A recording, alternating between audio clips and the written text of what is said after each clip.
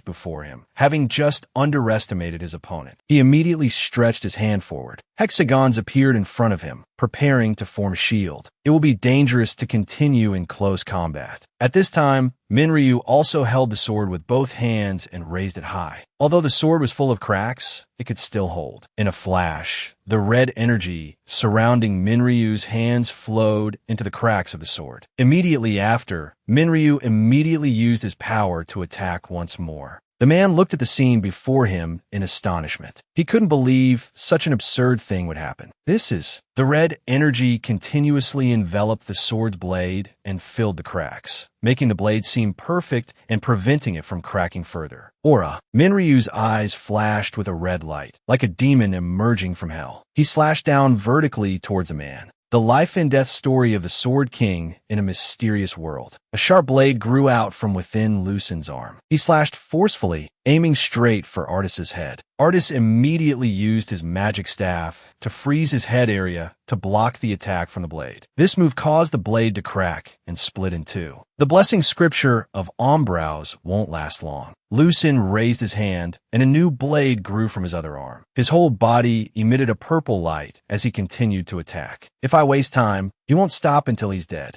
At this moment, two streams of power appeared on Lucin's body, a purple stream belonging to the blessing scripture and a red stream of unknown origin. Both sides rushed towards Artis like lightning, but I might be able to get the scripture in that case. He slashed violently at Artis. Artis quickly used a large amount of magic to block the blow. Then he began to spin the magic staff in his hand. Lines of incantations began to run around it, forming a circle. Immediately after, a giant block of ice suddenly shot up from the ground, striking towards Lucin and sending him flying into midair. Artis pointed his magic staff forward, the magic stone on his staff glowing, and he shouted loudly, "Lucin, please wake up." Unexpectedly, at this moment, the blessing scripture had completely taken over Lucin's body. It constantly reminded him, "You lack the life energy to heal. Automatic killing will continue." Seeing that his words had no effect, Artis became furious, gritting his teeth and frowning. His brow, the circle on his magic staff, changed to red. A large fire bullet suddenly appeared through magic and shot straight towards Lucin, pushing him back forcefully. In that brilliant flame that shattered bones, not only that, the inner spiritual world where Lucin was sitting and reading also began to shatter. The contents of the book gradually turned white. It was predetermined that the user would have no motivation to fight. Do you agree to control the user's actions towards the entity? Lucin lowered his head and gritted his teeth, his hands clenched so tightly that the pages crumpled. It can't be. How many people have died because of me? He refused, but as he was about to give an order to the stone fragment, a tentacle suddenly appeared from nowhere. It wrapped tightly around his neck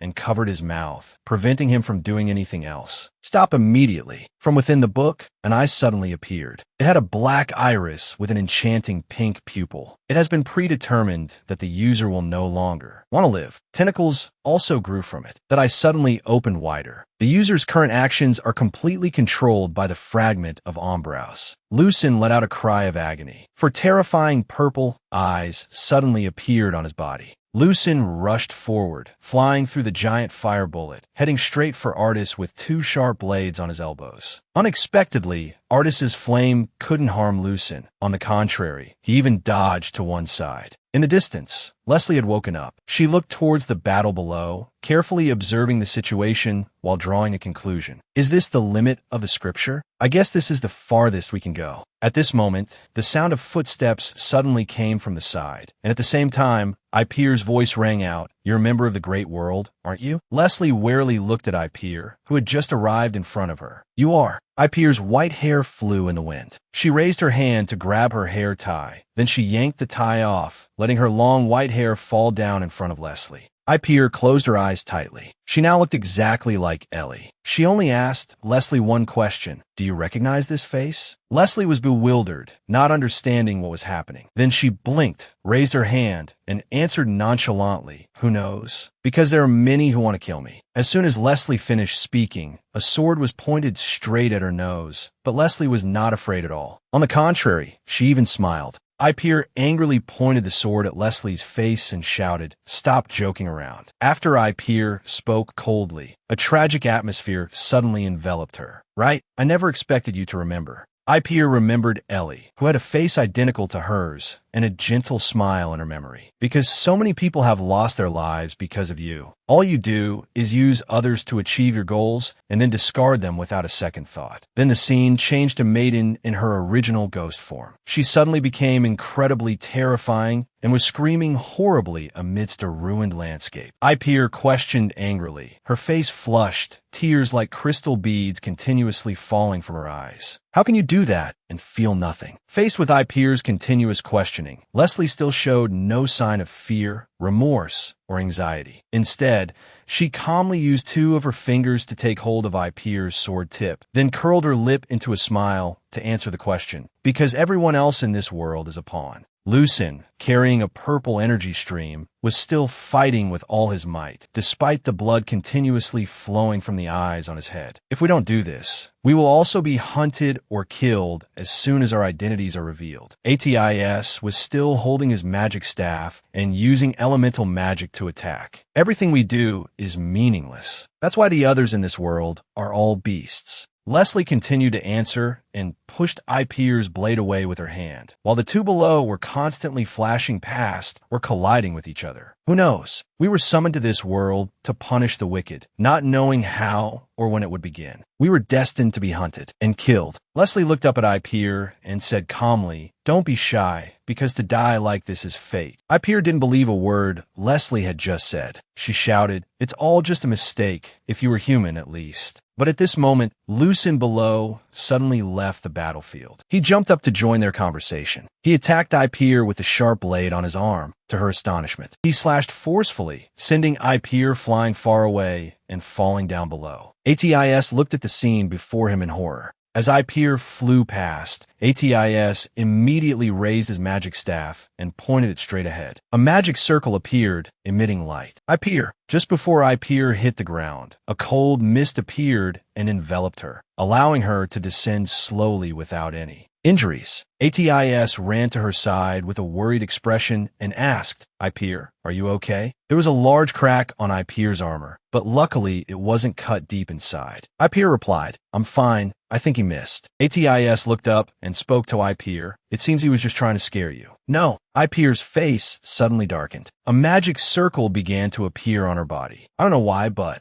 at this moment, a yellow magic similar to the magic in the circle on Ipeer's body also appeared on Leslie's hand. "Is there something I did wrong? It's Alejandro's fault, but..." Leslie looked at Lucen in front of her and made a suggestion. "Lucen, you should run. The Heretic Inquisition will be here soon. Capturing a member of the Great World Group would be good for them." Lucen's two eyes turned to look at Leslie, filled with anger. He exhaled. Then he suddenly reached out, grabbed her by the throat, and lifted her off the ground. She was extremely confused and worried. Finally, she frowned and tried to speak while her hands gripped his wrist tightly. Lucen's four eyes spun ceaselessly. He opened his mouth as if in a crazed smile. "The target has been changed to the highest level. The target will be used to supply life force." Leslie saw Lucen's hand move behind him. The blade on his arm glinted with a cold light. It was clear he was preparing to stab her with it. "The scripture of Ombrows is thinking of using me to evolve, thinking that I would be of use to those disgusting people." Leslie suddenly smiled without any fear. "It's better to end it." Just as the blade was about to plunge into Leslie, Atis and Ipeer looked up at the scene in astonishment. Could it be? Leslie's face was now filled with horror, her eyes wide and pupils constricted. Unexpectedly, at this moment, Lucen used his weapon to stab himself through the head. "It's over." Inside Lucen's mouth, a pair of eyes suddenly appeared and flashed. "It's over."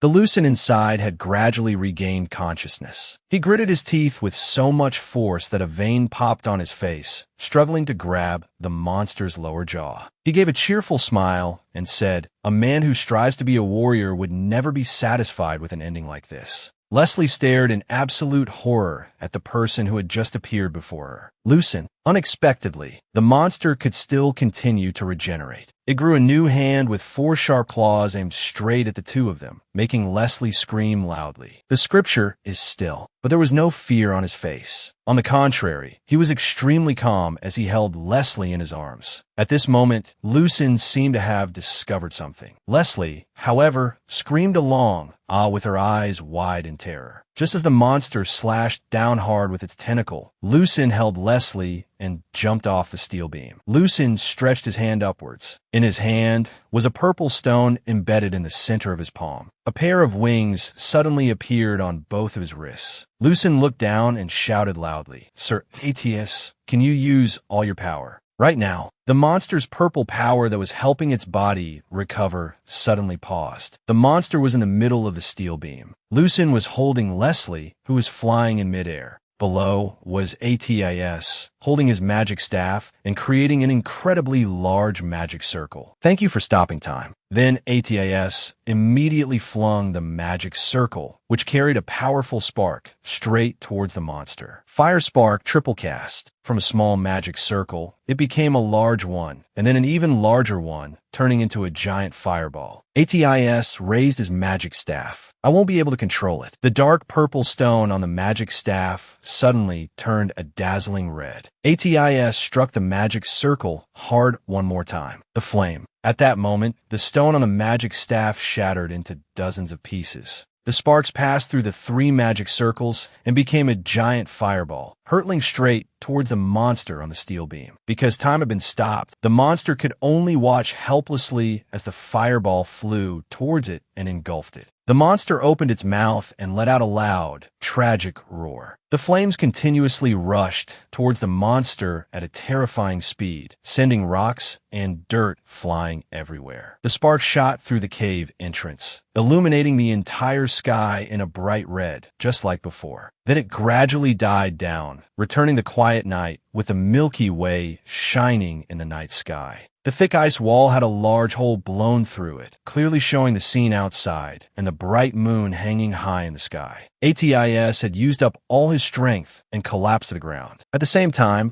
Ipir also ran to his side. Her jaw dropped as she looked at the terrifying power of the magic bullet from before and asked, "If you had magic like that from the beginning, then why didn't you?" "It is magic that exceeds my abilities, so I cannot control how it works." Ipir knelt down to support Atis, and Atis frowned as he looked ahead. "Sir Atis, do you think you can continue to fight? Even that attack I could perform." The steel beam from before had been completely melted in the middle by Atis's fire. "Therefore, we must hope that both of us can do it." But now, standing before them was no longer the monster from before, but Lucen and Leslie. The two of them were standing and looking at them, especially Lucen with one arm that was not human. Leslie looked down, her expression somewhat complicated, like the emotions in her heart right now. "It's over. There's no reason to continue." Hearing her say that made Artis grit his teeth in anger. Ipir had to hold him back. "You people probably don't have the strength to continue either." Of course, Artis was not resigned. He glared at them. "So you're planning to run? Run? Don't you want to go with Philibin and escape from the investigator?" As she spoke, she laughed and held up the badge of the Great Earth, making the Lucen beside her look surprised. "If you hand me a member of the Great Earth Guild over to them, they'll have to go back. This guy is like this only because the fragment of Ombrows was implanted in him." Hearing that, Lucen immediately became alarmed and worriedly stepped forward to ask Leslie, "Don't tell me you're planning to turn yourself in. It would be bad to be caught by the heretic investigators, right?" Leslie turned to explain to Lucen.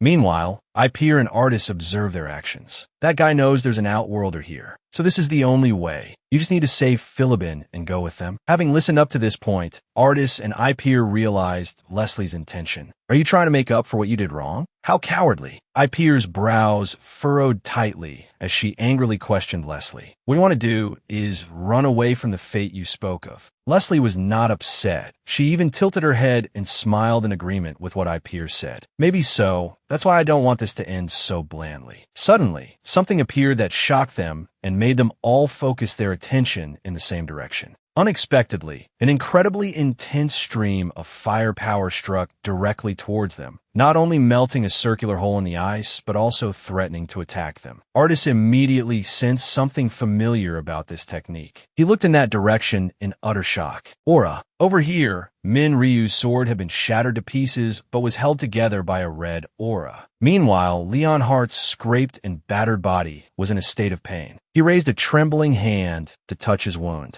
He tried to use his power to heal his own wounds. Half of his body, from his chest muscles to his arm, was enveloped in healing power. The aura on the wound is slowing my recovery. It seems I can only enhance my strength. Despite this, Leon Hart calmly put his shirt back on and smiled as if he found this very interesting. I was a bit careless to think he couldn't use aura. I found it a bit strange that he couldn't use aura. As he thought, he walked towards Min Ryu's position, but he awakened it and used it to counter my prana. I'm lucky that. At that moment, Min Ryu looked as if he was completely controlled by the power he was emitting. Blood covered his face, and his eyes were completely devoid of black. He couldn't control the aura exploding inside his body. However, despite being in such a frenzied and painful state, Min Ryu still tried to grit his teeth and hold on to a sliver of calmness in his mind. It seems this is too much for me to bear. Min Ryu immediately let out a loud scream. The muscles on his body tensed, and the red power around him erupted. Something from within his body shot outwards, sky high, looking like a pillar of blood. The surroundings were also engulfed by an eruption of aura that resembled fresh blood. Surrounding him, Leon Hart had to use his hand, imbued with healing power, to shield his head to avoid injury. A colossal amount of aura, but at this rate, his body will self-destruct. Watching Min Ryu, who had been pushed into a state of frenzy by the aura and lost all reason, he could only tilt his head back and roar in agony. If so, the aura will cause his body to explode along with half the city. Leon Hart couldn't let this happen because Min Ryu was still useful to him. I want to capture him alive to get more information. But in this situation, there was no room for hesitation or holding back. He formed a seal to envelop his body in the goddess's power and got into a ready fighting stance, but it seemed impossible. Suddenly, Min Ryu grabbed his sword and charged straight at Leon Hart. From this stance, one could tell he was about to slash him to pieces. With the terrifying amount of aura enveloping his body, he had to attack continuously to release it, but the more he did, the more his body couldn't bear it. Blood continuously oozed out. Min Ryu gripped the sword with both hands, seeing the sword slash aggressively towards the standing Leon Hart, despite Min Ryu's body nearing its limit. Although the slash was fast, Leon Hart was just as quick. He immediately ducked low to dodge the blow and then counterattacked him. In the moment of close-quarters combat, his body was enveloped in a light of power, making him look like a reincarnated god. But even so, Min Ryu managed to retreat in time and use his aura to block his terrifying punch. A loud bang echoed as their powers collided violently. Both sides retreated far apart and then circled back to fight once more. The power of both had caused the ground around them to be affected and crack. The terrible aura of the two enveloped every nook and cranny. Finally, the two of them leaped high into the air and confronted each other, one slashing, the other striking, with no clear winner. Skills. Leon Hart favored techniques that could both increase power and protect himself, while Min Ryu, in his frenzied and mindless state, could only use the most primitive stabbing attacks. However, neither was inferior to the other. When their techniques clashed, the aftershock created was like a bomb devastating everything around. The explosion was so terrifying that the group of Leslie, Ipeer, Artis, and Lucen on this side could see it clearly. Upon seeing this scene, Leslie's eyes widened as she asked Artis, "Who is your friend? He can actually fight against someone with the goddess's blessing. I've never seen him use his full strength before, and he's using aura. Seeing this scene is like watching a god and a demon fighting. Did he awaken his aura during the battle? It's a good thing he hasn't been defeated by the Inquisitor."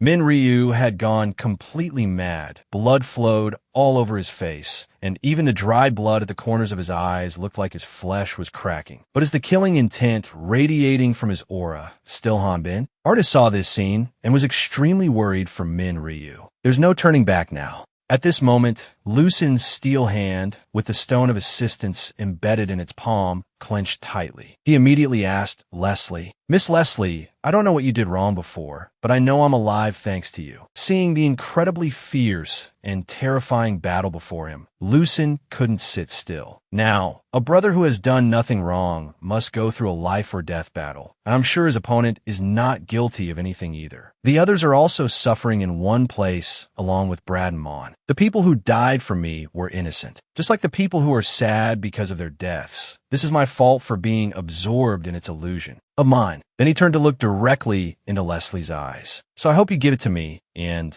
I am the one to blame." Leslie was about to step forward to stop him, but Lucen's arm blocked her. "Not you, don't tell me." Then he immediately flew off, despite Leslie calling out loudly from behind. Lucen. On the other side, Ryu used the hilt of his sword to strike Leon hard on the chin, causing him to spit blood. Ryu was also kicked hard on the chin by the tip of his shoe, causing him to fall backward. Neither would give in. In the end, both of them fell straight from mid-air to the ground. Although the thick smoke and dust around them obscured their bodies, the light in their eyes remained. At this moment, Leon Hart began to get into position and made the motion to use his ultimate move, the psychic skill embodiment. The skill was the giant right hand. From his power aura, he gathered into a mass that looked exactly like a hand, connected to the movements of his right hand. As soon as it formed, Leon Hart immediately had the giant right hand punch straight towards Ryu's position. Ryu was no slouch either and quickly rushed forward with his sword. He also used his own skill.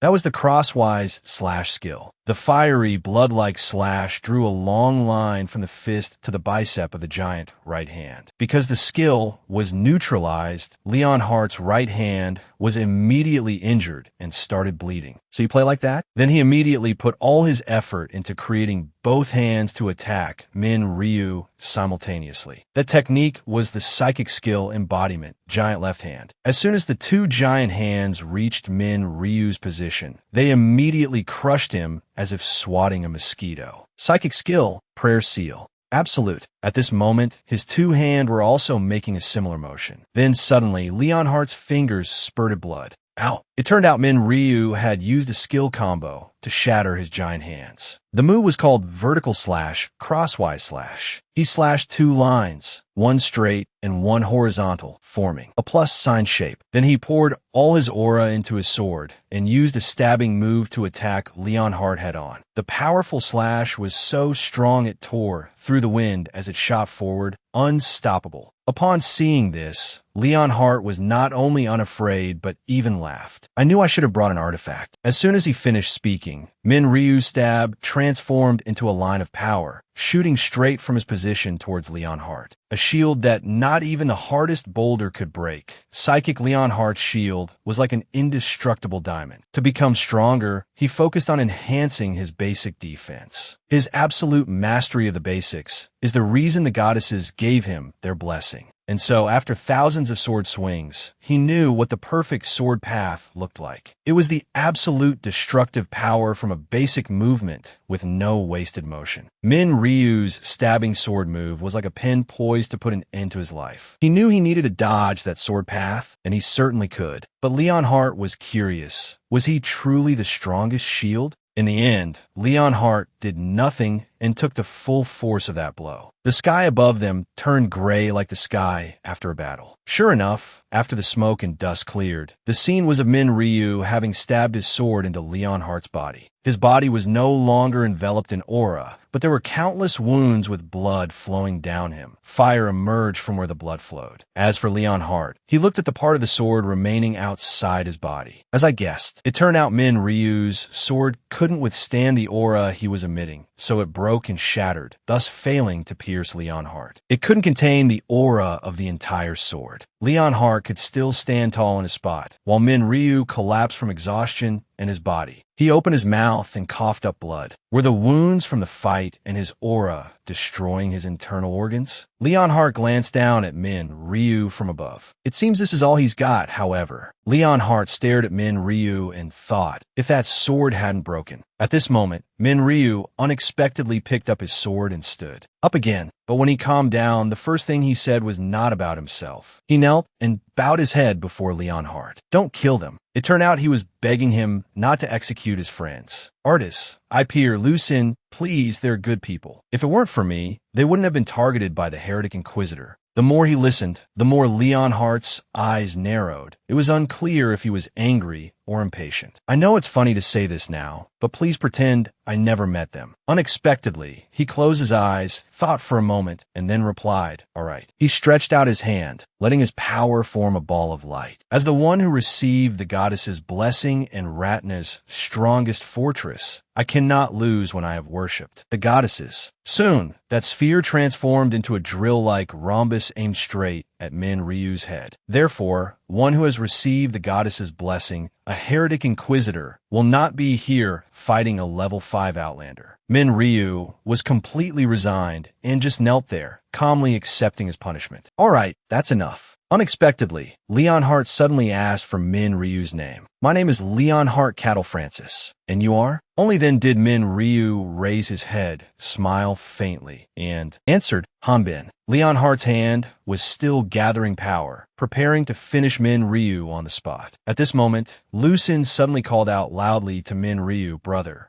Just as the punishment was about to descend, seeing that Min Ryu was about to be obliterated, instead of landing safely, Lucin flew over and slammed straight into Min Ryu's head, causing both of them to fall headfirst to the ground. Leonhardt was so shocked that he temporarily stopped his move. As soon as Lucin lifted his head, he immediately smiled optimistically and said a sentence. Min Ryu coughed up blood and called out, that was close. Why did you hit my head? Leonhardt raised his hand towards Min Ryu, then turned to look at Lucin. He's just crazy. Who would have thought? No matter how hard Min Ryu tried to save the group, Lucin would come here and confess everything so they could die together. I am Lucin. I am an outlander, the one who killed innocent people. He raised his steel hand, with his magic stone embedded in the center. With the help of Omplows, I came here to pay for my crimes. Min Ryu angrily roared right in Lucin's face. What are you saying? How could you? Then Leonhardt decided to deal with both of them. Don't move, both of you. He frowned, staring at Lucin. There's something to explain here.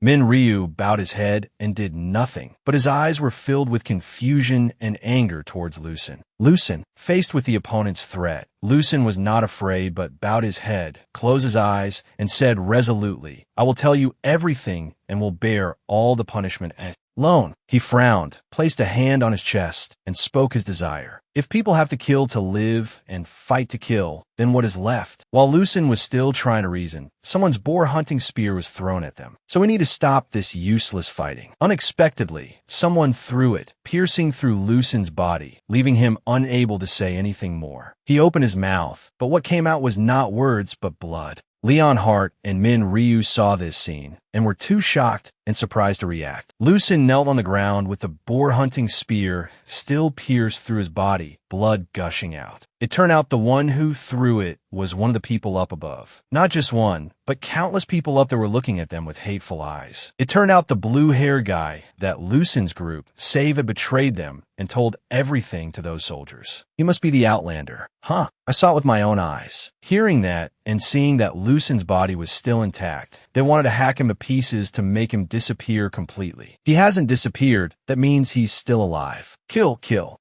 Countless shouts for slaughter rang out. Avenge our comrades, kill the Outlander. They immediately jumped down from the cliff and charged straight at Lucin, even though he could no longer get up, the blood from his wound soaking the ground. Seeing this situation, Min Ryu panicked and shot up, wanting to run to Lucin to protect him. But as soon as he stood up, his whole body lost its strength and he fell forward. So he slid a long way, his flesh scraping against the ground, unable to get back up. He gritted his teeth, trying to support his body. My damn body moved, damn it. At this time, the crowd had become frenzied. They brandished their weapons and swarmed forward, demanding to kill Lucin. Kill the Outlander. At this moment, Lucin suddenly spoke up, calling Min Ryu, brother. When he looked up, he saw that Lucin only had one last breath left. He removed his prosthetic arm, containing his magic stone. I know it's a bit shameless to ask this, but the arm immediately disintegrated into fragments. Behind him, large blades and heavy axes were about to hack Lucin to pieces, but he didn't care and smiled brightly, holding the stone out towards Min Ryu. Please become a hero.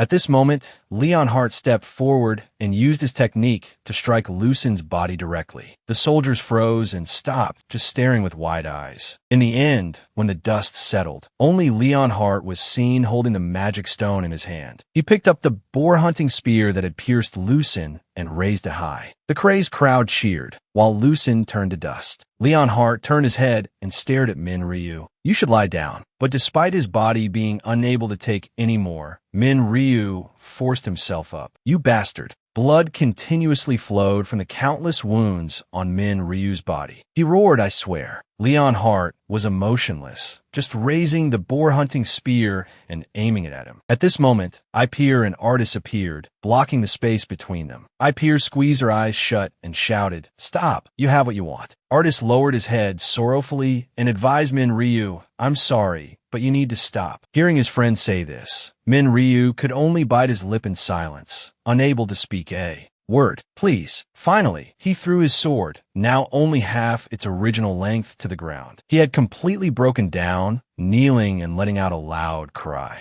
Leonhardt turned to look at them and said emotionlessly, "Just this once." Then he left towards the other people, while Artis comforted Min Ryu. Ipeer was so scared she collapsed onto the ground. "There won't be a next time." Seeing that the crowd not only felt no guilt, but also roared with joyous cheers, Leslie showed no emotion on her face at all, but she was so resentful that she clenched her fists, drawing blood. A week later, the traces of the battle stretched across the city. The people quickly recovered and returned to their daily lives. The Outlander involved with the village was gradually forgotten, and that was the result he chose but did not desire. In that short period that seemed peaceful, his death brought about no change at all. At the Crater Court, countless people spoke up. "Judge, did the Outlander escape from Crater Prison?" The reporters immediately swarmed the Count like flies. "They say Crater prisoners are treated unfairly. Do you have any comment?" The prison has never had any illegal activities or evidence of prisoners being killed. The old man even feigned ignorance and cried in distress. Actually, the soldiers sent to protect the prisoners were killed by the Outlander and his followers. With my own heart, I also sacrificed my life to protect the prisoners. Vaughn was assigned to be his wheelchair pusher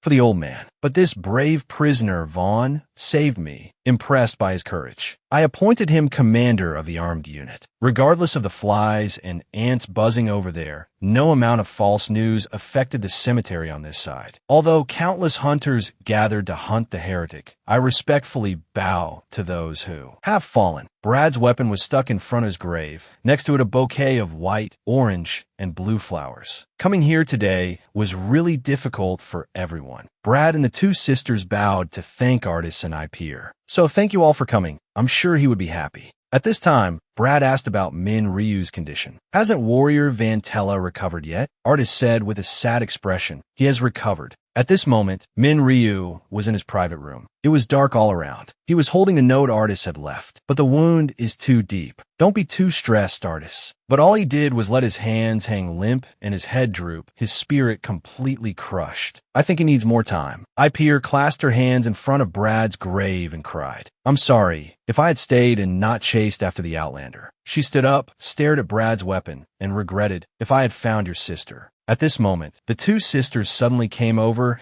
and each pinched one of Ipeer's cheeks. The two sisters comforted Ipeer with great care. "Ipeer, don't you think Brad would know about this? That kid Big O will become a super hunter." Watching the three girls comfort each other, talking about Brad, the other two smiled faintly. "But if you keep being like this, then that means he was wrong. That's why you can't fight bad guys. He must have always misjudged." Hearing that, Ipeer immediately raised her hand to wipe her tears. "What are you two talking about? I am Ipeer, the genius girl." She put her hands on her hips and said with a smile, "I'll level up soon and defeat the bad guys." As soon as she finished that sentence, Mon immediately walked over and pulled out Brad's weapon. "At first, I wanted to give this to Warrior Vantella." It turned out that, after careful consideration, Mon decided to hand over Brad's artifact to them. "But this..." Ipeer stared in disbelief. "This is Brad's artifact, and also..." Ipeer and Artis remembered this boar-hunting spear being thrown down by Mon, piercing Lucin before he died. They also remembered the scene of Minwo roaring in despair. Artis immediately refused. "I can't accept this spear. It would be better if..." You, a part of Brad's group. Mon suddenly raised the spear high and recounted. Brad said this was borrowed from Warrior Vantella. He always talked about returning it after. He got stronger. The two sisters beside him, along with Mon, were all sad remembering Brad. He wouldn't want his artifact to die here. Please let it help you all. Then, a while later at their residence. In the end, Artis and I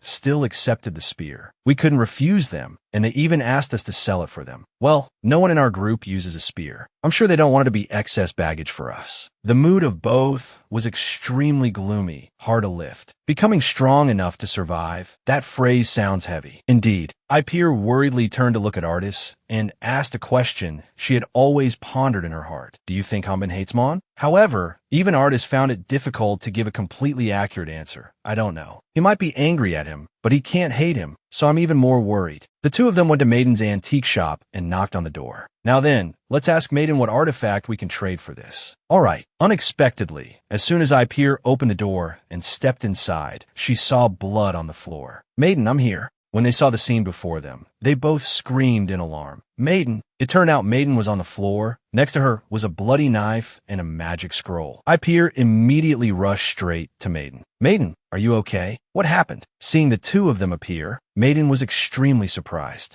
Ipeer, Artis. She trembled as she spoke each word in utter fear. That person came. Remembering the scene from before when she had just met Leslie, Maiden was so scared she held a knife for self-defense. You know you can't stab me. Leslie stated the cruel truth, causing Maiden to freeze, unable to do anything, because I was the one who placed the mark on you, that seal scroll. It turned out Leslie was the one who brought the seal scroll here and intended to make her do something. Yes, the magic flowing in your blood is still active. She brought this here to threaten Maiden, meaning the mark is still active, which means you will die the moment you betray me. Maiden still defied everything. She closed her eyes, raised the knife, and roared. That's right, you put that mark on me without even bothering to tell me. Your name. Maiden did not back down before her and even criticized her to her face. Made me swear loyalty to you and then abandoned me. Unexpectedly, Leslie finished with a sentence that left Maiden stunned with shock. That is the fate of a pawn. Saying that, Leslie immediately moved closer and grabbed the blade of the knife Maiden was holding, causing blood to drip onto the seal scroll. As soon as Leslie's blood touched it, a pink flame immediately appeared around the seal scroll and burned up. Now the mark is gone. Live freely. After completely destroying the bond between herself and Maiden, Leslie left. Maiden asked in confusion, why? But after hearing, Leslie just smiled sadly and replied with bitterness, because I am the same. Knowing the whole story, Ipeer turned to Artis with a question. Artis, this isn't fake, is it? This is the first time I've seen forbidden magic, but it must be real. Witnessing Leslie's strange actions left all three of them very shocked and unable to believe it immediately. Is this remorse? In a house, specifically Artis and Minwo's house. Minwo was still sitting withdrawn in his dark room. Everything became clear when I swung my sword. He stared at the bandages on his body. When I killed the hellhounds on the Rocky Mountain, and when I hunted monsters in Vanna, the more Minwo spoke, the more he broke down. He raised a hand to his forehead. When the enemy came, swinging my sword solved all problems. But now I can't escape this despicable feeling. In his eyes shone a hatred that was hard to erase. Two flames of resentment. Do I need to kill the heretic inquisitor who killed Lucin? Kill Mon who killed Lucin with Brad's spear in the name of revenge? Then he looked behind him, still considering many things. A murderous aura surrounded him. Otherwise, unexpectedly, Leslie appeared in Minwo's private room. What he had been saying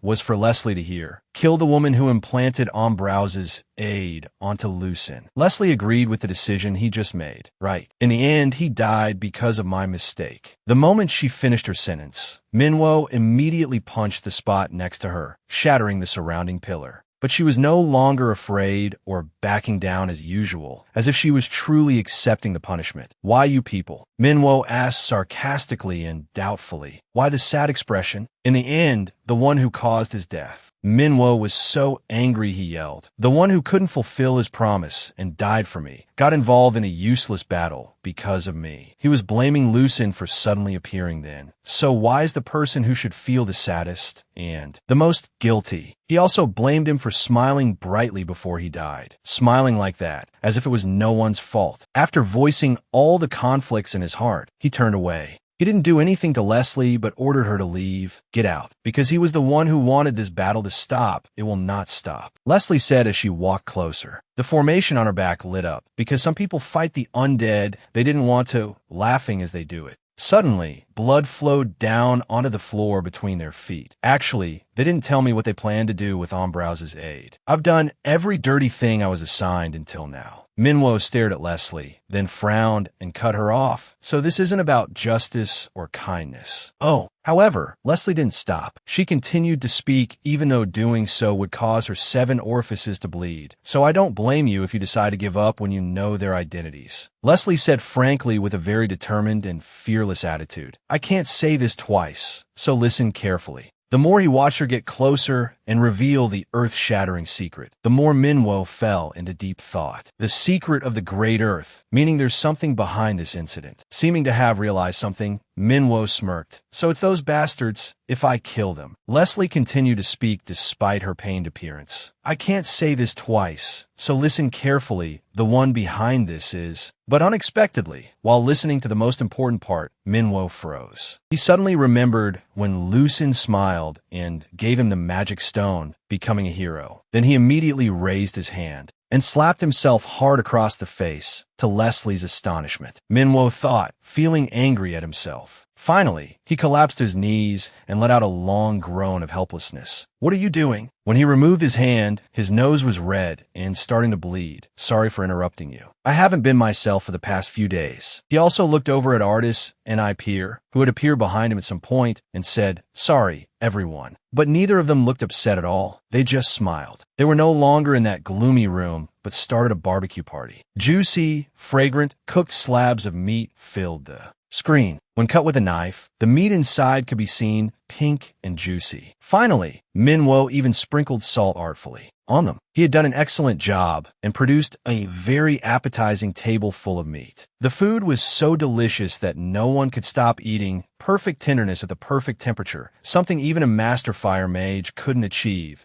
I swear he's really good at cooking meat. Minwo picked up some meat and said with a laugh, I'm someone who's only eaten meat for 20 years. Though eating like this must be sickening. Let's eat until our stomachs are full. There is only one person who couldn't fit in with this cheerful atmosphere, and that was Leslie. She slammed the table and stood up. She really couldn't believe it and asked them, what are you people doing? Minwo explained while chewing his meat. Lucin wanted the outsiders and Radna to talk peacefully. So, are we playing a family game? Huh? In the face of Leslie's questions, no one spoke or laughed anymore. You people think you could talk, acting like it's so easy. Leslie was extremely angry at their attitude. But if we don't kill them, nothing will happen. If no one knows their identities.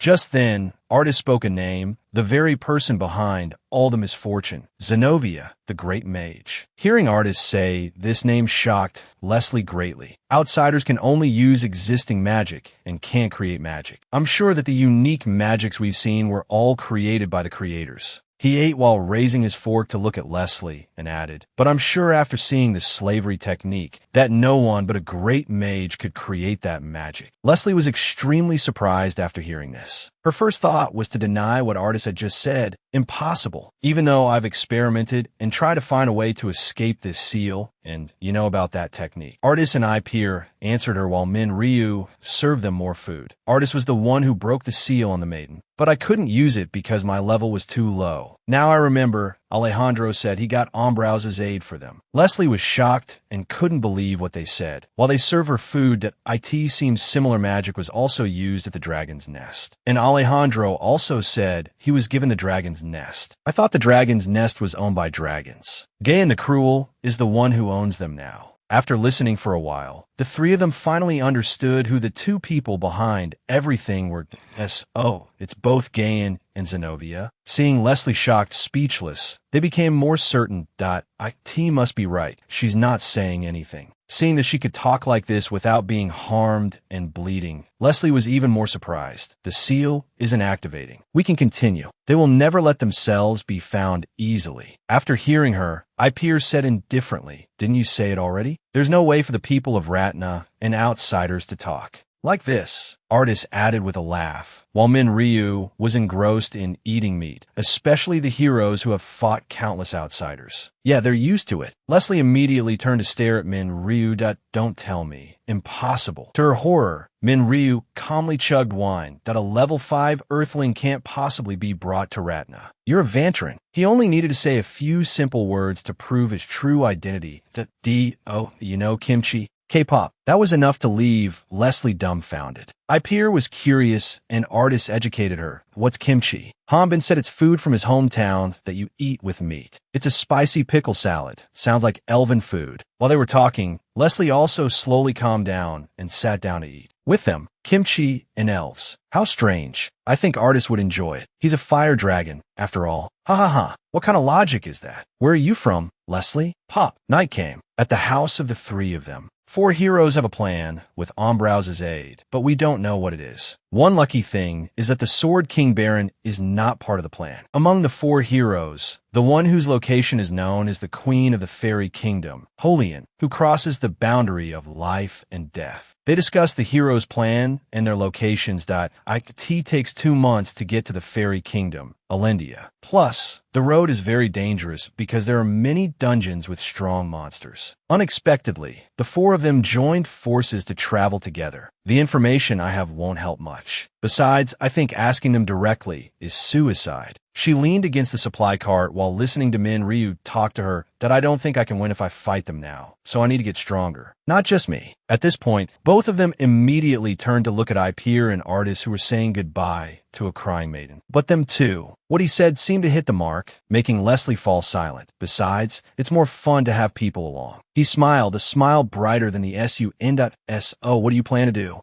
Hearing him ask her that surprised Leslie greatly. Elsewhere, Zod was putting on a noble face. I wonder what you're saying. A person in noble attire was kneeling at Zod's feet. I bribed the people from the Bureau of Justice to declare me innocent, but they found out my identity is not that of an outsider. Looking down, the people of darkness have come to the door, and the Shadow Brotherhood found out, and he is about to be tried at the church court. This means he's asking me to tell them it's all a misunderstanding. It turned out the one begging Zod was the Count. That's right. I'll give you my position if you want. I'll do anything. Please save this life. Please save me. Zod bowed his head, pretending to think long and hard. Since Zod is a hero who worked for justice, I can't watch a man die. Finally, his face darkened as he named an exorbitant price, $20 million a month. Where am I supposed to get that kind of money? Just then, the people from the shadow side knocked on the door.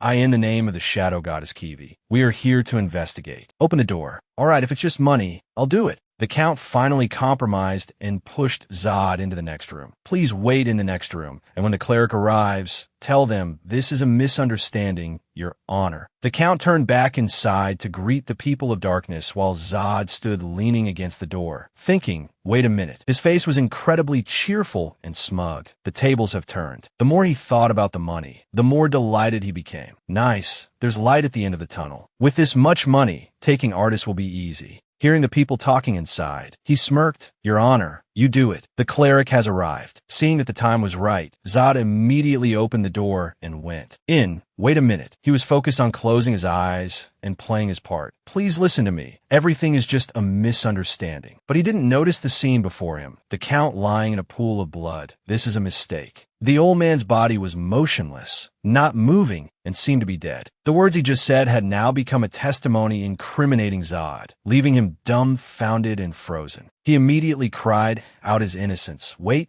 this is a misunderstanding. Thank you for inviting me to come along, but I won't be able to live a pure life like you, because I can't leave them because of the seal. I have to go back, but it's okay, because I know the world he wanted is not a dream. I can fight now. The sky here today is as blue as the day Lucen appeared. The stone is with the saintess of the heretics. The light from it brightened the room, and I'm sure the great Kiwi will be pleased with this. The saintess finished her thought and turned to look. However, we cannot ignore the unauthorized investigation and the many innocent people in the crater incident. The saintess immediately voiced her suspicions to Leon Hearth. Not only that, but a public execution is not like you, Sir Leon Hearth. Now he had taken off his mask and went to meet the saintess. He explained, the outsider with Ombrow's aid turned himself. He recalled the moment when Min Ryu, covered in blood and with eyes full of hatred, yelled at him. However, the only way for fewer hunters to die was to kill him. Leon Hearth immediately explained everything clearly and stated his own thoughts, which leads to what I want to say about the executed outsider. Just then, the light from the magic stone shone brightly, causing the Saintess to cry out, "Wonderful!" Suddenly, the Saintess floated in midair, her eyes glowing. "You have done well. Leon Hearth, your judgment was correct." As soon as he saw this scene, he immediately guessed the Saintess had been possessed by a god. Possession. The people around, including Leon Hearth, knelt down respectfully. "I am the great Kiwi, the shadow goddess."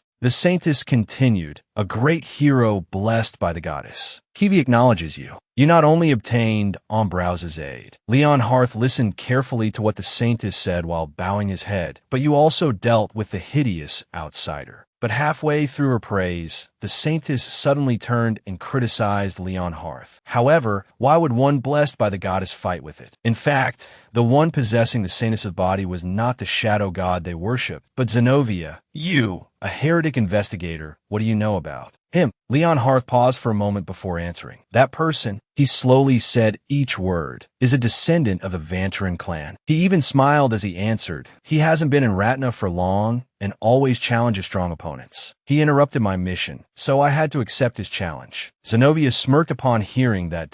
"Yes, that's so." Through the Saintess's body, Zenobia declared the punishment for Leon Hearth. "Fighting with the Sword King's clan cannot be taken lightly, but you did not wait for the Oracle of Takivi. By my vort, what else could Leon Hearth do but bow his head in acceptance? You, Leon Hearth, will be forbidden from fighting until I permit it." His eyes flashed with unwillingness, but his mouth still complied. "As you wish, great Kiwi." After speaking, Zenobia stopped possessing the Saintess's body, then stretched her arms tiredly. "Just being in an old woman's body for a few minutes is so tiring. It's a good thing I have the goddess's blessing." Zenobia turned to smile and talked again. "It seems Leslie's report about the sudden appearance of the Vantaran and the outsider was correct." While Zenobia was busy talking about Leon Hearth, Gan was examining the magic stone. "If Leon Hearth hadn't been there, our plan would have been ruined. He truly is a wonderful heretic investigator." Suddenly, Gayan concluded with a sentence that stopped Zenovia's evil thoughts before she could understand what was happening. "But being wonderful isn't good, is it?" Looking at the crystal fragment with a faint light in their hands, both of them were furious. "This fragment hasn't even evolved yet. It must be because Leon Hearth took it before I gave the order." Seeing their plan being interrupted and possibly ruined, both were unhappy. "This messes up the plan." Ombrowse's aid was supposed to be completed, but because this was the only way left, Gayan had to accept it and fuse the crystal, that we have no other choice. Hearing Gayan's decision shocked Zenobia greatly. "I will release a part of the seal. That's the only way we can absorb her power." "Are you kidding me?" Zenobia seemed to disagree with Gayan's idea that we can't control divine power without Ombrowse's aid, and the amount of power you absorb will disrupt the world. Gayan replied with a smile, his face showing only smugness and confidence that he could do it. "I just need to absorb all the power before the world is destroyed and fix the broken world." Gayan reached his hand towards the power-sealing mass and began to open the seal, only after becoming a god. In a carriage, Phillips and Leon Hearth were talking about his recent punishment after obtaining a fragment of the Aid Magic Stone that you were banned from investigating unless dispatched. Phillips looked down and spoke in a slow, deliberate voice, because such a punishment is unprecedented for someone who has received the goddess's blessing. "But the joke you told is even more unbelievable." Phillips voiced his doubts after hearing what Leon Hearth recounted from seeing the Saintess possessed. "What do you mean the shadow goddess wasn't there?" Leon Hearth replied with a very certain expression, affirming his intuition was correct. "I'm not kidding. I wish I were." If you think back, there are many suspicious points. It turned out that from the moment he paused before answering more about the outsider's identity to the Saintess, he had been deliberately lying. "I lied that the person was a Vantaran, and she actually believed it." You lied to the goddess?" Phillips was extremely shocked to hear this. He couldn't believe it and was so surprised that he jumped to his feet. "How?" "The goddess knows even the number of grains of sand on the seashore, so she would definitely know it was a lie." "Don't tell me you've gone senile." "I'm not even old, so how could I be senile?" After hitting Phillips's sore spot, Leon Hearth smiled and reassured him, "Calm down and listen. I didn't do it without thinking. After hearing Leonhardt, Phillips immediately turned to look at the person sitting in the last seat of the carriage. The person took off their hood, and it was unexpectedly Lucin, who was supposed to have died long ago. As soon as Lucin saw Leonhardt looking at him, the first thing he asked was about Minwo's current situation. Is he okay? Leonhardt smiled at him. His reply was very indifferent and matter-of-fact. If you ignore the fact that he hurt himself and is in pain, then yes. If you keep quiet, his identity will remain a secret. Lucin was still confused and couldn't understand why Leonhardt had let him live, nor did he know what to do next. Oh, why did you let me live? What should I do? Hearing his questions made the smile on Leonhardt's lips disappear instantly. His tone also became more somber that you're asking a redundant question. The duty of a heretic investigator is to interrogate. He recalled the frenzied crowd rushing to kill Lucin, their eyes filled with hatred for the outsider. Our purpose is to capture and investigate information about outsiders. However, it's impossible to stop the anger of the hunters who have lost their colleagues. Leonhardt had a sharp gaze and excellent analytical skills. Based on the situation at that time, he came up with a good plan. Besides revenge, that's all. That's why I used an excessively large skill. It turned out his move didn't kill Lucin, but only swallowed him into a barrier, taking advantage of a blind spot, so no one would notice that I took out the spear when their vision was blocked and put you in the barrier. It turned out it was all his sleight of hand and tricks, and I was exhausted from fighting the person you call brother and didn't have enough strength to use a skill to make you invisible. So, out of 100,000 ways, he chose to let Lucin fall straight down a cliff to avoid everyone's eyes. I threw you off the cliff. As soon as Lucin heard that, he scrambled from the back seat to confront Leonhardt. That's why my whole body felt shattered when I woke up. You seem a bit, but you're alive, right? And you don't have to live as an outsider anymore. Hearing about the outsider, Phillips also agreed that that's right. When outsiders die, they leave nothing behind, so everyone was fooled. But what does that have to do with the goddess being suspicious? Leonhardt frowned and stared at Phillips, speaking as if it were a matter of course. You just said it. We can fool people, but not the goddess. Recalling the scene then, especially when the possessed saintess answered him. But the goddess said, I killed the outsider, meaning the thing the Shadow Brotherhood worships. Unexpectedly, with his sharpness, Leonhardt came up with an idea and thus proved an unbelievable truth. Is not Kiwi the shadow goddess? He not only realized that the being they worshipped was not a god, but even guessed the purpose of those behind this. But an ambitious person, they must be the ones who want the power of the Shadow Brotherhood, and even the goddess. Phillips was flabbergasted, his mouth agape. He never imagined things could become so big and serious. Who knows, maybe it's the goddess's wish for me to take care of this outsider. If so, then you need to go back. Leonhardt rested his arm on the windowsill and looked outside. Impossible. There's a mole there. It's possible the information I gathered has been stolen. I need to go without the Shadow Brotherhood knowing. After Leonhardt finished speaking, Phillips reminded him of the obvious fact, but you've been banned from investigating alone at a time when you are highly regarded. Leonhardt remained firm in his thoughts and actions, so Phillips switched to wishing him well, instead of saying more that what's the point if the world is in ruins? I don't know how it will turn out, but good luck. Following Leonhardt's gaze, one could see he was observing Zoran sitting in a small carriage on the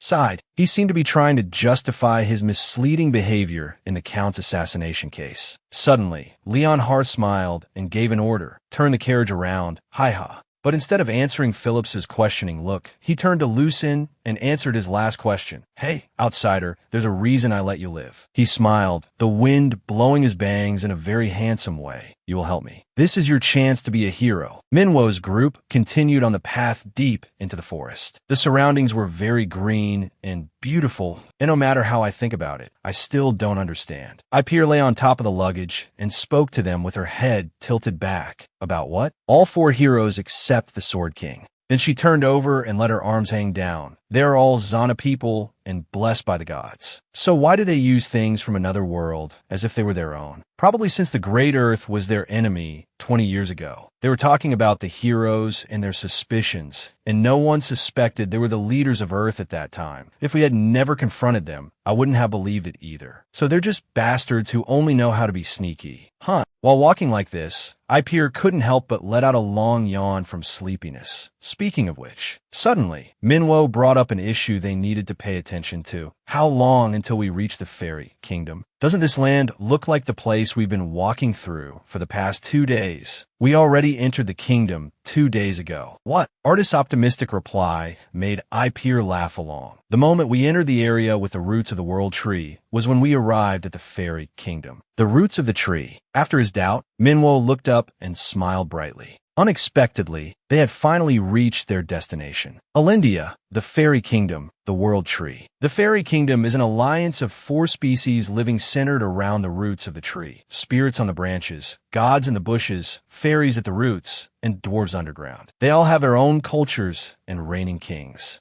The capital of the fairy kingdom is located at the trunk of the world tree, among countless roots. If you follow the longest route that cuts straight across the continent, you will reach the largest kingdom of the elves, Solodia. Since the city is on the way to the capital of the fairy kingdom, it is the largest trade route, and many fairy species, including humans, also live there. But because many different species live together, many other problems also arise. That is why the elves agreed to have a guild to help solve those problems before hunter guilds were built in the city. Many hunters come here and become heroes, but some die, and all that responsibility falls on me. That's why I haven't been able to stop working for 200 years. That's the duty of a guild master. It seems this new guest, the guild master looked up and saw Minwo's group standing in front of him, is not like the previous ones, especially Min Ryu at the back, who looked incredibly excited, full of energy, and confident. The hunter guild master saw them, and his intuition spoke to him, so he happily shouted, "Wonderful!" In his eyes, it was as if they were seen through an idle filter. Artist was androgynously beautiful. A level 52 mage, an androgynous beauty with a graceful figure, yet still maintained a strong presence. The way he talked about them was like introducing 3 superpowered girls. She looks childish, but her eyes hold much sadness, appearing with a cute demeanor and a youthful voice. We have a level 38 magic swordsman, but after talking about the other 2, he brushed Min Ryu aside. Based on my 200 years of experience, you 2 shouldn't be rotting in a dungeon, but should be a group of hot girls in the community. I will write a letter of recommendation, so you girls can receive noble sponsorship immediately. Hearing such flattery, Ipeer's face turned all red while Artist just gave a wry smile. What should I name the group? Thank you very much for your offer, but unfortunately, we still want to register as hunters. Artist spoke on behalf of the group, that we are also very grateful that you understand our Vantirian friend's situation and allowed him to not use the measurement stone. And from what I know, there are certain conditions to become a hunter. Looking at the paper in Min Ryu's hand, it seems you got a 0 out of 10, but I heard the written test was abolished 10 years ago. Ipeer saw it and immediately laughed in his face. "Oh, you want me to hire a tutor for you? Try calling me teacher." Min Ryu, annoyed, grabbed Ipeer's head to stop her from talking.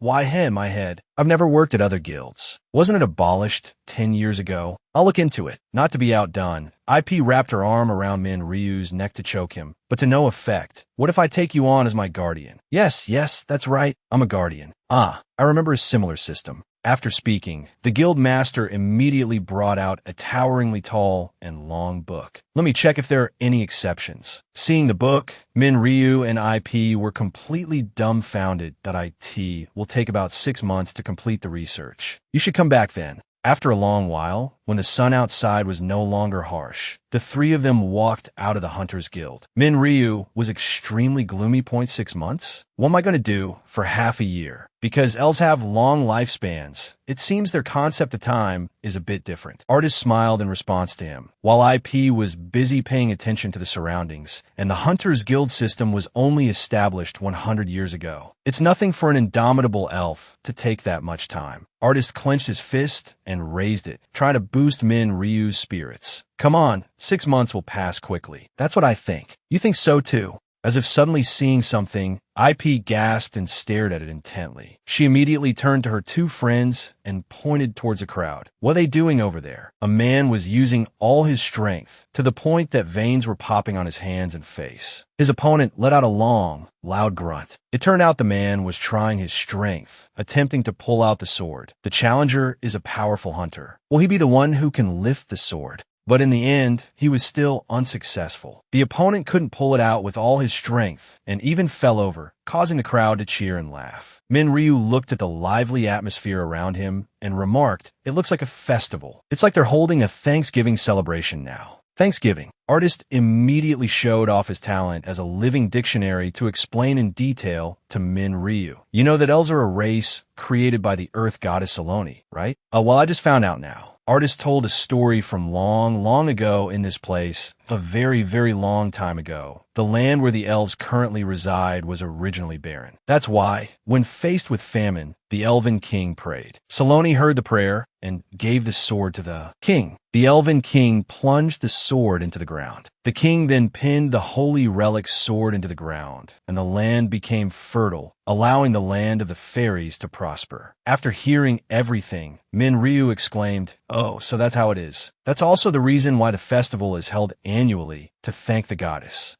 Then he continued to turn and look at the person pulling the sword. Suddenly, Artist called out from behind, "So are those high elves noble elves?" Han-Bin, he asked confusedly about IP. Where's IP? I'm sure she was here with us just now. Artist suddenly thought of something ominous. Don't tell me she's a lost child. That can't be. So Artist immediately ran around looking for IP. I'll find her. So you stay put. What about me? You'll be fine if you're clearly visible from a distance. Hearing that, Ryu also stated the obvious. The man pulling the sword behind him failed. Then shouldn't IP be able to see me from a distance too? Failure. The cheers of the people around him drew his attention back to the center of the festival grounds. Well, I guess we won't find someone to pull out the sword this year either. He stared at the sword for a while. The sword even shone for him. The noble elves sitting on the high platform were feasting and observing from below, mocking those who came up to pull the sword. Try using more power. I swear, humans always try their best. Since humans have short lives, their daily lives are always arduous. While they were talking, a person with pointed-toe boots approached. It turned out to be the crown prince of the elf tribe from the kingdom of Elendia. He poured wine on the person who had just mocked humans. But don't they have a larger population, even if their lives are shorter? Without humans, who will harvest the large fields on your farm? Your Highness the Crown Prince. The Crown Prince walked to the railing in the observation room and refuted their words. Why would a member of the noble family come to such a lowly place? Lowly? This is a city as beautiful as described, Your Highness. He gave a gentle smile, his eyes crinkling. Why father very much wanted to come here, but couldn't. So I must be the one to preside over the Thanksgiving ceremony. The other elf's face went blank upon hearing that. Those words mean. It turned out IP wasn't lost, but was walking around buying snacks and toys. Do we have to go? I heard the party continues until someone pulls out the sword. This caused Artist to search for her for a long time, completely exhausted, and it seems only the Elven King can pull it out. A legendary story remains a legend. They were completely unaware that at this moment, Ryu was walking up to the center to try his hand at pulling out the sword. The sword was actually just stuck in the ground by magic. Many people had failed to pull it out. On the Crown Prince's side, they were happily talking about the Thanksgiving ceremony, but the king will appear and pull it out by retracting the magic. It's an ancient way to know if a person is chosen by the gods. After learning the meaning of the festival and the sword-pulling event, IP laughed. That's why no one was really serious about pulling the sword up until now. Artist gave a wry smile and explained it to her more clearly. N01 is allowed to pull it out of its original position. And if they do, they will be put in a very difficult situation. Just as Artist finished speaking, over here Ryu had tried to pull the sword out and broke it in two. He held the broken sword high in the midst of everyone's shock and bewilderment, then let out a huh. As for IP and Artist, seeing this scene, they knew their group was done for. Of course, Ryu was in deeper trouble. He might be arrested. And the Crown Prince, who had a favorable impression of humans, immediately gave him a grim look. Speaking of the world here, where elves exist, the population is 100,000. The largest city of the Elf Kingdom. This place connects the fairy island with the continent. Both Kiwi and Rondell appeared on the street that we've arrived in Saloni. Kiwi bent down to look at Rondell and said, while Rondell tried to signal shush to get her to lower her voice. Thank you for your support, Rondell Atlantis. Shush. He immediately explained to Kiwi the reason for his signal, that I know I came here to help you find the person you're looking for, but didn't I tell you I can't be seen in this place? Hearing this, Kiwi immediately lowered herself and replied in a small voice, Shush, I understand. Having the beautiful woman so close to his face made Rondell blush instantly. He hurriedly moved away and made an excuse to slip away that I have given you the blessing of being guided by me, so be careful. I understand. We must find that person quickly. He tried to hide his blushing face and racing heart. Humans cannot be trusted. Rondell remembered when he first met Kiwi. They don't understand respect and nobility. However, you're not like them. At that time, Rondell was resting his head on Kiwi's lap in an abandoned house. Under the moonlight, Kiwi looked even more beautiful and radiant. The survival of Rondell Atlantis has been confirmed. I require you to protect Kiwi. Captivated by that inhuman beauty, Rondell blushed. Even after he asked for guidance, he gradually acted strangely. When I asked her who she was and where she came from, Kiwi was now crawling under a cart, fumbling for something. She would answer something like, I was born from darkness and live freely, and I couldn't understand. He stood from a distance, seeing this scene, and was suddenly at a loss for words. She and the passers-by stared intently as Kiwi crawled under the cart, dug in the dirt, then found a red string and observed it blankly. Rondell witnessed this whole scene and could only give a wry smile, thinking up an answer to his own question that I know. She's just an unusual woman. Soon, he immediately noticed what people were buzzing about around him. Hey, have you heard? Is the Crown Prince here? Not that, but about the sword tournament of the Harvest Festival. Hearing this news, Rondell was also very surprised. I heard a rumor that a hunter broke the sword. What? No way. Seriously, everyone is going crazy. On the other side, Kiwi, who was fiddling with the red string, suddenly fell silent and sniffed it. Then she raised her head and seriously concluded the scent of a small fire dragon. He and his companions are in this city. There's an 80% chance their next destination will be the hunter's residence. When Kiwi turned to tell Rondell, he was nowhere to be seen, but we should go there. Mr. Atlantis. Back at the Thanksgiving ceremony, when Min Ryu held up the broken hilt of the sword. Now he was no longer standing normally. He was buried up to his neck in earth and rock. This is not good. Out of nowhere, many mages appeared in the middle of the arena. They summoned hands of earth and held him firmly in place. The elf next to the crown prince immediately pointed straight at Min Ryu and shouted, "This is not a place a Vantirian should be. Confess, who sent you here?" Min Ryu, confused, scratched his head as he stepped forward. This movement of his shattered the earthen hands. I just thought it was quite interesting. My bad. The dirt and rocks from his spot fell right onto the crown prince's face, as if to humiliate him. Looking at the dirt on the crown prince's face, the crown prince remained silent, but the elf next to him was scared to death. Then he screamed and made an accusation, this huge blame falling squarely on Min Ryu's head. That was an attack. The Vantirian just attacked the prince. Hearing that, the people around immediately fled, ignoring Min Ryu's explanation. This is terrorism. Ron, what? Terrorism? Me? In that crowd was Rondell, who had come over out of curiosity too. See, unexpectedly, someone running tripped him. This caused him to fall straight to the ground and cry out in pain. Seeing this, Min Ryu immediately ran out to help him. Min Ryu knelt beside Rondell and asked how he was. Are you okay, kid? But unexpectedly, he forcefully pushed Min Ryu's hand away while he was trying to help. Where are your parents? Rondell angrily turned to question and express his dissatisfaction with Min Ryu. Who are you calling a kid? This person is. As soon as he saw Min Ryu, he screamed in terror. A monster! Why are you calling a human a monster? Only then did Min Ryu turn to look behind him, just to discover a stone arm connected by tree roots, preparing to smash down on them. Really, it turned out the elf group had used elf magic to create a giant stone golem to destroy Min Ryu. The crown prince looked down from above. The elf beside him bowed respectfully. This ancient magic is the pride and joy of our family. A giant golem surrounded by trees. Please protect His Highness. The roots from the giant stone golem immediately wrapped around Min Ryu's legs. Even if it's a strong Vantirian, it won't be able to do anything with its limbs tied up. His chipped sword was held close to the thick roots. Ikati won't be able to make even a scratch on the life source roots. It turned out he was raising the sword to block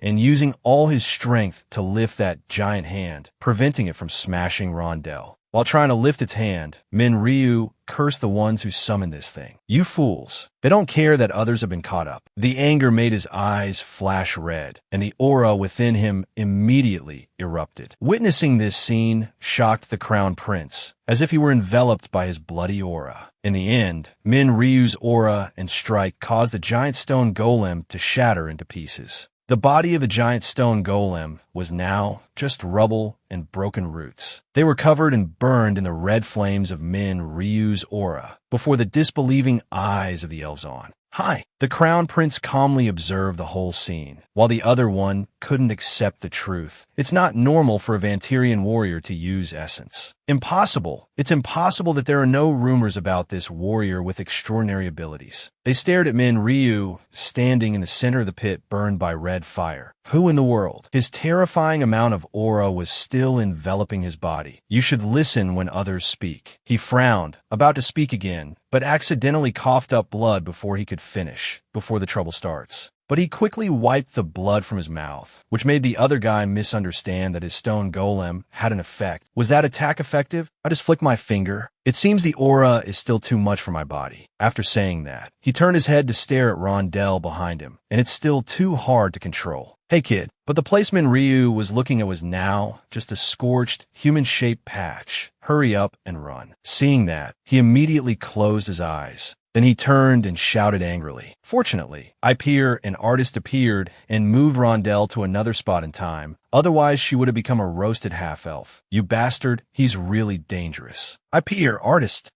Grumbled about Min Ryu's last move, while Artist stepped forward and worriedly told him, he almost killed us. Han-Bin, I told you not to use your aura until you get used to it. Sorry, that was on another level. Frowned, seeming to disagree with what he just said. What do you mean, on another level? Did you cause trouble again? While they were busy talking, countless soldiers on the high platform had already aimed their arrows, preparing to shoot them. Even on the ground below, countless soldiers with large shields surrounded them. Only then did the crown prince step closer to the railing and speak. Vantirian warrior, forgive me for doing nothing and just observing your strength and skill. The crown prince then gave Min Ryu a choice. However, the fact is you broke the sword and refused to answer us. If you surrender, you will only be charged with non-cooperation during interrogation. Min Ryu turned to ask Artist because he didn't understand the prince's meaning. It's what he said. It would be better to surrender without fighting the soldiers, but it's at least 3 years in prison. Hearing that, Min Ryu immediately refused. He smiled and replied to the crown prince, sorry, I won't spend 3 years in prison while the heroes will rise. Beside him had also gotten into a fighting stance. I bet that elf will be very grateful when we reveal the truth.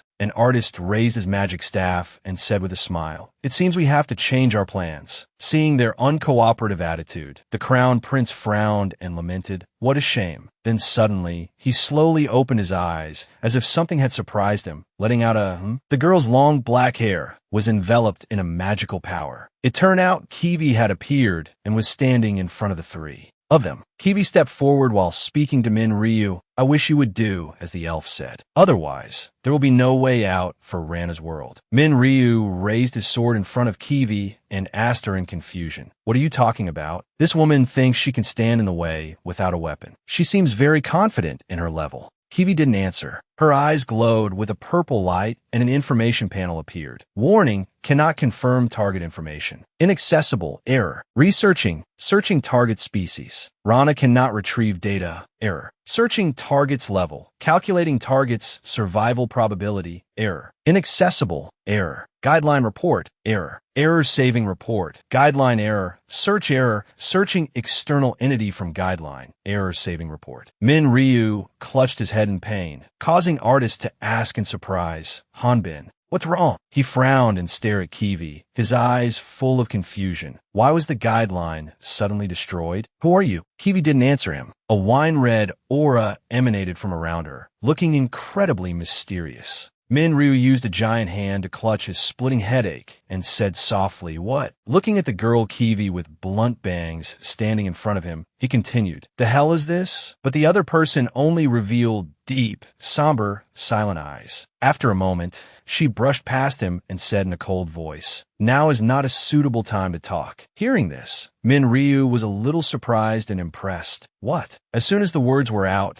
Kiwi maintained her attitude. "Wait until this is over, then we'll discuss your matter." Instantly, the other person erupted in anger, stomping his feet and waving his arms, shouting, "What? What did you say?" Meanwhile, Kiwi remained perfectly calm and slowly sat down near the person whose face was covered with a cloth. Her eyes and tone were somber. "Wake up." But that person lazily replied in a tired voice, "Let me sleep a little longer." However, Kiwi deliberately pulled off the cloth, revealing the sleepy face of a pink-haired girl, calling, "It's time to go home, Rondell Atlantis." In another space, this name was once again thoughtfully mentioned by the crown prince of the elf tribe, Rondell. Then, in great alarm, he gripped the wall with both hands and shouted, "Princess!" Then, with some anger, he knitted his eyebrows and questioned, "How could you?" As soon as the words were out, the hunter guild master in Alindia was slightly stunned, unable to believe his ears, and trembled as he spoke with difficulty. "Then the person we've been attacking all this time is..." Returning to the scene inside the space viewing glass, while Min Ryu's group was looking around, a sharp voice suddenly echoed, "Drop all your weapons, protect the princess." Hearing this, he lowered his gaze slightly in thought, saying nothing. As for Atlantis, she had a shocked expression, her mouth agape, saying something to Kiwi. The scene changes to a tall, luxurious palace, the sunlight reflecting in brilliant rainbow rays. The path leading in was decorated with arches full of flowers and plants. Sweet cakes and delicious tea were also ready on the outdoor dining table. At this time, the crown prince of the elf tribe was sitting next to Atlantis, 2 words of displeasure on his face, as he shyly began to speak. "I sincerely apologize for behaving rudely towards you all. I want to extend my sincerest thanks to you on behalf of the Rondell family." Meanwhile, Artist and I Peer were cheerful, smiling with their teeth showing as they replied in turn, "We are the ones who are very honored to have protected the princess. Moreover, we are very lucky to be invited here." So they continued to eat and chat together. "Please make yourselves at home. It's embarrassing that I can only invite you to this small garden. Oh my, this place is absolutely wonderful for us." A moment later, Min Ryu, who was sitting with his arms crossed and leaning back, frowned arrogantly and said in a low voice, "I take the liberty of asking. Your mother is Queen Holian of the Fairy Kingdom. Is that correct?" This immediately created a chaotic scene with his 2 friends sitting next to him, fidgeting awkwardly, one scolding on one side, the other soothing on the other. "What did you say?" "I'm so sorry." But Min Ryu still didn't understand what was happening, turning his face to ask coldly, and the crown prince of the elf tribe quickly laughed and answered, "What? It's natural for a Vantirian to misunderstand." Then, as he slowly and elegantly lifted his teacup, he said in a low voice, "The 4 fairy races, elf, nymph, dwarves, and sylph, are very few compared to humans. Therefore, the 4 kingdoms decided to merge and create a new common name, Alindia." He remembered the high and mighty figure of Holian and added, "Queen Holian, one of the 4 mythical fairies blessed by the goddess, is the 18th successor of this alliance, and also the queen of the nymph elves."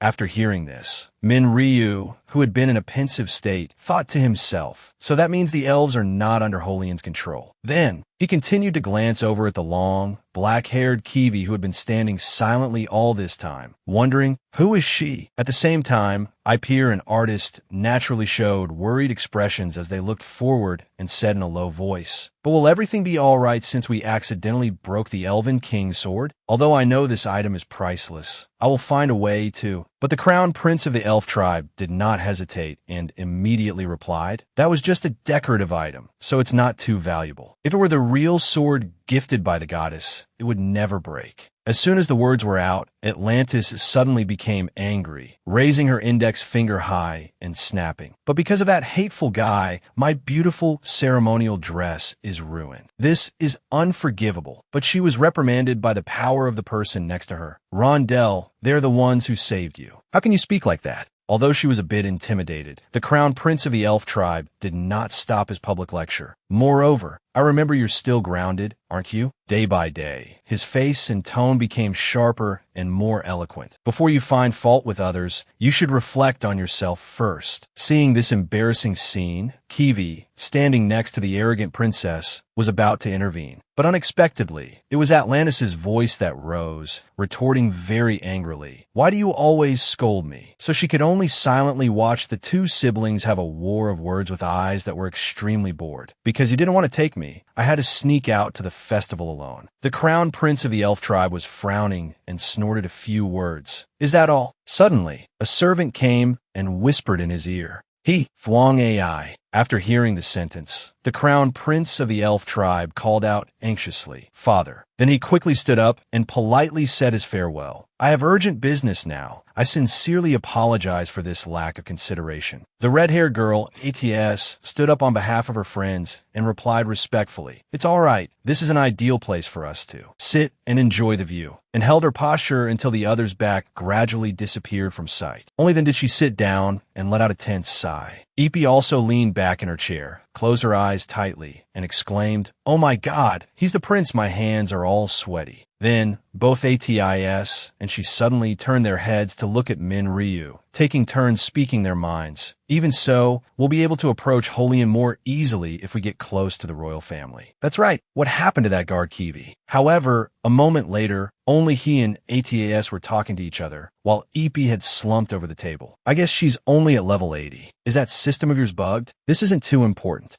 Min Ryu frowned and suddenly blurted out an unrelated sentence. Drinking their tea is making me unable to hold in my need to take a dump. This made Epi lift her head in fear, trembling as she ordered, What? I forbid you. Meanwhile, Min Ryu, still in the motion of standing up and leaning his weapon against the table, replied, I've tried my best. After speaking, he hoisted it onto his sturdy shoulders, bent over, and walked away, announcing, Wait, I think there's a restroom over there. Seeing this, ATIS immediately urged, Hurry up. 20 minutes later, a scene of a lush green forest appeared. Min Ryu sat hiding in a bush, biting his finger tightly in his mouth and cursing under his breath. These damn elves. A moment later, he walked slowly through the tropical forest, carrying his weapon on his shoulder with great discomfort. A garden this big should have a toilet every 15 meters. I can't hold it in anymore. I have to let it out. Then he used his hand to touch the row of leaves obscuring his vision, poked his head out to look, and said, This is... Min Ryu was getting closer and closer to a mystical tree. Preparing to touch its massive trunk, he remarked, a tree that had never been touched by humans, and no one had ever seen it, a place where no one had ever come before and never would in the future. The scene changes to him feeling ecstatic all over, his face filled with satisfaction. His cheeks were flushed, his voice overflowing with happiness. Thank God, I thought I was going to die from holding it in. Then, from the other side of the tree's base, a bald old man with a long, silvery white beard suddenly spoke up. Who's there? This scared Min Ryu so much that his face went pale and his mouth fell open as if he had seen a ghost. But he only heard the other's aged voice, Bow Bow, making him wonder again, Bow Bow. Then he heard the old man's reproachful voice, You should have announced yourself before coming. At this moment, Min Ryu's eyes suddenly widened, his face darkened as he thought, This smell, it's not. Then he said with a tremble, I think the toilet paper is out. Still lost in his thoughts, the Elf King was very calm. Did you bring some for me? This made him cover his eyes with his hand and grumble, Wait, old man, your pants. Hearing this, he sat down on a log and scratched his head in surprise. What? You're not Bow Bow. He immediately received a hurried reply from the other. That's right, you've got the wrong person. Next, Min Ryu leaned over, revealing his firm muscles, and asked, That's right, why are you here? This is the territory of the Elf Kingdom. However, the Elf King used a scolding, intimidating tone. You brat, who has the right to own this land? Then he sat with his back to him and continued slowly. The Earth Goddess only gave the elves the right to nurture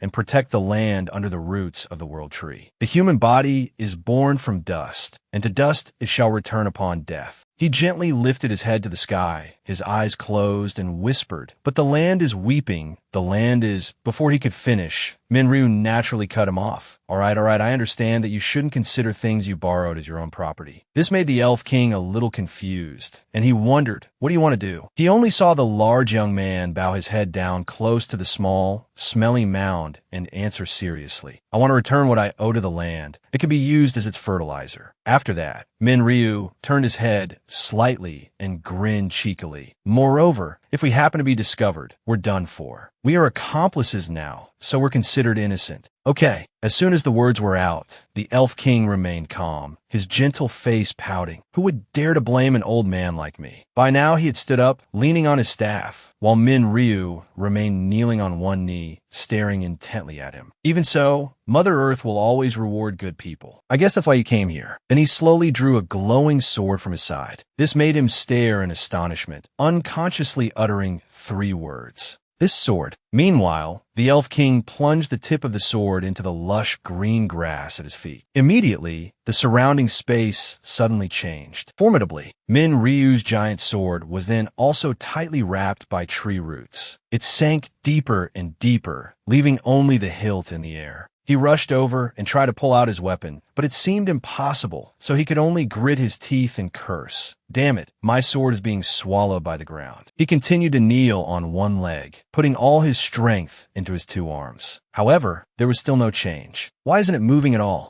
Only now did he realize something was wrong, shouting in alarm, It's trying to swallow me too." Then, with the latent power hidden within him, Minryu gradually pulled the sword out of the ground. A little. He let out a long yell with a wide-open mouth and a determined face. A moment later, he leaned back, sending dirt and rocks flying and causing the large tree in front of him to tilt in his direction. He finally reclaimed his weapon, buried in the rubble of the forest. Dust flew up, obscuring the view of a vast green forest. At this point, Minryu showed a tired expression, his eyes and mouth devoid of strength. "What the hell just happened? I think there's sand in my pants." He unconsciously glanced to his left, looking at the object in his hand. His eyes widened in surprise, his voice tinged with astonishment. "This is," staring at it, he asked softly, "a wooden sword." Then he glanced sideways, raised an eyebrow, and snorted coldly, his face frigid. He suddenly lost his strength, causing the tip of the wooden sword to unexpectedly hit the ground. At this moment, his face turned pale as he thought, "So heavy." Then, Minryu continued to look at his wrist, his hair covering one eye as he pensively realized the problem. "Wait, it's not heavy anymore, but it's absorbing my life force. What did that old man do to my sword?" Instantly, he quickly looked left and right, searching and calling out, completely missing the other's long nose. "Old man, you." The Elf King's disappearance made him roll his eyes and scream in despair. While trying to lift the heavy sword, he hurriedly yelled, "Wait, old man, you have to explain to me what happened to the sword." While he was still shouting, Kiwi slowly emerged from the bushes in front of him. "Why did you do that?" Seeing her appear, Minryu's face was still dark as he said in a cold voice,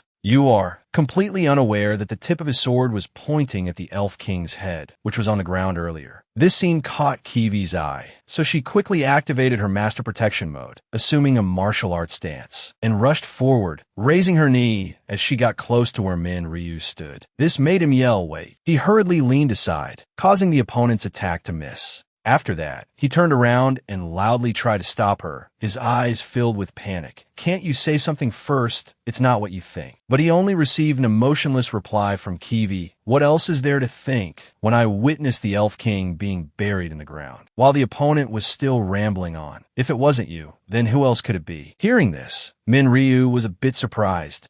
I didn't know he was the king." Then he replied, "Well, if you look at it that way, it's my fault, but..." Before he could finish, Kiwi slowly stood up and added, "Meaning, something made you have to bury this body." As soon as she finished speaking, she charged forward again without hesitation. At this moment, a series of notifications also suddenly appeared around. Kiwi, seeing this, Minryu seemed to notice the abnormality and immediately thought, "System error." In a moment of distraction, his face was hit hard by a powerful kick. From Minryu's perspective, he saw his opponent doing a handstand on the grass. So he had to use his left hand to grab the tip of her shoe, which was just centimeters away from hurting his nose, while growling, "Who are you? Your skirt is flipped up." Hearing this, the opponent quickly flipped back down, conveniently using her hand to punch Min Ryu in the groin. This made him let out a few sky-tearing screams, his face completely drained of life. Kiwi, who had now landed on the ground, coldly cursed and swore, "Damn it." Opposite her, Min Ryu trembled with each beat, his eyes rolled back as he warned, "Anyone else will be dead by now. Be a little gentle." However, Kiwi seemed to know a lot about him. "You won't die from that blow." Looking at the young man, kneeling on the ground, clutching his private parts, she continued, Han-Bin, level 5, forcibly teleported here at the age of 24 by Omblaus. In the process, you were isolated in another world for 22 years. You are marked as level 5,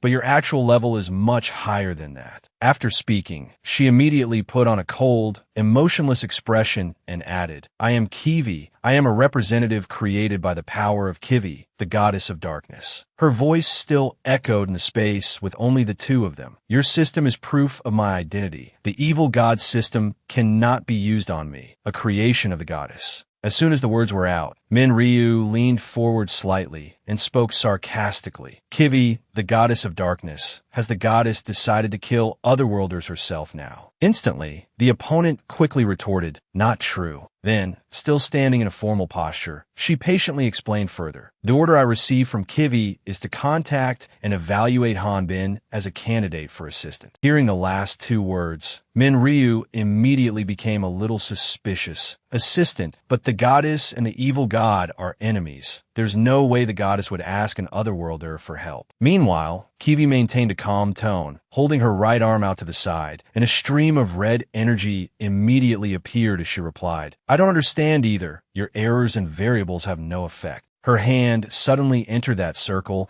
as she added a few more sentences. "Not only that, attacking the Elf King has also made the decision to make you an assistant, a question mark." Hearing this, Min Ryu could only hold his head in frustration and snored. "I told you, it was a misunderstanding." She slowly pulled her hand back, holding a unique weapon, and swung it once in the air, whispering, "Now we will find out if you can be an assistant." She slowly pulled her hand back, holding a unique weapon. "Go all out." Seeing this, Min Ryu was a little surprised, his eyes wide and mouth agape.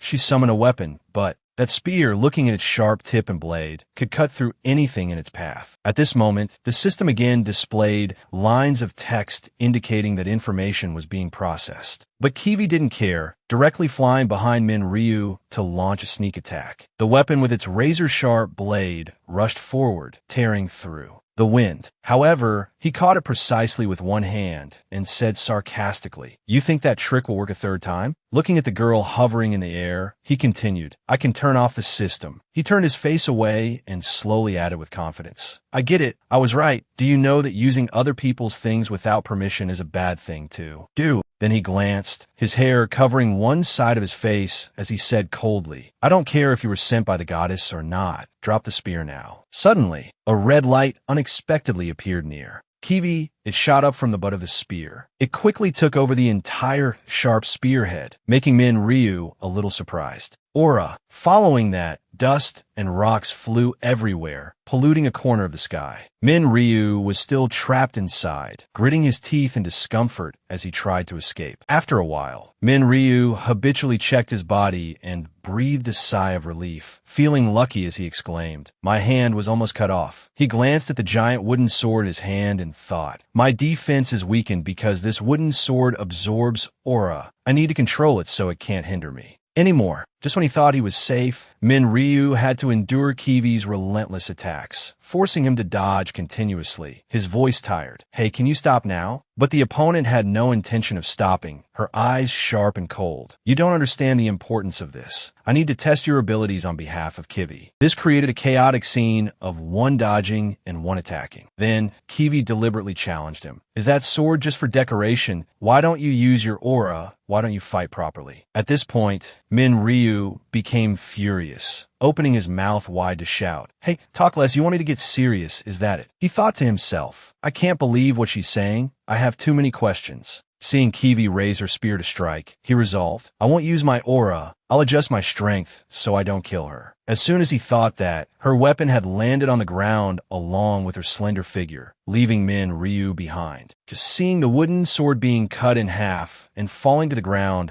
was enough to know who had the upper hand. Instantly, he panicked in a foul mood and screamed, "Old man." After attacking, Kiwi remained very calm and said, "I understand." She turned her head to look back and replied coldly, her eyes dark, "You won't get serious." Hearing that, the opponent quickly shouted to buy time, "Wait, I was about to say this sword is too." Opposite him, the sharp spearhead once again emitted a brilliant pink light. She charged forward decisively to attack, her face devoid of emotion. She swung her weapon forward powerfully, causing a disturbance wherever the energy passed, and the resulting impact created a terrifying force. Seeing this, Min Ryu was slightly panicked and gritted his teeth. "It's like my horizontal slash with aura. Dodging it is the best option." He unconsciously turned to look at the Elf King, who suddenly sat up after being buried under rocks for a long time and calmly asked when he saw the pink light, "Is this the afterlife?" That stream of light gradually shone on Min Ryu, who was staring wide-eyed, not understanding what was happening, as well as on Kiwi, who was determined to defeat him. The entire giant tree radiated a dazzling pink light. The scenery changed. It was the same tree, but its leaves were not green. Instead, they were a mix of various colors.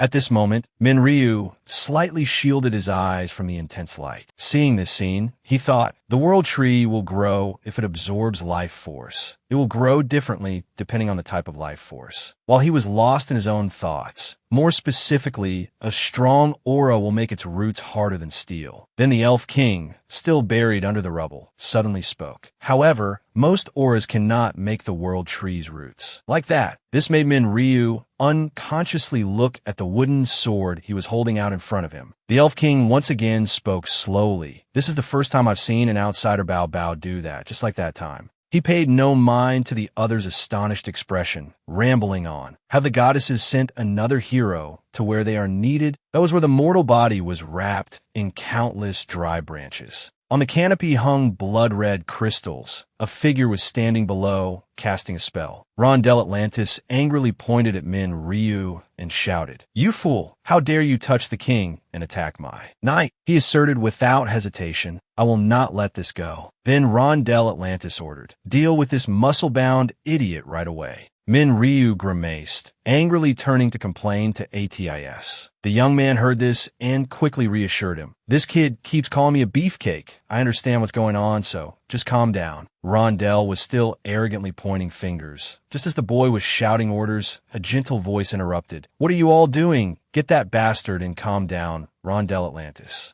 The Elf King spoke gently to his angry son, who turned in confusion. "I was the one who started it. Father, why?" He replied gently, and Min Ryu's eyes widened in surprise upon hearing it. "That's right. I was curious about how strong a Voltran warrior is." "You mean he did it on purpose? Anyway, no one here can stop him." The Crown Prince couldn't hold back anymore and shouted, while the Elf King beside him calmly spoke to his son. "Father, why? I understand you've had to work hard to replace this old man." He bowed his head with a sad expression. "However, the ground is shaking and the roots of the world tree are moving. It's trying to say something." Hearing this, the Crown Prince closed his eyes tightly. He recalled the horrifying scene and then said to his father, "Yes, as you said, there have been reports of strange things happening in the southwestern town. People and livestock have been drained of their blood and died, but we still haven't found the cause." Immediately after, the Crown Prince stated his intention, causing Min Ryu's group to look at each other in bewilderment. The Elf King heard this and said to him, "So you intend to ask these hunters to help investigate. You also came to trust him after seeing that power." He said seriously, "But finding the cause will be very difficult. With just them,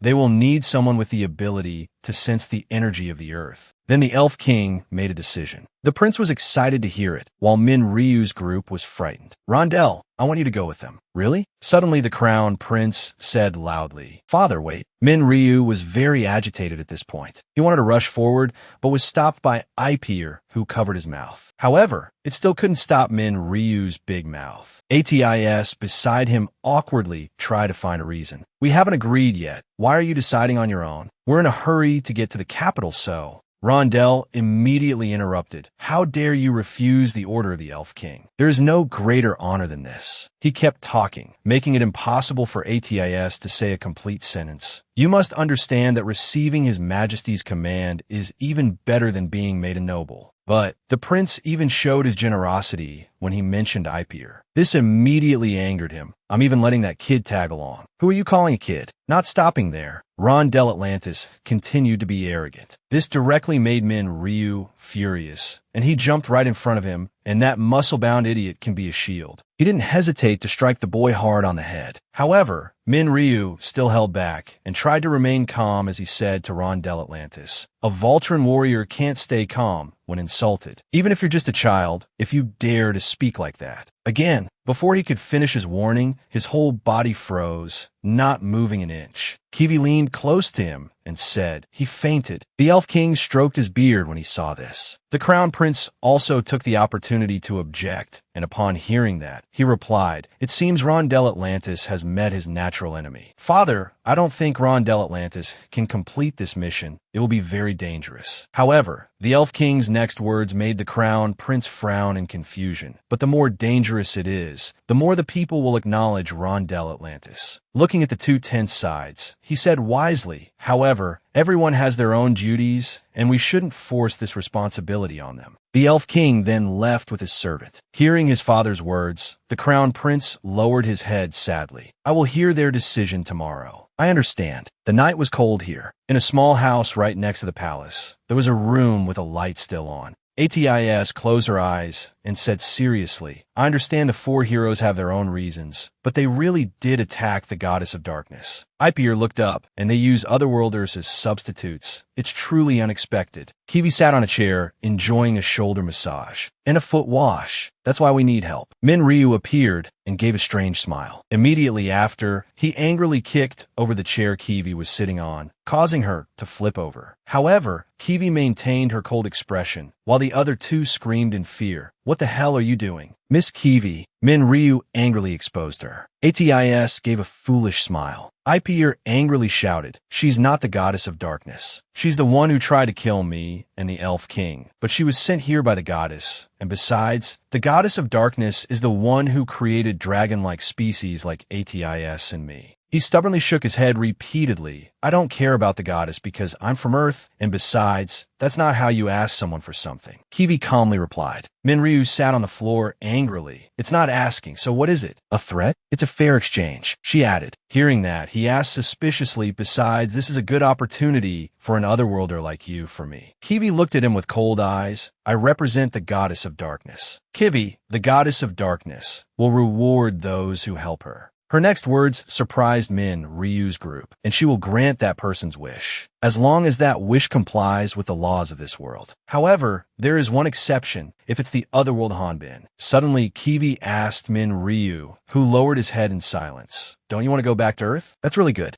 Min Ryu said softly, but you know, bastards like that play with people just like. He looked up and said in a low, threatening voice, that evil god Omplaus, his ultimate goal is still to kill the goddesses. Atas frantically came forward and said to Min Ryu, while Ipier angrily grabbed his hair and shouted, Han-Bin, what are you saying? The goddess's promise is different from the evil god's tricks, understand? Don't tell me you're on the evil god's side now. Min Ryu hit Ipier on the head. Are you crazy? I had to endure 20 years on a rocky mountain. Because of him, I just don't like being used. His eyes drooped. Hearing that, someone immediately objected. Besides, if we don't do this, I was planning on capturing Holian anyway. No, Kiwi said calmly. That's not necessary anymore. There's only one mission from the goddess. Kiwi. She listed the names one by one. Gaen the Brutal, Zenobia the Great Mage, Holian the Sorcerer of Life and Death. Your mission is to find someone stronger than all three of them combined. The strongest warrior borrows the Sword King. Min Ryu's group stared wide-eyed at Kiwi as she said, you just need to protect me until I get close to him. He'll be the one to deal with those corrupted heroes. Min Ryu was a little surprised. Find borrows the Sword King. Isn't this mission a bit too easy? She looked at him firmly and said, it means we cannot fail. Min Ryu's eyebrows furrowed. Then he reluctantly said, "Atis," and Ipier only breathed a sigh of relief after hearing it. "All right, since we have a common goal, I accept. You're a real piece of work, humph." After hearing this, Kiwi immediately opened the window and climbed up. Seeing this, Min Ryu said loudly in fear, "Let's go now. What the hell kind of exit is through the window?" Then he slowly approached. She replied, "But if we leave now, what about protecting that kid?" "It doesn't matter because we can refuse the Elf King's offer." Min Ryu was confused, "But now you're that kid's personal guard." Kiwi gently turned her head back. "I will refuse the king's offer. If I accept it, it will be inconvenient for Kiwi's mission." Her next words surprised Min Ryu. "Besides, even if I accept it, Roddle Atlantis will." In the palace, two men faced each other. The crown prince said respectfully, "Father, the hunters were not found in the annex building." The Elf King sighed. "They were in such a hurry?" "Really?" The crown prince had a smug look. However, the king was blunt. The prince asked, "Since there are no more hunters for protection, should I tell Rondell the mission is cancelled?" "No need," he said while working, revealing his intention. The crown prince became angry upon hearing it. "I intend to send him with the expedition to the southern route." "Father, Rondell is still too childish." However, his father's next words silenced him. "Perhaps, but one day he must lead this kingdom, and he needs to contribute to be recognized by the people." The crown prince grimaced and said, "It's true, some will find Rondell unqualified." The Elf King lowered his face sadly. "Taking care of children is not the only duty of a parent." As he was speaking, Rondell quickly ran in. "Besides, the Fairy Council already knows, and Holian's representative will probably be watching closely." The prince said excitedly, "Father, Knight Rondell is ready to go out." The crown prince turned his face away, saying angrily, "You all are unbelievable." The Elf King looked at his youngest son and smiled brightly. "The uniform looks good." 5 knights entered, led by Rondell, followed by Min Ryu, Kiwi, Atas, and Ipier. They were all dressed in red uniforms. Kiwi glanced over. Min Ryu looked incredibly handsome and strong in his armor. Kiwi stood by the window with a sharp gaze. "I will refuse the king's offer. If I accept it, it will be inconvenient for Kiwi's mission." Min Ryu listened intently, unable to hide his surprise. "Besides, even if I accept it, Roddle Atlantis will." The room was dead silent, with only Kiwi's voice die. Min Ryu immediately became serious. "What do you mean that kid will die? Explain it in a normal way." She turned around to explain. "To be precise, things should go that way. The story goes that long ago, in the beginning, everything was woven from 6 threads of light. The 6 goddesses created Rana. They know everything beyond space and time. Since they became aware of Rana's future, that is why they did not take away free will nor change the principle of causality. Those threads bind Kiwi herself. However, I am merely a representative of the goddess with no ability to predict the future. Therefore, I am not allowed to change the future while completing the mission from the goddess." Her face gradually became sad. "The problem started when I was created." She remembered the time with Rondell when she was injured. That night they were together. Kiwi gently stroked Rondell's head. Rondell, who should have died, was able to survive. Atis asked worriedly, "But we can't leave the prince behind." Ipier was also very worried. "According to you, is the prince's death inevitable?"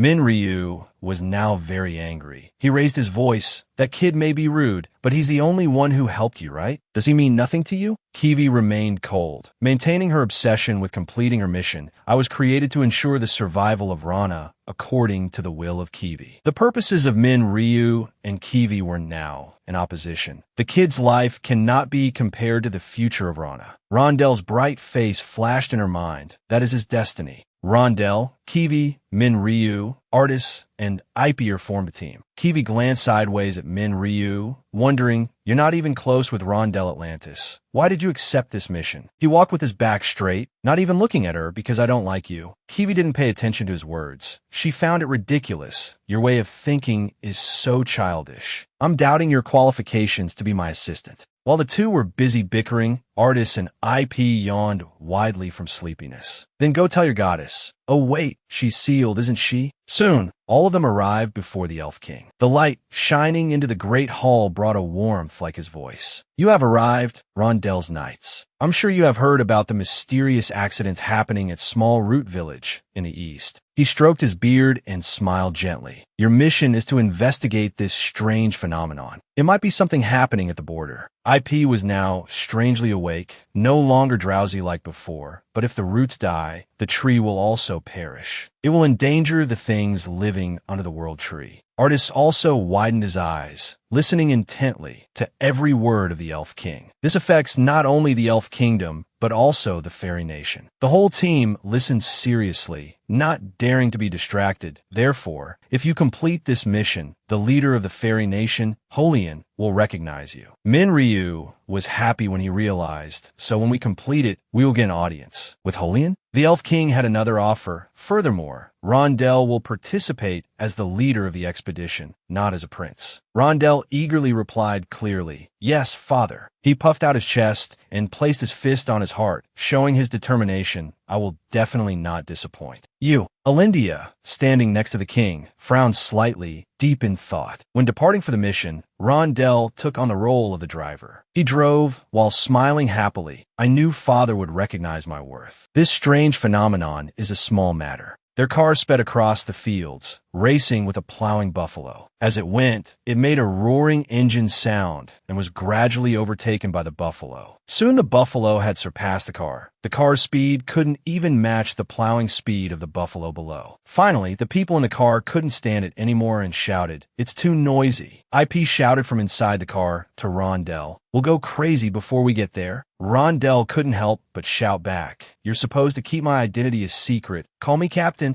He smugly deduced, "All right, I understand how a little girl like you is excited about this expedition. Be grateful that I'm driving so carefully." Artist chimed in, "Want to make a deal?" He cleverly flattered. "So what will we do when the captain gets exhausted?" "Let me drive." Rondell was swayed by the praise, so his attitude softened a bit. "Really? A nobleman like Sir Artis here is truly different from those humans." He glanced back later. Kiwi was still concentrating on something, so she didn't pay attention to everyone. Rondell thought to himself, I still haven't shown Kiwi my driving skills. He gritted his teeth and looked resentfully at Ryu. But that bastard Vantera dares to attract her attention while I'm busy. That annoying bastard. What are they talking about? In the back of the car, Ryu and Kiwi were still in an endless war of words. Ryu's eyes widened and his mouth gaped. You don't know where Barrows is? Then how do we find him? Kiwi remained calm. There's no way the goddess can see inside the dungeons of an evil god. Her face was as emotionless as usual. They can read the minds of their followers, but according to records, there has never been a case where they abandoned their followers. The car was still moving slowly on a narrow, steep road, its wheels making a deafening creaking sound. We can only find them by asking people around. You should have said so earlier. That's why I told you we don't have time for these missions. I guess we have to finish it quickly. Behind them, another cargo vehicle struggled to push forward. The driver lowered his voice. Excuse me, would you mind if I go first? He tipped his hat, showing his sincerity. I need to get to Small Root Village in the east before sunset. Artist also greeted him friendly. Actually, we are also going there. Please go ahead.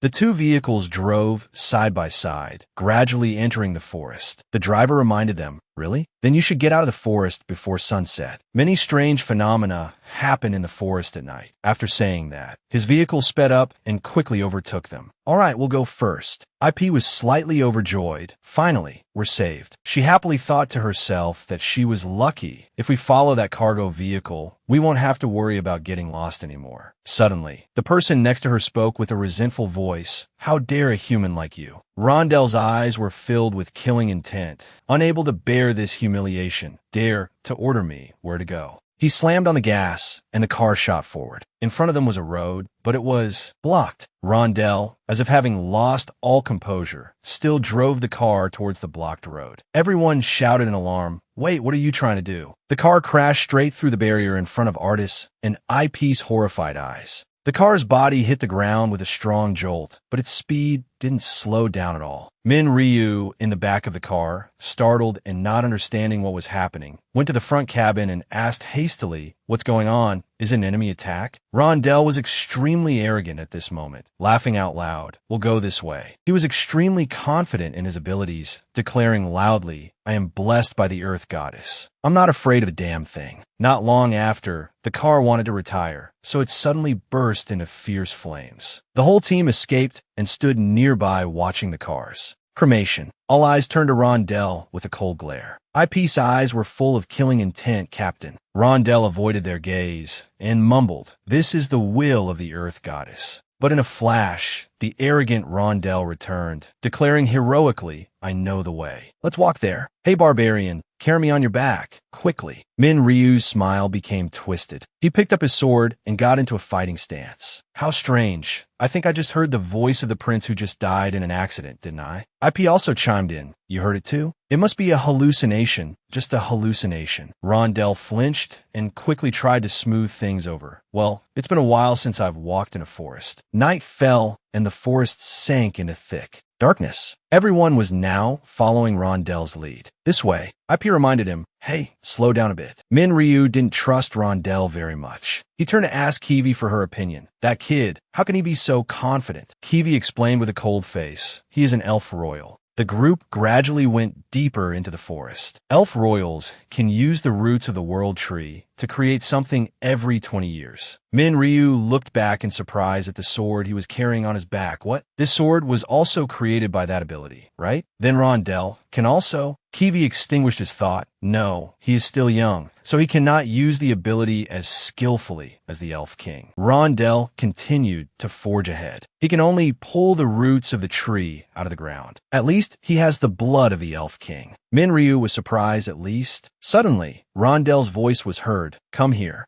Ahead was a cargo vehicle abandoned in the middle of the road. I found a vehicle from this afternoon. What do you think? I told you to just listen to me and everything would be fine, right? Everyone moved towards the vehicle. IP offered praise. Oh, the captain isn't so useless after all. Rondell said, annoyed. What do you mean by that, you insolent brat? He smugly flicked his short hair and said mockingly, what do you think, Kiwi? I'm much different from that barbarian who only knows how to use his fists. What we have to do now is just ask the owner of the cargo vehicle to take us to the village. Min Ryu got dragged in for no reason. Hey, why are you dragging me into this? Kiwi was examining the vehicle, her face a little serious. I think that's not possible anymore. The man they met in the afternoon had fallen unconscious right in the vehicle. His face was shriveled. His eyes had turned white, almost completely drained of life. When he was young, Rondell was always gossiped about by those around him. He always wanted to run away from those things. He is Prince Rondinen, the one who received the support of the Elf King, right? He was born when the Elf King was near death's door. This is surely a shame for the prince. His eyes looked like they were about to cry, running and running as if chasing something, a half-brother, and even his birth. Of him, he reached out, wanted to touch the back of the person in front. The rumor has spread that far. Huh? No matter how hard you try to keep it a secret, everyone will eventually find out. The woman's figure gradually disappeared behind the light, leaving Rondell alone and adrift with the king's mistake. What a pity. She left without even looking back at him once. His mother fled the palace. The car was still speeding through the forest. Rondell gradually woke up from a long dream. He even talked in his sleep. Where am I? Lying opposite him was the driver from before. His mouth kept mumbling, water. Rondell jumped up in terror, screaming in horror. His limbs trembled as he leaned against the side of the vehicle. Min Ryu saw this and asked, "You're awake? Don't faint again." Rondell stammered, "Barbarian." Only then did he notice that everyone was on the vehicle they had just found. He asked in surprise, "What's happening? Why is there a corpse here?" Min Ryu was sitting in the back of the truck with Kiwi, Rondell, and the driver. "What do you mean, kid? Didn't you faint after seeing this guy?" Kiwi, sitting next to him, said an inconclusive sentence, "He's not dead." Artist then explained the situation to Rondell. He's just in critical condition from losing a lot of life force. IP continued with the group's plan. The only way to save him is to find help from a nearby village. But we're in a difficult situation since our guide has fainted. Rondell was a little sulky. Then you should have waited for me to wake up. Min Ryu suddenly became unusually serious. We can't do that in this situation. Behind their vehicle, a horde of wild animals frantically chased the vehicle, which was running at maximum speed, making a creaking sound. The monsters are chasing us. IP became panicked. They're getting closer. Why are they chasing us? They're just wild animals. Min Ryu placed a small stone in his hand. He tensed his muscles, preparing to shoot the stone at the pack of animals. Who knows? Although the stone was small, its speed was extremely fast, shooting into the middle of the pack. The stone shot through the animals, tearing their bodies and causing them to scream in pain. From the animals' wounds, a strange sound suddenly emerged. A long, wriggling creature crawled out from the wound, a hungry leech. It implants its body into the monster's corpse and controls it. Ryu grimaced in disgust at the parasite.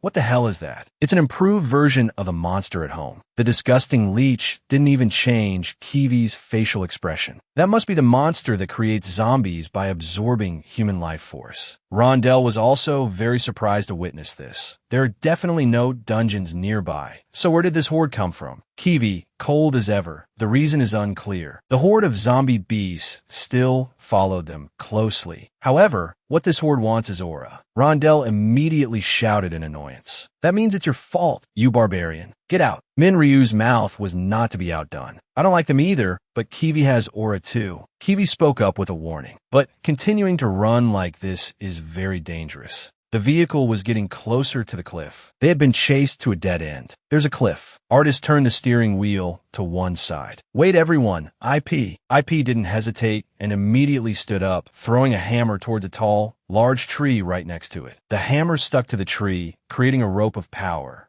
IP used all her strength to pull the rope tight to prevent the vehicle from plunging straight down the cliff. The vehicle was pulled back abruptly, so it spun in a large circle right at the edge of the cliff. Rondell was suddenly dazed and flew out of the vehicle. Due to inertia, he was clinging tightly to the side of the vehicle and was thrown far away, while the zombies, unable to stop in time, also fell off the cliff one after another. The leeches crawled out of the animal corpses. They let out monstrous screams in the middle of the forest, which was silent. Just when Rondell thought he was about to fall off the cliff, a force suddenly pulled him back. Ryu had managed to grab his collar in time. Everyone sighed in relief. Barbarian. Ryu was a little arrogant. This barbarian is letting go. What do you say, little bro? His eyes widened as he looked up at him. This was probably the only moment since the journey began that he was willing to speak softly. Thank you, Vantella. They finally arrived at the main gate of Small Root Village. The gatekeeper shouted a warning at them. Go back. Rondell showed his authority. Insolent. We came to investigate the situation under the king's orders. The other soldiers on the city gate also chimed in. We requested help 2 months ago, but you didn't even bother. Hey, they're waiting to rob the land after we're all dead. Rondell pointed at them and said loudly, what are you talking about? We came immediately after it was reported. You know, Ryu was also very indignant at this point. The road here was very difficult. Why are they so mad at us? Kiwi, on the contrary, was not very surprised. This village is where humans live. The soldiers on the wall pulled their own ears to mock Rondell's elven blood. However, when the roots of the world tree appeared here, the elves began to intervene. In the end, conflicts with the elf race increased because of this territory. Rondell looked up at them with hatred. Humans already disliked elves before that. Artists and IP were helping the driver. There's someone in danger here. That's right. Save the person first. The soldier at the city gate said firmly, we will let the victim in, but this village refuses to get involved with the elf royal family. His words made Rondell want to go crazy. No elf is allowed to set foot in the village. The law is the law. Kiwi had no more patience. If they don't cooperate, we can't investigate. It seems we should proceed with the goddess's mission. She turned around and said coldly, let's go back, Rondell.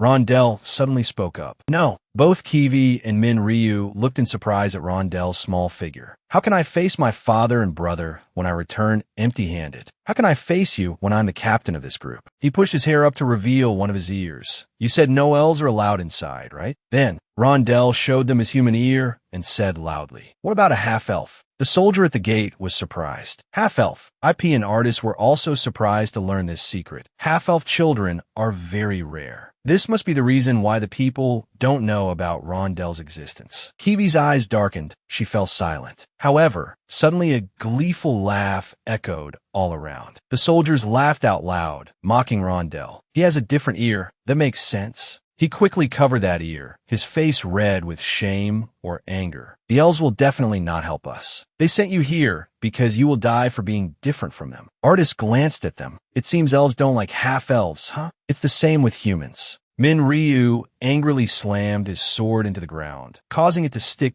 deep into the earth. Rondell turned to look at him in a daze. Vantella. Ryu lowered his face and spoke. This is so annoying. He rubbed Rondell's head. Although this is only temporary, this kid is our captain. Furthermore, the monsters you guys are afraid of really like aura. When he looked up, his eyes were filled with killing intent. So before I release my aura, open the gate. The soldiers were only now beginning to get scared. Otherwise, I'll attract all the hungry leeches here. Suddenly, someone was rushing to the village gate. That person's face was covered, but none of the soldiers above paid attention. I can't see clearly because it's too dark. Is that the warrior Vantella? If we make the wrong choice, the monsters won't be our only problem. The hidden person unlatched the city gate, then threw the gate wide open to everyone's surprise. Where is the victim? The soldier who saw that person quickly reassured him. Doctor, this place is dangerous. These people were sent from the elf kingdom. The other person repeated in surprise. The kingdom. Ryu raised his head. What is going on? Rondell was surprised to see the person in front of him. No way, how can you be here? The person in front looked very much like the crown prince of the elf kingdom, Big Brother. Even the soldier at the city gate was bewildered, not understanding what was happening. That doctor took off his hood, revealing long, golden hair and characteristic elf ears. Is that you, Rondell? Rondell and Ryu were surprised to see the appearance of the person who opened the city gate. That person pulled down his hood and said in surprise, "Is that you, Rondell?" He rushed forward to hug him tightly, shouting emotionally, "Rondell!" He fumbled with his beloved little brother's face in disbelief. "You've grown so much. Is father well? How are your studies lately? Is anyone bullying you?" Rondell's head was spinning as he lamented. Big Brother. Ryu's eyes widened. The person in front of him felt familiar. What? He looks a lot like the Grand Prince, doesn't he? Kiwi had to explain to him again, because they have the same genetic code. He was kneeling and stroking his little brother's head affectionately. That is Rondell Atlantis' second older brother and also the twin brother of the Grand Prince. The driver was finally brought into the village for treatment. Although he was still in a coma, his face gaunt, his condition was much more stable than before. Artis and IP felt a little relieved. It's surprising that he uses medicine to treat illnesses instead of magic. His complexion has returned to normal. It seems the medicine was effective. Rondell's brother is currently in this village. He is very humble. It's just a simple remedy that I created from my meager knowledge. I am the only mage in the village, so I also serve as the doctor. His clinic is currently very crowded, but he is still worried. However, I still have some shortcomings as I have to take care of the patients by myself, because there are still some patients who isolate themselves in their homes. I have requested help from the royal family, but he looked towards Rondell and exclaimed, "I never thought the one to come would be you, Rondell." Rondell tried to explain. If everyone knew you were here, they would definitely have sent more people. He bowed his head in dejection. I am the one who was exiled from the kingdom. Honestly, if someone knew I was here, the village that hid me would be affected. IP from behind tried to push Artis and Ryu elsewhere, while Rondell tried to persuade him. I don't know what happened 10 years ago, but I'm sure father has forgiven you.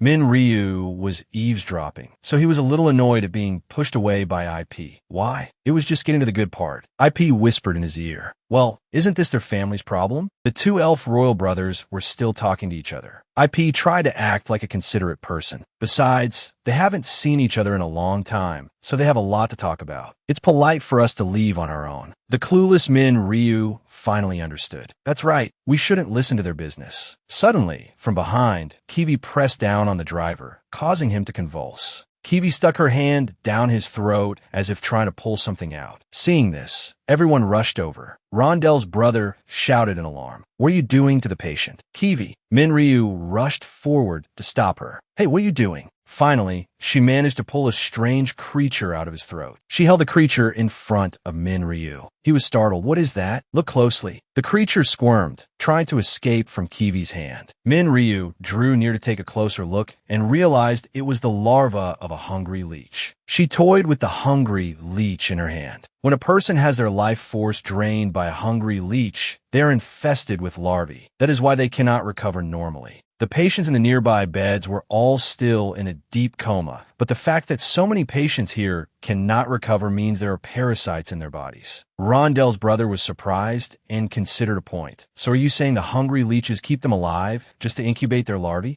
Artist was surprised, but I'm certain dungeon monsters want nothing but the lust for slaughter. Ipeer thought of something else. Wait, maybe they can reproduce on their own without being created by the dungeon. Minru also had his own theory. Does this mean the dungeon monsters are reproducing by themselves? Kiwi thought for a long while before speaking up. This is outside the scope of our assigned mission. We should return and report to the kingdom to conclude the mission. Rondell was very worried, but my brother and everyone else are in danger. Kiwi coldly reminded him. The Elf King's mission was only to find the cause of the unusual accidents happening in Smallroot Village. Suddenly a hand was placed firmly on her shoulder, not to solve the problem. He angrily confronted Kiwi. That's enough. You just want to end the mission quickly regardless of everyone's lives. That's so irresponsible. Kiwi remained resolute in her thinking. This is something I should also say to you. You want to save everyone in front of you, but you ignore the sacrifices you don't see that are about to happen in the future. She didn't hesitate to remind him, have you forgotten how many innocent people had to die? The faces of his old comrades flashed through his mind, because you only wanted to save one person. Kiwi bringing up his past made him freeze, and in the end, you couldn't even save him. Suddenly, a hand swung forward. Ipeer managed to stop Artist from hitting Kiwi. This is a hospital ward. Artist pulled his hand back and gradually regained his composure. Miss Kiwi, I don't know how much you know about that.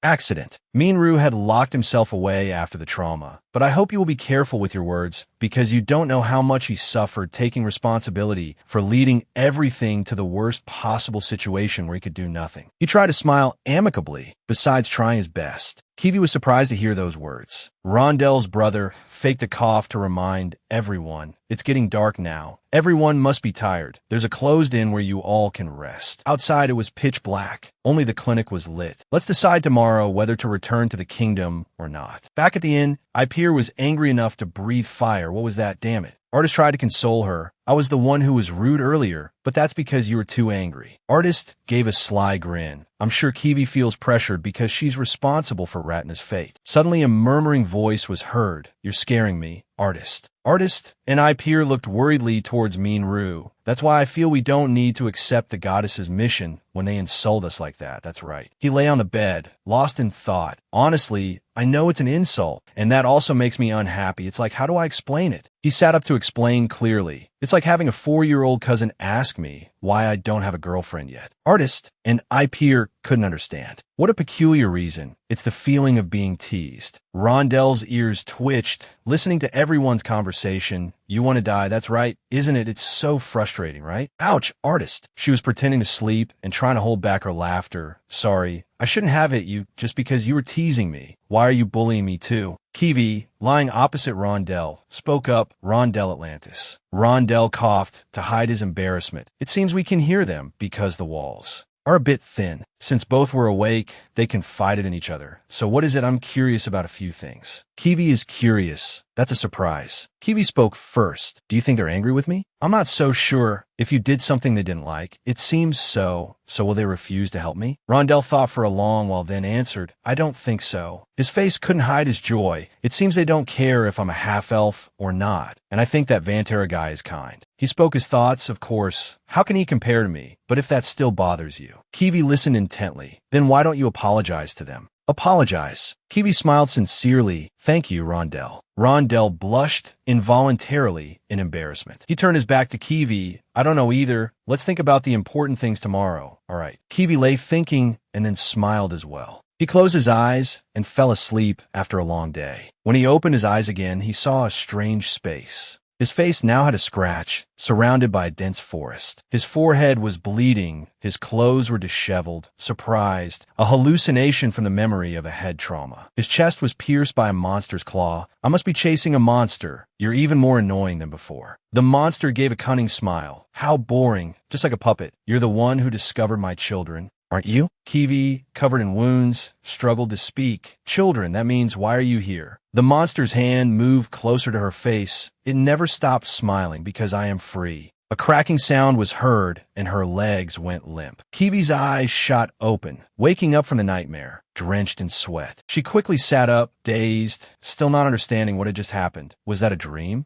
Kiwi looked to her side and saw that Rondell had disappeared. She called out, "Rondell." The space was silent. No one responded. Suddenly, a strange, incessant noise caught Kiwi's attention. She jumped out of bed and rushed to the door. Kiwi opened the door. Ipeer was also very surprised. "Ipeer, Miss Kiwi." Kiwi spoke first. "Are you looking for Rondell?" Ipeer's face was full of worry. What are you talking about?" Kiwi was also surprised to see Ipeer in this state. "Our weapons have disappeared." In the clinic, a strange monster suddenly appeared and attacked everyone. "Retreat, fall back now." Monsters had appeared everywhere. The soldiers were fighting them. "Let go of me, you bastards." A mother and child hugged each other, trembling in a corner of the house, not daring to make sound. But they still couldn't escape their tentacles. The monsters had invaded everywhere, destroying houses to find prey. The soldiers fled in disarray. Damn it. A hungry leech chased after the village gatekeeper, who at that moment shouted angrily. How could the hungry leeches get into the village? Just as the leech was about to find him, a fist flew out. A single punch from Minru caused the leech to explode into tiny pieces. Those tiny pieces immediately turned into young leeches. Minru was astonished to see this ability. What are these things? And so, thousands of other leeches appeared quickly. They split into pieces when they exploded. Artist ran forward, breathing fire on the leeches, turning them to ash. Minru realized they split into pieces when they explode. Artist was also trying hard. "My magic power is limited without my staff." Another leech was sneaking up on Minru from behind. "But if I use my aura, when I lose control, only heaven knows how much damage I'll cause." Kiwi arrived in time, delivering a kick that shattered the leech's body into pieces again. She landed and reminded him, "You don't need to think about an aura explosion. The sword made from the world tree will absorb most of your aura." "That's good to know." Ipeer was fighting the leeches from above. "Ipeer, what's the situation?" She was also scouting the situation. Monsters poured in from the east gate and are everywhere. Ipeer came to the group to report there are about 200 of them. "It won't end if we keep fighting them one by one like this." Kiwi continued to fight them. It's strange for such a large number of dungeon monsters to attack a village like this. Not only that, I can't find Rondell. The guard heard this and flew into a rage. "I knew it. It was that kid. Those damn elves did this to take our land." Kiwi's gaze gradually sharpened. "Did he betray you two?" Minru grabbed the man's collar and shouted angrily. "You're the ones who stabbed us in the back. You thought you could take Rondell hostage to negotiate with the kingdom, didn't you?" He couldn't contain his anger, so get out of the way and return the weapons you stole from us. "You couldn't take me because I was too heavy and there was no time, right?" The man trembled in fear and said, "No way, anyway, it's too late to find that kid." A leech that was about to lunge was punched to pieces by Kiwi. "At least we should get out of here." Kiwi seemed very angry. Everyone could feel it. Ipeer asked with concern, "Miss Kiwi, I didn't mean to make everyone uncomfortable. The threads of fate have bound her destiny. However, I cannot interfere with human destiny. I cannot interfere with the villagers or Rondell." Her sad voice was like a plea. "We are not allowed to do unnecessary things to complete the mission. That is the reason." Minru used his sword to split the leech behind Kiwi in two. "What reason?" Kiwi looked bewildered as Minru encouraged her. "Is your mission not to interfere with Rondell's life or death?" "Wrong." He rested his sword on his shoulder and said proudly, "If Rondell dies, I won't help you complete the mission." Kiwi had a realization. "So you need to go find Rondell for the sake of the mission." Her power suddenly surged, and she was surrounded by a brilliant red mist. She leaped into the air, her eyes full of determination. Kiwi was chasing someone, disappearing quickly. It seems she's not as cold a person as everyone thought. Minru and Artist smiled in satisfaction. "But it's a shame she can't do anything without a reason. We should finish up quickly so we can find Rondell." Everyone focused and continued to fight the monsters. "How much magic power do you have left?" "I guess I can only use 5 small spells and 1 big one." Ipeer begged for the soldier's weapon. "If you're not using it, can I have it, please?" The dazed and frightened soldier changed his tune. "What are you going to do? Even if you hunt them down, the village is all ready." The 3 of them were ready, fully armed. "We don't intend to hunt them one by one." Min Ryu's sword plunged deep into the ground, his aura spreading through every crack. His aura was so immense that it shot up as a beam of light straight into the sky. Min Ryu was prepared to fight to the end. We will lure them to one spot. The leeches sensed the abundant source of aura. They immediately squirmed and rushed towards him. Rondell was currently unconscious, being carried away by someone. A demon was carrying him, standing before a tree that reached high into the sky. Kiwi had caught up to the demon. She landed nimbly. "Stop! Why did you kidnap him?" The demon was not afraid at all. It smirked. "It seems someone has arrived early to stand in my way." Kiwi looked at the demon in surprise. "Who are you?" It turned its head, its eyes covered by a white blindfold, with a head of platinum blonde hair and an enchanting red outfit. "Why are you staring at me like that? Have we met before?" Kiwi was lost in thought for a long time and didn't answer, but in her mind, she was remembering her image from the past. She reached out her hand and slowly cast her spell.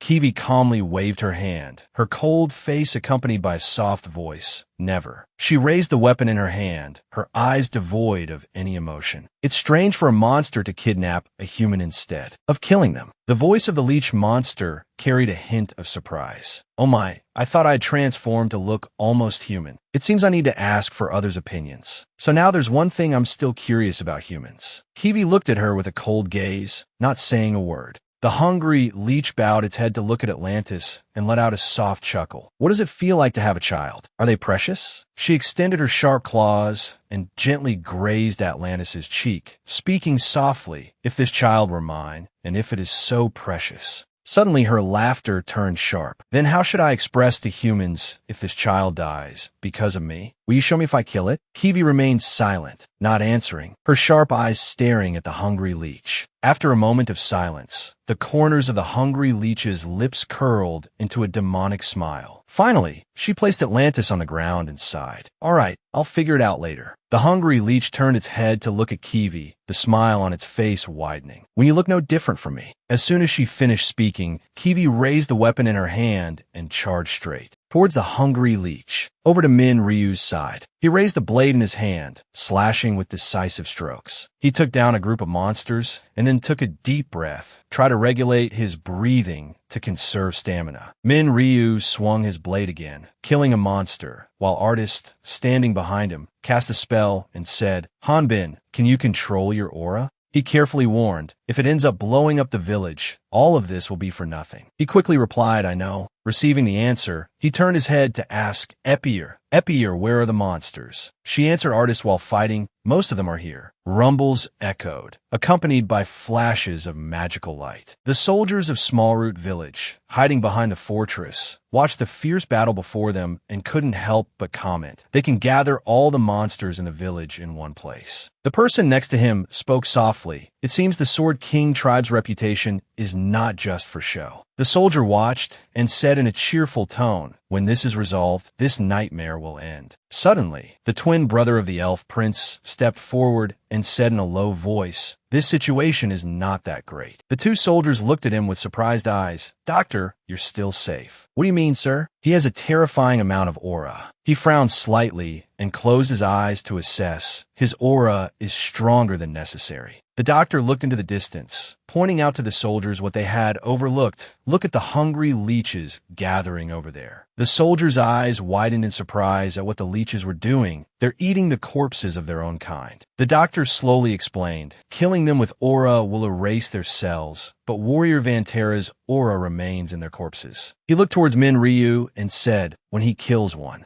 A swarm of leeches burst from the ground, even stronger, and continued to attack Min Ryu relentlessly. 10 more will evolve. The mother leech's claws swung through the air, blood splattering everywhere. Kiwi held her weapon and in a straight line severed the mother leech's arm, forcing her to retreat and dodge. But it caused her no harm. The severed arm quickly grew back. However, Kiwi showed no particular expression, persistently observing her with a cold gaze. The mother leech lunged forward, extending her claws to grab her, but was dodged by Kiwi. She looked at Kiwi and let out a soft laugh. "You're not using aura for a reason, right? You think I'll absorb it?" She slowly increased the magical power in her weapon and coldly replied, "Such high recovery and intelligence. It seems you're the one controlling the hungry leeches and attacking this village." In a flash, her figure disappeared, and with a whoosh, she passed through the mother leech, creating a large wound on her waist. Kiwi quickly turned, gripping her weapon tightly, and charged again.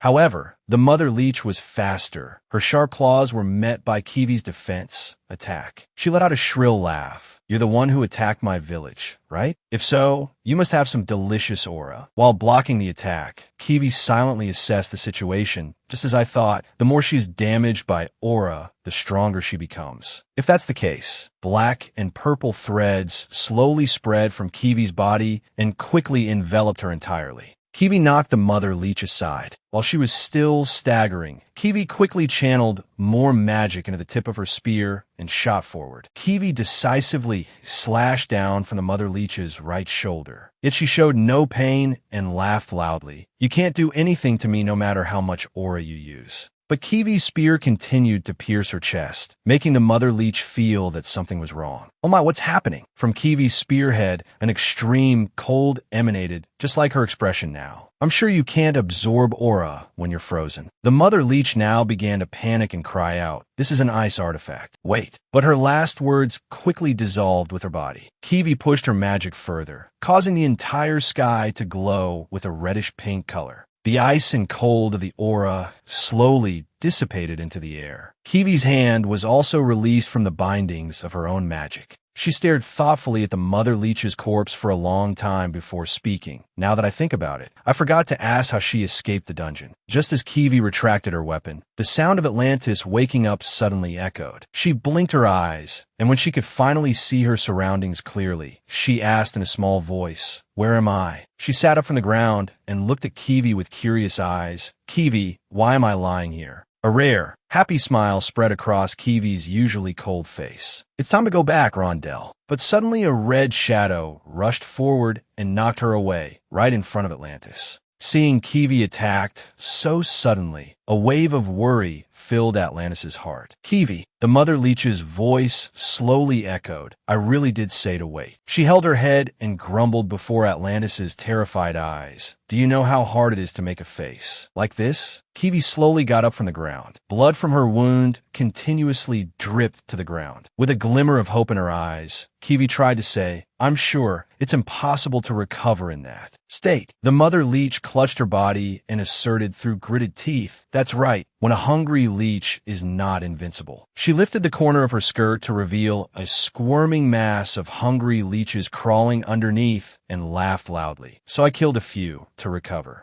Unconcealable fear shone in Atlantis' eyes, his mouth stammering, "Monster." The hungry leech glanced at her and whispered, "I really wanted to be a good mother." Ghastly gazes were directed at her from under her hood, but in the end, you saw what you shouldn't have seen. The mother leech reached for Atlantis as Kiwi tried to run to her side from a distance to prevent her action. With every step, every thud of her shoes on the ground, a series of painful memories flooded back. However, Kiwi kept running despite the wound on her head, bleeding down and obscuring her vision, a hallucination from the memory of a head trauma. Her brain was flooded with fragmented memories of herself, bloody and helpless. No, that dream. Suddenly, the mother leech turned her head with a wicked smile. "I think I've been caught." But as Kiwi ran, she saw her body had been pierced straight through by the mother leech's claws, making her feel something was wrong. It's a leech. Illusion. Just as she realized it, the mother leech's claws were aimed straight at her stomach. Blood spurted from the wound and shot into the air, finally splattering all over the ground. But whose blood it was uncertain. Kiwi's eyes were filled with surprise. She opened her mouth as if to say something, but couldn't. The mother leech's red-painted lips curled into an amused smile. What a surprise. I knew there was a strong one. Before Kiwi's eyes now was the tall figure of Min Ryu. He had taken the blow for her. The mother leech paused for a moment, then continued. "But I didn't think he was my type." Min Ryu's hand, gripping her wrist, suddenly squeezed hard, distorting it. He said in a low voice, "Sorry." Min Ryu forcefully pulled her hand away, his eyes incredibly determined. "But I'm so tired of crazy women." He looked at them for a long time and carefully assessed. "These monsters, they're leveling up. My attacks are backfiring." I peer at the side, swung the sword in her hand, and smiled confidently. I can handle the small monsters, but my attacks have no effect on the big, level 38 monsters. Suddenly, Artist called her name. I peer. Artist turned his head and put a finger to his lips, signaling her to be quiet. As soon as she saw this gesture, all the words I peer wanted to say were swallowed back down.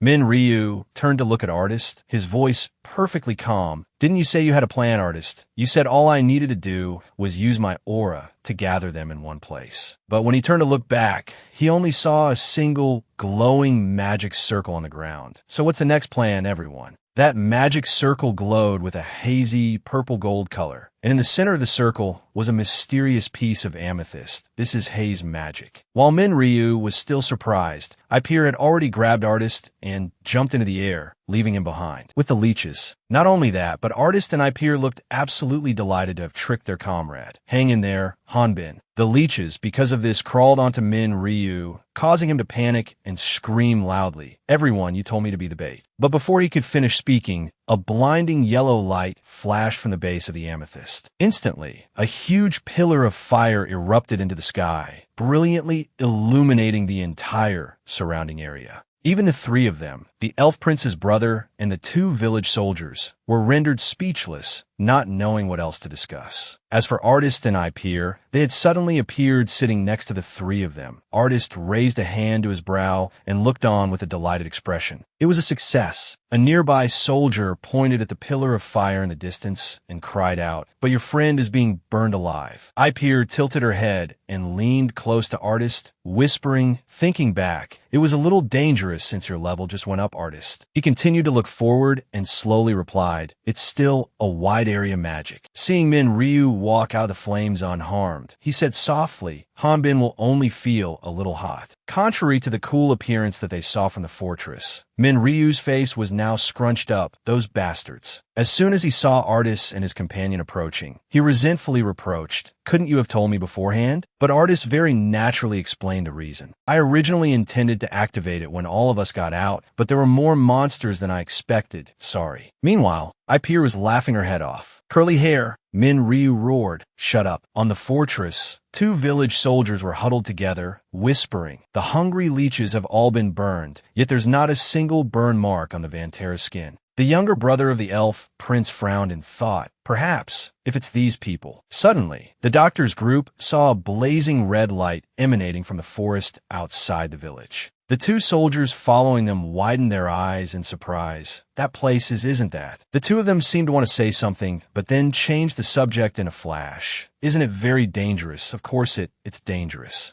Noticing Ryu's slightly strange attitude, Artist immediately turned his head to ask him, "You can feel that aura too?" Ipeer, hiding behind him, peeked out with a curious gaze. Did something happen to Kiwi? Ryu glanced towards the light flaring up at the edge of the forest, his eyebrows slightly furrowed. That also means that kid is in danger. As soon as he finished speaking, he turned on his heel towards that forest, not forgetting to say a word to everyone. "I'll go there." He dashed off like a flash in the dark night, his voice echoing. "Everyone here, handle the rest." Artist looked down at Ipeer, standing next to him, and said softly, "I hope the prince is safe. Look around to see if there are any monsters left." She quickly nodded in reply, "Okay." Suddenly, a series of footsteps echoed in the night, along with the sound of several men talking. "Is it okay? Dangerous?" The village soldiers, as if drawn by something, all looked hurried. They marched straight towards the forest with dazed eyes. Must protect from danger." Ipeer stood to one side, her eyes wide, looking at Artist. "Don't you think their actions are a bit strange?" He watched the soldiers, agreeing with Ipeer. "It's like there's something." But immediately, both of them realized something wasn't quite right. Something?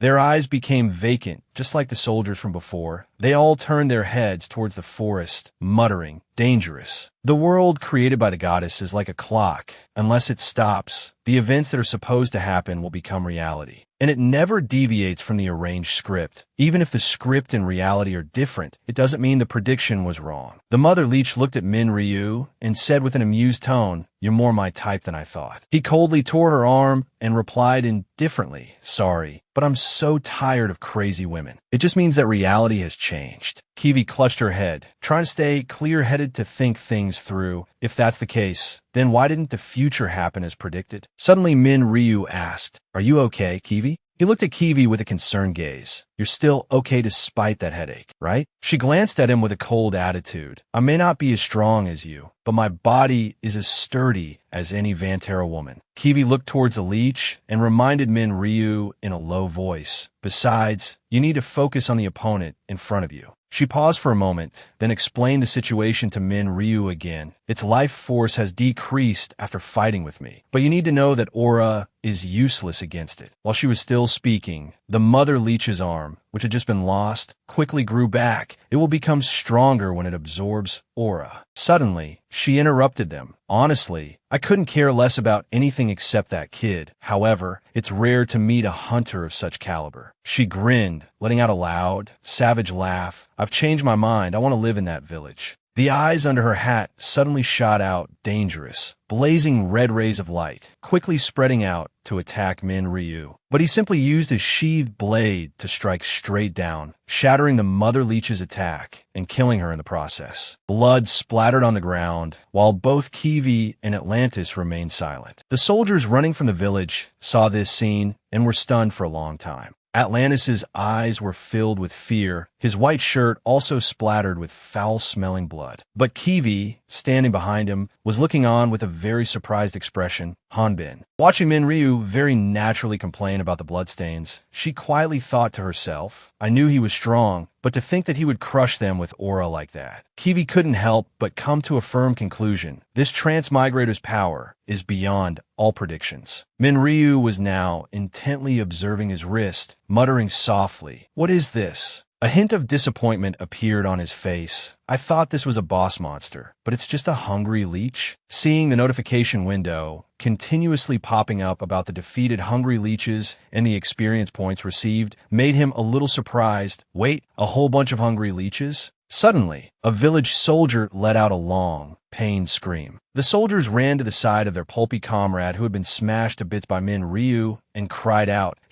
How could this be? They looked at him and questioned him repeatedly. "Why did you cruel bastard, why did you kill an innocent person, someone who was like a mother to us?" Ryu didn't understand what they were saying and immediately spoke up. "What did you people see? They were hungry leeches." While Kiwi frowned at them. "Mother," but she seemed to think of something terrifying, her face turning completely pale. "Don't tell me." She glanced over the soldiers and slowly voiced her suspicion. "The whole village has been exposed." Hearing this, Ryu couldn't believe it and immediately questioned Kiwi back. But the hungry leeches only infiltrated the village a few hours ago, and everyone was completely fine just a few minutes ago. However, she put forward a hypothesis. They probably just looked like they were fine. This village was already exposed to the parasites before we arrived. Suddenly, a slime appeared from the mouth of a village soldier and replied, "That's right." More and more fragments of the mother leech's body crawled out of the soldiers' mouths. But it's a bit awkward to say that everyone was exposed to the parasites. These villagers have lived in fear of the wild monsters in this forgotten land. She spoke in a tone as if she had always been doing the right thing. "I just protected them, and they just needed to give me a place to stay." Finally, the fragments gradually merged back into the mother leech's original body. She very naturally put her arm around Atlantis' shoulder and said cheerfully, "So this is a symbiotic relationship." She paused for a moment, then continued, "Of course, they must be punished for letting outsiders into the village." But Kiwi cut her off. "It's not a symbiotic relationship. If you use others for your own survival, that's control." The corners of the mother leech's lips curled up arrogantly as she asked her back, "So what if they're still happy without knowing they're being controlled? Isn't that enough for humans?" Just then, Atlantis shouted loudly, "Vantera, take Kiwi and run." He held tightly onto the mother leech's arm and said to Ryu, "Father needs to know the truth." After hearing this, he turned his head slightly and replied, "That puts me in a difficult position." The mother leech's arm that was holding Atlantis tightened. She said with a nonchalant air, "You see, I just want to live peacefully and happily in this village. Besides, you've already killed too many of my children." From behind her, Artis and I Peer suddenly appeared with dazed eyes. She curled her lips into a smile. but I still have to thank you for the blood that splattered earlier. Everything is fine after all. Kiwi turned her head to look at Ryu and informed him about the infection problem. The source of the infection is blood. Atlantis's mouth was covered by the mother leech. Unable to say anything, his eyes narrowed slightly as he continuously mumbled Kiwi's name, Kiwi. But it seems Ryu has also been infected. He swung his arm and pushed her away before Atlantis's eyes, which were increasingly losing focus. He shouted loudly, his voice echoing Kiwi. But when he came to his senses, he found himself lying in a bed next to a window filled with sunlight and fresh green leaves.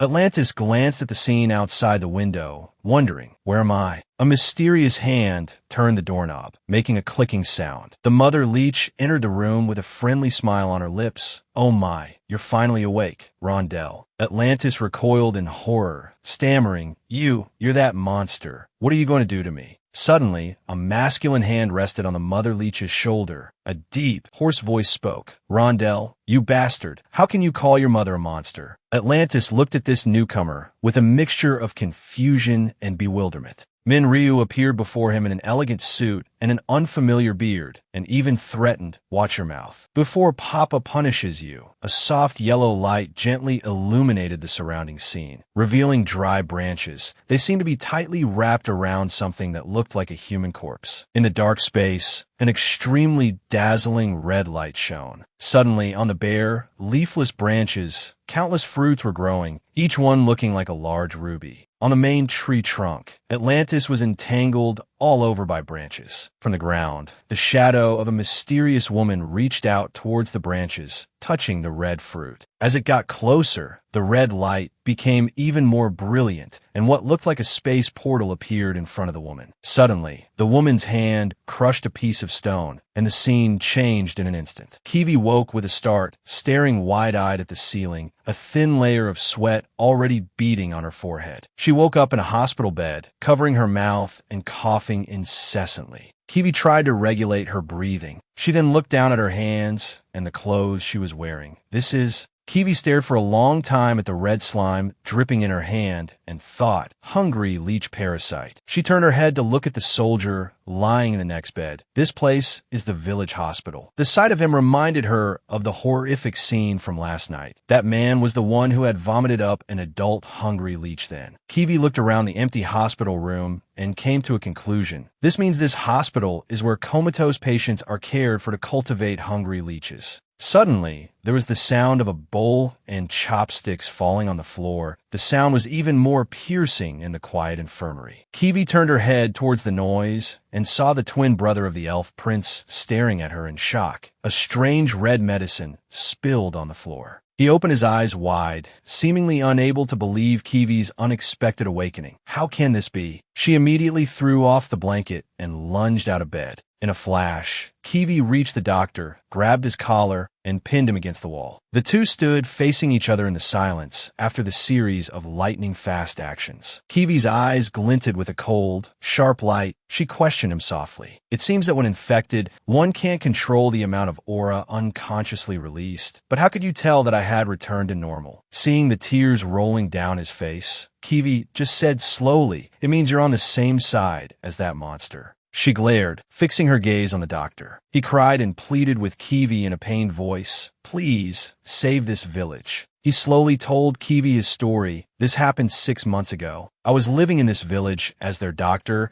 and also as a member of the royal family who had been pushed out of the line of succession. The doctor paused for a moment as if trying to recall what he had been through. That day, I felt a strange energy emanating from the root of the world tree near the village. So I and the villagers went into the cave where the root connects to the world tree. The memories of the past gradually became clearer in his mind, but what we saw was a large red crack, and stepping out of that crack were unidentifiable things. The terrifying scene of the battle then was deeply ingrained in the doctor's mind. When I arrived, Everyone was dead after slaughtering each other. He pondered for a long time, still unable to understand the core of what happened then. I don't know if the reason I wasn't infected was because I am an elf. Until everyone was infected, in the end, they couldn't take everyone's life force. The doctor recalled the hand that had reached out to make a small request of him back then, so they allowed me to choose whose life force would be taken. The doctor strolled with Kiwi on a small path in the village, slowly telling his story. For the sake of the village, I continued to research to create life force. Kiwi, who disliked his methods, quickly questioned him. Then why didn't you say anything when we first arrived? If we had known the truth, we could have returned to report to the kingdom. He walked ahead without turning his head.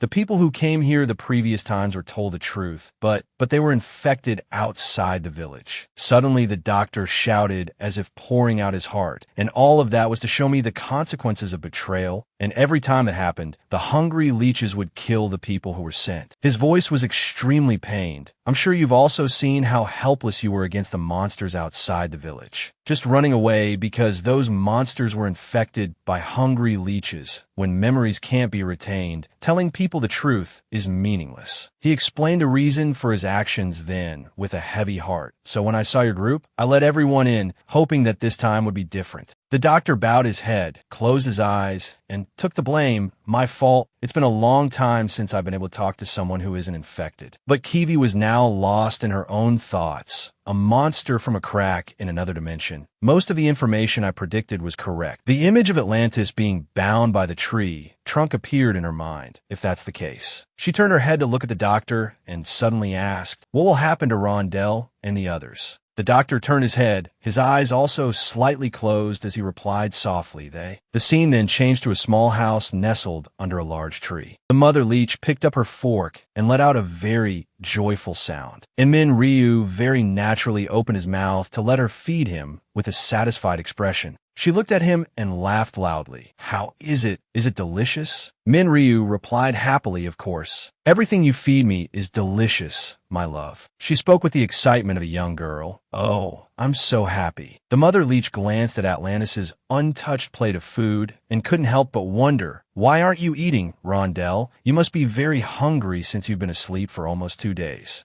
Atlantis angrily clenched his fist and shouted, "Don't mess with me, as if I don't know what you're trying to pull on me." He glared at the mother leech. "You're planning to eat me after fattening me up, right?" Suddenly, Ryu threw the dinner knife towards him, his expression instantly darkening several shades. "This stupid son." He glanced at Atlantis and questioned angrily, "You dare talk to your mother like that in front of Papa? Have you lost your mind?" Atlantis flinched to one side, watching the mother leech pull out the dinner knife stuck right next to him, and cursed under his breath, "You Vantera are the one who's lost his mind." She immediately spoke up to comfort him. "Don't be like that, my love." She slightly raised the corners of her lips, revealing a somewhat cunning look. "Rondell is a half-elf, so it takes a little longer to make him part of our family." After hearing that, Ryu also understood Atlantis's problem. That's right, Rondell is a half-demon. However, upon hearing this, he became a little scared. It takes longer for a half-demon, so it's only a matter of time before I'm controlled like them. He bowed his head and gritted his teeth, not wanting to continue living in this situation. "No, someone on Vantella's side will come to save me. I just have to wait until then." Suddenly, a girl's voice cut through Atlantis's thoughts. "I brought the main dish." Seeing that the person approaching was Ipir made his jaw drop in surprise. "Ipir," and she very naturally replied to Atlantis, "I am Ipir, the head maid." She placed the plate of food in front of Atlantis and said in a very dedicated tone, "This is a special dish prepared just for you, young master." He raised his eyebrows curiously. "A special dish."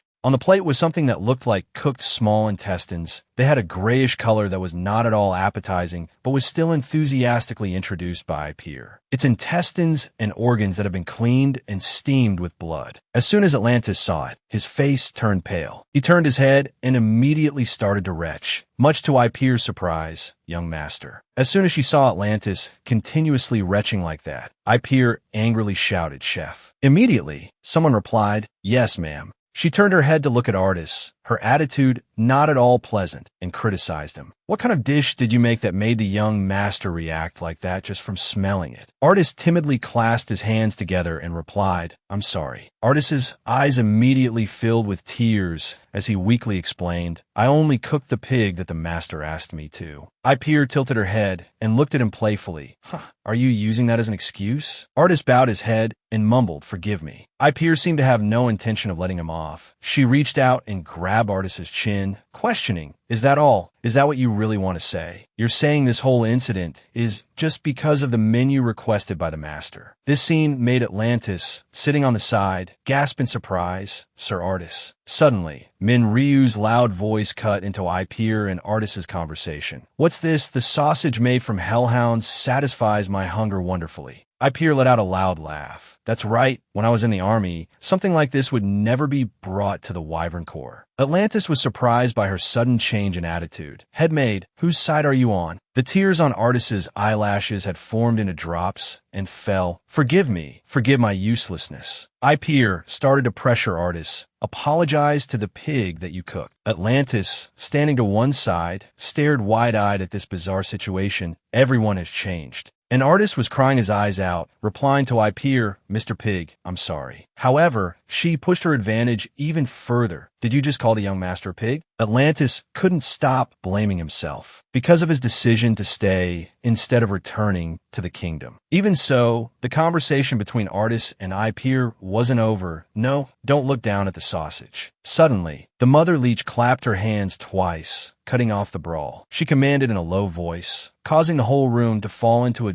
dead silence. That's enough. I want our home to be happy. The fake smiles of Artis and Ipeer seemed to be painted on, carrying an unspeakable eeriness. The mother leech said slowly, however, if Rondell doesn't want to eat, then just let him starve to death. If a child dies, the mother is very sad. She put on a look of great sorrow, but forcing a child to eat makes for a bad mother, right? So what's the problem here? Suddenly, Artis raised his arm high. He enthusiastically answered the mother leech's question before Atlantis's astonished eyes. I believe the fault lies with the one who made the terrible food. She said gently, I see. As she spoke, she shot out an arm full of leeches towards Artis. Then you're fired. But the arm stopped right in front of him without continuing the attack. The reason was that Atlantis had started to eat that disgusting food. Eat it. This is nothing. You try to swallow large bites. Just think of it as pork. It will be nothing if I think it's delicious and swallow it. I can feel the chewiness of the skin and the delicate flavor of the liver and pepper. In his heart, he began to acknowledge this strange-looking dish. This dish is actually very delicious. Atlantis bowed his head and frowned, beginning to doubt himself. Damn it, am I changing too? We need to get out of this village quickly. Suddenly, the dining room door creaked open, and a pair of shiny black leather shoes appeared at the door. Sorry to bother you. The mother leech's face relaxed. Oh my, it seems everything has been resolved. The mysterious person spoke before Atlantis's bewildered gaze. I was just thinking that there are too few servants here. The newcomers were the doctor and Kiwi. He bowed respectfully and replied, I have treated and brought you a new maid as you requested. Kiwi opened her eyes, which were unfocused and emotionless. She answered like a machine. I look forward to working with everyone. The goddess of darkness, Kiriel, was sealed by the 4 heroes with the blessings of the other goddesses. 197 days and 15 hours, about 6 months ago.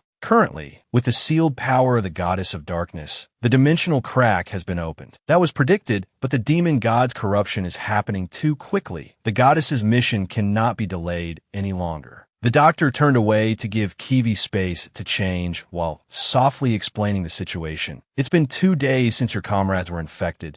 The hungry leeches must have completely assimilated into their bodies by now. As she listened, she recalled the details she had seen. So was it because he hadn't been infected for long that time? It seems impossible for me to pinpoint the exact location of the hungry leeches inside them. And until now, standing before the mother leech again, the doctor's words still echoed in Kiwi's head. Ms. Kiwi, why don't you try to wake them up like you did last time? She had then asked back with an uncertain voice, you mean burn them with my aura? The doctor affirmed in a low voice, of course I know that transferring aura into another person's body is like poisoning them. Those 2 girls will probably have a hard time enduring your aura. He looked at Min Ryu and then said with a certain tone, "But I'm sure Vantella will be able to withstand it." Kiwi, now like a stiff doll, said, "I asked for everyone's help." In her heart, she calculated Ryu Han-Bin will certainly not suffer much damage from being burned by my aura. Kiwi glanced slightly at the mother leech and thought to herself, "But I can't act foolishly while that parent is still here." Luckily, she can't tell if someone is infected or not. When Atlantis saw the doctor, it was like seeing a savior. "Hyungnim, you're still conscious, right?" His movement to get up from the chair suddenly stopped. Atlantis looked at Kiwi with a bewildered expression. "But why Kiwi?" The doctor softly called her name, Rondell. He paused for a moment, then said, "I'm sorry." Atlantis's eyes widened in disbelief at what he had just heard. "Don't tell me. You're going to leave her here after infecting her." Huh. The starving mother had approached Kiwi at some point, her hand reaching out to stroke her black hair. So enviable. She began to admire Kiwi's form, strong, beautiful, as if an existence created from the love of a god. She made no effort to hide her arrogance as she reached out and squeezed Kiwi's mouth. "But now, you're no different from my doll, are you?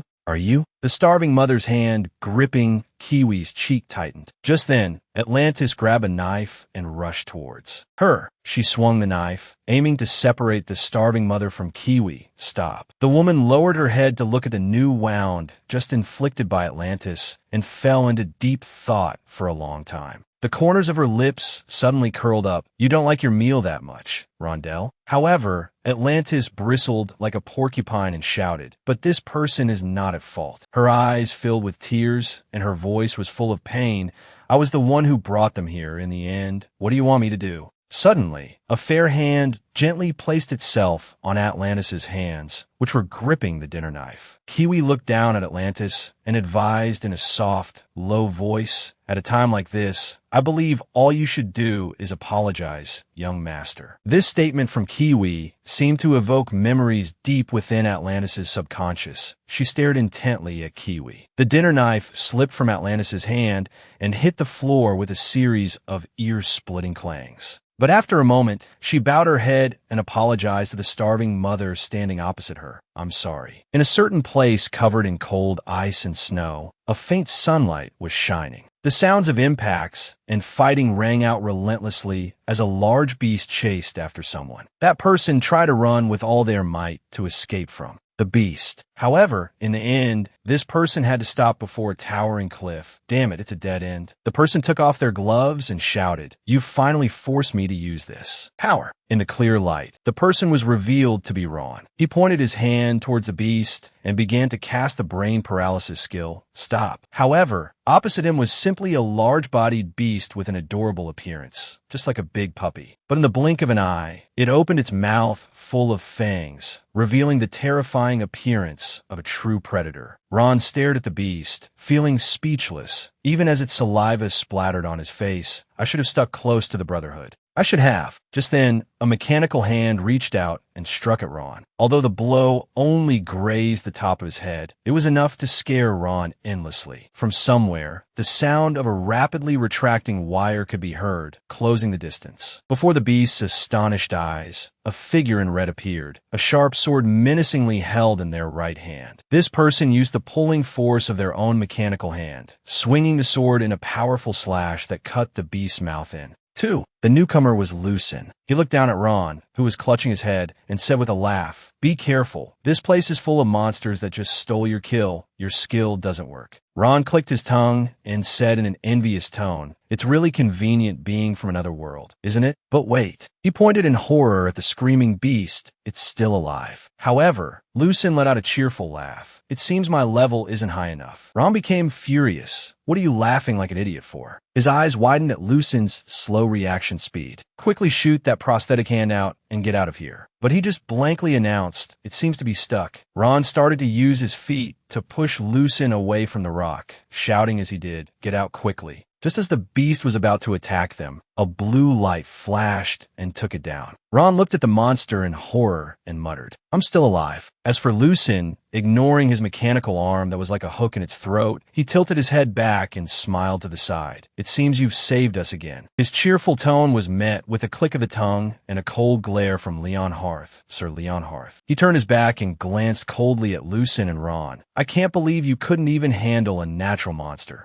Lucen got up from the ground and shouted, "I will devote my all, Sir Leon Hearth." Meanwhile, Ron whispered softly. His words say one thing, but his actions behind the Brotherhood's back say another. Suddenly he wondered, by the way, why did we come to such a cold and distant place? Lucen, following Leon Hearth, replied, "Probably for us to level up, or maybe there's a hidden dungeon here." Suddenly he spoke up, "Ron, Lucen, do you know why hunters enter dungeons?" A hint of excitement shone in his eyes as he quickly answered Leon Hearth, "To kill monsters." He sighed softly, "I'm asking for the reason they do it." Lucen hesitated slightly. "Well, because they attack humans." Just then, Ron walked up beside him. His expression clearly showed his confusion. "You're from another world, and you don't know the difference between natural monsters and dungeon monsters?" The monster from before was a natural monster from Rana, and the reason they attack is because we entered their territory. Leon Hearth immediately explained it to him. Natural monsters are native creatures of Rana, while dungeons and dungeon monsters are created by the demon god Amplas. They cannot eat or drink anything in Rana. He paused for a moment, then continued. That's why they can't leave the dungeons, and that's also why there are almost no human casualties. But this made Lucen wonder, if that's the case, then why do hunters enter the dungeons? Leon Hearth replied in a low voice, "It's because they are tempted." He slowly explained. "The items and fame they receive from clearing dungeons cause countless people of Rana to willingly push themselves to their deaths." Leon Hearth tried to find the easiest way to explain. Dungeons are the first step in the demon god Amplas' plan to invade Rana. Lucen's expression immediately turned serious after hearing Leon Hearth's words. "So that's why he puts items in the dungeons." He replied softly, "That's right, in the case before us." They stopped in front of a small spatial gate. Leon Hearth simply asked softly, "What does the guide panel say to you?" The guide panel quickly displayed information about the strange gate, unstable spatial rift for those who have abandoned their homeland and the god of gods.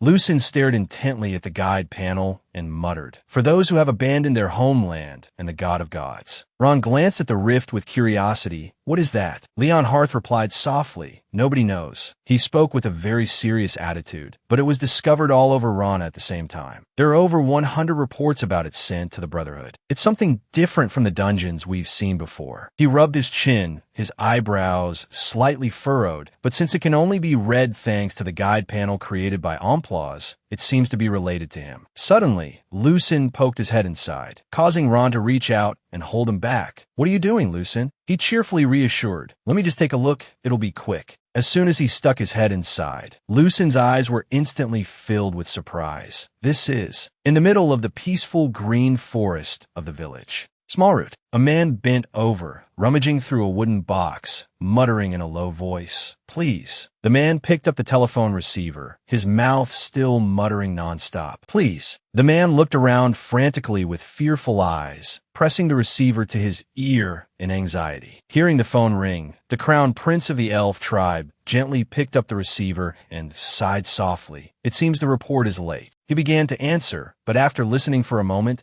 his tone immediately changed. "What, Rondell?" The man on the other end of the line reported in a panic. "The prince has been captured, and the village has been taken over by monsters. And this village." Halfway through his sentence, the man heard a strange noise and turned his head. The final result was being killed by some mysterious monster. That killed him. The elf crown prince on this end of the line couldn't help but feel anxious upon hearing his subordinate scream, "Hey, what's wrong?" He hung up the phone and said irritably, "Damn it, it seems something has happened in that village. That village is part of the elf kingdom. With our power, we will." Suddenly, a clear voice spoke up. This person slowly picked up the teacup on the table. Unfortunately, Holian, sitting opposite the elf crown prince, slowly commented, "This incident is no longer a problem for just the elves anymore." The second prince closed his eyes and thought, "Even if you are the representative of the Fairy Alliance, you cannot interfere in the affairs of the elf tribe without first discussing it with the Alliance Council." He continued, "Or are you intending to break the pact?" Hearing this, she immediately exclaimed in denial, "I am not." Richard approached, bent down close to Holian's ear, his deep but respectful voice ringing out, interrupting the discussion between her and the second prince. Your Majesty, Richard reported something in Holian's ear. We don't have time to wait for them to approve our wishes. Lady Genovia requests that we hurry and— No. Holian turned around and ordered Richard. We have acted rudely by visiting the kingdom so unexpectedly like this. We should not impose on them any further. Caravan looked towards Holian. Richard pulled out a chair for Holian to stand up. It has been 15 years since our last meeting, hasn't it, Queen Holian? Holian bowed to apologize for her impoliteness. Forgive me for visiting you so unexpectedly at this late hour. Caravan appeared magnanimous. I'm sure you have your reasons for it. However, Caravan frowned and closed one eye. Considering you came here without prior notice like this, it seems you are not here in your capacity as the representative of the Fairy Alliance. The second prince closed both eyes tightly in thought, listening to him continue.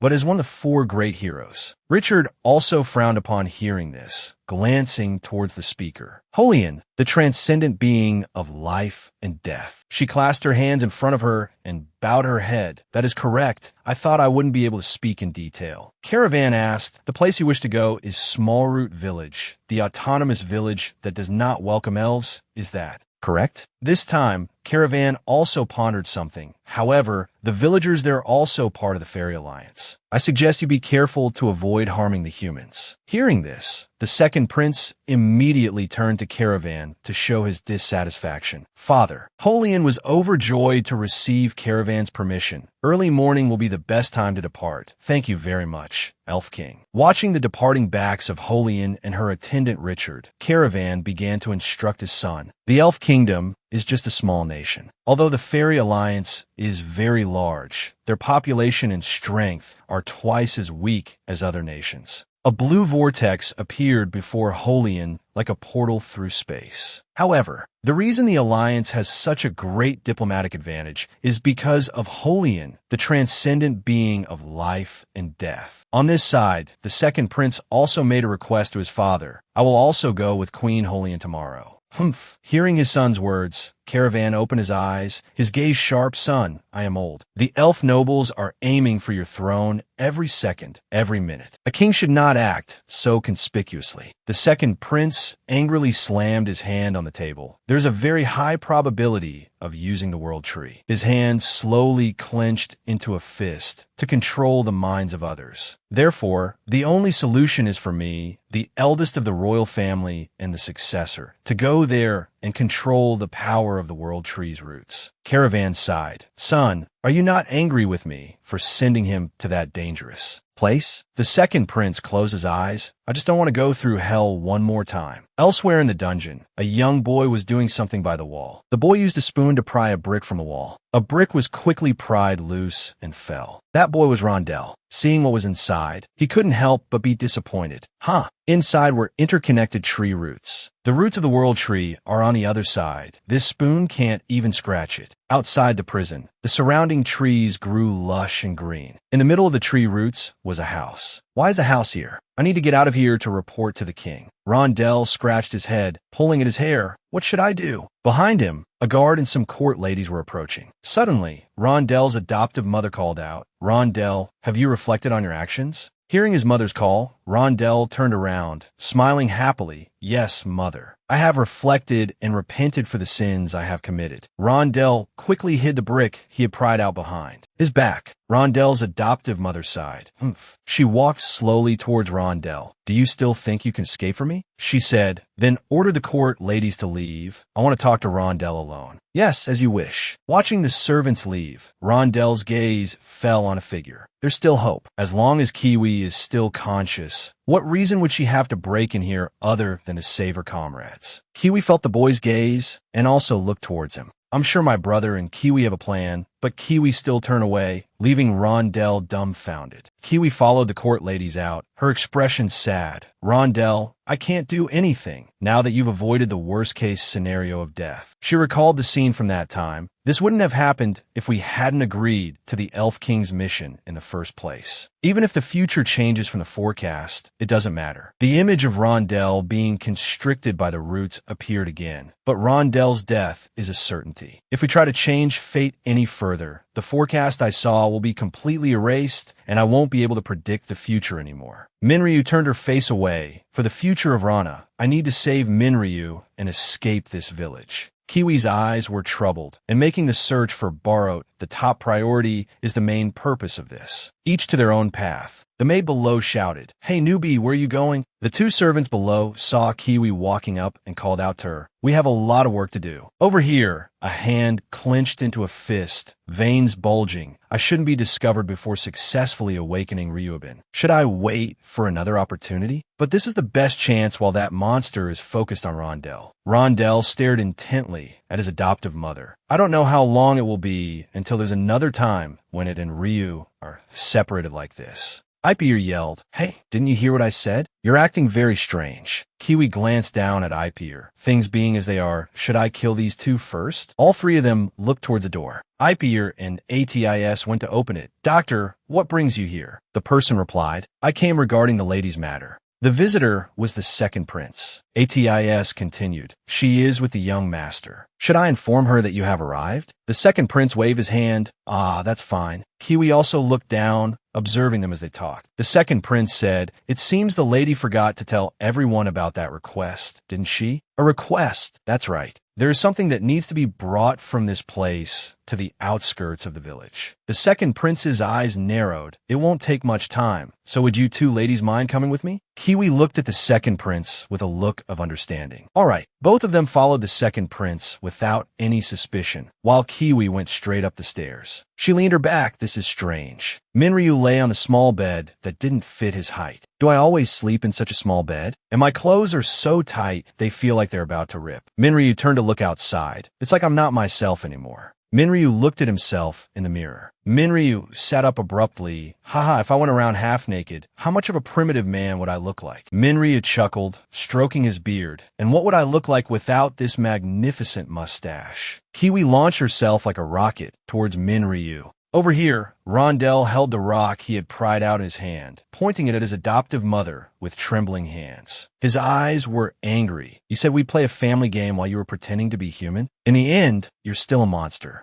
Rondell's adoptive mother leaned towards Rondell, causing him to fall backward a monster. Rondell's adoptive mother looked down at her own hands while her eyes were covered by a white bandage. "You've never seen a dungeon monster before, have you, Rondell? If I were just an ordinary monster." Rondell's adoptive mother reached out and touched Rondell's cheek, making him uncomfortable. "Do you think you and this entire village would still be alive now?" Rondell wondered. "What does that mean?" Rondell's adoptive mother maintained her posture, which Rondell hated. Dungeon monsters are created with the instinct to destroy everything in Rana. A monster that craves to kill, just like you're craving to live. Rondell's adoptive mother smiled, "But I rejected it, so I'm different." Rondell pressed the brick against his adoptive mother's hand and shouted, "Even if that's true, what's the difference between you and other monsters when you both manipulate and kill behind my back?" Rondell's adoptive mother answered Rondell's every question in the same manner. "I manipulate and kill behind your back? Don't all of you do that?" Rondell's eyes widened as if he couldn't believe the shocking news he had just heard, just like when your real mother died. "What?" Rondell asked. "What's that about?" Rondell's adoptive mother pretended to cover her mouth. "Oh, I've said something unnecessary." Rondell angrily charged at his adoptive mother with the brick. "I'm asking you what that means." With a single movement, Rondell's adoptive mother pinned both of Rondell's hands against the wall. Rondell struggled. "It seems I can't convince you with words." In Rondell's adoptive mother's hand was some kind of creature. "I wanted to observe you a little longer, but it's time for me to personally place the parasite in you." Rondell closed his eyes, clamped his mouth shut, and covered his face with his hands. "I don't want to have to drill a hole and put it in you, Rondell. Open your mouth." Rondell struggled and resisted. Rondell's adoptive mother remained calm. Oh my. Rondell's adoptive mother was still holding the parasite, and although Rondell couldn't see anything, he heard a noise and peeked out. This noise, did Kiwi do something? A brick wall was shattered, dust and smoke flying everywhere. "It's foolish to think that I can.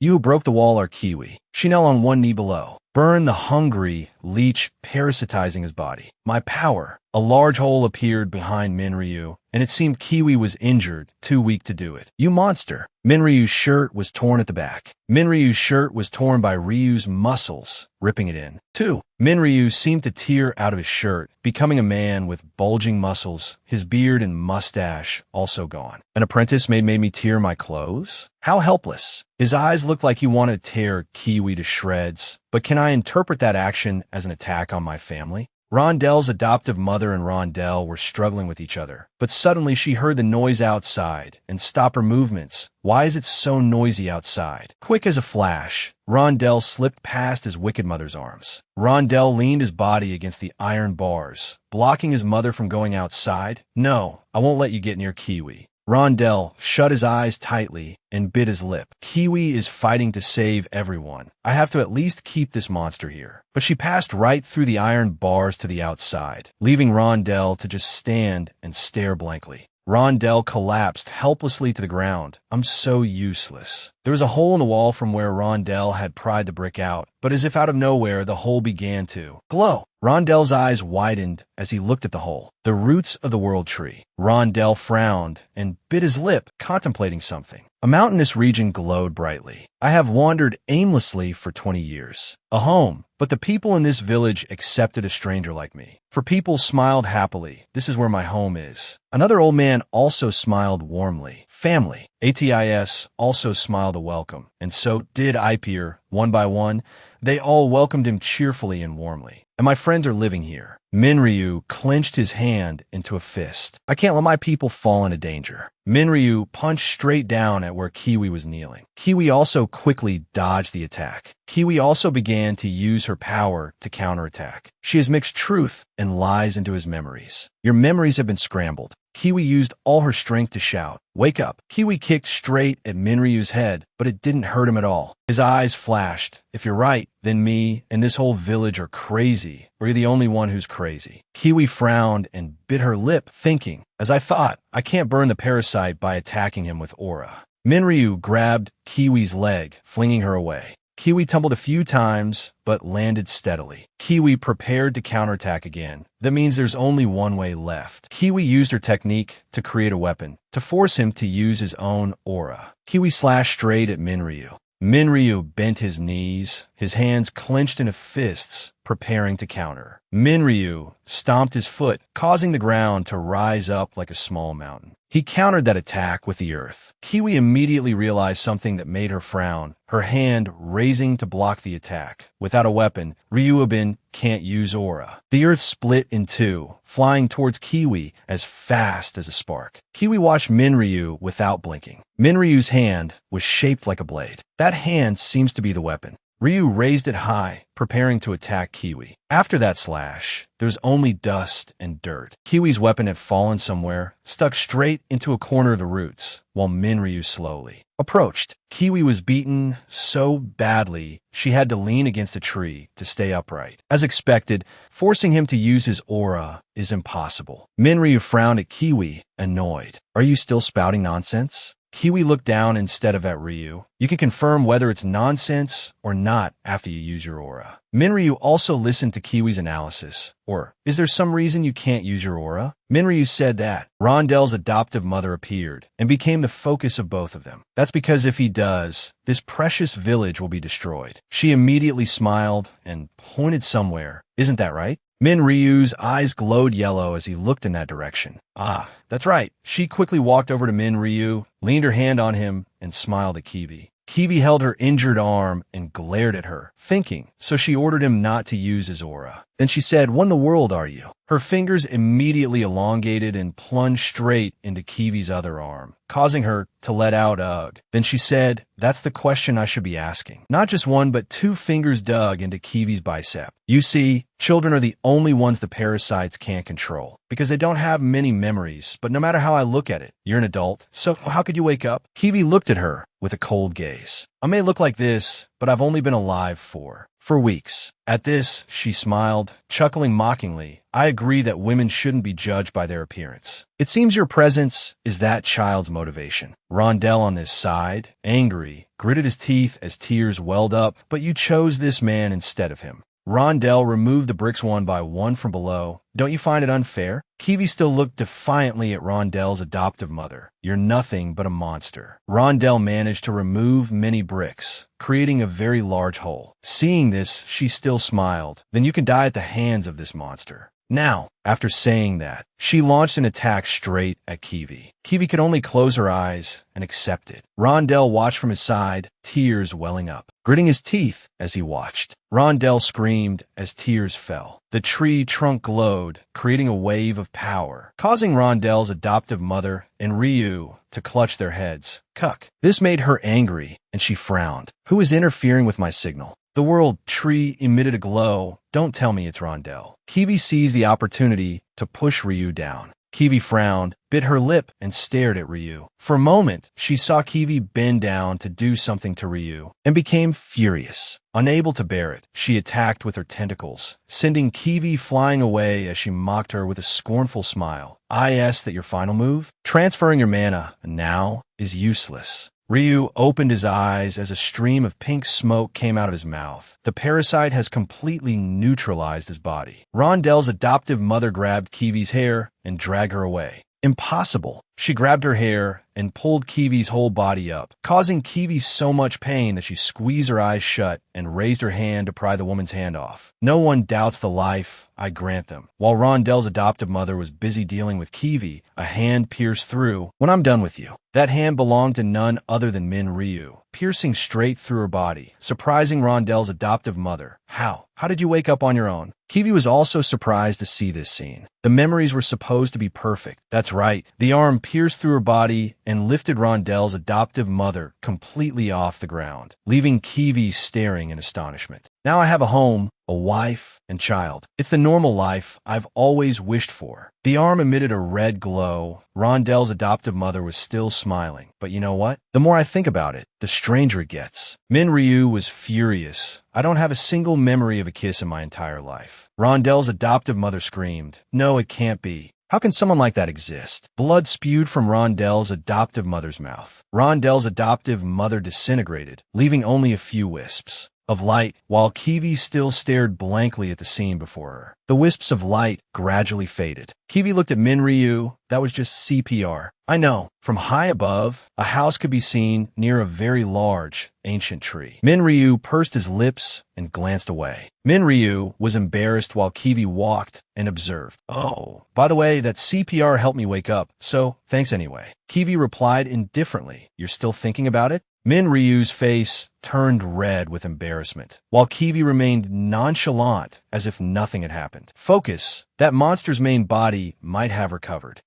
Kiwi was always vigilant. That was a last resort I never want to do again. Min Ryu flinched. What? Sorry, I was the one who was forced. So if you had the chance, you'd do that to Artist and Apey? He yelled. Never. Min Ryu recalled the scene of himself clutching his head and sighed. That option was impossible from the start. It worked on me because a sudden headache occurred at that moment. Kiwi was always observing and vigilant of her surroundings and saw something that made her eyes widen, while Min Ryu walked beside her, rambling on. I don't know why this happened, but Rondell, who had been pulled inside the world tree, was unconscious. Upon hearing the voice, Rondell slowly opened his eyes and smiled brightly. Kiwi, are you okay? Min Ryu broke the iron bars of the cell and shouted. Rondell. Kiwi took the opportunity to fly over, her weapon glowing as she aimed it straight, slashing through the tree roots one by one to save Rondell. Rondell fell. Kiwi's eyes widened, I'm glad. Rondell had fainted on Kiwi's shoulder, causing Min Ryu to stare intently. On the wall were many analytical drawings. The signal emitted from the roots of the world tree is what controls everyone. The infected people catch the signal from it and are manipulated. That's why that monster uses the roots of the world tree to do evil things. This means her main body must be somewhere underground near the roots of the world tree. The only way to save everyone is to destroy her main body and restore the world tree to its original state. Kiwi held a branch and pointed to an illustration on the wall. If we can do that, the bad signals will disappear and the infected people will automatically be restored. Ryu observed the things above and concluded that's what Rondell realized after connecting with the world tree. Kiwi explained everything by pointing to the drawings on the bricks. What's wrong? Ryu crossed his arms, smiled, and struck a pose. I feel like your painting skills could relieve some stress. Kiwi retorted, are you mocking me when you look like a half-naked clown? Ryu explained, what can I do? My sword isn't here, so I'm using these branches for now. Behind them, Rondell stood with his hands on his hips. There's one thing you forgot. Kiwi, to restore the world tree. Only I can. Do it. Rondell excitedly volunteered. I'll go down to the basement too. If I can connect with the world tree in the basement, then I'm sure. Kiwi turned away. You should wait here until all the enemies are defeated. Rondell's jaw dropped and his eyes widened. Why? How? Rondell tried to convince Kiwi the path underground is complex like a maze. If you can't sense the world tree, you won't be able to find it. Not only that, I can also distract the enemy like Vantera did before, and I can handle the normal hungry leeches. Ryu watched the two of them discuss and pondered.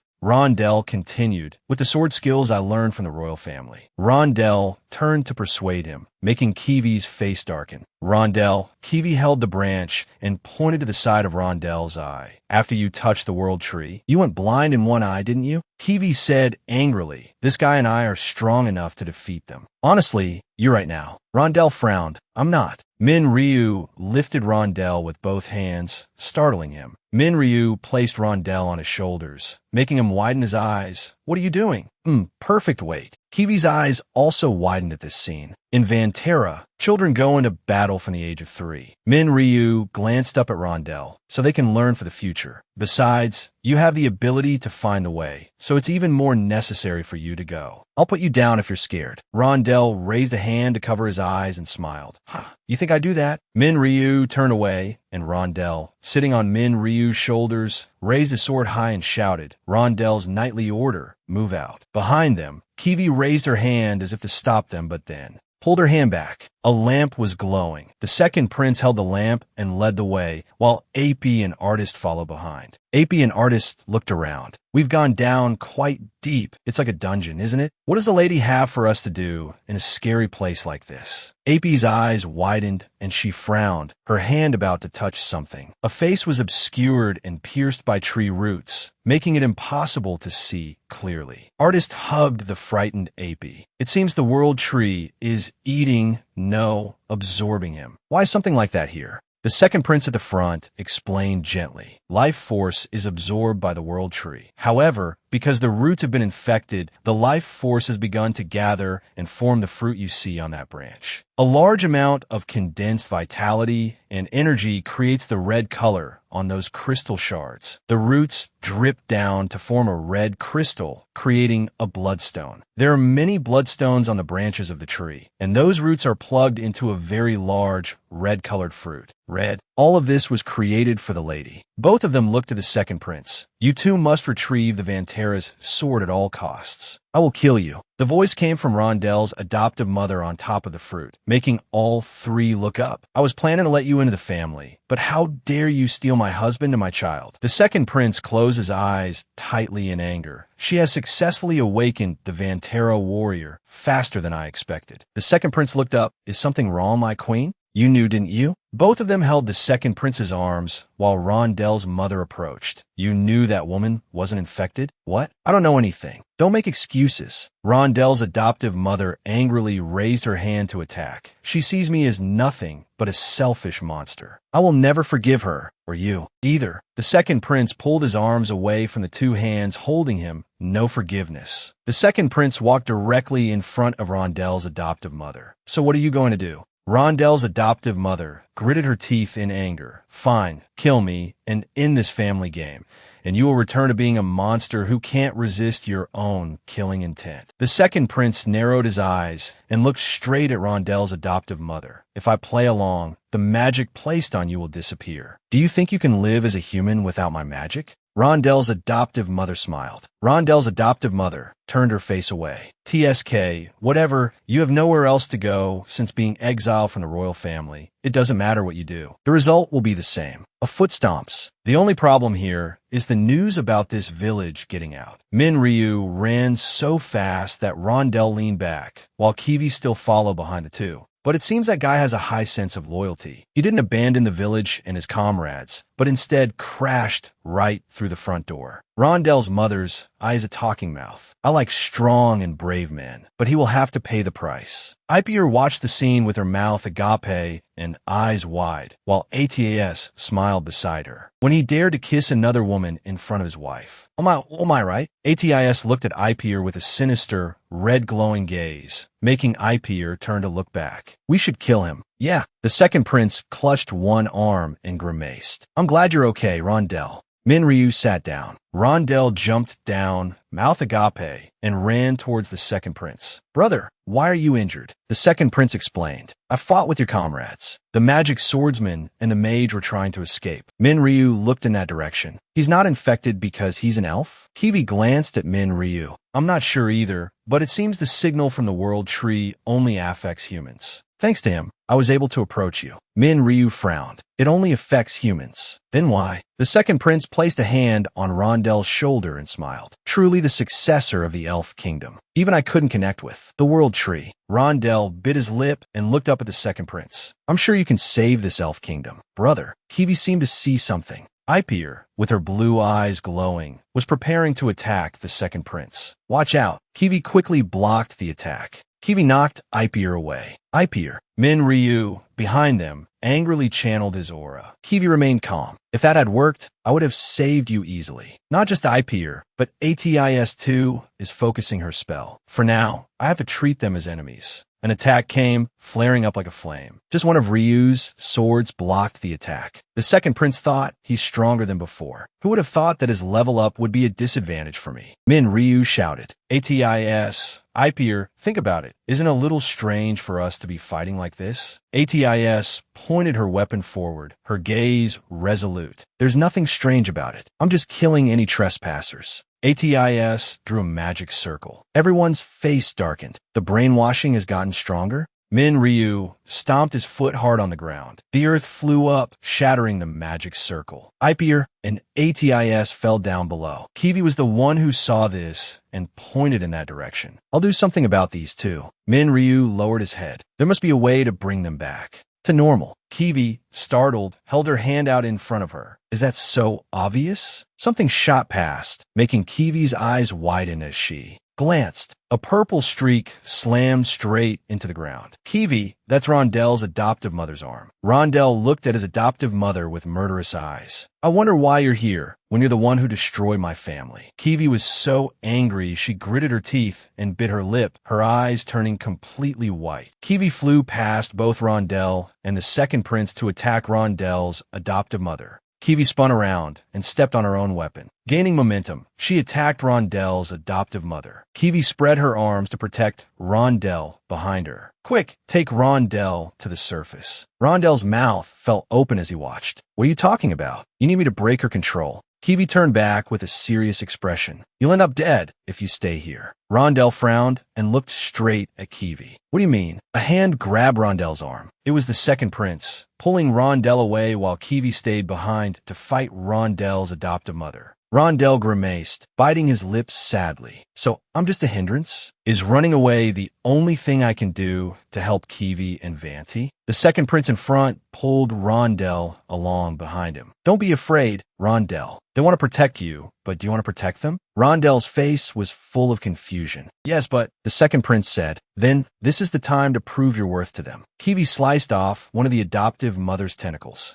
You know it too, don't you? Rondell's mother opened her mouth in a mocking smile. If that half-elf kid gets close to the world tree, he'll die. But wasting time like this is the same. The longer it takes, the easier it is to control that kid. Kiwi sliced Rondell's adoptive mother in half. In the end, you don't want to save that kid either. You just want that kid to die somewhere out of sight. Kiwi spun her weapon. Rondel's adoptive mother appeared behind Kiwi. Besides, you only want that man, don't you? You should have left Rondel behind and run away. Kiwi continued to slice Rondel's adoptive mother in half, and there were many of Rondel's adoptive mothers. One by one, they giggled. But I bet he won't abandon his comrades, right? That bitch can kill all his comrades, can't she? He doesn't want to be hated by her, does he? I'm sure he'll trick everyone into thinking his comrades were killed by monsters. One by one, they just kept laughing. Ha ha ha. Kiwi just kept swinging her weapon, cutting them down one by one. Kiwi frowned angrily and gritted her teeth. I can freeze them with this artifact. Rondel's adoptive mother was still smiling. But it's not good to keep using aura if I have to face these hungry leeches like this. Plus, their regeneration speed is very high. The tentacles reattached. Many of Rondel's adoptive mothers surrounded Kiwi. To deal with this number, we need an energy other than aura. The tree roots were above, and Kiwi frowned and looked up. I know that too. Her hand grabbed a root. I can be harmed by 4 energies other than aura. So what's the reason I'm keeping the mage and the magic swordsman? A large number of Rondel's adoptive mothers surrounded Kiwi, and a head emerged from the world tree's roots. Because they can't escape my control, because I'm the one who helped them become infatuated. Only a very large head could be seen growing from the roots of the world tree. There's no way for them to return to normal other than killing them. The eye had many pupils. The face of Rondel's adoptive mother contorted when she saw Kiwi's expression. Mwahaha. Kiwi showed no fear and stood proudly. Their normal state, I see. So, is that all it takes? The ground shook as if there was an earthquake, and Kiwi was surrounded by dust and rubble. Rondel's adoptive mother was surprised, her mouth agape. What's happening? Ryu flew out of nowhere. I can't do it, my level is too low. That's right. Behind them, Ipeer and ATIS gave chase while Kiwi held something in her hand. Give back the necklace, you pervert. The polymorph necklace, its user can force dragons back into their original form. The necklace glowed. The 2 dragons, Ipeer and ATIS, appeared, roaring. The dragon ATIS breathed fire. It shot straight at Rondel's adoptive mother, making her grit her teeth. Rondel's adoptive mother was burned by Audis's fire.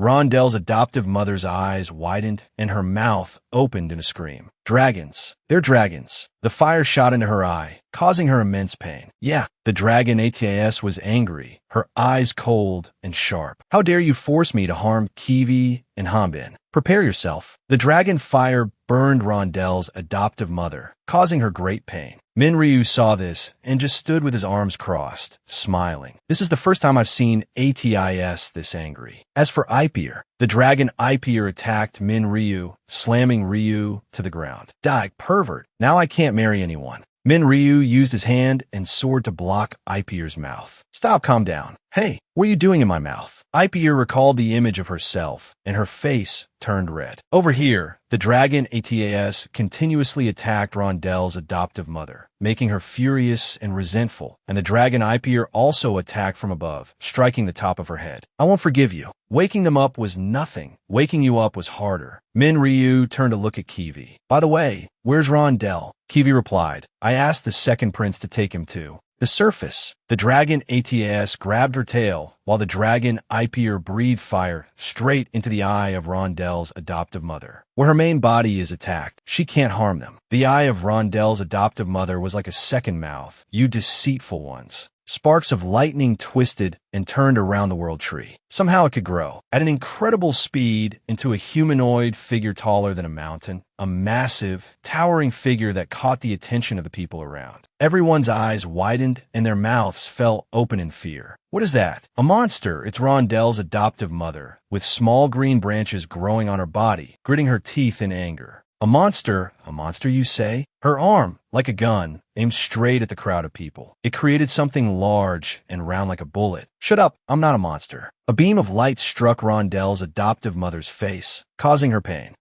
Something just landed with immense power, causing the ground to explode. It was the dragon ATIS. That's why they call you a monster. Rondel's adoptive mother angrily created a large circle of power, preparing to attack. You lowly being. A giant, enormous hand was heading straight for the dragon ATS, but from above, the dragon Ipeer carrying Min Ryu, attacked Rondel's adoptive mother. Min Ryu had chopped her arm into small pieces, causing her to scream in pain. The sword that Min Ryu used to sever her arm broke. TSK, just as I thought, the sword couldn't handle it. Rondel's adoptive mother closed one eye and opened the other to watch the dragon eye peer in Min Ryu as he jumped off the dragon. Min Ryu drew two swords, holding one in each hand, his eyes cold and resolute. I would have brought more swords if I knew you were this big. Rondel's adoptive mother raised her huge hand, wanting to crush Min Ryu. Rondel's adoptive mother closed her hand. That hand was mangled by Min Ryu's slashes. Both swords broke as well. 6-5. Rondel's adoptive mother angrily extended her arm, and from it grew many of Rondel's adoptive mothers. 4-3. Min Ryu used each sword to cut them down one by one. Min Ryu climbed up to her shoulder, making her endlessly furious. Get off. Rondel's adoptive mother looked at her severed arm and gritted her teeth. I can't regenerate. Why? Another sword broke. 2. Min Ryu, with a deathly gaze, raised his sword. Up. He flew straight in front of Rondel's adoptive mother, causing her to widen her eyes in alarm. 1. Min Ryu put all his strength into the sword. No. Before the sword could strike, it broke. A blast of power shot from her mouth, startling Min Ryu. Running with small steps, Kiwi charged forward with her weapon. She threw her weapon straight at her. It landed right on her face, causing her extreme pain. Kiwi smiled with a cold gaze. From above, Min Ryu looked down at Kiwi and smiled as he received the weapon she had thrown. You're giving it to me after using it until it's about to fall apart like this? Oh well, perfect timing. The face of Rondel's adoptive mother was covered in bulging veins. Her eyes rolled back, bleeding. The world tree is absorbing my energy. Only one person can do this. Min Ryu seized the opportunity and used the weapon to sever her head, causing her to open her eyes wide in pain. That elf. Over here, there was a pink portal with many tree roots heading towards it. You succeeded in making the world tree's energy flow into that hole. But in return, she leaned to one side, looking very tired. Black wisps even appeared on her arm. I'm sorry, but I can't move anymore. The second prince comforted Rondel. Don't push yourself too hard. This is enough. The queen's child has lost her ability to regenerate. Rondel smiled happily. Now I just have to wait for my comrades to destroy her.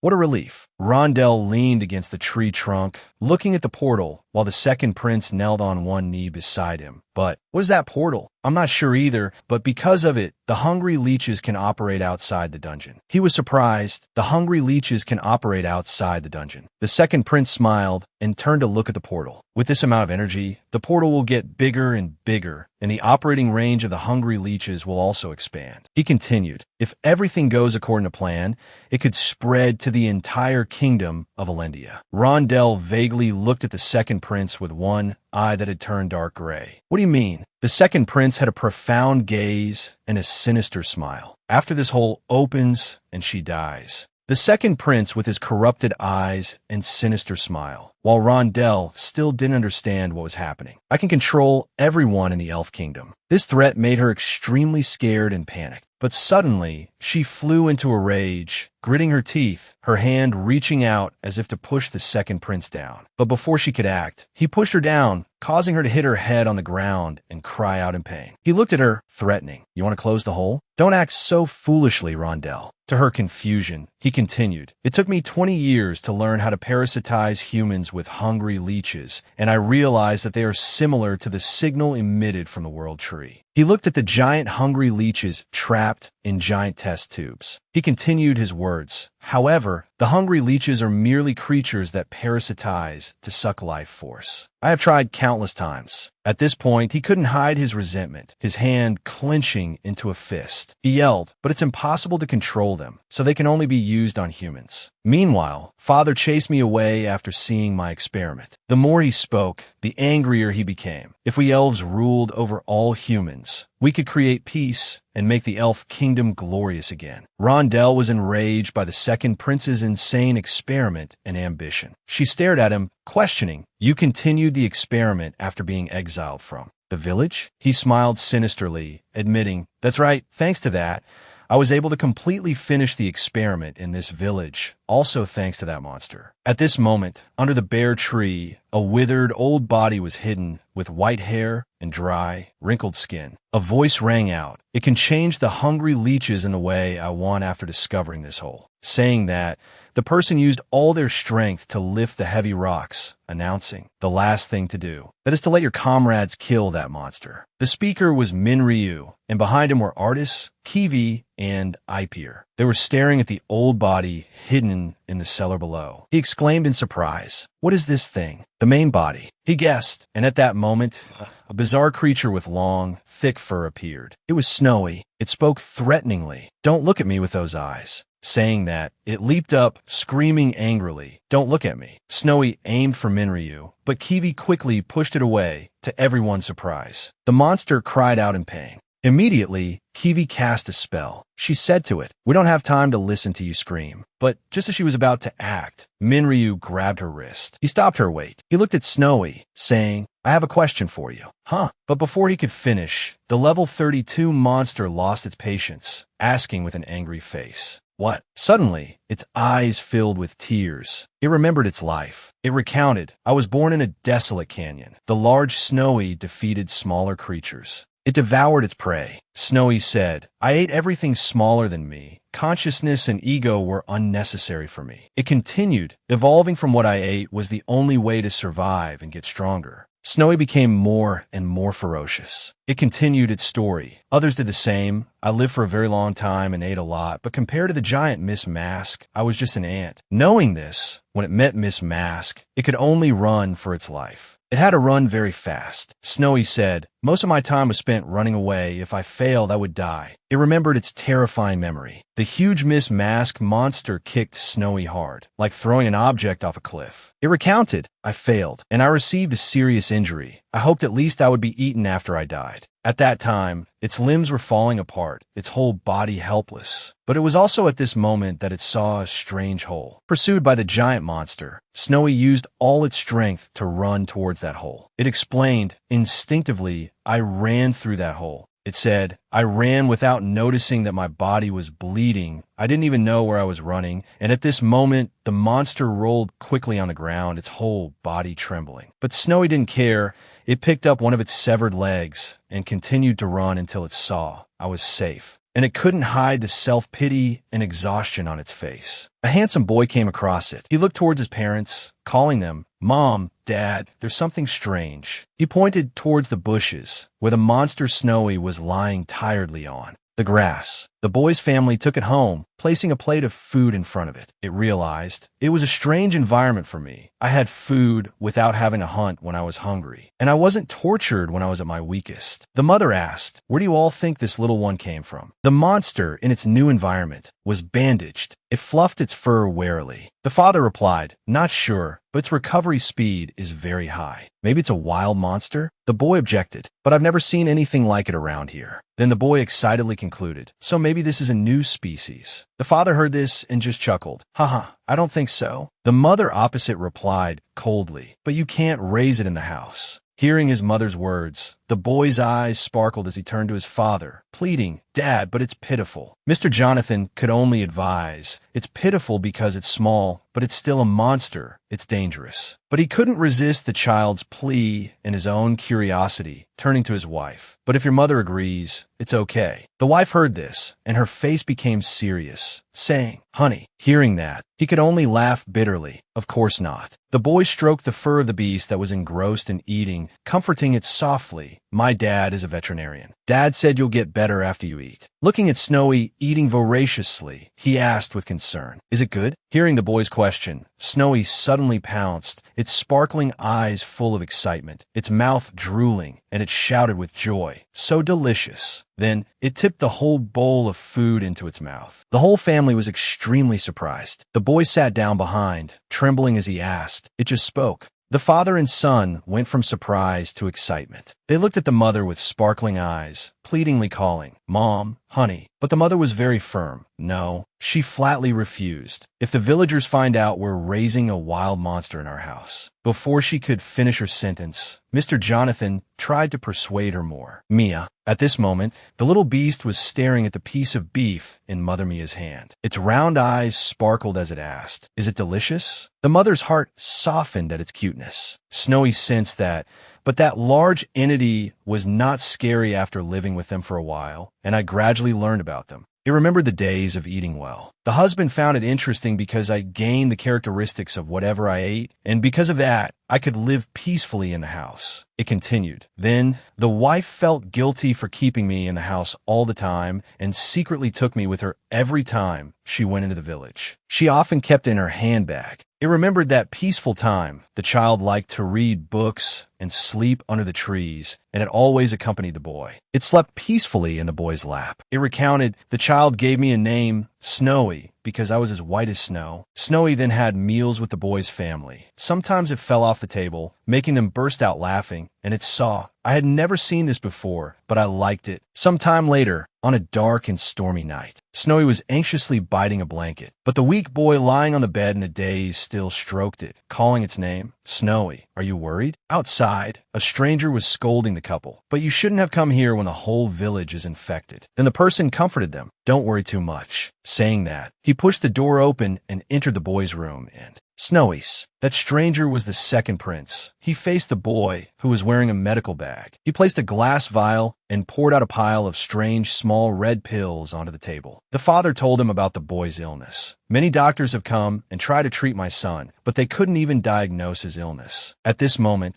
the boy had woken up, and he and his mother were happily playing with Snowy. Mr. Jonathan couldn't help but exclaim, "You are truly amazing." He bowed deeply, expressing sincerely, "Thank you so much." The second prince saw this, extended his hand, and said, "It's nothing. I just replenished the boy's life force." It was pouring rain outside. He continued, "Actually, I'm the one who should be thanking you for letting me stay here. While the villagers are hostile towards elves, saving your son is just my way of repaying you. But wait." At this moment, he looked at Snowy, who was clinging to the boy, and asked curiously, "Are you raising that creature in your house?" "I've never seen it before." The father could only chuckle at that. "You noticed?" He explained to the second prince. "We found it in the garden, and I'm currently observing it. It has the strange ability to acquire the characteristics of any creature it eats." The second prince heard this and was immediately interested. He asked again, "The characteristics of any creature?" At this moment, Mr. Jonathan seemed to remember something, reached into his pocket, and said to the second prince, "Ah, I almost forgot about the treatment fee." But he refused. "No need." He explained softly, "The boy is not completely cured yet, and I just want to stay here and help everyone in the village with their illnesses." He continued, "I can also do my research here." Mr. Jonathan was extremely moved upon hearing this, his eyes welling up, and he praised him endlessly. "You are so kind." He promised him, "Of course, I will do everything to help you." Snowy recalled. From then on, that man had medicine to cure everyone's illness. Snowy had concluded, "I thought he was a person, just looked a little different from humans, and had a weird laugh." Snowy thought so, because he had a gentle but dangerously hidden smile, and his ears were longer than a normal person's. Snowy continued. "Father helped him and persuaded everyone. At first they vehemently refused, but the people he treated gradually accepted him and started calling him doctor. That's how the plague spread in the village." Snowy remembered the time when the second prince was praised and cared for by everyone in the village. Snowy further explained, "However, not everyone was infected." Snowy remembered Mr. Jonathan's extreme anxiety. Sometime later, Snowy sat alone and sat in the room, muttering, "Snowy." It was another stormy night, but this time the boy was no longer with Snowy. The monster sat alone on the large bed. Snowy explained, "Those with weak bodies couldn't bear it even with medicine, and that was the case with the boy." Snowy stood lonely in the dark hallway. It remembered the beautiful memories from before and thought. The house that was once filled with noise was now silent. The laughter had disappeared, and no one called my name anymore. Snowy sadly concluded. The father, after the death of his beloved son, drowned himself in alcohol. Snowy thought. The family was infected with a completely different disease from the villagers.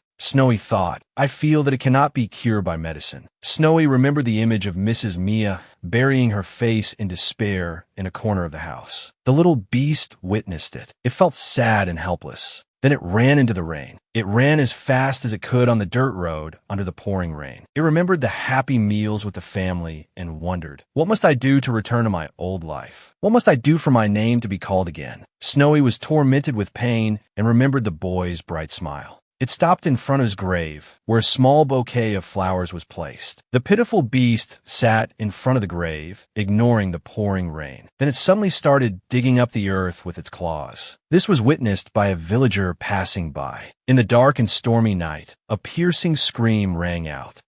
Mr. and Mrs. Jonathan stood close together in fear. Mr. Jonathan held a sword, shielding his wife, and asked with concern, "My love, are you okay?" Mrs. Mia replied, trembling, "I'm fine, but that is." The couple saw a beast standing on two legs, with strangely long fur, standing at their door. The husband, witnessing this scene, asked in bewilderment, "Don't tell me you're Snowy," he concluded. At that moment, the monster spoke. "Snowy is digging." It called out to the two of them, "Mother, father." The child is gone. In pain, it was bleeding but still tried to speak. Then it suddenly smiled at the two of them. "But it's okay now. Snowy is here. I will be your family." It expressed its desire. The father, hearing this, seemed to understand its barbaric act, angrily raised his sword towards it, and shouted, "You disgusting monster." The floor was stained with blood. Outside the house was filled with torches. The villagers rushed into his house, shouting loudly, "We have a big problem, Mr. Jonathan. The monster has dug up your son's grave." But they were horrified to see Mr. Jonathan and Mrs. Mia lying sprawled on the floor. The monster, its mouth full of blood, approached and hugged Mr. Jonathan, and it also knew it was over when I regained my senses. I thought I had tried to understand their feelings. But people didn't accept me and my appearance. It shared painfully and remembered having to run far away from the villagers' pursuit. It said, "I ran without knowing why." It recounted, "I returned to the hole I entered, but I had grown bigger without realizing it." It tried to pull the hole wider with its hands. It used all its strength to try to squeeze through the hole. It thought, "I can go back if I force myself, but I don't want to go back." At that moment, from behind, an arrow was shot at Snowy. It turned out the villagers had caught up to it. They all raised their swords and drew their bows, ready to destroy the beast before them. Poor Snowy looked even more pathetic. Looking at the mysterious hole, they discussed, "Where did that hole come from? Is that where the monster came out? The plague that has spread throughout the village is because of that monster." Then they aimed their sharp arrows at Snowy. Hearing this, it cried out in grievance, protesting, "It's not Snowy's fault, Snowy only." Hearing the beast in front of them react like that, one person said in horror, "The monster can talk." But it was also at this moment that Snowy discovered. That's when people started killing each other. The villagers pointed their swords at each other and fought and slaughtered. It realized, and the one who made them do it was me. It seems I somehow developed the skill to control the hungry leeches. And the cause of the plague in the village was the hungry leeches, and that was also the reason the boy got sick. It discovered the truth in horror. Snowy was even more tormented, and I, who ate that boy, am also a monster while it was breaking down. A person with a sword approached it. It resignedly looked at the sword point aimed at it. At this moment, a voice rang out, "They are wrong." The one who came was the second prince. He smiled dangerously and said, "You are not a monster. The reason you think you are a monster," he continued, "is because of the looks and pressure from thoughtless people. With that ability, you can change their thoughts." He still had a strange smile on his face. He extended his hand towards Snowy, solemnly declaring, "I will help you, so you can live like a human." And from that moment, Snowy realized that he had placed a spell on me to prevent me from accidentally killing people. Snowy continued the story, and I gave him 2 of my 4 eyes. Of course, that's why he can use my skills. Minryu's group was astonished to hear the whole truth. So in the end, it was all his plan. So that means he tricked. I can't believe he used us, and that's why he could remove their brainwashing. Kiwi still coldly approached Snowy. She cast a spell, saying, "The biggest problem is we don't know what he plans to do with Rondell." "Where are they?" Snowy bowed its head, replying, "You think I'll help you because he betrayed me? After all, you people still see me as a monster." It aimed at Kiwi, who now had a serious face, thinking, "The only difference is that you'll kill me later instead of now." Artis, hearing its words, stepped forward and expressed, "There was a time I lived in the wild, and to survive, I killed people. Now, I I regret that. Snowy still didn't care. It retorted, so what? Are you telling me to live like you after regretting it? Artist replied, no, fighting to survive is not a sin. But using hungry leeches to take others' lives and attack them is wrong. Hearing that, Snowy gritted its teeth. If I could turn into a human like you. At this point, it seemed to remember the heavy gazes of the villagers. As if all the resentment erupted, it screamed, if they hadn't looked at me like a monster, I would never have. Its eyes became even redder. But before Snowy could finish, Artist hugged it tightly, sincerely expressing, you and I are both monsters. Hearing this, Snowy seemed to realize something. Artist asked it again, are you sure that no one looked at you affectionately? Hearing that, Snowy remembered that stormy night, blood splattered all over the floor. Mrs. Mia had stood in front of her husband, which surprised it. Facing imminent death, she still smiled lovingly at him. Snowy, witnessing this scene, couldn't control its mind and became furiously angry. It let out a painful scream, and its withered, old form behind it also contorted. Kiwi couldn't help but feel impatient, questioning, how can you two just stand here and watch like that? We need to end this quickly. Minryu replied, you're right, let's end this. He concluded, find Rondell and beat the crap out of the second prince.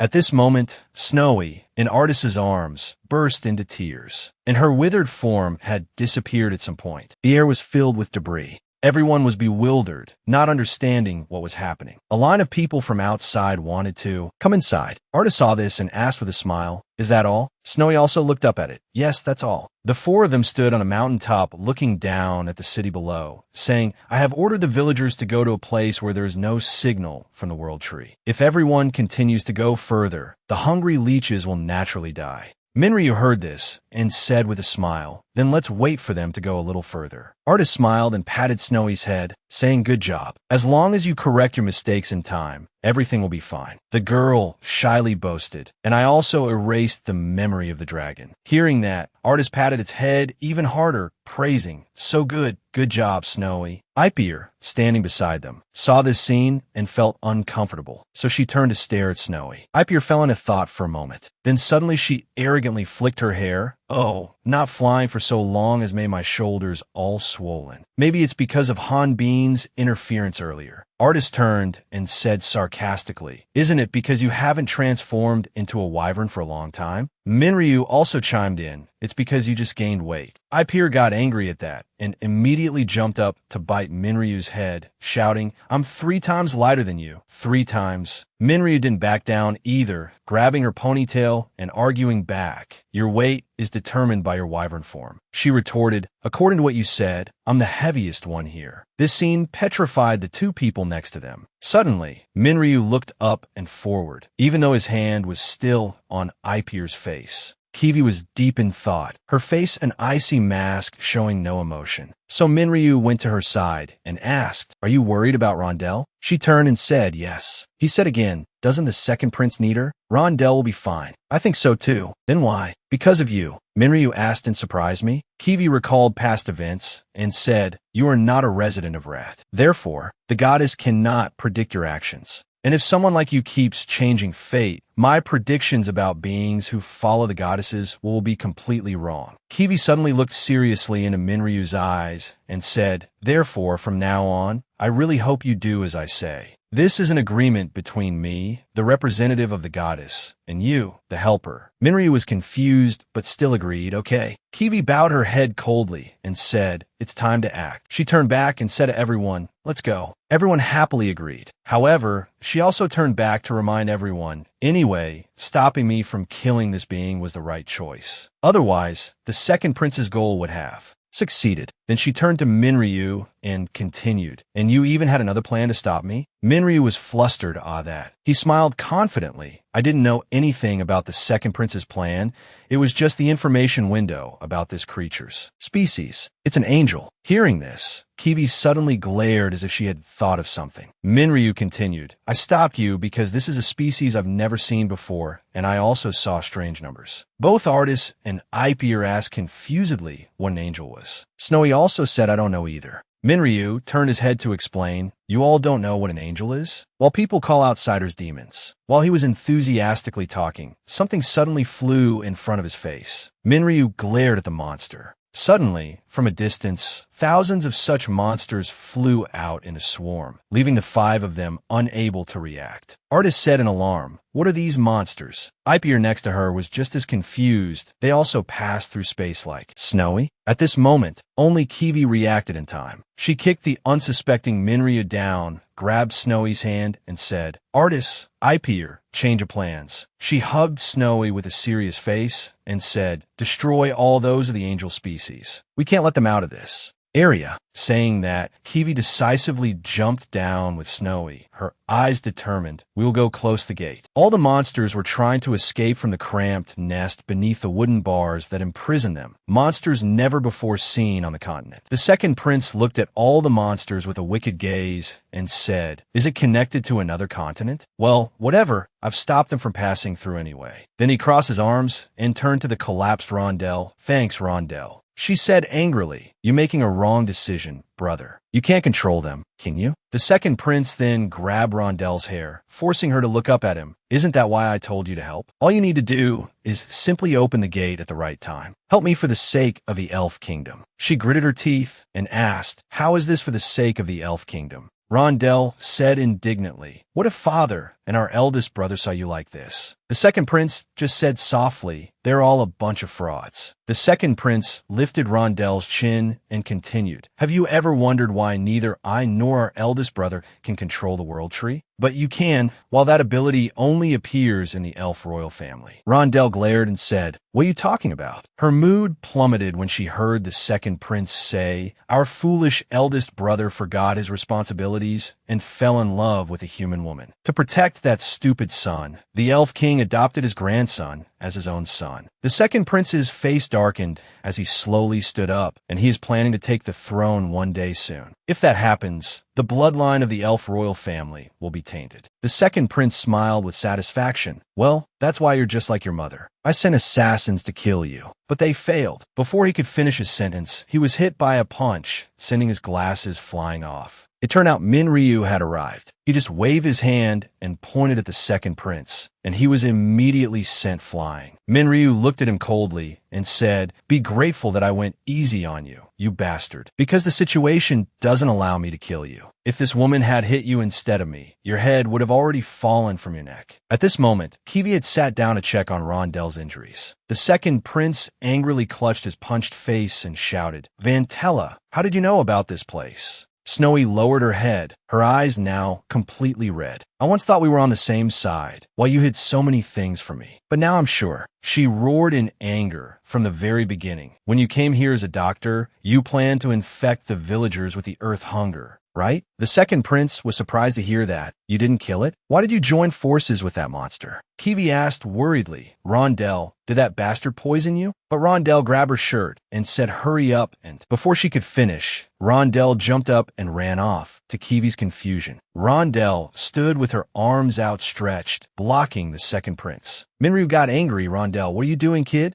The second prince smirked. "Just as I thought, it shares the same blood as me. So controlling a half-elf like it is possible. Don't move." Rondell, as if she had lost her mind, now held a knife to her own neck. Minryu showed his contempt. "He's taking Rondell hostage. Snowy, can you do anything?" But Snowy, also angry and helpless, said, "The only one who can control her is that elf." Kiwi's attitude changed, her eyes becoming cold and sharp. The second prince turned to Rondell and said, "Rondell, do you remember what I told you to do?" She dazedly said she remembered. Then she gripped the world tree tightly, making it wrap around the wooden logs blocking the monster's path. Seeing this, Kiwi shouted, "Stop! This isn't an ordinary dungeon. This gate connects to another world, the world of Omplaus." Despite her words, the world tree had already wrapped around the logs and was pulling them away. Minryu wondered, "Why is that thing here?" Kiwi quickly explained, "The current goddess of darkness has lost her power. The power protecting Rana is fading, and spatial gates are starting to appear. Angels are a race created by a goddess, which means there's a high probability they were created by Omplaus and are being tested as weapons against Rana." The second prince sneered at this. "Ah, Umplaus. Then he suddenly grabbed his sister's hair again and shouted, if that's the case, it's powerful enough to destroy the entire world of Rana. So what are you waiting for? All you have to do is kill me and Rondell to save the world. What's there to hesitate about? Kiwi angrily gritted her teeth. Seeing this, the second prince became arrogant. What's wrong? Can't do it? Of course not, because everything you say is a lie. Hearing this, Minryu immediately reached behind him to draw his sword. Get out of the way if you don't want to die. The second prince laughed like a madman. Ha ha ha, you plan to destroy the gate with that rotten wooden sword? You idiot. Just as he finished cursing, something suddenly squeezed the second prince tightly. Then it opened its mouth wide towards Minryu, as if to threaten him. They evolve very quickly thanks to their ability to steal the powers of the creatures they eat, and their size also increases with the number they consume. The larger the size, the more it proves their lifespan and the strength of them is immense. Kiwi reacted quickly. They're the next invasion plan of. The four of them looked at the monster before them, its mouth agape, its upper arm still holding the second prince tightly. The race, their specimen,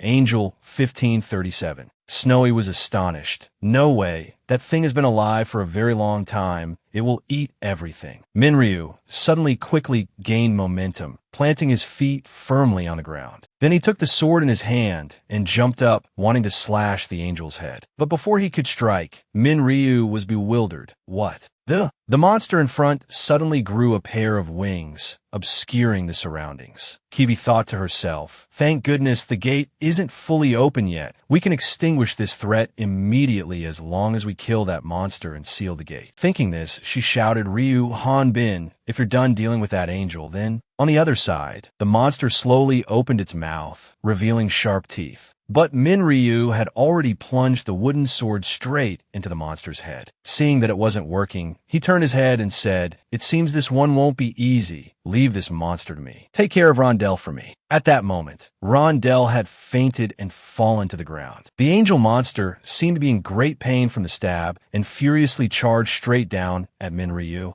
And he tried to resist, thinking the bastard is trying to pull me into the gate. But then Minryu suddenly seemed to see something and said in surprise, this is... The monster suddenly lunged with enormous power, throwing Minryu far away. His whole body slammed down, looking very painful. The monster now seemed to have grown both legs and arms and stood looking at its prey. Fortunately, Minryu managed to block with the wooden sword in his hand. He looked ahead and thought, that's right, when I heard this was the world of Omplaus, I thought it might be it. Minryu stood up, clutching his chest in anger. This damn hell. The angel monster on the other side began to open its mouth, its tongue swaying back and forth as if craving the prey before it. The monster had now grown an extra arm in the middle of its chest, standing tall in front of Minryu. So, did it eat the second prince? Suddenly, his eyes turned cold, staring intently at the monster before him. This is not good. On this side, Rondell was still unconscious despite everyone's calls. Rondell, wake up, Rondell. Snowy shouted angrily. I'm sure the control was lifted when the second prince died. But Kiwi just lowered her head and replied, that's not the reason she isn't waking up. Kiwi looked worriedly at her friend. This is the consequence of a half-elf touching the world tree. It can only be that. Snowy's eyes welled up. Because of me. No. Kiwi looked at her and said, it's just her time to go. The three of them were now also surrounded by monsters, which looked hungrily at the three of them, as if waiting to pounce on their prey. Outside, a stream of blue power rushed in. It turned out to be ATIS, riding on a dragon's back to deal with the monsters. The dragon Epi suddenly stopped. A horde of monsters simultaneously dived towards ATIS. She shouted, I shield. A large block of ice was created to shield her and the dragon. ATIS worriedly pulled the dragon's mane and asked, are you okay? Epi? Just a scratch. They're not very strong, but we shouldn't underestimate them. ATIS looked forward with a determined gaze and said, the only reason Rana has never had a disaster despite countless dungeons existing all this time is because the monsters can't get out on their own from the dungeons. Epi gritted her teeth, but now they've flooded out. If this continues, it will be the end of the world. The monster suddenly widened its eyes and opened its mouth, looking forward.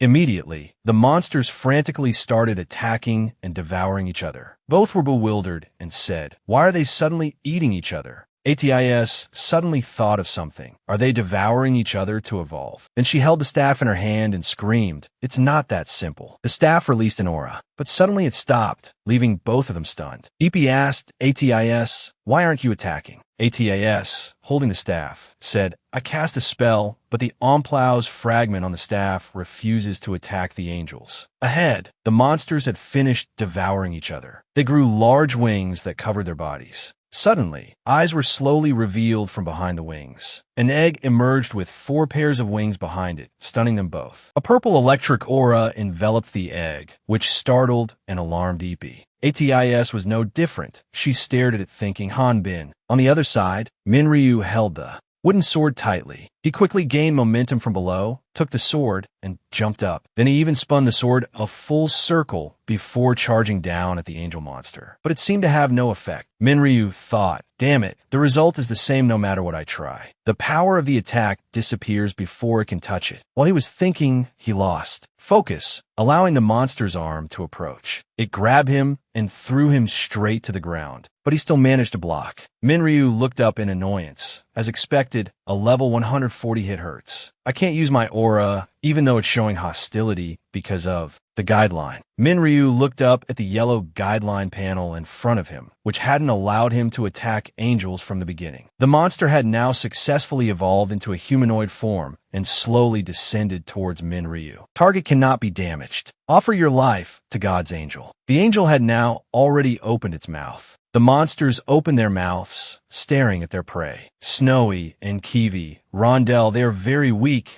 but if they keep pouring out of the gate like this, we're doomed. Kiwi asked while fending them off, is there a way to destroy it? Snowy replied, there is, but only for a moment. In my experience, there's no way to make it disappear completely. Kiwi said firmly, then the only way is to close the gate. Snowy turned her head and said, that might be easy, but the only one who could do it is Rondell. Rondell was still unconscious, leaning against a rock, and in this state, she can't get near it. Kiwi saw this and said, I know. But before she could finish, a gust of wind suddenly blew around them, so strong that it caught their attention. And from above, Atis and her dragon came swooping down, out of the way, but they only made it halfway when the winged monster began to radiate a purple light. The purple light grew stronger, enveloping its body. This scene stunned even the monsters fighting Kiwi and Snowy. The space inside had been broken through by Atis and Epi as they charged through. The other monster also chased after the two, diving down. At that moment, the monster was almost on top of Atis. She glanced back at it. Before she could do anything, she only had time to scream, Epi, and the monster from above unleashed a barrage of purple light straight down at Atis and Epi, but luckily, they both dodged in time. The angel monster below immediately blocked the blast for them, leaving Atis and Epi stunned. After shielding them, the angel monster roared.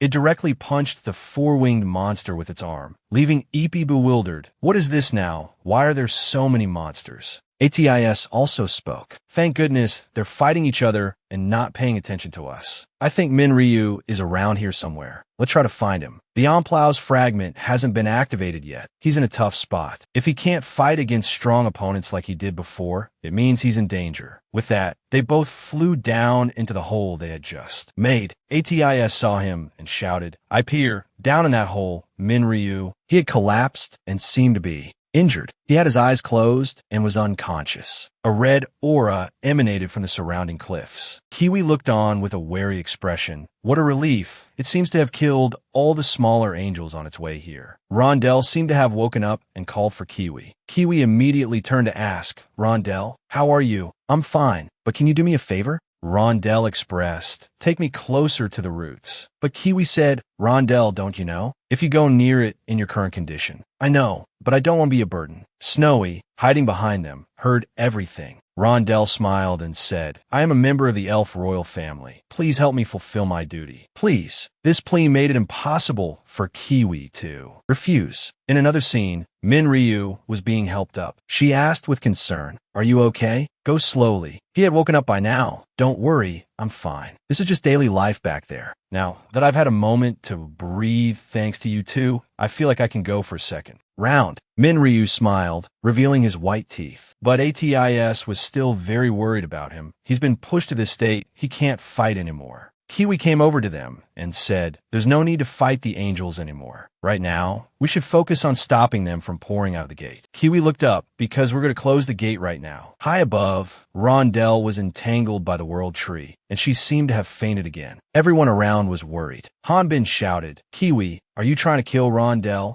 Rondell, open your eyes." Snowy sadly explained, "It's useless. She has already lost consciousness. I modified her body, so she's still alive thanks to the Earth altar." Kiwi turned away and added coldly, "I told everyone when we first met, right? About Rondell's fate." She looked at Rondell, who was lost in a dream. "I am the incarnation of Kivariel, the goddess of darkness, so that Ratna can continue to exist under the goddess's blessing. They have a responsibility to protect life from destruction, and that is why I was created to protect Ratna from destruction. Nothing is more important than that." Atis and Ipeer were angered by this. Kaviko. But before they could finish, Han-Bin rushed in and tried to break the world tree branches surrounding Rondell's body with his bare hands, surprising everyone. Ryu Han-Bin. Kiwi tried to explain, "Don't you understand what I'm saying?" But Ryu simply said, "I understand." As he struggled to break the branches, he continued, "Your prophecy will be correct if Rondell dies. Ratna will be protected as the goddess intended, but you know what? I still don't get it." At this point, he suddenly turned and looked at her fiercely. "Why should this world end just to save one child? If the world is doomed for that reason, then so be it." Snowy was stunned to hear him say that.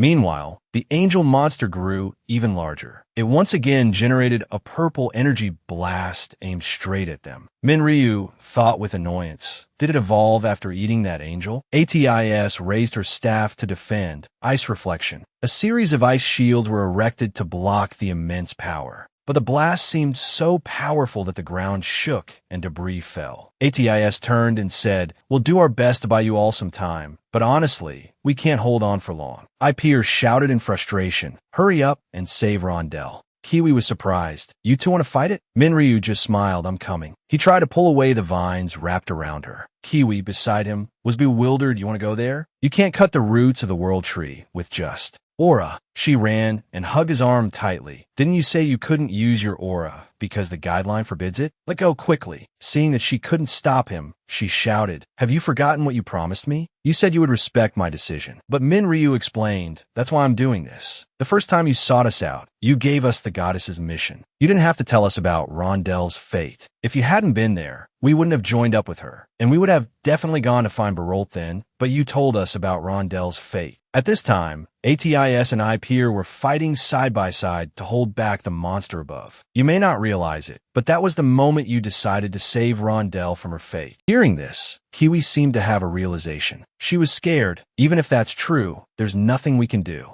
She lowered her head, and tears began to fall. "You can't fight an angel, so we have to close the gate with Rondell's sacrifice. That's the only way." But Ryu said just one thing, "There's a way." He turned his head back resolutely. "There's a way for me to fight." Up above, Atis and Ipeer seemed to be exhausted, unable to hold on any longer. Atis decided to raise her staff in front of her, while the monster remained as ferocious as ever. The surrounding space began to look like it was about to collapse. The monster radiated a dark red aura. And looked to the right. Inside, Kiwi was holding Rondell tightly. Elsewhere, Ryu stood facing the monster, holding his wooden sword tightly. Ryu seemed to have merged with something. He said smugly, "That's right, I'm going to beat you to a pulp. A unique beast. It has existed for 25 years and is also the strongest monster on the continent. Everything must bow before it. Other monsters, no matter how much they eat, can never be as strong as it. Now, it no longer matters what abilities it gains or how its body transforms. Eating once a month is enough. Because it stands at the top of the food chain, not moving is more beneficial for it." The large angel monster was leaning against a rock, while smaller angels crawled on the ground. And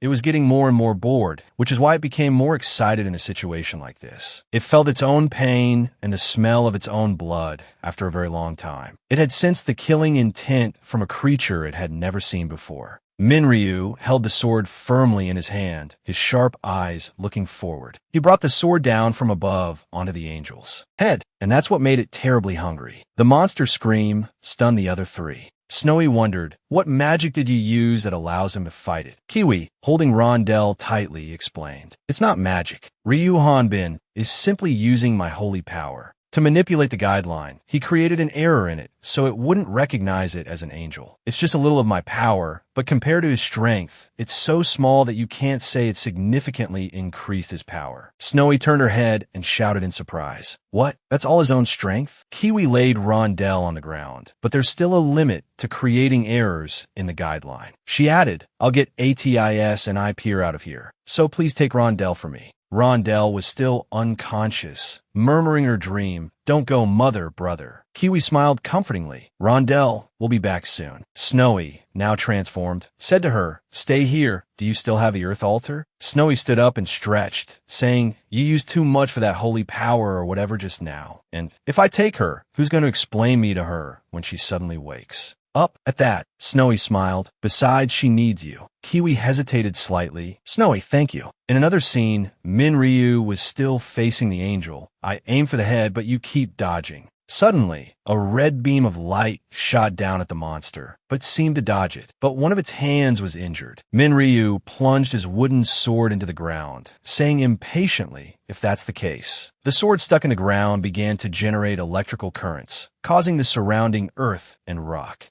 to crack. It created a small earthquake that rushed towards the standing angel monster. The surrounding rocks and debris flew straight ahead. The angel monster raised its hand to block it. Just as it managed to raise its hand to stop the earthquake, Minryu leaped from a distance, charging straight at it and shouting, here. The wooden sword in his hand was now enveloped in a dark red aura. The sword slashed across the monster's neck, but it dodged. Minryu thought to himself, did it cover its head with its hand? The monster, now having lost its patience, began to attack him back. Amidst the falling rubble, Minryu dodged and thought, where is it? Suddenly, a large hand appeared from the rubble beside him, putting him on alert. But quickly, he once again pointed his wooden sword forward and slashed. Although its arm was cut by his sword, isn't this the arm I just cut? Suddenly, the angel said from behind, here, accompanied by an immense surge of power. Minryu was annoyed. Damn it, it's copying me. Just as the power was about to hit him, a voice came from a distance. Ice reflection. ATIS successfully created an ice shield to protect Han-Bin. The monster roared when its attack failed. Minryu reached out to support ATIS. Thanks, are you all okay? She smiled and replied, I'm fine, but IPER's arm is broken. IPER, clutching her injured arm, said, I don't think I can support him from the air anymore. Minryu heard this and said worriedly, I'll handle it, so don't overdo it and go back to the gate. From a distance, another earthquake suddenly occurred, separating the three of them. IPER was now falling, and ATS worriedly shouted her name, IPER. As she was still screaming from the fall, someone rushed over and caught her in an embrace. IPER was stunned. Snowy. But Snowy just shouted, we can't give it time. It will evolve to be much stronger after eating an elf. The monster on the other side just kept roaring, its cries piercing everyone's ears. Then it suddenly opened its mouth wide and charged at Minryu. A source of light began to gather in its mouth. Purple. Snowy was confused. That form was no. That stream of power, like an angel, rushed straight towards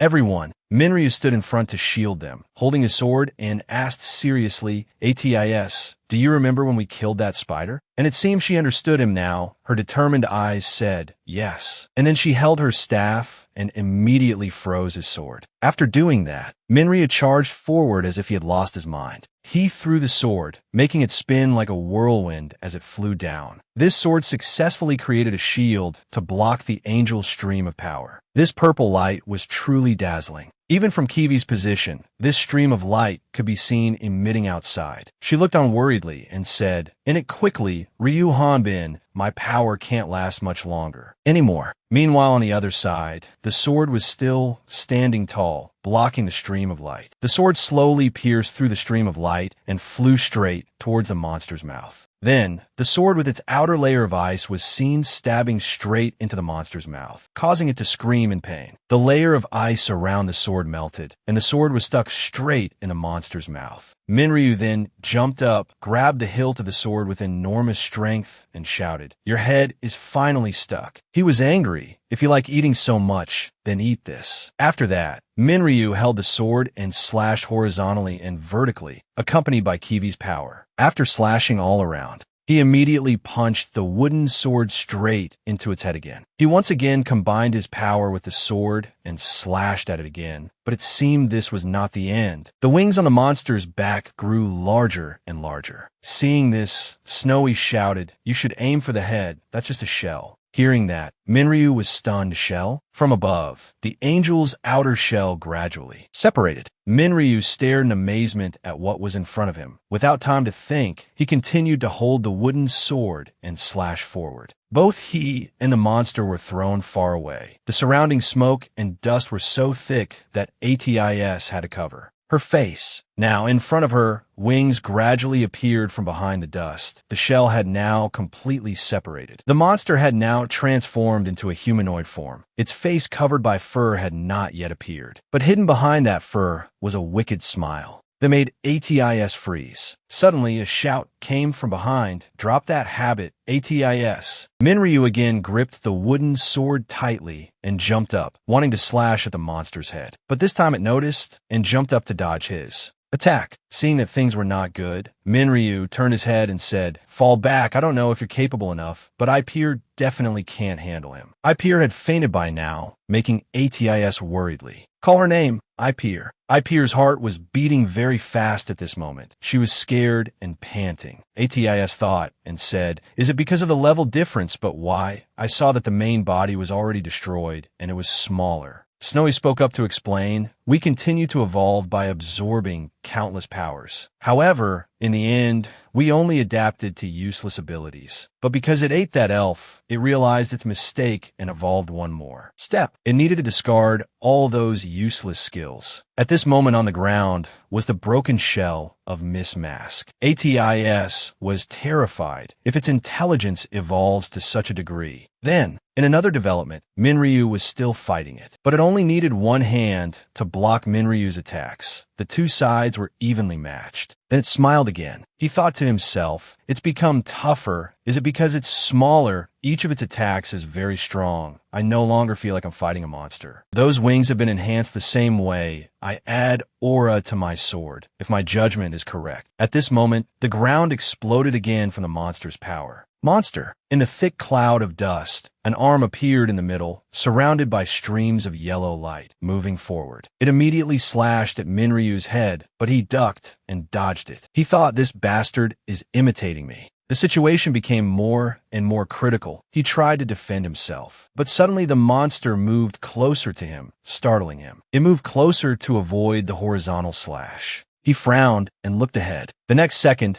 the monster was seen using one leg to kick Minryu into the sky. But Minryu then used his sword to get close to the monster's face. The monster smiled and said word by word, "Horizontal slash." Minryu was stunned and couldn't believe it. What? Its arm was now covered by a stream of yellow light, and it had imitated Minryu's horizontal slash from just now, injuring him. He was now hit and bleeding. From above, it continued to raise its arm, wanting to slash Minryu horizontally. Slash. As the arm was about to touch his head, he thought, "Don't tell me this bastard is." Then for some reason, that arm moved up and slashed down. A huge explosion occurred, causing everything around to shatter. Minryu was thrown far away, but he still covered his face to defend himself. He thought, its horizontal and vertical slashes are both very dangerous. But that flame just now was. At this moment, ATIS transformed into a dragon and flew to Minryu's side. Both Snowy and Ipeer were on the dragon's back. Minryu called out in surprise, "Everyone, what are you all doing? I told you to run." Snowy said eagerly, "Even if we did that, everything would be over if that monster got out anyway." Ipeer was also resolute. "Even though I can't do anything but hold the staff, you have to be the one to win. This is what we can do." Minryu was bewildered. "What are you all talking about?" Miss Mask spoke up at this moment. "You are my way." It annoyedly and coldly ordered, "Do not interfere." Then it continued to create a stream of Yellow light. Minryu was angry and on guard, but his wound was bleeding again, causing him pain. On the other side, the monster began to launch a combination slash, but the attack didn't fly towards Minryu, but towards the three girls. A cross-shaped slash covered the entire sky. When Minryu realized it, he screamed. On this side, the three girls were also on alert. Rocks and dirt flew up again, shattering everything around until nothing could be seen. Kiwi, who was outside, seemed to sense something. Her eyes widened with an expression of disbelief. She worriedly held Rondell in her arms. Someone is coming at a very fast speed. There can't be someone of that caliber around here. The surroundings began to shake like an earthquake. Kiwi held Rondell tightly in her arms, wanting to shield her. High above, a human figure was seen controlling pieces of rock and earth in the air. Kiwi looked up. She was truly surprised. Why? A powerful stream of bright yellow light appeared in the night sky. Below was a beast. On the beast's head, there were two people sitting on it. It was Ipeer. Her face was worried as she took out a sparkling stone. She put in the mouth of Snowy beside her. Sharp teeth crushed the stone. A huge stream of power rushed forward, sending rocks, dirt, and dust flying everywhere. Minryu frowned, his eyes wide with astonishment. Boulders and chunks of earth fell, along with some unidentifiable objects that were shattered. The sky gradually darkened. The battle had caused the ground to crack into valleys. Above, Minryu and Miss Mask were fighting each other. Miss Mask provoked with a loud laugh. Ha ha ha, all I'm doing is crushing ants like you, but you're getting stronger and stronger. Minryu, with a fierce and angry face, roared while holding his sword. What an interesting creature, I will kill you. He used all his strength, creating a large stream of power around him. Small lightning bolts flashed by. Slash. He leaped away, his mouth still mocking relentlessly, surrounded by a yellow stream of power. Cross. The two streams of power clashing created an incredibly beautiful scene, with debris flying everywhere. He still wore a sarcastic and mocking expression. Large boulders flew everywhere. More and more larger stones appeared. Minryu seemed to be seriously injured after that blow, his wound oozing blood. He laughed heartily. He gritted his teeth, held his sword, and charged forward. A stream of power shot out, surrounded by intertwining rays of light and areas of darkness. Suddenly, the system panel appeared. The guide panel has detected an unusual intrusion. Suddenly, he stopped laughing. It turned out Miss Mask used a sharp arm to stab straight into Minryu's body. He stabbed straight through him without any hesitation. But suddenly he paused in surprise. Why you? He pressed harder and harder into him. Why aren't you attacking? Causing him to cry out, cough. He lamented, why now? He gritted his teeth, plasma still flowing from his mouth, looking at the display panel to find the cause of the intrusion. The guide panel will stop all user activity. He lost interest. How boring. Then his feet stepped back to gain momentum. He raised his sword and pointed it straight at him. His red eyes emitted a murderous aura as he said, shut up and die. He said emotionlessly, you. Then he heartily raised his fist and laughed. Are the best. Suddenly something flew over and covered his eyes. A foot flew in. It's Kiwi. She grabbed him and ran, to Minryu's astonishment. Kiwi, he said weakly, sorry, but I need you to break the guide system one more time. She said worriedly, even if I do that, you should know that you can't face it in this near-death state. He removed the thing covering his eyes, gritting his teeth in anger. For now, just run. On this side, Minryu shouted angrily. Even if I die, I'll at least. But before he could finish, something wrapped around his face. His mouth was covered. Stupid. She looked at him without any expression. If your death could save all of Ratna, you would have been dead already. Hearing Kiwi's words made his eyes widen in surprise. Besides, if you die, will your friends be safe? Miss Mask's face was angry. Are there still maggots in the way? He walked without noticing the tree roots that were just waiting for him to fall into the trap. Suddenly those tree roots grew tall, large, and sharp, pointing straight at him, causing him to stop abruptly, unable to react. Not far away, Minryu saw a giant sphere enveloped by those tree roots, world tree roots. Then they approached a spatial gate that was already open. Who could it be? Kindioa Kansas shouted. Hurry up, I can't hold it for long. The two of them flew straight in, but didn't land perfectly. His face was pained. Ugh. Suddenly ATIS and Epi ran over from somewhere. You're badly injured, making him surprised, astonished. How is that possible? I thought you all were hit by the cross slash? Ippy quickly explained. We would have surely died if we were hit by that attack, but we managed to block it thanks to Snowy absorbing the Amber Crystal. Then he asked, so where is Snowy? ATIS replied, sadly beside him. We don't know. When we open our eyes, we were already here. The world tree roots brought us here. He frowned with a sad expression. Kiwi's eyes were downcast as she hesitated. It could be. Then she shouted, we don't have time. They all focused on the spatial gate that was still open. If we ignore that spatial gate, it will get bigger and bigger. If that happens, the balance of power in Ratna will collapse. The people were still trying to focus their power, but we still have a chance to close it with the world tree roots. They joined forces, channeling their power into something that was glowing and emitting streams of green energy, channeling all their life force into the roots. Then Kindio Akansis plunged his sword straight into the ground. A stream of power radiated out, controlling it to patch the gate. The roots, like spools of thread, pierced through the wall, stitching the gate of time back together. Kindio Akansis said, Miss Kiwi seems to know a lot about this phenomenon. Can you explain the reason behind this to me? She replied, all right, but there's still many things that Rondell needs to learn so. Kindio Akansis bowed his head, his eyebrows furrowed tightly. That's right, everything will be revealed. The roots gradually stitched the gate of time back together. However, everything would have gone smoothly if two sharp objects hadn't pierced through. It was mismasked. He used his physical strength to open the gate of time. I won't let you run, making Kiwi worried. It's trying to force its way through. He shouted angrily and then launched purple spheres. Kiwi looked at Min Ryu in astonishment and said, the angel is aiming at. He gritted his teeth. Come on, system panel. Damn, my body is still. Suddenly a hand grabbed his small wing. His spheres flew off course, straight into the stone roots behind, causing the surrounding rocks to shatter into many pieces. ATIS looked up. Boo! Ippy said in surprise. That is, it's Snowy grabbing his small wings and pulling hard. Snowy, he said annoyedly. Who are you? He gritted his teeth and glared. Why are you stopping me? You're like me. Snowy shouted angrily. That's right, I'm like you, but suddenly a rope wrapped around Snowy's hand. Then it pulled Snowy inside. She is completely different from you.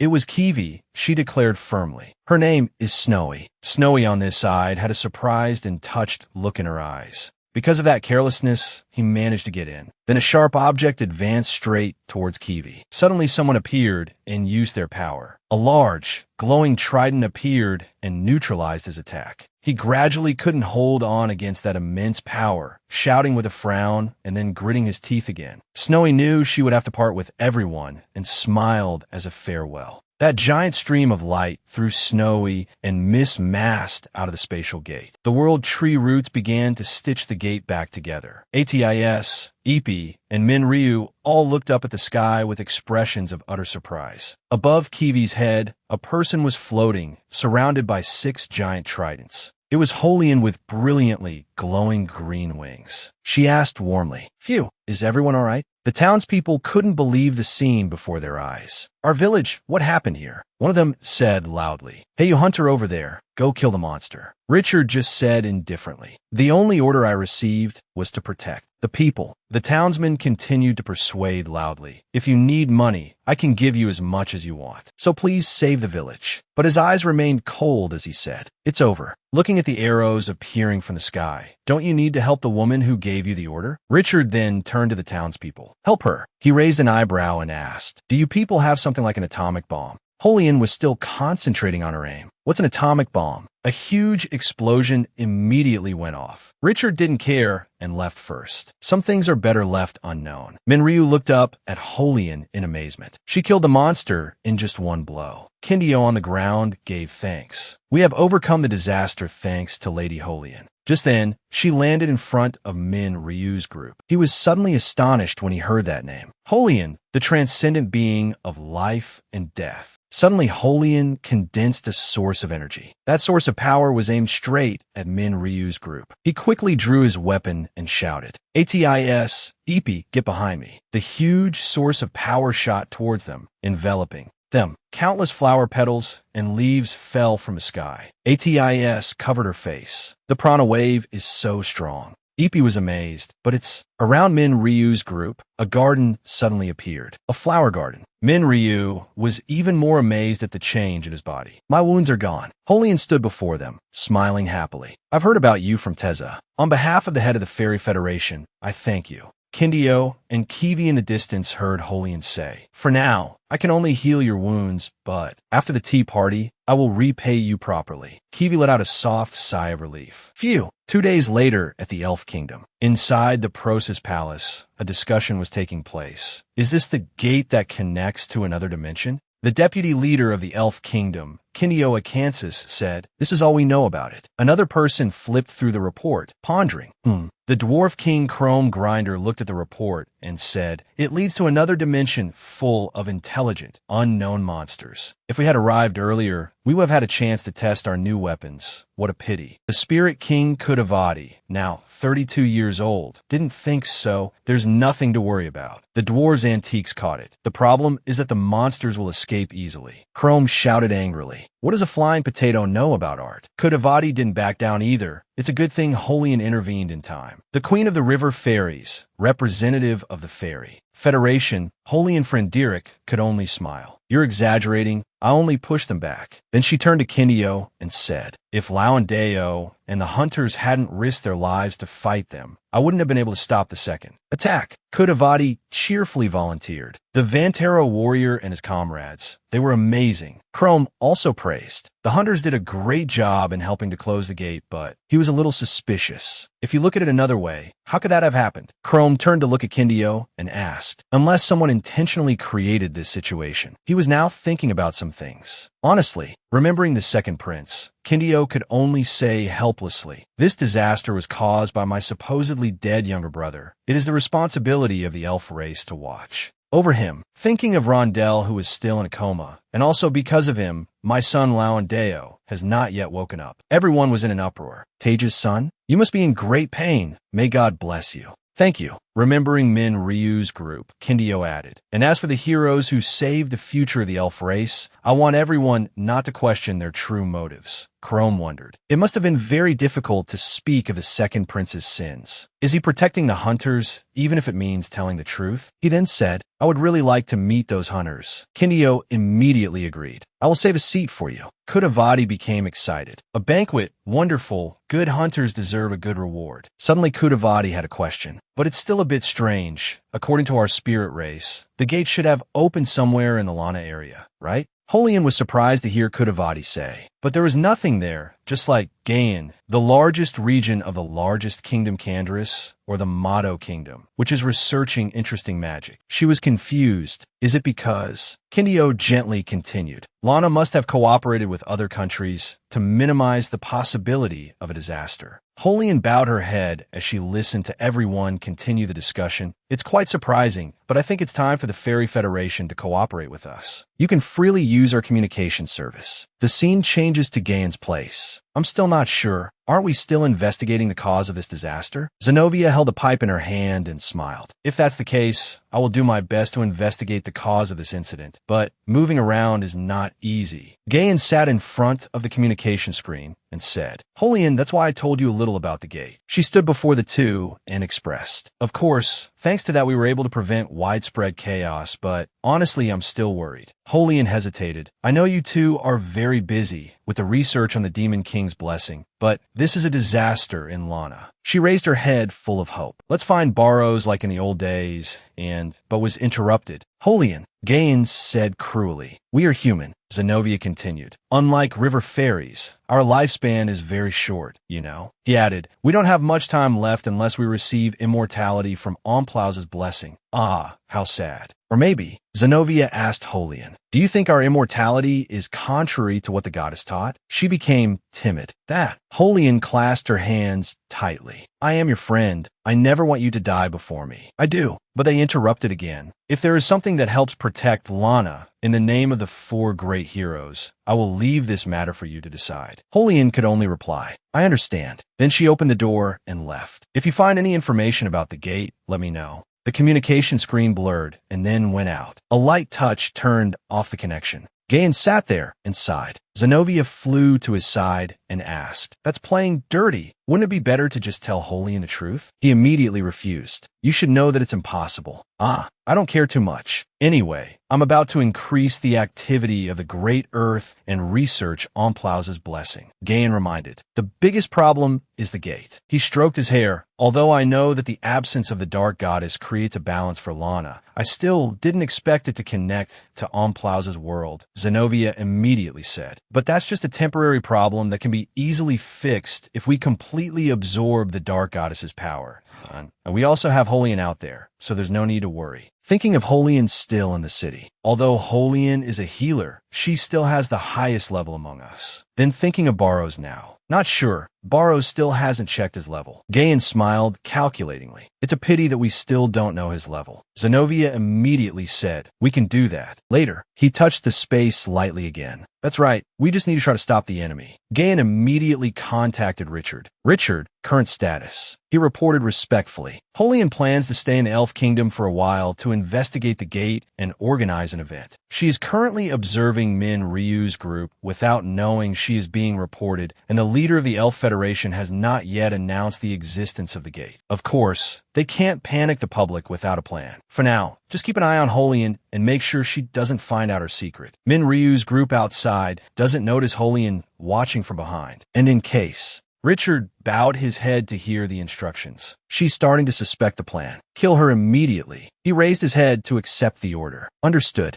Rondell was still lying on the bed in a deep coma. It would be great if Rondell woke up soon. Artist said. Kiwi seemed worried about something and then disappeared. Ipir then said, "I know, but Min Ryu doesn't think so. Holian is the problem." Artist explained, but she doesn't have Omplause's blessing because she can't see other people's levels, but that's enough to prove she's Alana. Ipir also agreed. That's right, if she could see other people's levels, she would have been very surprised by Min Ryu's level. And I don't think she's a bad person. She healed us. Min Ryu then voiced his thoughts. I felt the remaining aura in my body suddenly disappear when she healed me. If Holian were an enemy, we would all be dead for sure, he said as he walked, not noticing the movement behind him. But if she doesn't know who we are, meeting her is very dangerous. We can't bet on whether she's an accomplice of Gayan and Zenobia when she used to be in their group, just like we are now. Remembering Miss Mask's transformed state. So the best course of action now is to find Barrows before another gate opens and those damn angels pour in again. Ipir couldn't help but feel sad. That's right. Thinking of Snowy, a source of power appeared, sweeping past them. Who is Snowy? Kudavati appeared before them, laughing loudly. Muhaha, the spirit thief king of justice has arrived. Holding the necklace he had stolen, Kudavati asked, "You are the hunters hired by the Elf Kingdom, right?" Ipir was horrified. "Hey, that's my necklace. When did you?" Artist wondered. The spirit race usually lives at the highest point of the world tree. So why did he appear here?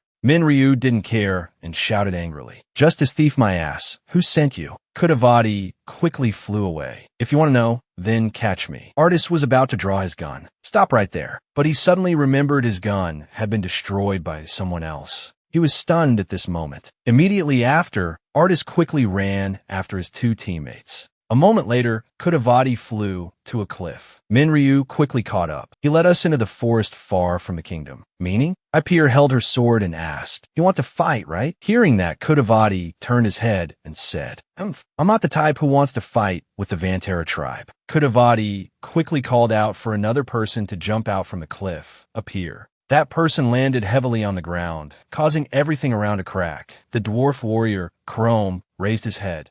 Wearing heavy armor, Chrome said, "Vantara warrior, thank you for coming to help me test this new weapon." Min Ryu kept speculating. They're pretty good compared to assassins. Is there no way to find out who's behind them other than fighting? Chrome also silently observed him. Oh, he has no intention of holding back even though he is the Dwarf King. A serious gaze that doesn't care about the opponent's status. Opponent, wonderful. Kudavati hid in the bushes observing the battle. I brought the Vantara warrior here because the Dwarf King wanted to test a new weapon. But it seems he has misunderstood a few things. Kudavati looked at the necklace he stole. This necklace, it's like the one Holian had in the past, isn't it? Ipir attacked with her sword, but Kudavati quickly dodged. She worried, if I get too far from the necklace, I'll turn into my wyvern form. Ipir shouted, "Give back the necklace!" Kudavati was a little interested. It seems these hunters are very interesting. Then Kudavati asked, change of location? Looking at Chrome's heavy weapon, Kudavati said, I don't want to get involved in that. Ryu was amazed. What is that? Chrome introduced, this is a multi-energy projectile launcher created by the latest technology of the dwarf race. He looked at him and said, try to block this. Immediately after, the projectile launcher continuously discharged a large source of energy. The magic stone container continuously supplied energy. The barrel fired continuously. All the places the bullets hit were immediately destroyed. Component after component kept falling off. Only then did Chrome stop firing. Looking at the thick smoke and dust ahead, he wondered, out of ammo? But Chrome didn't care about that. But it seems the test was meaningless. Ryu in front easily used his sword to block every shot, as no energy bullet could penetrate his aura. He asked coldly, is that all? He then took the thing off his body. No. Then Chrome threw the projectile launcher forward. We prepared for close combat in case range combat failed. This is just the beginning. Then he continued to charge straight forward. The technology of the dwarf race is the best in the world. Artists arrived when the battle was getting intense. What in the world is happening? The thing fighting with Ryu is the holy gauntlet of the Riano dwarf clan. Watching the hand-to-hand combat between Ryu and Chrome from a distance, artists speculated. Furthermore, with these decorations and special abilities, the user must be of high status. If I just let this happen and Ryu destroys his opponent, this will become an international issue. Looking at the stones he currently had, he couldn't help but worry. I didn't even bring magic stones for an emergency. But without a staff, my magic only uses my stones. Suddenly, Artis saw the weapon Chrome left behind. He was surprised. This is? Cut to Kudavati's side. The spirit race has known how to fly since they could walk. Kudavati turned his head and said, we play hide and seek in narrow places like forests so that other races can't catch us. But watching Ipir dive down from the air, Kudavati exclaimed, that swordswoman can actually keep up with me. Her movements are like she's gliding on the wind. She angrily reached out. The reason I caught up to you is because you're getting slower. It's because you're running out of stamina from flapping those wings and flying in circles. Kudavati then drew a sword from his body. Good observation. So how about this? Just as Ipir was about to grab the hem of Kudavati's clothes, Kudavati instantly vanished from her grasp. Ipir was extremely surprised. Is this swordsmanship? She immediately landed on a nearby tree and heard Kudavati's voice echoing around. Although I have no right to say this since I'm the one who stole the necklace, it seems it's not yours. Can you tell me where you got it? Ipir shouted angrily, I have no intention of telling that to a thief. Give it back while I'm still being lenient. Kudavati suddenly appeared behind her and said, how about this? If you can get the necklace back within 10 minutes, I won't ask anything else and will return it to you. Kudavati stood with his back to Ipir, but if not, I will make you tell the truth. She frowned and turned her head to hear Kudavati say, this is a test to see if your level of swordsmanship can catch me. At a small shrine, Kiwi was kneeling before the altar. She pondered sadly, just as I thought, I still can't contact the goddess Kiriel. There's no way to find Barot's location or his fate. Kiwi lowered her head. Maybe it's time to leave the elf kingdom. But from behind her, a voice spoke up. Oh, Rondell will be very sad if you leave. Kiwi turned to look. What are you doing here? Caravan smiled slightly and said gently, it seems that I, the elf king, a worshipper of the earth goddess, shouldn't come to the holy land of the goddess of darkness. He looked at her and continued, even so, who would dare say anything to this old man? Even the nobles would only ask if this is okay, and then quickly forget about it. Kiwi then speculated, if people knew the rumor about the wise elf king having a child with a human woman was true, you would at least have to pretend to have lost your mind. Caravan was a little surprised. You know about that? Kiwi replied, it's the most logical hypothesis. He said pensively, the elf nobles insist that the royal elf bloodline must be pure so that my son can inherit the throne. Caravan said to her in a low voice, hiding Rondell's true identity was necessary, but in the end, it only hurt the boy more. And in the end, that poor kid will never know his real parents. Kiwi bowed her head, her voice a little sad as she replied, but that's the best thing for Rondell and the whole king.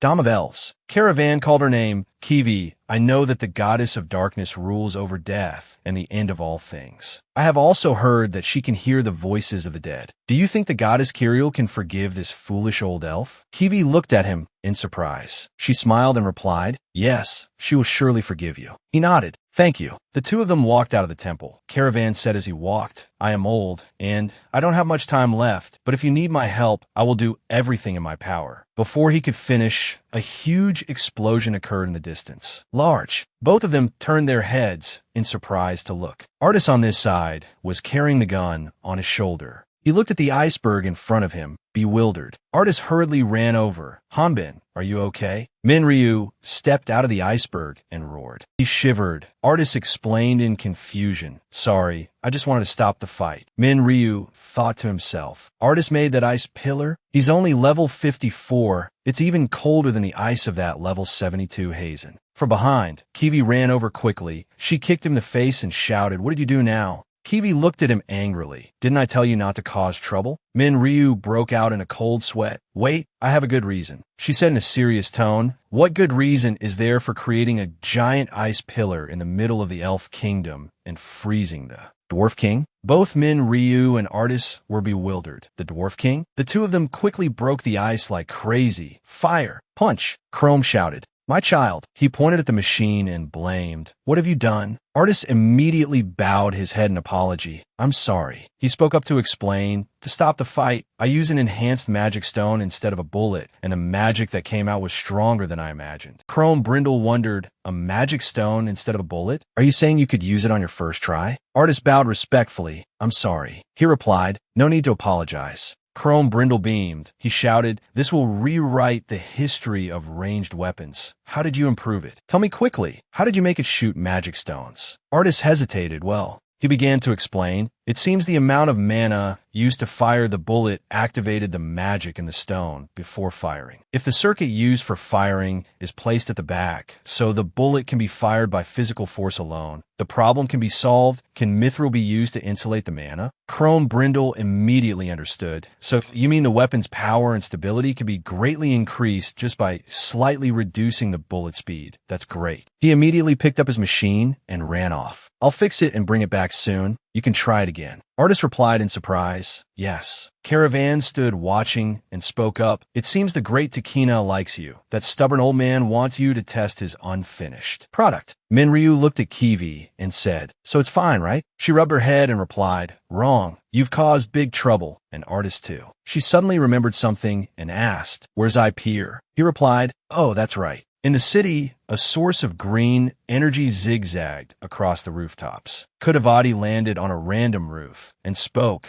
The basic principle of a magic swordsman is to use force to control the metal in both hands. He dodged the attack and laughed, and you immediately applied it to compress the sword and pull it back with force. That's the first step to becoming a magic swordsman." Ipier said loudly, "I've known that for a long time." Kudavati dodged her slashes. "That's right, your reflexes and speed are very good. But no matter how fast you are, if you can't catch your opponent, it's all useless." With that, he suddenly disappeared. Ipier gritted her teeth and thought, "I don't want to admit it, but he's a better magic swordsman than me and can also freely change his movements with wings and force." She lunged forward. "If this continues, I'll lose." Kudavati laughed and looked at Ipier. "And one more thing, the moment a magic swordsman reads your movements, it's very dangerous." With that, an electric knife flew straight from behind towards Ipier. "Always be careful of your back." She suddenly turned around to block the blow. The previous blow made Ipier fall onto the carriage below. Kudavati playfully realized, "Oh my, I got too excited. She's probably only level 30. He looked down and wondered, but did she dodge the blade just now? She should be fine. From under the straw, a light appeared. It attacked towards Kudavati. He was a little surprised and said, "Throwing both swords? A final blow?" Kudavati immediately realized, "Wait, is it a trap?" Ipier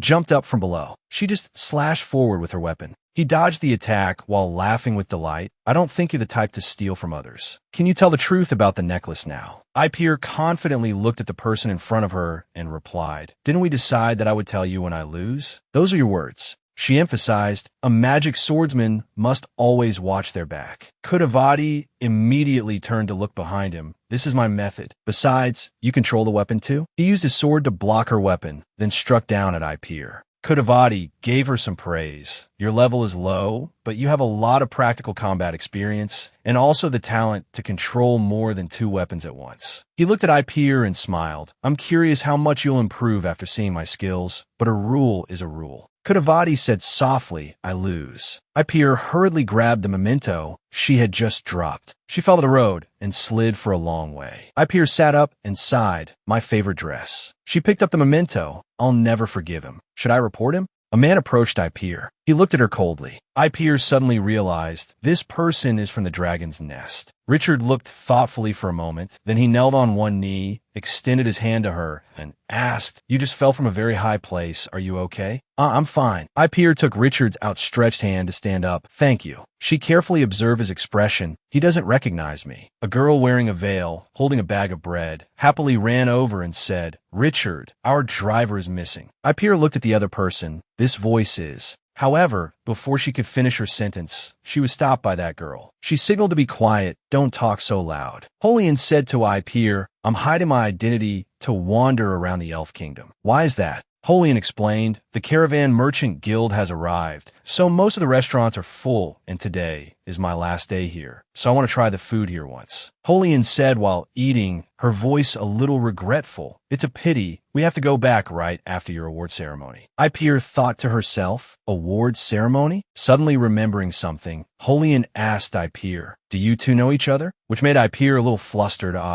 Richard, who had been quiet until now, suddenly spoke up. No, it's just that the necklace she's holding is quite similar to the one I borrowed from Holian, so I just wanted to take a closer look to confirm. Hearing him say that, she couldn't stop sweating. This is fun. The Spirit King suddenly appeared behind her, making Ipir scream in fright. Out loud, Holian greeted, Spirit King, your outfit is really beautiful. Do you want to go for a walk like me? The Spirit King took off his blindfold. It's too boring here, so I want to go out and train this little girl. Ipir was stunned, not expecting this to be the Spirit King. But the Spirit King's next sentence distracted Ipir. By the way, your teammates are looking for you. The Spirit King took her hand. Don't you need to prepare for your award ceremony? Ipir said yes. Then he led Ipir to fly up. See you two later then. Returning to where everyone was, Mr. Caravan stroked his long beard. The 4 great heroes kidnapped the goddess of darkness and stripped her of her divine power. The gate could therefore open due to the lack of divine power protecting Rana. He continued, but considering Holian's personality, she wouldn't do something as terrible as this. Ipir didn't understand. So Holian is on the same side as the Great Earth? Min Ryu crossed his arms in dissatisfaction. If I didn't know that and just participated in the award ceremony tomorrow, it would be big trouble. Because of my level. Kiwi replied, by common sense, your level should never happen. Artist also commented, it's hard to believe. Mr. Caravan spoke up, wanting to help everyone. I will help you find Borrowed. Ipir was overjoyed. Really? Artist was also surprised. You believe us even though we can't prove it? And Min Ryu thanked him. Thank you, but you must have brain aging. Seeing Min Ryu say that, Kiwi pinched his arm, making him scream, just as I thought from the way you talk. Kiwi continued to ask, you've met another Kiwi, haven't you? Mr. Caravan nodded. The only benefit of living a long life is getting to meet the incarnation of the god of darkness many times. Ipir asked in surprise, was a year ago? How long has it been? Mr. Caravan took out a letter and said, I don't know the name or address on this letter, but I'm sure the person who wrote it is Borrowed. Min Ryu opened the letter to look. Everyone looked in. Kiwi spoke up. Borrowed is famous for being like this. It's normal for him to write a letter himself. Artist was curious. What is it? And Min Ryu wondered. It's been opened. The letter had the word Zungri written on it. Everyone wondered, hungry? Did he misspell hungry? Does he want food? Min Ryu flipped the letter over, and they discussed again, no water either. He's asking for aid. Kiwi turned to ask Mr. Caravan, it's really hard to find water and food if he's in the deepest level of the dungeon. When was this letter sent? Mr. Caravan didn't remember clearly, so he answered vaguely, about a month ago. No, maybe it was a year ago. Everyone asked in unison, how long ago? Finally, Mr. Caravan said, this letter was sent a week ago. The letter is covered in human blood. No, you can't die, Borrowed. someone said. Min Ryu then slammed the table and said, "Damn it, even if he's the Sword King, he'll die of starvation." Kiwi saw this and said, "We have no choice." Mr. Caravan spoke up. That letter was brought by the Cavern Group. Min Ryu didn't know, so he asked, "The Cavern Group?" Artist replied, "It's a very large merchant guild that sells goods all over the world. If we go with them, we can get to where Borrowed is." Pierce stated the harsh truth. "Isn't the Cavern Group leaving tonight?" Min Ryu asked, "Tonight?" The other two didn't know what to say. "Why didn't you say so sooner?" Min Ryu said. Pierce pleaded innocence. "How would I know about the letter?" Artist said, "If we go now, we might still make it." Kiwi said, "We need to leave the Elf Kingdom right away." From behind, Rondell appeared, asking, "Is everyone leaving?" Kiwi was surprised. She called his name, Rondell. Min Ryu was also surprised and asked, "You're awake?" Rondell didn't answer anyone and said, "Wait for me a moment to get ready." Kiwi found it unusual and said, "You should stay." Rondell's face fell. "Okay, goodbye, Kiwi." Then he ran out of that room. Min Ryu called after him, "Hey, kid." Min Ryu spoke up. Kiwi, before he could finish his sentence, Kiwi stopped him. "If we miss the caravan, there won't be another chance." She continued, "I don't have time to spare for kids." On the other side, Rondell was running away from that room. As he went, he thought, "There's nothing more I can do. I'm just holding them back, but I also want to." He kept running while thinking like that. Because he was running head down, without looking, he bumped into a man. Rondell fell to the ground, and the other person spoke. "You are." The Dwarf King and the Spirit King were walking together. He asked, "Prince Rondell?" Rondell was trying to hold back his tears. He bit his lip tightly. On the chugging train, the person on the train spoke. "Everyone knows our next destination is the 7th gold station, right? It seems everyone is quite confident in their abilities." Huh? No one answered the question. So the person continued, "I will provide food in exchange for everyone dealing with any robbers if they appear." "Okay." Pierce said to Artis, "Is it okay for us to leave without a word of goodbye like this?" Artis replied sadly, "Rondell is the king's son. If he finds out about this, it will only cause more trouble." Min Ryu said to Kiwi, "But Rondell was the first person you met who helped you without asking any questions." Min Ryu continued, "Wouldn't it be better to say something like 'see you again' next time?" Kiwi calmly replied, "I don't want to lie." The train had been running for a while. It continued to roll unsteadily. Kiwi looked out the window and saw a convoy approaching and said, "We haven't even left the Elf Kingdom's territory and we're already running into robbers." Min Ryu got ready to fight. He said, "So we have to work for our food, right?" Artist found it strange and said, "That design." A vehicle with 2 horns pointing out was heading toward the train. Artist continued, "A heavy magic vehicle of the dwarf race. Forward." A unified voice rang out. Rondell was pushed from that vehicle onto the train. The Dwarf King spoke reproachfully. "Why did you all leave so quickly?" Artist saw this and asked, "Dwarf King, what is this?" He replied, "I've improved it according to your instructions, so you can use it, then tell me what needs to be improved later." Nearby, Pierce asked, "Spirit King, what trick are you up to now?" The Spirit King took out a book and said, "So this time it's for that." As he spoke, the Spirit King waved goodbye. "This is the secret magic book of the Spirit Royal family. It's a part 1 just learned." Pierce looked at the book and mumbled, "A newly written secret magic book." Artist said loudly to them, "Thank you, Dwarf King, Elf King." Suddenly, a voice called out, "Kiwi." Rondell gave the fruit to Kiwi. "This is definitely better than the orb you usually use. Take it." Kiwi took it and said, "Rondell, it's dangerous. Go inside." Kiwi accepted the gift. Rondell said loudly, "I can't help everyone with my current abilities, but if we meet again, I will definitely be different." The Dwarf King steered the 2 vehicles closer together and said, "A brave boy." Kiwi then kissed Rondell on the forehead. She smiled and replied, "I'm looking forward to it, Rondell." Rondell blushed shyly. He looked like he was about to cry. He said yes. Rondell shouted and waved goodbye.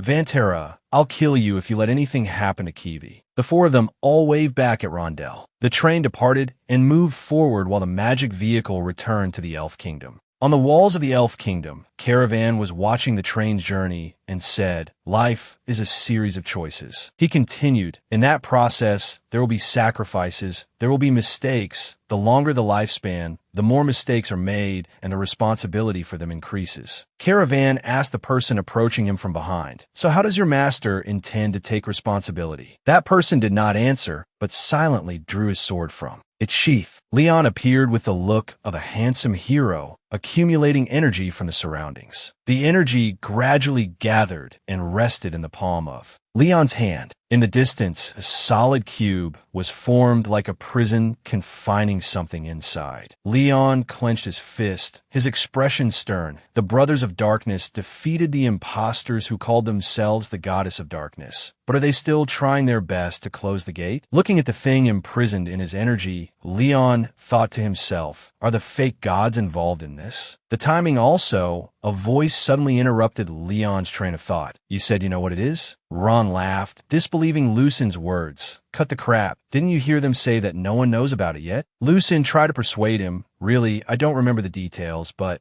Ron crossed his arms and laughed, interrupting. So even if you do know, someone else will handle it. It looks like a dungeon anyway. This isn't something people like us should interfere with. Ron turned to Leon and shrugged. Do you know that the goddesses are protecting this world? Anyway, we're done, right? Seeing something made Ron's face freeze. The neck that you promised would be restored. Leon's face was full of seriousness. Someone has stolen the goddess's power. A hand reached into a pocket and grabbed a metal circle. But the magic in Zana all follows the laws of the goddess. Divine usurpation. No, such magic cannot exist in this world. Leon threw the item to Ron, who jumped up to catch it joyfully. Nice. Lucin next to him looked unhappy. Sir Leon, please listen to what I'm about to say. Leon said coldly, this is far enough. You two don't need to be involved anymore. Lucin still wanted to salvage the situation, but the reason we came here was to investigate. Leon turned away, not looking at Lucin. It seems I was mistaken, if not then. A voice spoke from the mountaintop. Time is also up. The heresy investigator arrived with documents, conducting an investigation without a permit and ignoring the goddess's prophecies. Leon's calm expression seemed to have anticipated this would happen to him. Head priest Leon Cadio Francis will be tried before the Divine Disciplinary Council. An image of a man resting peacefully in eternal sleep appeared. The 11th Elf King had ruled the country for 250 years. The sky was filled with dark clouds as if seeing the king off to the afterlife, and he died of old age in the royal palace at the age of 450. That is what the people here were told. Elsewhere, a man knelt respectfully and reported, the border has been closed and the investigation has begun. Hearing that, she took out her pipe and frowned. It would have been better if you had done things more quietly, like poison or curse. Gayan, standing beside her, added, things like that are easily detected by Holian's psychic abilities. Letting him die of shock would be more effective. At the banquet table now, many people are also listening, and we need to make Holian and the other kingdoms avoid suspecting us. Meanwhile, the leader of the Elven Alliance has not yet found who is responsible for the assassination. Holian on this side closed her eyes to compose herself, and Holian has overcome the pain of loss, right? Zenobia held the smoking pipe, so the last remaining problem is. Richard below suddenly cried out, Ack. Zenobia was startled and angry. Didn't you say that warrior Vantera and his comrades were trapped by your trap in the academy? Richard stammered. The trap was activated, but outside, there was a dilapidated hut with a small stove. Has he given up? The heresy investigators stood in front of the hut, assessing, finally, some peace. The investigator next to him asked, aren't you sad? The young man who wanted to see Sir Leon has really left. Suddenly, a heresy investigator snapped. Say no more. You taught us that we must obey the goddess's command, which is Sir Leon. The person next to him continued, and that very person is going against the goddess's command. It's so complicated. Suddenly seeing a figure running back made the investigator wonder, what's wrong? Why is he coming back? The heresy investigator warned, hey you, pack up your tent and leave. Lucin ran back, screaming, help me. A giant stone monster appeared right behind him. It let out an earth-shaking roar. The heresy investigator was also panicked by this unexpected situation. An earth golem. Why would a gentle monster? Lucin on this side was groaning in pain, which made the investigator notice your arm. After saying that, one investigator stayed behind, reminding the investigator behind him, take him to a healer. The other person quickly replied, all right. As Lucin was being helped away, he glanced back with a meaningful look. Before the scene of the investigator fighting the golem monster, a hand appeared from behind a rock. Ron struggled to control the arm. Damn it. A memory surfaced of a moment ago, when Ron and Lucin were discussing something that made Ron exclaim in surprise. You want me to control that monster and trick them? Too dangerous. Lucen laughed and said, no one would think someone could control monsters. Ron heard this, full of pride but still clear-headed. That's right, my ability, hell no. Lucen calmly detached the arm amidst Ron's complaints. Even if you go inside, you can't change anything. Lucen laughed and revealed the plan. It's enough for me to go in alone. Ron, you just need to distract them. Ron remained silent, not responding. Returning to the present, watching the fierce fight between the investigator and the monster, Ron quickly fled. I'll never do this again. Inside, Lucen successfully knocked out the investigator. Lucen quickly reattached his arm. Forgive me, I will repay this favor later. A restrained hand was being prepared for execution. The person sitting there hesitated and spoke. Leon sat on the chair, strangely calm. I believe someone is pretending to be the goddess of darkness. The frizzy-haired old woman closed her eyes, displeased. Do you mean this prophecy is from someone else and not the goddess? I even felt divine power from the prophecy. Leon affirmed, that's right, it's possible the divine power was stolen. The old woman opened her mouth to speak the truth. While you were not here, a new prophecy was confirmed. Her words made Leon's face darken. It was a request to assassinate someone. Leon angrily questioned, assassination? Who? I've never heard of this. The old woman turned back, of course, because it is a prophecy beyond your ability. Leon said with disbelief, that can't be. The goddess has never made such a request. Besides, what's with assassination? The old woman walked away. I also realized this request is unprecedented, and I was truly perplexed by this request. She slowly walked away from Leon. However, we are just mortals, and we will only become more confused if we think more about it, because we cannot understand the plans of God. In the end, what you say is just a hypothesis. The old woman left the room, gently closing the door and leaving her words. If the goddess is not as your hypothesis suggests, you will do something that can never be undone. The door closed. Leon squeezed the armrest as if to crush it at the old woman's words. I believe you will make a fair judgment. Leon fell silent, bowing his head helplessly. Just as she said, my suspicions are currently just a hypothesis, without evidence.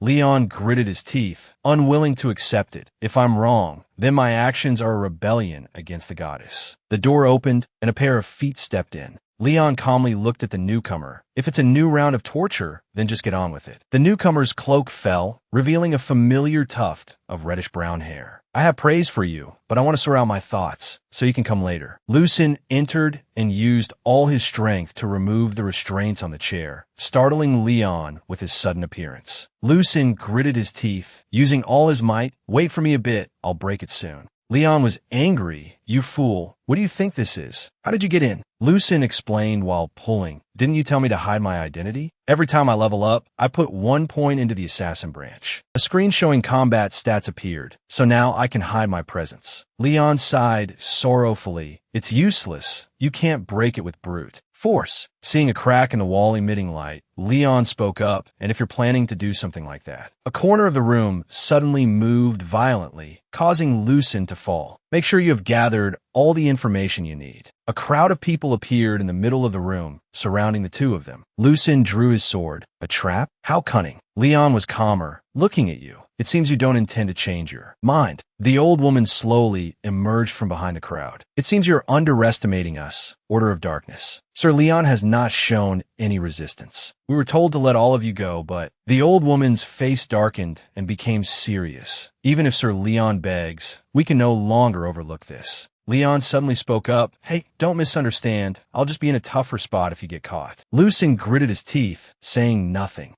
Lucen shouted, I can't accept what either of you are saying. On the other side, an investigator got angry. Hey, don't you know who she is? The old woman waved her hand to stop him. It's all right. Lucen spoke up, Sir Leon. Lucen gripped the sword in his hand. It's not to brag, but I'm very stupid. I'm so stupid that I might do something wrong and get you into trouble. Lucen's eyes always showed determination with every word. But even if it's a mistake, and I'm piling sin upon sin, I still don't want to sit still and regret not saving my benefactor. The words made Leon snap out of it. He smiled with satisfaction. This idiot. Lucen also turned back and smiled. You can call me stupid, but I have my own plan. Suddenly, from outside the window, thunderous noises erupted. The layers of earth and stone on the wall were smashed. Lucen laughed gleefully. Do it. Ron appeared from nowhere on the head of a crow that snatched both the chair and the person in its beak. Ron controlled the beast and shouted, "I must be crazy. Hurry up and charge." Two spears appeared. Stop. A move sliced off the crow's head, causing Ron to fall. The heresy investigator rushed forward. Even if this place is called a prison, it is still a temple of the goddess. How can a wild monster dare to come here? Two heresy investigators swung their spears, revealing their six-pack abs 1,000 times. Killing it 10,000 times is still not enough. Lucen held his sword to face the fight, while Ron screamed his head off. Handcuffs and blood shattered. The two heresy investigators screamed. A pillar of blue light with infinite energy appeared. Why? Leon stood up like a Greek god, Sir Leon. The old woman standing outside was unusually calm, so that is your choice. Leon gathered his power. Forgive me, I thought the older you get, the more you'd talk sense, but he turned to look at Lucen and smiled. Looking at these fools made me realize how cowardly I am. Lucen smiled and called out, Sir Leon. Ron looked displeased. What did you say? The old woman, rarely losing her composure, pointed directly at Leon. You would go against the goddess's command. If that is your choice, then there is no other way. With that, she raised her hand with the intention of giving an order. Suddenly, a statement stunned everyone. We surrender. The old woman smiled amicably. Even if we summoned all our soldiers, we couldn't capture you. That would only cause more losses for the Order of Darkness and the goddess. Leon was astonished. Are you testing me? The old woman drew a circle. I also have my doubts about it, but I have no way to verify them. So I had to see how strong your will is. Leon took the paper she gave him. Didn't I say that I believe you will make the right choice? Leon was surprised. Lucen was astonished. These are the people the goddess wants to eliminate. This wanted poster will soon be posted all over Ratna. Ron and Lucen shouted, "This is you bastard, what have you done?" Leon smirked. A want a poster? On the paper were Philbin, Warrior Vantera, and 3 others. Leon spoke up. It seems someone has already taken a step ahead of me. This person is guilty of assassinating the Elf King. The lamp had a large hole left by the escape. Holding the wanted poster, Leon wondered, assassination of the Elf King. Is this information reliable? The old woman presented another document. The Elf Kingdom has informed its people that the reason their king died was old age. But the Elven Alliance is still meeting to discuss this. It seems the information that the Elf King was assassinated is true. Leon took the document and opened it, connecting everything. This makes sense. We need to depart quickly to capture him. Lucen suddenly flared up. Big Bro would never assassinate anyone. Ron, beside him, waved his hand. You fool. That's exactly why we should hurry to catch them. Ron voiced his suspicion, a wanted poster for that monster, but they don't request the strongest member of the Brothers of Darkness. Something's not right, Sir Leon. What I mean is we need to find them first to find out who the mastermind is. The other two turned to stare at Ron, which made him flare up. What, you guys think I'm that stupid? The old woman, who had been sitting quietly, spoke up. I will try to prolong the church's investigation, but if we let the wanted poster continue to spread like this, it will be impossible. The 3 of them listened quietly as she explained. Furthermore, Sir Leon is being accused of insubordination and resisting orders, and obviously, his comrades are being pursued just like him. Ron awkwardly waved his hand. We're not really like comrades, so. Leon stated his speculation. So if we don't find them first and find evidence of the fake goddess, everything will be over. The problem here is, an image of a kingdom with ancient green trees appeared with each word. What will the Elf Kingdom and the Elven Alliance do next? At the negotiation table, a person spoke. I sincerely apologize for showing you my shameful state. Rondell bowed respectfully. I send my greetings to the kings of the Elven Alliance as Prince Rondell Atlantis. Rondell sat down. My brother, yes, the new Elf King is currently very busy, so I am here on his behalf. Holian asked, things seem difficult, don't they, Rondell?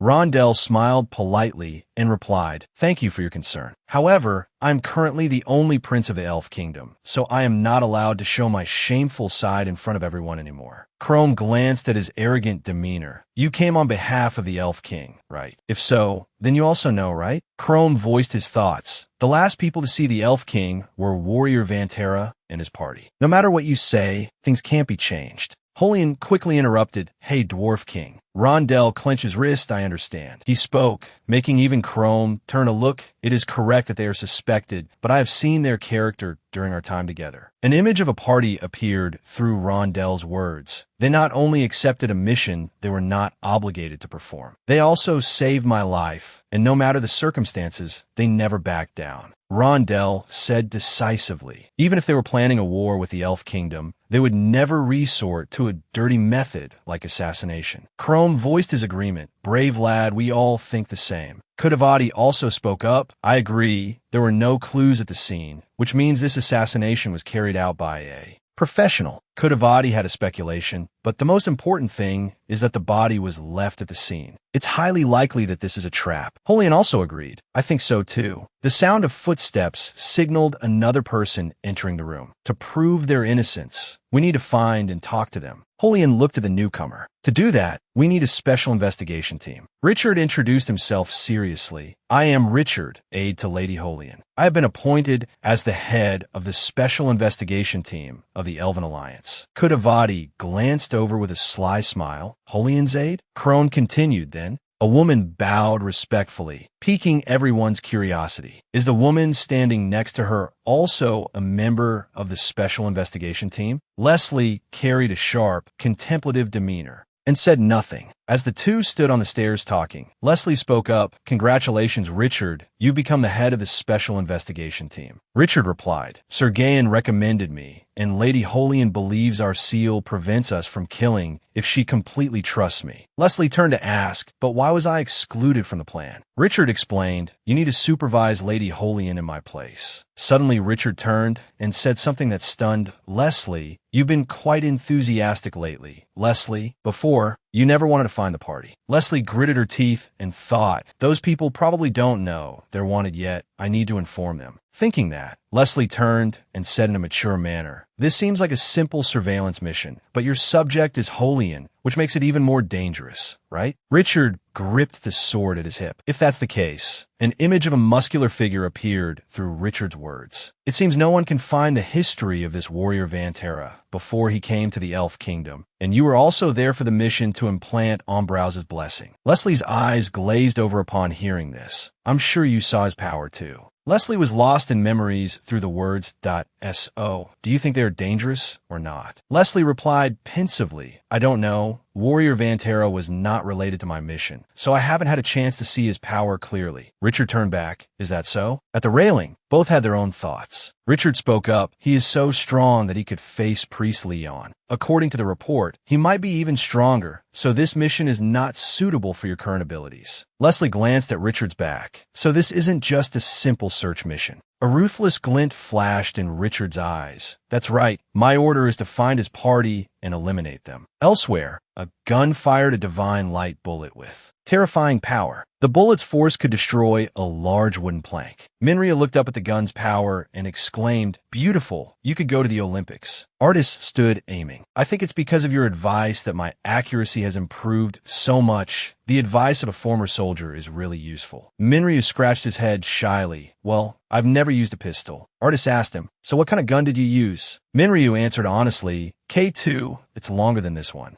Looking at the gun Artis was holding, Minryu had a question. "But to fight high-level mages or magical beasts, it's hard for this gun to cause serious damage, right?" Artis removed the gun's magazine. "Ah, you mean firepower, right?" Suddenly, a terrifying light emanated from behind, greatly surprising the two of them. The two of them rushed over. "I peer. Did your martial arts training fail?" All that was left was a deep hole and a book next to it. This made the two of them panic and call out, "I peer." A mocking voice spoke up. "Oh, what a mess." I peer flew in the sky, surrounded by small sparks of electricity, kneel before the genius girl. Artis was astonished. "I peer you can fly too?" Minryu exclaimed, "That kid, she's leveled up again." Artis laughed and said, "It would be strange if she didn't." I peer is now a level 45 magic swordswoman flying in the sky with great joy. It's natural for her to level up because she's training her martial arts and learning to use her chaotic life force effectively. Ipeer covered her mouth smugly. This is no challenge for a genius like me. You can all start calling me the Queen of the Sky. Two swords at two corners emitted sources of electricity that shot up to the sky. Two other corners also had two swords emitting similar sources of electricity. Minryu approached and pulled out a sword, causing Ipeer to plummet to the ground. Are you using force to fly? Ipeer shouted angrily. I'm training. Don't interrupt and get lost. Minryu laughed loudly and slipped away. Sorry about that. Arriving next to the vehicle, Minryu looked at the person in front of him. Aren't you training, Kiwi? Kiwi held a water pouch and replied, I was told I'm under protection, so. Minryu smiled and said, Ah, so you're the VIP, right? Kiwi said coldly. Furthermore, she looked at the two of them teasing each other, her voice somewhat gloomy. Even if I train, I still don't level up, and I don't get experience points like everyone else. Kiwi closed her eyes, feigning indifference. That's why I'm grateful to everyone for fighting so hard on the front lines. Minryu looked puzzled. Why are you suddenly saying that? It's because of Ratna's emergency situation. Kiwi asked in return, but what about you? You're definitely not a resident of this world. Minryu smiled and said, That's right,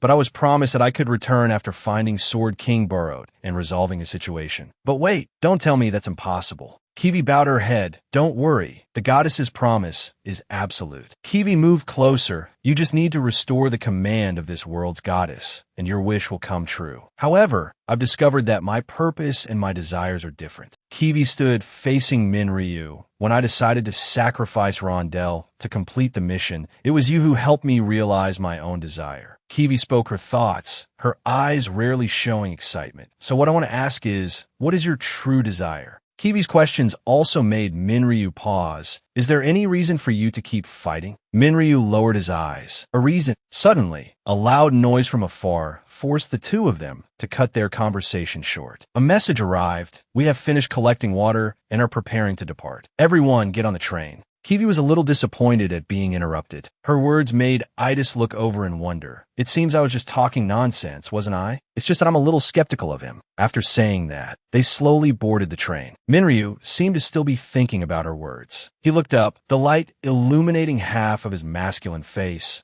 Reason to fight. The train departed, beginning to chug along the tracks. Leon sat by the window, gazing into the distance with the pensive look of a relaxed young man. Elsewhere, Richard also had his own plans. A pair of wings rose in a blazing space. Before his eyes, a spatial rift appeared. Below were skulls and a man. Barot held a bowl with a look of disgust. This monster eats disgustingly. Starting from 40 years ago, Earth experienced unwarned deaths. Those people were transferred to another world and received a new life. The people from Earth were no different from the natives, the Ratna people. They contributed their strength and became a part of that new world as powerful hunters. The people of Earth and the Ratna people lived in mutual support. It was a peaceful era, but not everyone accepted living in Ratna. And 20 years later, the Great Earth Union, under the pretext of liberating the Ratna people from the hands of the goddesses, began to consolidate their power and launch an offensive to destroy the goddesses.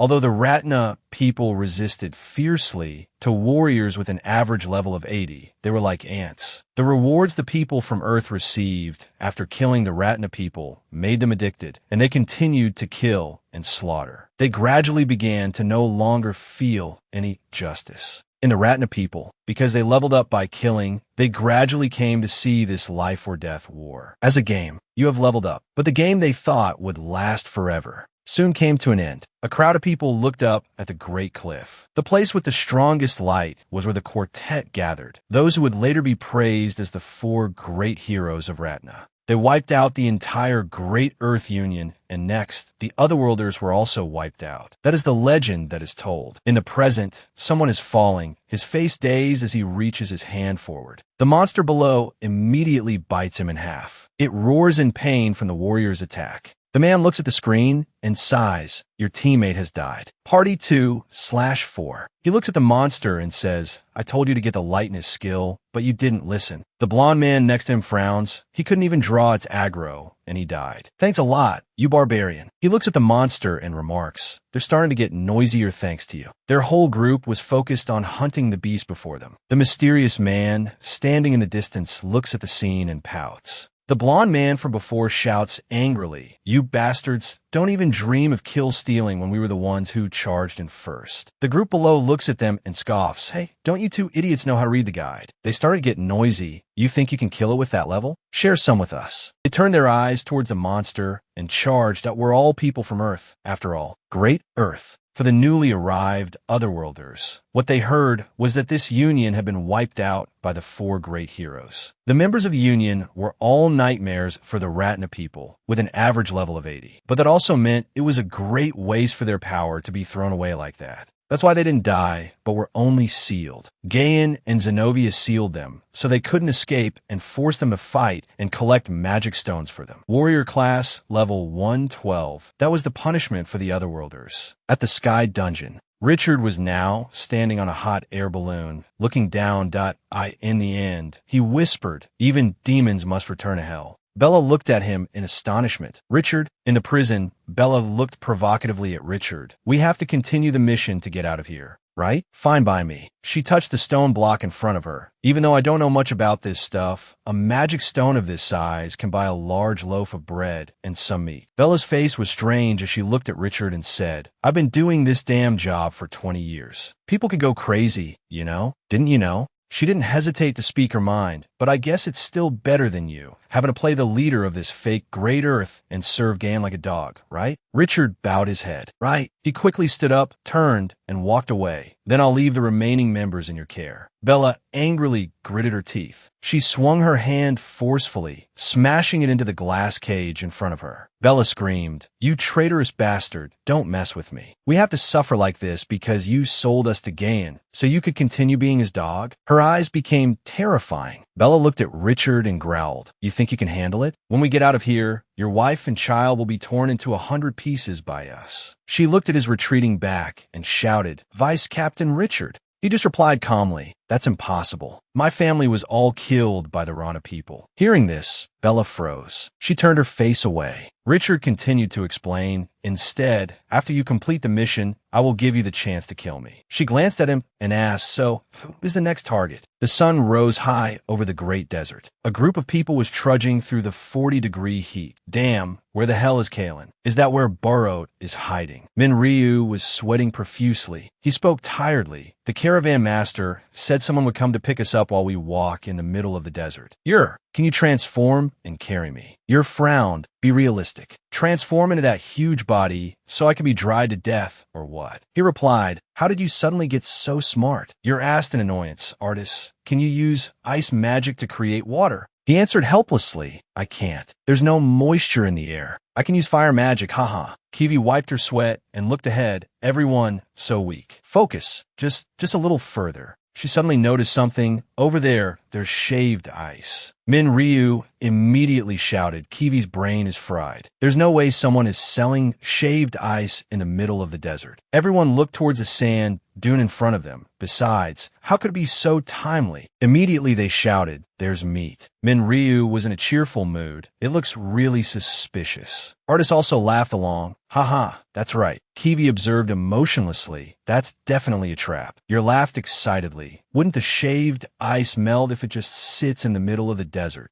They looked at the bowl of shaved ice before them, but I still don't think it's fake. Everyone immediately sped up, running for their lives towards the shaved ice cart, shouting, "Water!" When Ryu reached it, the shaved ice cart shattered into pieces. He thought to himself, "Is it a trap? I can't even protect a cup of shaved ice." He reached out to grab the bowl of shaved ice. Really? Someone's foot stepped on Ryu's face. She rushed forward and grabbed the bowl of shaved ice. "How disappointing, Ryu." Then she landed on the ground very calmly. "You don't trust yourself at all." Kiwi scooped a spoonful of shaved ice in her mouth and said to herself, "That's why you never reach your goal." She saw a large plume of smoke ahead. A young man on an ATV drove up. He looked at her and laughed. "Oh my, you just destroyed our shop." Kiwi just looked at him coldly. "Are you the one who set this trap?" He scratched his head and laughed. "You call it trap? That's sad. Wrecker is my name. You all must be new to the Kalen Desert if you don't know me, right?" Wrecker smiled slyly. "I usually travel around the desert to rescue hunters for a fee, of course." As he spoke, he suddenly sank deep into the ground. Wrecker was bewildered. From behind him, a large figure emerged. Minryu looked at him with a terrifying expression. Brother Wrecker, give us a ride to Kalen. Everyone sat on his vehicle, extremely excited. They crossed countless sand dunes in the desert, everyone's face filled with happiness. Minryu looked forward expectantly. So, Borrowed is over there, huh? The forgotten city, the ancient city of Kalen. A piece of history forgotten in the heart of the desert. This is the largest stone-carved structure in the world, and how they created it remains a mystery. The buildings outside the city have deteriorated due to the weather and are unusable, but because this is a large oasis located in the middle of this continent's desert, this place has become a paradise for travelers. Also, due to the arid climate of the Kalen region, neighboring countries do not want to occupy it. As a result, Kalen has become an independent region with no country owning it to this day at the desert city of Zenith. Minryu looked at everyone and said, so Borrowed is hiding somewhere around here, right? Kiwi replied gravely, that's right. Artis observed his surroundings as he walked. There's a high chance he's hiding in a dungeon since the goddess can't locate him. He looked over at Yer and smiled. If we have to go into a dungeon, we have to go to the Hunters Guild first, right? She also looked at Artis excitedly. Ah, great. While we're at it, let's go there and renew our hunter cards. We've leveled up quite a bit these past few days. Yer tugged Artis's arm and pointed ahead. Let's go to that big building. Minryu looked at them and said, Yer is really excited, huh? Kiwi added, she's still young. Her gaze towards them was warm and affectionate as she spoke. Those two, they feel so close to each other, don't they? Minryu also commented, maybe it's because they're of the same race, so they became friends quickly thanks to a racial bond, or something like that. Kiwi looked at him, puzzled. A bond. She looked back towards them. Minryu bowed his head to look at Kiwi and asked curiously, by the way, why is this place creaking? She walked and explained calmly. This place was originally created by the Palea pirates by connecting their ships. But 35 years ago, dungeons started appearing in the ruins, so the tomb raids had to be stopped. Hunters began to flood this place, and from there they built and developed the city to what it is today. Kiwi held the guide and said, all of this is in the guide. Minryu gave a wry smile. Are you really only 1 year old? He suddenly realized something. Wait a minute, if this place is above the ruins, then what's below? He looked down at his feet. An ancient city had been turned into a dungeon, the forbidden area of Kalen, the Great Labyrinth. Wrecker spoke up from behind. It's very deep and has a very complex structure, so our rescue team, who carry the blood of the Palea pirates, are helping the hunters in this area. Minryu replied indifferently, I don't need to know that. Wrecker stood behind with his hands on his hips. So let's get back to the topic. How are you guys going to pay my guide fee? Minryu grabbed him by the collar. Isn't setting a trap for us enough for you? He chuckled. It's all free. I'm just a guide. Yer looked ahead, bewildered. Oh, those people. Minryu turned his face to look. It's the ghost and the witch. Kiwi held the map. I happen to hear that the deepest cave in Kalen is in the heart of the city. She folded the map and sighed softly. Although it's just a tourist spot, we can go there and investigate before entering the Great Labyrinth. I think it's not a bad idea for all of us to go there together.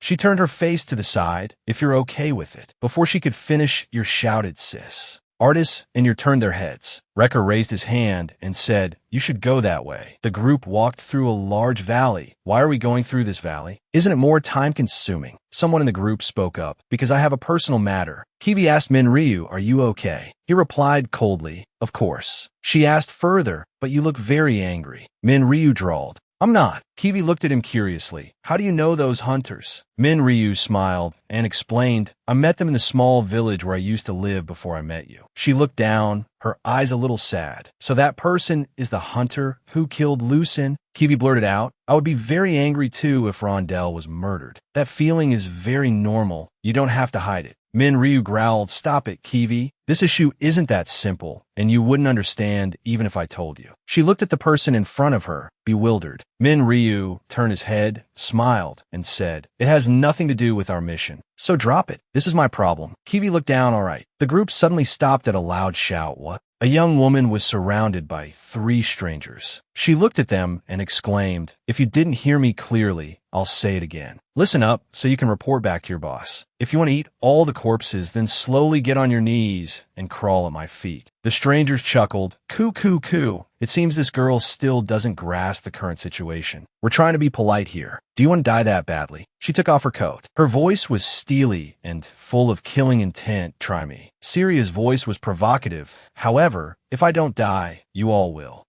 The stranger angrily pointed his blade at her. You bitch. They charged. You dare to look down on us. From behind, Kiwi lunged and kicked one of them hard. The strangers were surprised. Hey, what are you doing? They whispered among themselves. You idiot. Why didn't you say she had backup? Why are you blaming me? You were the one investigating. Minryu stepped in front of them. What's the matter with you robbers? They trembled and exclaimed, Don't tell me, Vantera. As they spoke, they fled. You'll see. He looked at the strangers and said nonchalantly, a good escape. Syria smiled cheerfully. Oh my, thank you everyone. I was about to get into big trouble. You all are. Artis's group smiled wryly. We are. Minryu looked at Kiwi and reminded her, hey, that guy's gonna die. She held the stranger's neck tightly and replied coldly, Don't mind it. This is my business. Wrecker looked at Syria and exclaimed, Madam. Everyone wondered, Madam. In the evening at the tavern, everyone sat together. Eepee's eyes sparkled with excitement. It's been so long since I've had a decent meal like this. Artist stammered as he looked at everyone. Aren't water and resources quite rare here? This meal must be very expensive, right? Syria looked at them gently. Don't worry. If I let the hunters who saved me eat cheap food, the madam of this oasis bar would be called ungrateful by the world. Minryu chewed noisily. You're the owner of the bar? She laughed. Is it that surprising? You can call me just from Europa Seria. He said excitedly. It seems we've saved someone amazing.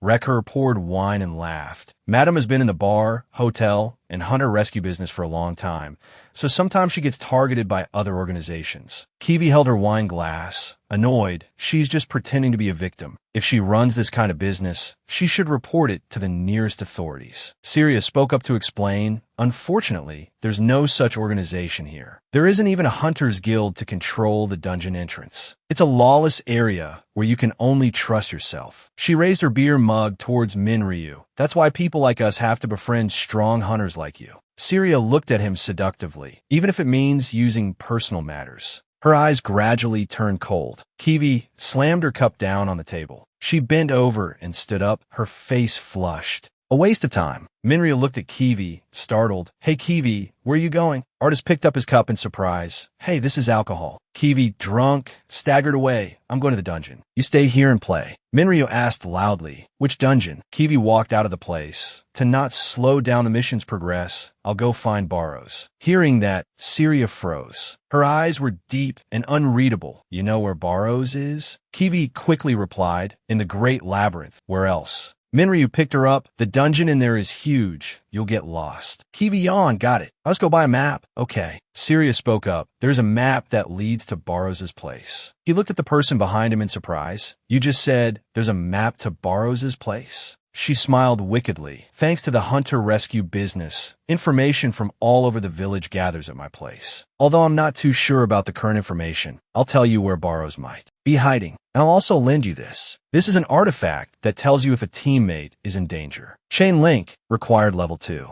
If one link is destroyed, the other links are also destroyed and glow. Remaining uses. 1. Everyone sat on the hanging lift, excited. It seems we've met a good person. We got the information easier than we thought. Artist laughed, and we got free lodging too. Eepee's eyes sparkled. Yesterday's food was delicious too. Minryu said calmly, well, although our prophet isn't very sober from drinking too much. He mimicked Kiwi's words from yesterday. I'm going to the dungeon. I'll find Barrows. She immediately turned to look at him, embarrassed, and shouted, Shut up, forget it. Minryu mimicked again, in the Great Labyrinth, where else? Everyone on the hanging lift laughed cheerfully. The lift swayed back and forth. We're going to fall. At the high tower, Wrecker looked at Syria. It seems those hunters are going to the Great Labyrinth. She replied coldly. I know. He looked at her worriedly. But, madam, the place marked on the map is very difficult to enter, even for us rescuers. Syria calmly continued, I know. She looked around and thought to herself, even though I don't know where they got the information about Barrows. But she slanted her eyes towards Wrecker. That person's fight is already over.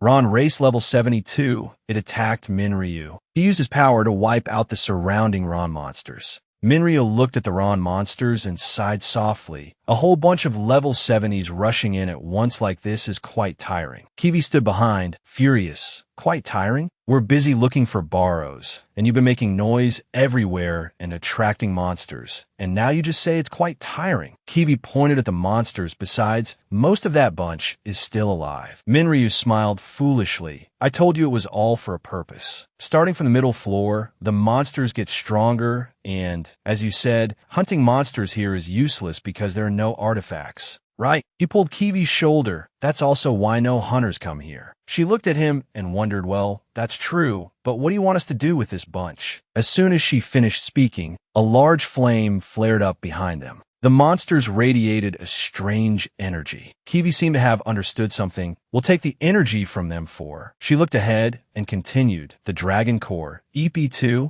Artist looked at the two of them. Our current levels are quite low. If there are no humans around, Han-Bin usually lets us absorb experience this way. EP happily explained further, and I also learned how to control the Dragon Core from artists. Although the experience absorption process is quite slow, our levels increase very quickly. Artist looked gently at EP. Then I'll go get dressed. She smiled, okay. Minryu didn't forget to remind them. Remember to look around carefully for any monsters. Kiwi was filled with surprise. A wyvern has a dragon core too. EP said happily, artist looks so cool and handsome in his dragon form, doesn't he? Minryu also smiled and said calmly, is that so? He's already popular in his human form. She quickly retorted, but this aura is different. And I look really beautiful in my dragon form. He looked at her narcissism and laughed. Oh, really? It's true. Kiwi bowed her head in silence, quietly looking at the Kalen guide. Kiwi slowly flipped through the guide. EP was filled with happiness. Her eyes softened. An artist is still a young dragon. I wonder how cool he'll be when he grows up. Kiwi interrupted. Artist is also a descendant of the fire dragon clan. She began to explain. An adult dragon around 500 years old can be 80 meters tall and 36 meters long. EP was astonished. Really? He'll be that big? You really are something.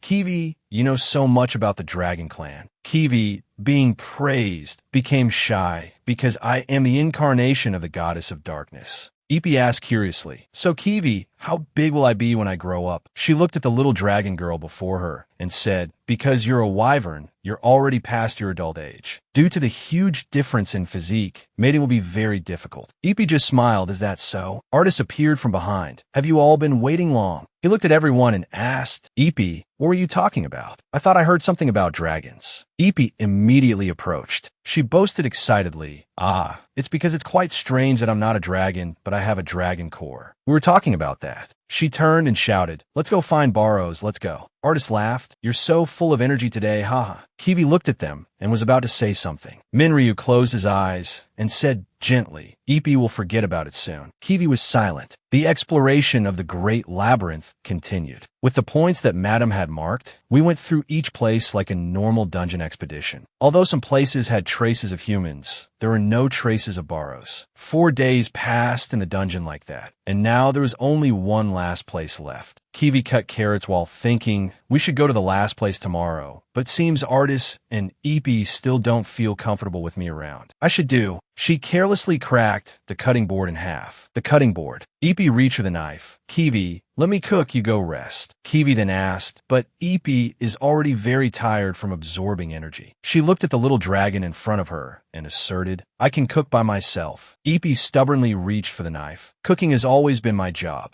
The two of them kept snatching it back and forth. Dad, I'm here now. Let me do it for you. Kiwi, EP exclaimed. Kiwi looked at her worriedly. Are you okay? EP took her hand and smiled. I'm fine. If I let you cook and go rest, the goddess would surely scold me. Kiwi turned her head away as EP explained. I'll go boil some water. Could you call artist for me? Kiwi walked away sadly, all right. Minryu on the side saw everything. Artist observed his surroundings and assessed to be able to come to the fourth forbidden area in Kalen like this. When I was in seclusion, I didn't even dare to dream of this scenery. He suddenly saw something, that is, drawings of ancient ruins, strange drawings on the cliff face, but they are not consistent. It could be the tracks of something that has passed through this place. Artist looked around. There are some here too. He observed carefully and came to a conclusion. The tracks haven't faded yet. It just passed through here. But there are no tracks like this on the upper floor. From behind, Kiwi called his name loudly, artist. He was startled and fell backward. Kiwi, what is it? She replied in a low voice, it's time for your shift. He looked at her and asked gently, "Do you want to stand guard?" "You don't have to do that," Kiwi said softly. "We need to light the stove to cook." Artist then remembered, I forgot to light the campfire." Kiwi was silent, then called out softly, "Artist." She clutched the guidebook tightly. "I was created with the mission of being the goddess's incarnation, but now I no longer have the ability to prophesize. I'm no different from a normal hunter. So," she turned her face away, "please treat me normally."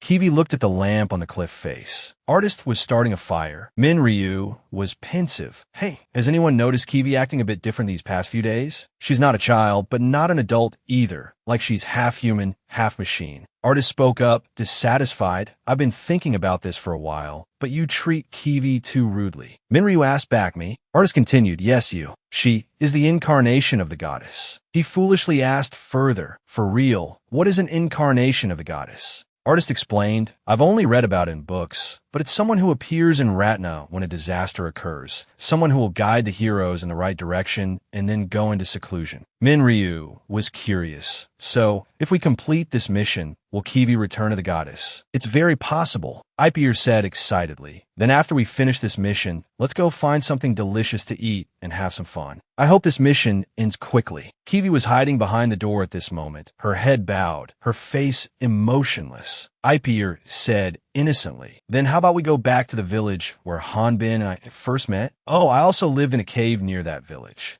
"Really? So we all lived near each other." Everyone laughed and talked happily. "I even have a field in my cave." Kiwi walked away, lonely. Ipier's voice softened. "The goddess will give us more time to play with Kiwi, right?" Artist looked at her and said gently, "That's right.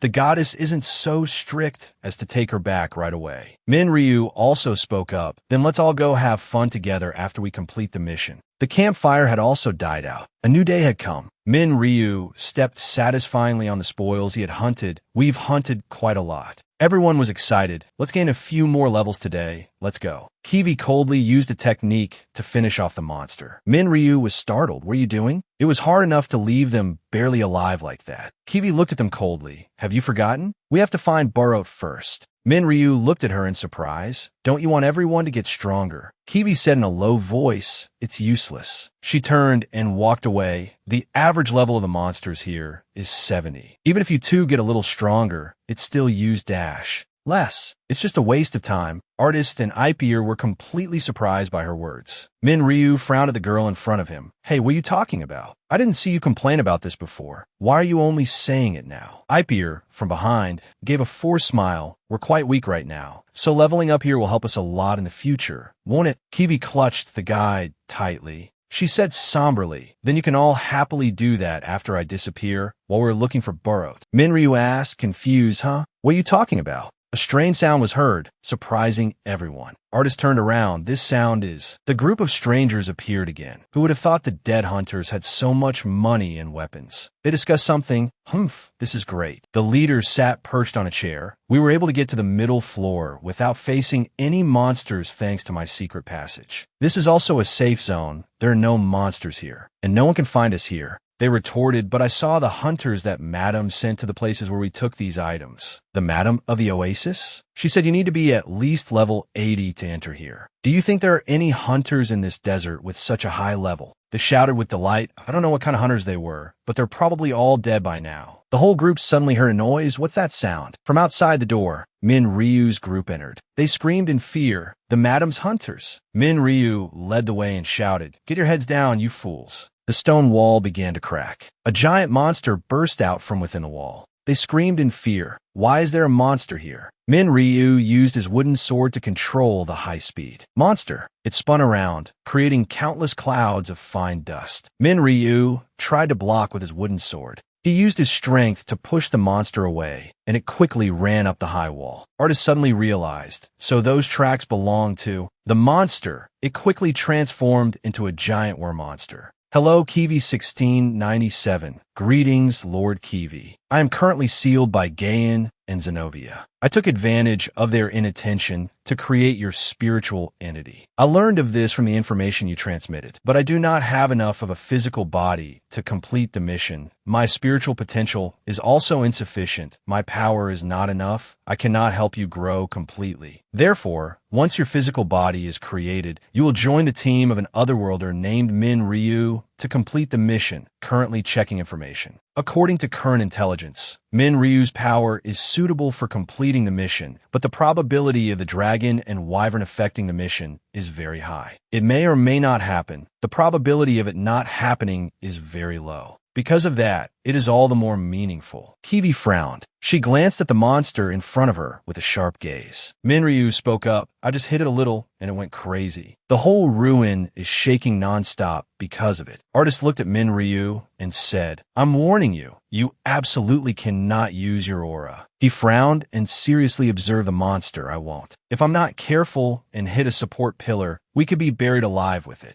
But without using aura, I can't even touch it. Minryu analyzed. Its outer shell is very hard, and it's constantly moving. A sword can't cut it. Kiwi replied coldly. Then let's retreat for now. Our goal is burrowed. There's no need to waste time fighting a monster, especially since even you can't beat it. Then there's no need to fight. She turned to look at him. While that monster has its guard down against us, let's get out of here. Minryu replied, wait a minute. He looked at the monster in front of him excitedly. I'll think of a way to defeat it. She was curious what way. Minryu called out artist's name. He immediately understood. I just need to stop it from spinning. But I can't act rashly right now. Minryu spoke up. We're really in luck. There are a lot of swords over there. Ipier looked in the direction he pointed.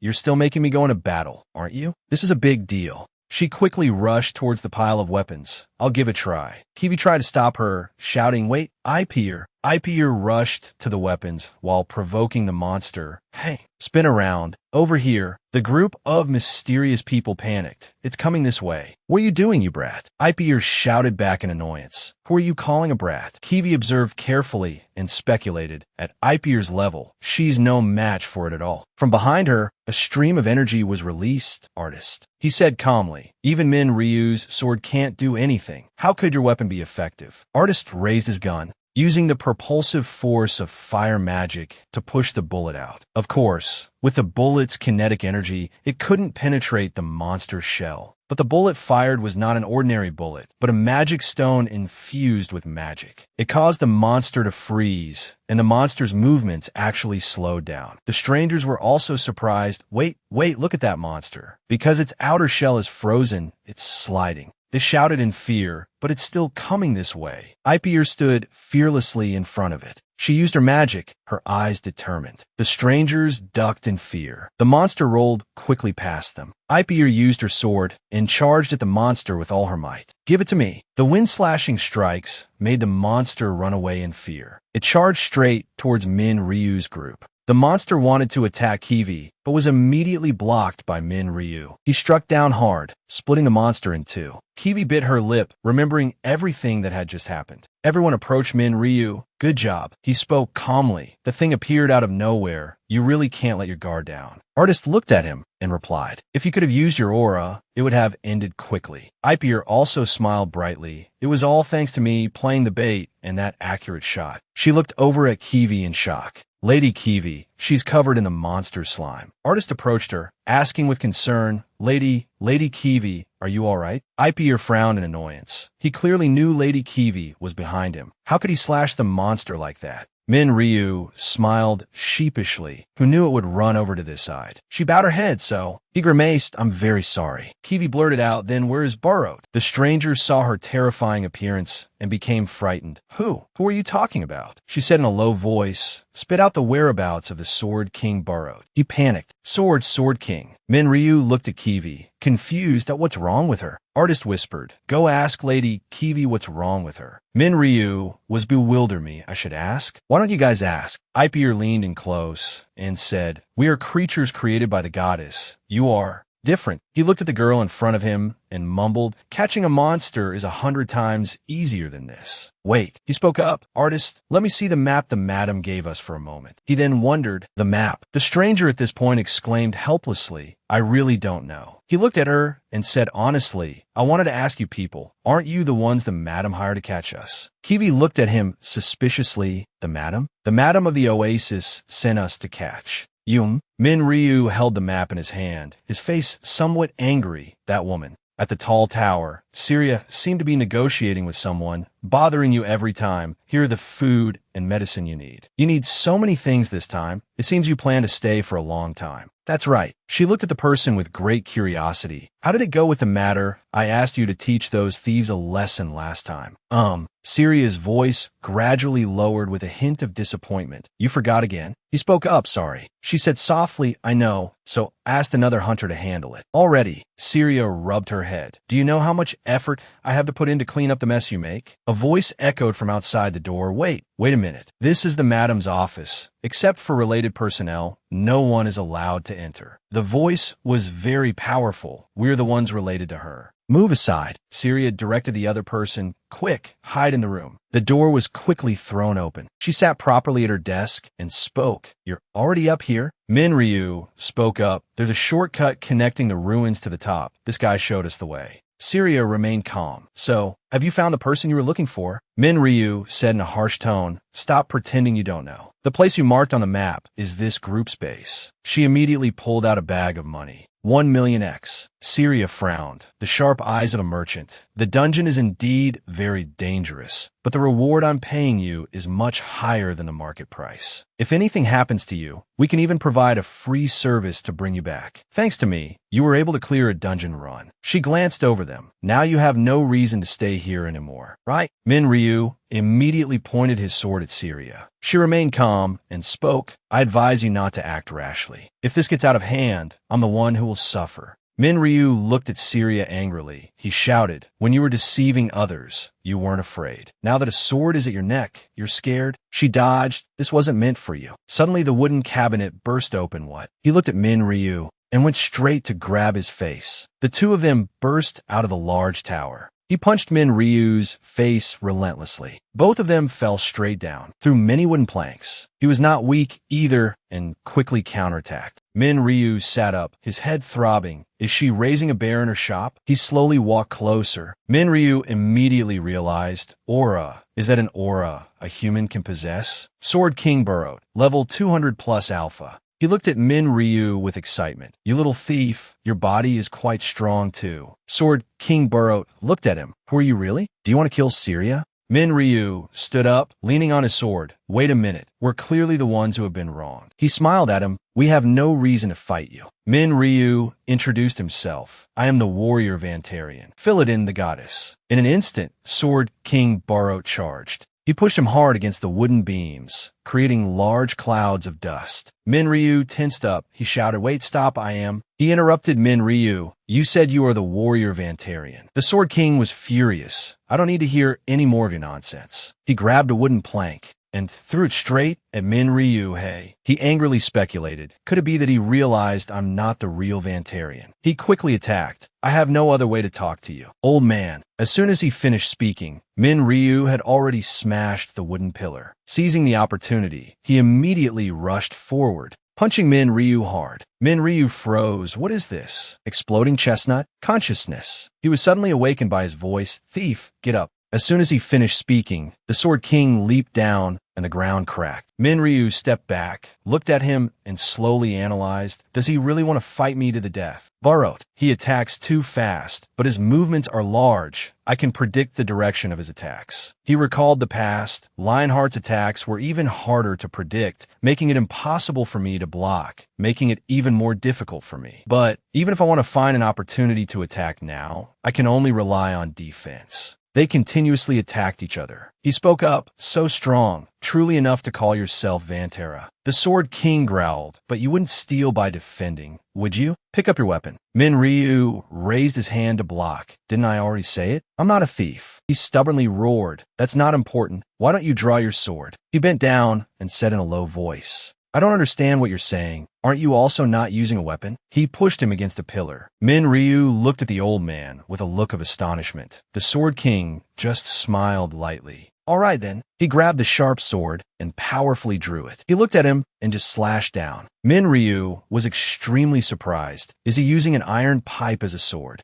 He provoked him. Draw your sword. The two of them parried sword against sword. The Sword King used his strength to slash down hard. Before Min Ryu could regain his footing, he was wounded by the old man. Blood splattered everywhere. He fell hard onto the hard ground. The Sword King looked down from above and sneered. Was he just putting on an act? He turned to leave. He's so strong. He probably won't die. Min Ryu was now truly angry. He gritted his teeth and launched himself straight at him. The Sword King immediately turned his head. The two sources of magic collided. The power was incredibly terrifying. The Sword King said in a low voice, "The quality of your aura isn't bad. But if you had stayed put obediently, you might not have been more seriously injured. Are you so foolish that you can't recognize the difference in power between the two sides? Or is it?" The Sword King looked at the gentleman before him and silently assessed. Min Ryu's eyes were bloodshot. Damn it. Do you know how much trouble I went through to find you? How can I let you leave like this, Burrowed? He was stunned. The Sword King gave an interested smile. He laughed loudly. Min Ryu looked at the Sword King and asked himself many questions. What are you laughing at? He just let out a soft breath. How long has it been? How long has it been since I met a fool who clearly knows he's facing the Sword King, yet still dares to provoke me? He got into a fighting stance. Then I will let you witness the power of sword. King. Min Ryu immediately sensed a dangerous killing intent. The atmosphere has changed. This is the aura of the Sword King, this hair-raising feeling that I could die on the spot at any moment, a familiar feeling. He remembered scenes from the past. His fighting spirits surged. Min Ryu shouted, "Then don't blame me." The Sword King quickly charged forward, and he also sped up and rushed towards him. Suddenly, a giant rock appeared out of nowhere. It fell from above towards where the two were preparing to fight. The Sword King quickly split the large rock in two.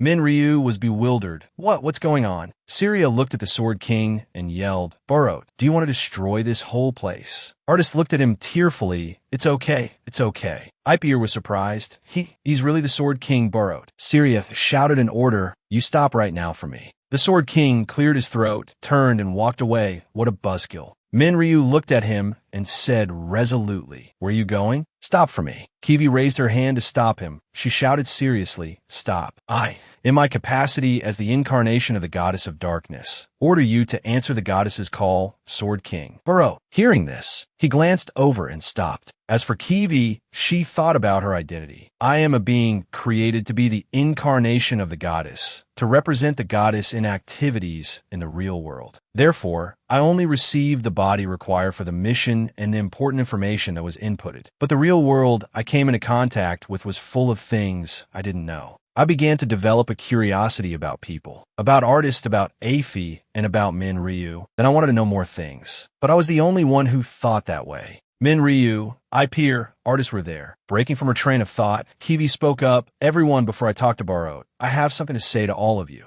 My agreed-upon mission with you was to find the Sword King, and this mission is now complete. This also means that our agreement has effectively ended. But before Kiwi could finish, Min Ryu lowered his head, cleared his throat with a cough, and clutched his shoulder as if in great pain. Min Ryu frowned, wincing as he relaxed. The wound really hurts. Kiwi was worried. Were you injured by Burrowed? The wound is so deep, it's bleeding a lot. Sew it up quickly before it gets worse. Artist quickly supported Min Ryu and said, Lady Kiwi, we'll go treat the wound first. Ipier added, you go talk to Burrowed first. After saying that, Artist and Ipier supported Min Ryu on either side and left, leaving Kiwi behind. Kiwi bit her lip in sorrow. She watched the three of them, clenching her fist, both pitying Min Ryu and determined to handle this matter. You've worked hard. In the next scene with Burrowed, Syria's voice is heard. She spoke in a sarcastic tone. I see. That woman must be crazy. For sure. Syria continued to speak loudly. Otherwise, how could she say she is the incarnation of the goddess? Burrowed crossed his arms in front of him and said calmly, this person is indeed the incarnation of the goddess. I can feel the divinity of the god on her. Kiwi sat opposite, facing Burrowed with a composed demeanor, and said, then I will now convey the content of the mission to you. But I cannot speak of this matter with outsiders. Syria interjected, "Are you saying I'm an outsider?" She glowered as if shouting, "Why do you think I had to hide Burroat?" Burroat maintained his firm tone. "Lady Kiwi, Syria is a trustworthy person." Syria's voice was triumphant. "Did you hear that?" Kiwi's face was serious. "I understand. In any case, the whole world will know about this soon enough. But what I am about to say now, you may find very difficult to accept." Syria showed a look of horrified surprise. Burroat's former comrades, who were also the other three of the four great heroes, betrayed the goddess, and the world was destroyed because of it. "Impossible!"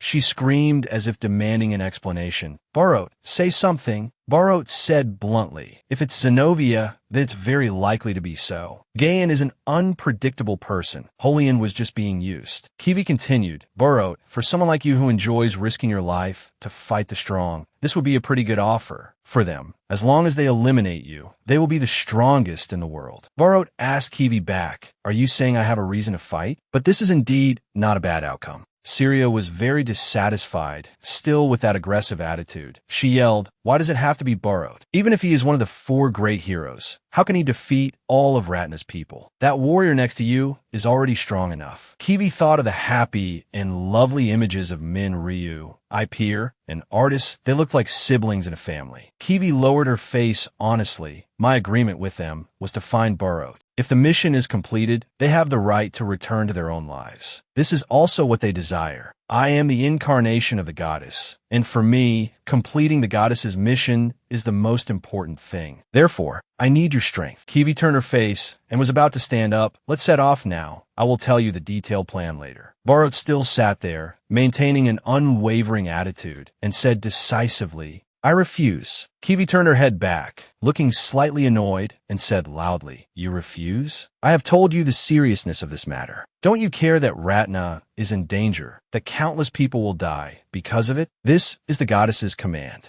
At this moment, Burroat's body was blazing as if on fire. This source of light energy made even Kiwi have to shield her eyes with her hand. Burroat frowned, his face full of ferocious killing intent, and said once more, "I refuse." After speaking, Burroat stood up and turned to walk away, but still added, "But you don't need to worry. As long as the Sword King is alive, the world will not be destroyed." As for Syria, although she was not involved in this matter, she seemed relieved when Burroat refused. It's been so long, and I still can't keep up with his way of thinking." After both Burroat and Kiwi had left, Syria saw a piece of paper left on the chair where Kiwi had been sitting. She was a little curious. "What is this?" She unfolded the paper to look, a Callan travel guide. Did this fall from the incarnation? Syria found it ridiculous, not worth her attention. She returned to her table and threw the piece of paper into the trash when there was a knock on the door. Syria said, "Come in." It was Min Ryu, who spoke while his eyes searched around. "Excuse me. Why isn't she here?" Syria said indifferently, "What kind of job are those guards doing?" Min Ryu, like a competitive teenager, said, "How could they possibly stop me?" Syria continued, "I should thank you. Thanks to you, my room is this cool." Min Ryu clarified, Burroat was the one who broke the window. Besides, this was his fault from the beginning. Syria explained, Burroat stayed deep in the dungeon to avoid the eyes of others, which also means I didn't lie. It's true that I used you, but it's your fault for being deceived. Min Ryu had a dazed look on his face. Your way of thinking is truly not like a normal person's. Anyway, it's good that we found Burroat. So where are Kiwi and Burroat? Have they gone for a drink already? Syria was a little surprised by Min Ryu's question. She continued, "Why didn't she say anything?" Min Ryu's eyes widened as he asked back, "What?" Syria retrieved the piece of paper from the trash can. "You Vantirian men are all the same. I have no right to interfere in this matter, but I advise you to go find her. This place is very dangerous." Hurried footsteps dashed by like the wind. Min Ryu had informed the other two that Kiwi had left, and they rushed to find her. Ipeer panted as she ran. "Does Sir Kiwi want to part ways with us? So suddenly why?" Min Ryu replied, "I don't know. Let her explain what's going on herself." No one stopped. Ipeer was still full of questions. Could it be because Sir Burroat refused that she's like this? She must be heartbroken. Let's hurry and find her. Min Ryu maintained his rocket speed, turning his head back to say, "I'll go to the places marked on the map. You two search the surrounding areas." Okay, the three of them split up, each in a different direction, as urgently as possible. It was Kiwi's footsteps. Her eyes were full of sorrow and disappointment in herself. The mission has failed. There's no other way. Kiwi stood silently by the edge of a deep pit. Ryu found the oasis perpendicular cave. The largest perpendicular cave in Kallen, created in ancient times, connects to the deepest dungeon of Kallen, its depth unknown. Is she here? Ryu's footsteps stopped. He had seen Kiwi. Ryu dashed towards Kiwi like the wind. Found you. But before he could reach her, his eyes filled with shock. It was Kiwi. She jumped into the deep pit as if she had gathered enough disappointment and had prepared for it beforehand. Ryu panicked. He lunged towards Kiwi with all his might, shouting Kiwi's name loudly. Like a rocket, Ryu shot to the edge of the pit where Kiwi had thrown herself. Kiwi heard Ryu's voice and turned around reflexively. Screech, screech. At the edge of the pit, dirt and rocks fell due to Ryu's emergency brake. Got it. He had grabbed Kiwi's leg. Cough, cough. Ryu coughed, partly because some dust flew into his face, partly because he was probably very tired. He yelled loudly, Kiwi,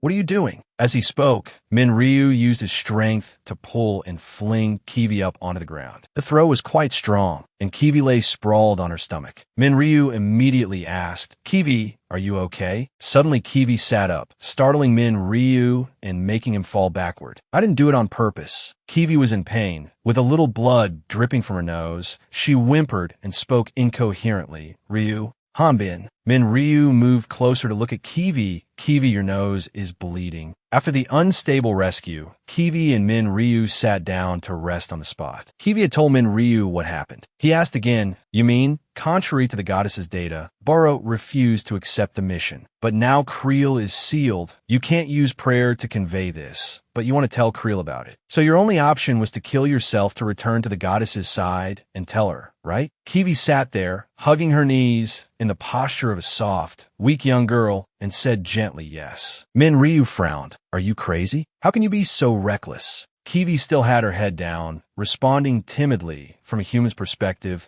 it might be impossible to understand, but I was originally an anomaly that shouldn't exist. Of course, I should return to my original place. Ryu reacted immediately. Are you kidding me? If that were true, I should have killed myself a long time ago. If we can't convince him, then we'll defeat him.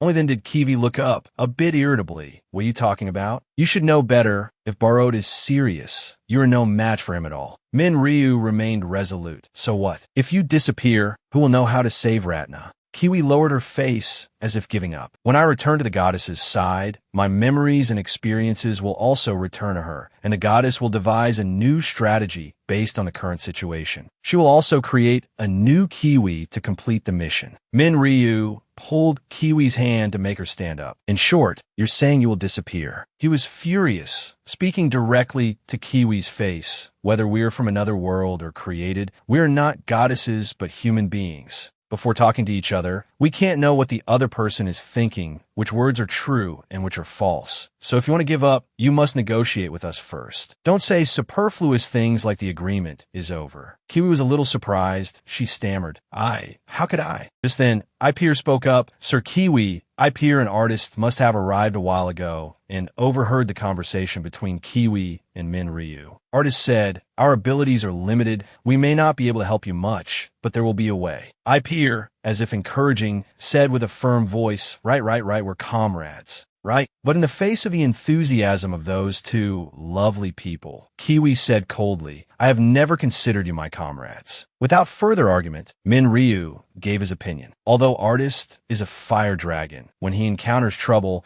he can quickly understand the logic and principles of everything. So I think he would like the structure of the Oasis vertical cave. Ipir's curiosity is immense, but she likes small and cute items. So after exploring the vertical cave, strolling through the nearby shops would probably make her very happy. Ryu was afraid of falling. What is this? Well, anyway, would you go out and have fun with someone who isn't important? Ryu held up the piece of paper with Kiwi's cute little notes, teasing her with a cheerful face. Kiwi blushed with embarrassment, stammering, how did it? She lunged at Ryu to snatch the paper back. Give it back to me. The tall Ryu held the paper up, nonchalantly, not giving it back. Artist and Ipir stared, looking fed up, childish. Ryu still maintained that sly tone. If the agreement is over, Why should I listen to you? Artist, I peer. Do you guys want to see? Ignoring Kiwi, who was both embarrassed and annoyed, Min Ryu continued to be a pest. Kiwi bit her lip and stopped struggling. She shouted, "Didn't you always hope this mission would end quickly? Didn't you say that after I disappear, you would go back to where you lived?" I heard it all. After Kiwi finished speaking, the three of them stared with their mouths agape. Kiwi seemed to have gotten off her chest, but after she spoke, the other three, one ha-ha, one hee-hee, clutched their stomachs, scratched their heads, and covered their mouths, laughing amongst themselves. Kiwi didn't understand anything, feeling utterly mocked. "What are you laughing at?" I peer stopped laughing and spoke up. "I can't believe we've come this far. But our original purpose was to defeat the fallen hero." Artist continued, "We also leveled up because we wanted to help. Otherwise, we wouldn't have had to work so hard to level up." Min Ryu added, "After saving Ratna, we will all enjoy the good times after the hard times." Kiwi regained her composure, puzzled. Min Ryu said gently, "That's right. Will you sign a new agreement with us?" Taking advantage of Min Ryu's inattention, Kiwi snatched the piece of paper from his hand. "How can you people make decisions on your own? I don't know where you heard those words, but I never said I wanted to disband the team. So it's not signing a new agreement, but extending the agreement." Min Ryu agreed right away. Okay. I peer said excitedly, "To celebrate finding the Sword King, let's go to Oasis." Min Ryu pays. Min Ryu asked back, "Why me? I don't have any money." Artist quickly chimed in, "Didn't the boss lady give you money?" Min Ryu still tried to explain, "That's money to discuss how to win over Burrowed, who hold a meeting in a tavern." The four of them left together. Min Ryu teased, "Hey, how long are you going to cover your face?" Kiwi, still not over her embarrassment, said, "You shut up." I peer also kicked in. "How did you describe Min Ryu in the travel guide?" Kiwi replied, "Oh, that's a secret." All four of them stood and watched the city sparkling with lights from above. It was still the same starry night sky, but in a different setting. Looking from afar into the vast desert, there was a group of people in a circle with a bright fire lit, like a highlight in this desolate place. It was the Caravan Merchant Group. Every year, the Caravan Merchant Group would hold a festival twice to celebrate crossing the desert. The sounds of music, dancing, and singing echoed throughout the silent desert. Everyone sat enjoying the warmth of the fire while savoring delicious food, spending the last night in the desert together. They expressed their gratitude to the goddess of fire, and just like that, a night belonging to them passed. In that happy, warm atmosphere, one person clapped his hands as if to signal and draw everyone's attention to himself. A bald man with his arm around his son's neck excitedly said loudly, "Everyone, I have good news to tell you all. My son is getting married. Please give your blessings to my poor daughter-in-law who is waiting for him to return." The surrounding crowd cheered, "Father, ha ha ha." Suddenly, a voice called out from a distance, "Excuse me." The bald man frowned and turned. There were four strangers wearing cloaks and hats, a tall one in the lead, followed by two who looked like twins and a short, fat one entering their space. The men in the merchant group picked up their weapons, ready to fight. "Who are you? If you're robbers, I advise you to leave here." The tallest man in the lead of the four strangers raised his hands and said with a laugh, "Ha, calm down. I am a special investigator from the Fairy Alliance." The bald man spoke up and asked, "A special investigator from the Fairy Alliance?" This investigator was William. He said, "We are hunting a wanted criminal. He's a bit special. You probably still remember him. The Vantirian warrior, Frailbin. He led an assassination squad that killed the Elf King." The crowd murmured amongst themselves, "The Elf King was killed? How could that be?" The bald man's son frowned doubtfully and asked his father, "Father, is it true?" The man said, "It has the signature of Mrs. Holian, the representative of the Fairy Alliance. It must be true. I didn't expect him to be this kind of person. Please trust our merchant group. We have no relationship with them at all." William replied, "You don't need to worry. We know you and this group have no relationship whatsoever. You should also feel lucky, because they didn't harm you." The bald man said, "Thank you." He looked far ahead, but that person behind you, is he not feeling well? William remained gentle.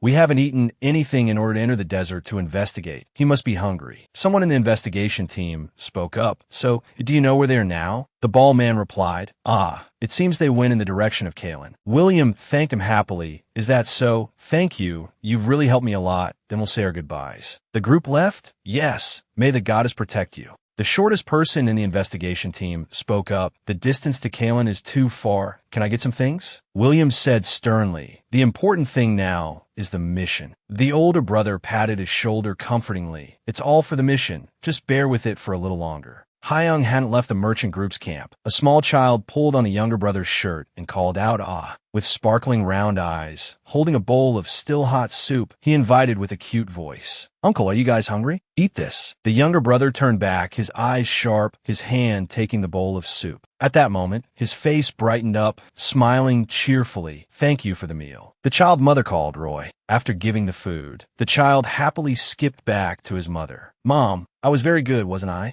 The mother was worried, but still gentle. "Good is good, but it's very dangerous. What's on your hand?" In the boy's palm, strange green veins appeared. The people in the merchant group were in an uproar. Roy, what's wrong with Roy? What's wrong?" He stopped breathing. Everyone shouted the boy's name, Roy. The other four seemed to understand what was happening. The older brother shouted Hyung. The younger brother was a bit indifferent. "Sorry, couldn't help it." The older brother continued. "Hyung, didn't Richard say we have to hide our identities to find a target?" The younger brother looked dissatisfied. Why do we have to listen to that traitor? Who told him to give us the search mission at night?" The short, fat guy wouldn't stay quiet either. "After being an actor on for so long, my fingers could get stiff. I need to practice." William was helpless. "I really can't stop you guys. You follow your instincts more than the mission." After speaking, William drew his sword. But laziness is not the behavior of a warrior. This group was all killed by the Vantirian warrior. Let's deal with them before Richard gets here. Luna hugged her child in fear. The group was also in chaos. "What are you doing?" To celebrate the successful extension of the agreement, Min Ryu's team had a big drinking party. Everyone was dead drunk, passed out on the spot. Yer clung to Artist, sleeping soundly with her head on his lap. Kiwi was no better, still holding a wine bottle, passed out right at the table, unable to wake up. The most sober one seemed to be Min Ryu. He was sleeping right on the liquor table, snoring and talking nonsense in his sleep. Cross impact. Barot is coming. He clasped his hands in front of his chest, staring at Min Ryu as if he wanted to do something. Min Ryu, now half awake, half asleep, mumbled, "I'm telling you, don't you dare act recklessly." At this moment, Barot's eyes glowed completely white, looking very fierce. Something with super strong force shot through the tavern wall, shattering a large section of it. Min Ryu was thrown through the air, which sobered him up enough to scream loudly. A thud. The landing shook a whole patch of ground. Min Ryu, in front, hadn't had time to compose himself, still not understanding what was happening, his mouth wide open, yelling loudly. Barot also landed right behind him with a huge backpack on his back. Min Ryu was still sitting on his hands at the landing spot. This is the Oasis perpendicular cave. Barot tossed the huge backpack onto Min Ryu's shoulders without any warning, making him jump. He almost fell into the cave. Luckily, with his strength and agility, Min Ryu managed to support it. Barot turned his head back and shouted, "What are you doing?" Barot had dropped a large, sturdy rope down into the cave. Only then did he speak. "Let's go." Min Ryu, not understanding anything, shouted loudly. "Go where?" At that moment, Kiwi, Yer, and Artist managed to catch up from behind, running and calling Min Ryu's name. Getting closer, Kiwi yelled, "Barot, what kind of chaos are you causing?" No one paid attention to Sirius sitting on the side. She spoke up. "Chaos, if you're talking about chaos, what you did in my shop yesterday is what you call chaos. After getting drunk, you were yelling and crying to the point where the customers at the next table had to demand compensation from me." Kiwi's drunken image was so different from her usual self, drinking and crying and wailing. "I should just die." Syria continued. "You even forced the person who came to stop you to drink alcohol. It was like you booked the whole place, singing and making a ruckus. Thanks to you guys, my business last night was completely ruined." Kiwi held her head, trying to explain. "I don't remember anything." Syria yelled, "Who are you kidding?" Artist asked logically. "So you told Min Ryu to go into the dungeon to earn money to pay you back. You wouldn't back down either. Could this be the rumored human trafficking?" Syria glanced over with a resentful look. "You think I would do something so despicable?" Barot is going to accept the goddess's mission. After she said that, everyone turned to look at Barot. Min Ryu was surprised. "What?" Kiwi's eyes widened in astonishment. "Really? But yesterday you..." Barot didn't explain anything. "I can't accept the mission yet. I have to do one thing."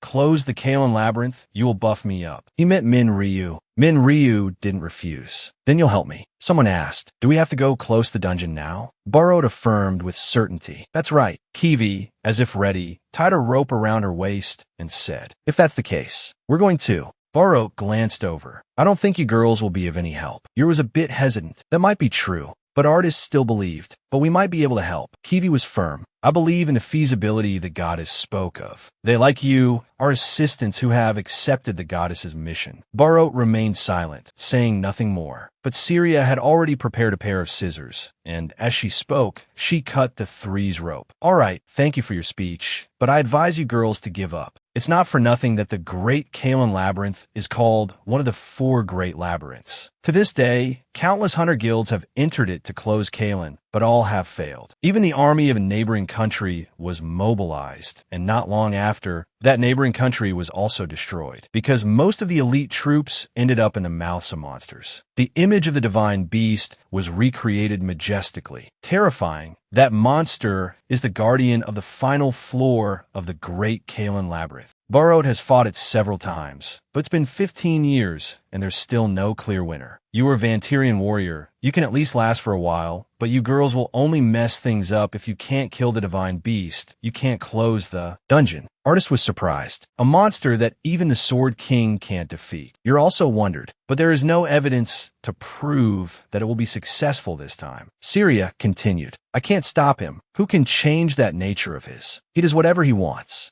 Min Ryu interrupted the girls. Then there's no other way. I think closing the dungeon is faster than trying to persuade this stubborn old man. After Burrow accepts the goddess's mission, he will be busy. You girls stay here and rest. Artist, and you were a bit timid. Min Ryu, sorry. In a flash, Kiwi decisively used a knife to cut off her long hair. She resolutely handed the lock of hair to Min Ryu. Just in case, take this with you. This thing has divinity. It might be useful. Min Ryu was also a bit flustered. Ah, thank you. As Min Ryu reached out to take the lock of hair, Kiwi pulled him close. She whispered something in Min Ryu's ear. Artist, and you're gasped in surprise at that action. Kiwi said softly, don't let your guard down. Barot is the hero who destroyed the Great Earth. You are all people from another world. Min Ryu listened carefully. I know. Barot and Min Ryu started to move. They climbed down the rope that Barot had dropped to get to the bottom of the cave. Before going down, Min Ryu even waved a cute goodbye. Probably want to tell everyone staying behind to rest assured. In response, Artist and you're also waved their hands like children. Yer was sad. He's gone. Artist couldn't hide his emotions anymore either. Every time I see this scene, I resent my own level. Kiwi was now the one comforting the two of them. Maybe this will be a good opportunity for him. Let's use the primordials we obtained while looking for Barot to level up. Both of them agreed. Sir Kiwi, then let's train while we wait for him. That's right. Sir Kiwi, you really scared us just now. I didn't expect you to be so proactive. Sirius stood by, clapping.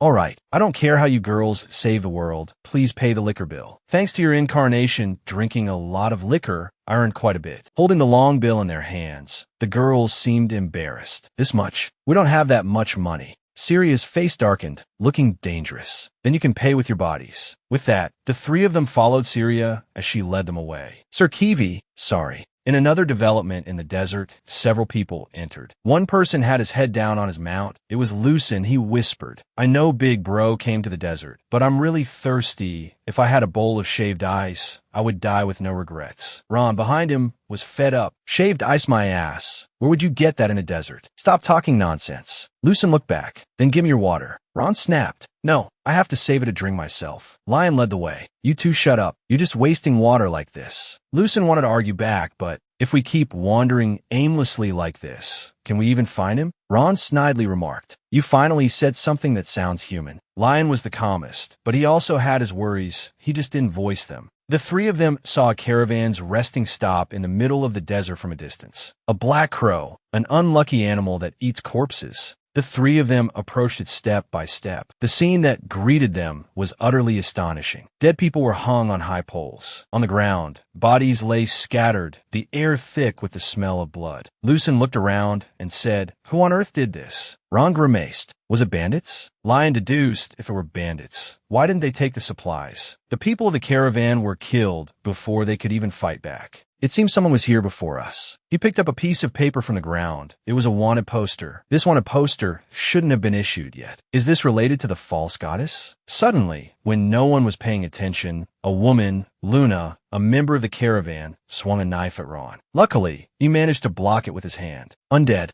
Lucen turned and shouted, "Ron!" Leon rushed forward, grabbed the woman's hand, and knocked the knife away. He was about to strike with his palm when Lucen shouted, "Wait, this person isn't dead yet. Hup, calm down." At that moment, Leon said, "We are from the Order of Darkness. What on earth happened here?" The woman asked back, "People from the Order?" Leon didn't explain. "Let me help treat your wounds first." She turned around. "Wait, I'm not in a hurry. Please save my son." The woman recounted what had happened a day before. The team of investigators, after poisoning her son, then wanted to save the boy. One of them said, "I'll bet an arm, my poison is definitely stronger than your healing art." The guy standing next to him said, "TSK, that's not even your arm." The short, fat one wearing a full-face helmet replied, "While using healing energy, we'll have to see how long this body can last." Hee. She was tied up nearby, helpless to do anything to save her son, only able to cry out, "No, please stop." A man behind her swung his sword and shouted, "Stay still. There are only two of you left now. If you can satisfy my beloved blade, I will spare your son." As he spoke, he swung his blade and laughed loudly. Ha. Blood splattered everywhere with the swing of the sword. But it wasn't the woman's blood, it was William's. Someone had snatched the sword from his hand from a distance. William cried out in pain.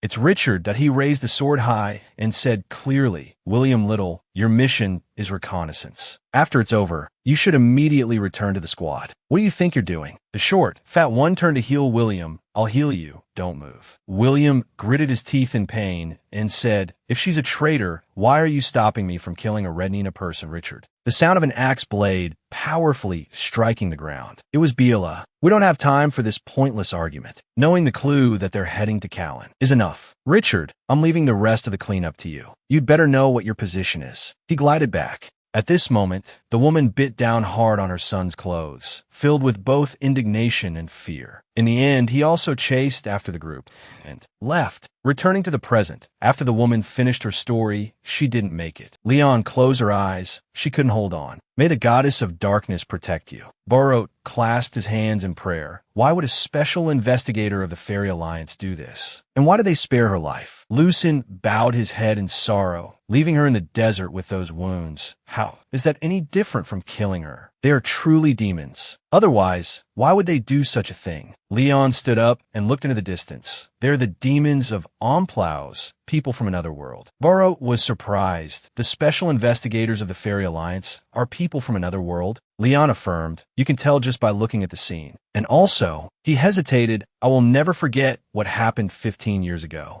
Leon spoke of 15 years ago. After his identity as an Otherworlder was discovered, his family was annihilated by the entire village, and in revenge, he killed the entire village. It was Richard, an image of a pained and hateful Richard holding his loved one in his arms. Returning to reality, a vast desert, the red sun of dusk. Lucen sadly held the child in his arms. "I'm truly sorry. It's all because of us people from Earth. I will definitely find those people." The three of them left. Jiang Lucen, "I advise you not to act on your emotions." Lucen asked back, "So you're not angry?" Leon explained, "Even if you expose their crimes, nothing will change. Besides, they're just a group of accomplices. Above them is a power controlled by Otherworlders. It's no coincidence that those people are chasing Min-hyuk. What we need to do after we find them is not revenge, nor is it judgment. It's interrogation." He looked back, his gaze sharp, back with Min-hyuk's group, in a deep, almost bottomless, moss-covered cave. At the very bottom of the oasis perpendicular cave is a waterway that connects to all the nooks and crannies of the dungeon. Callan, you can even travel down here if you want, but most of the hunters who do so never return. Burrow and Min-hyuk proceeded with careful steps. Min-hyuk followed behind Burrow, his mind full of speculation. Sword King Burrow. He was once a comrade of the heroes who betrayed the goddess. The goddess was betrayed by the very people she trusted. The human heart is truly unpredictable. He must have realized I'm not a Valerian warrior, even if he hasn't discovered my identity as an Otherworlder. But can I trust him? At that moment, Burrow warned, "Kid, pay attention. If I feel you're no longer of any use, I'll toss you aside immediately." Min-hyuk felt a pang of guilt, as if Burrow had heard his thoughts. They opened a door and stepped inside. Min-hyuk asked, "What is that? Is that the door's lid?" Burrow said, This is the first gate. He provoked, show me your strength. You have to open it to proceed. Min-hyuk was intrigued. Are you testing me? No problem. Min-hyuk used all his strength to try and lift the giant lid. But unfortunately, the wound on his shoulder betrayed him. Due to the immense force, the wound burst open and started bleeding. He quickly covered the wound with his hand, crying out, "Ah!" Burrow mocked, "Useless. Such a small wound, and it's still not healed." Min-hyuk yelled angrily, "Isn't this your fault?" At that moment, Burrow drew the knife from his belt. He was decisive in both word and action. He cut a deep line into the palm of his own hand. "Look here." Min-hyuk was confused. What are you doing?" Burrow remained calm, sheathed the knife, and said, "Your enemy won't wait for you to recover." Min-hyuk, still not understanding, asked, "So?" Burrow caught a spider near them. He said, "Spider silk is very fine and durable." He used the spider silk to wrap tightly around the cut in his palm, explaining it has good elasticity. This way, the wound won't split open. Watching Burrow do this, Min-hyuk felt as if he had discovered something new and fascinating. He let out a sound of amazement, whoa, as if noticing something was wrong. He hesitated, but that seems to be poisonous. Looking at Burrow's hand, a network of green veins appeared. It was the state of being poisoned, the venom of a cave spider. Burrow was well aware of this. He grimaced, his eyes fierce. He clenched his fist with all his might, as if wanting to crush the world, and let out a loud roar. His hand returned to normal, as if it had never been cut. Min-hyuk was utterly astonished. Whoa, the wound, the poison is gone too. Burrow controlled his muscles by circulating his aura, thereby regulating the blood flow in his body. It was just that getting poisoned was not part of his plan. But because of it, his survival instincts were awakened, which is why his recovery ability was so fast. Min-hyuk asked, "How did you do that?" Burrow didn't know the principle behind that control and recovery. He answered, "Because I'm strong." Min-hyuk also followed his example, catching spiders to get their silk. He also channeled his energy, hoping to heal the wound quickly, but it was unsuccessful. "It's not working at all." Burrow was also skeptical. How strange. Min-hyuk said, "There's no more time. Take the medicine out of the bag and use it. You should have just given it to me, right?" While the two were still talking inside, someone ran in from outside. Min-hyuk tried, "Let me try again." At that moment, he saw an instruction panel on the lid. On the panel, the words were still clear. "Forcible opening is prohibited. Please use strength to open it." Strength. A girl ran in with an urgent look, saying, "Please help us, my comrade is over here." The two turned around. "Who are you?" The worried-looking girl replied, "The Spiritmancer twins of Mon's group, Mr. Phylos." The scene changes to another location. Bolts of electricity strike floating rocks, holding them in midair. A very strong, pulling force emanated from those electric currents. Below it, a man holding a large hammer appeared. Suddenly, Pole shouted, "Mon, don't be reckless. Get over here." Below, Mon was exhausted, panting incessantly. Pole grimaced at him. "That monster is not something we can handle." Elza, from behind, also advised, "As long as we don't approach that monster, it seems it won't attack us." But on Mon's side, he was unyielding despite being covered in wounds. "You two go on ahead. If I run away, I'll never get stronger." An image of a certain monster reappeared in his mind. Mon brought his hammer back, ready for a life-or-death battle, to charge and fight the monster. His seriousness was reflected in his eyes. "I must become stronger than the Otherworlders." Elza and Pole now had no time to run, fear evident on their faces. The spot where Elza and Pole stood was blown up by the monster's electric bolt, and a loud scream erupted from them. Mon also panicked and called out loudly, "Elza, Pole!" In a moment of inattention, stones controlled by the monster shot towards him. It seemed Mon couldn't dodge. A spray of blood erupted. Up above, Elza and Pole were blocked by a large rock. "Pole, that idiot! Elza, what do we do?" "Mon?" Suddenly, a shout from somewhere made the two sisters jump and turn to look. It seemed like two people were talking over there. "Useless. Can't even heal such a small wound. Isn't this your fault?" Elza and Pole were both surprised and said in unison, "That voice is..." Below, Mon had been beaten to the point of spitting blood. He was thrown against the wall, bound there by a bolt of electricity. "Let me go." Mon tried to cut the electric cord. Strength. "I can't cut it at all." The blade touched the electric bolt without any reaction or change. Mon gritted his teeth, angry, frustrated, and helpless. "Damn it, if only I had aura." A moment later, looking at the monster, he saw it had grown even stronger. Around it was now like a cage made of layered stone. Mon watched helplessly.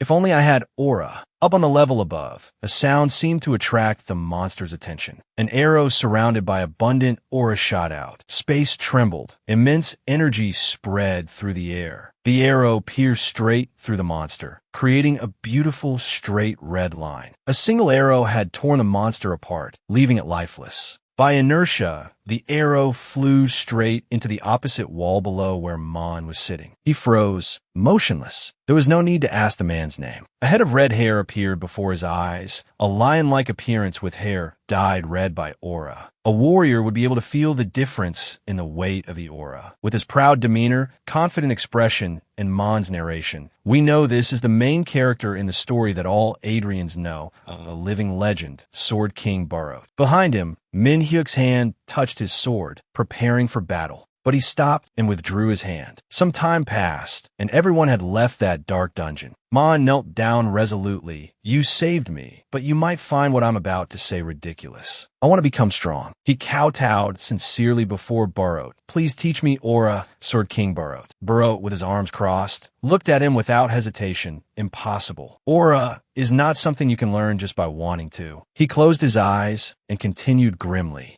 Those who master aura are all lucky survivors. If your goal is to become stronger, there are actually many other ways. Mon was tense, his every emotion rushing to his face. But Pole comforted him from the side. Mon, I know you're anxious, but the important thing now is to heal. First, now, Min Hyuk, who had been standing to the side, began to speak. We didn't come here to play, and this dungeon is not a place for people like you. He glanced at Mon. You came here to learn aura, but the only result will be death. Mon clenched his knees. You are a Vantarian warrior, so perhaps you don't know. You wouldn't know how much a weak, ordinary person suffers. Mon remembered the image of his friend Brad. You're so strong, so Brad really respected you. Mon recalled those words, we promised, right? That one day we'd become as strong as you. Then go and close the 4 great forbidden zones. Min Hyuk's face darkened, and he looked down as Mon spoke, but in the end he still died because he was too weak. The painful past returned the moment Brad bled out, taking his last breath, and he could only watch, powerless to save him. Mon shouted with all his might. He clearly could have become stronger if only someone could have stopped that damn Otherworlder. Min Hyuk lifted Mon up and pulled him close. He grimaced and looked straight at him. I know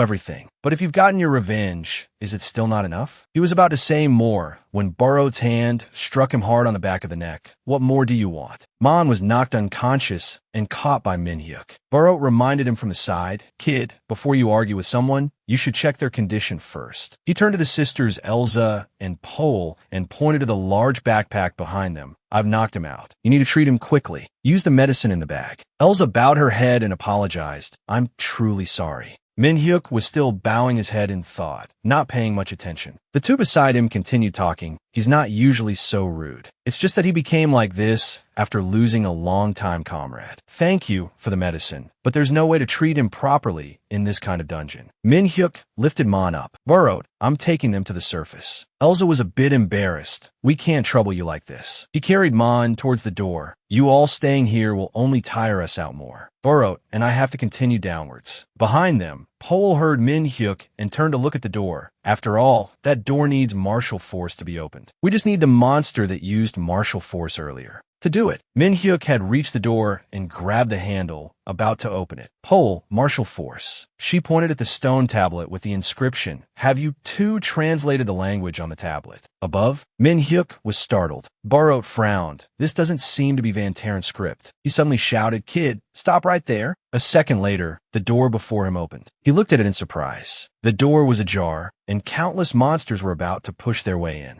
This side is blocked by monsters. On the other side, the sisters Elza and Pole looked down. What do we do? Monsters were climbing up to where they stood. We're surrounded. Min Hyuk yanked the handle and thought, did they come after the smell of blood? If it were just me and Burrow, we could break through, but I can't guarantee the safety of these people. Burrow lightly lifted a stone. He had opened the door to the dungeon below. We're going down. Burrow picked up the sisters Elza and Pole. If we stay here, we'll just have to fight an endless stream of monsters. The two sisters were too surprised to react. Sir Burrow. Min Hyuk, standing to the side, saw Burrow jump down. Panicked, wait, Burrow. He rushed towards the door. Min Hyuk jumped down after him. carrying Mon. Damn it. Just as he jumped, the horde of monsters arrived. Min-hyuk followed the waterway down. If he knew it had to be opened with martial force, why did you even test me? Ahead, Burroat seemed to be enjoying himself, while behind, Min-hyuk yelled at the top of his lungs, Burroat, where does this path lead? Burroat replied, the final floor. My home. Min-hyuk couldn't help but be surprised what? The scene shifts to a sewer cover leaking water. Two people jump out of the pipe. Min-hyuk grimaced, not daring to experience the height. He looked up. Where's this? The surrounding scenery had completely changed. Burroat's house. The scene shifts to where Mon is being treated.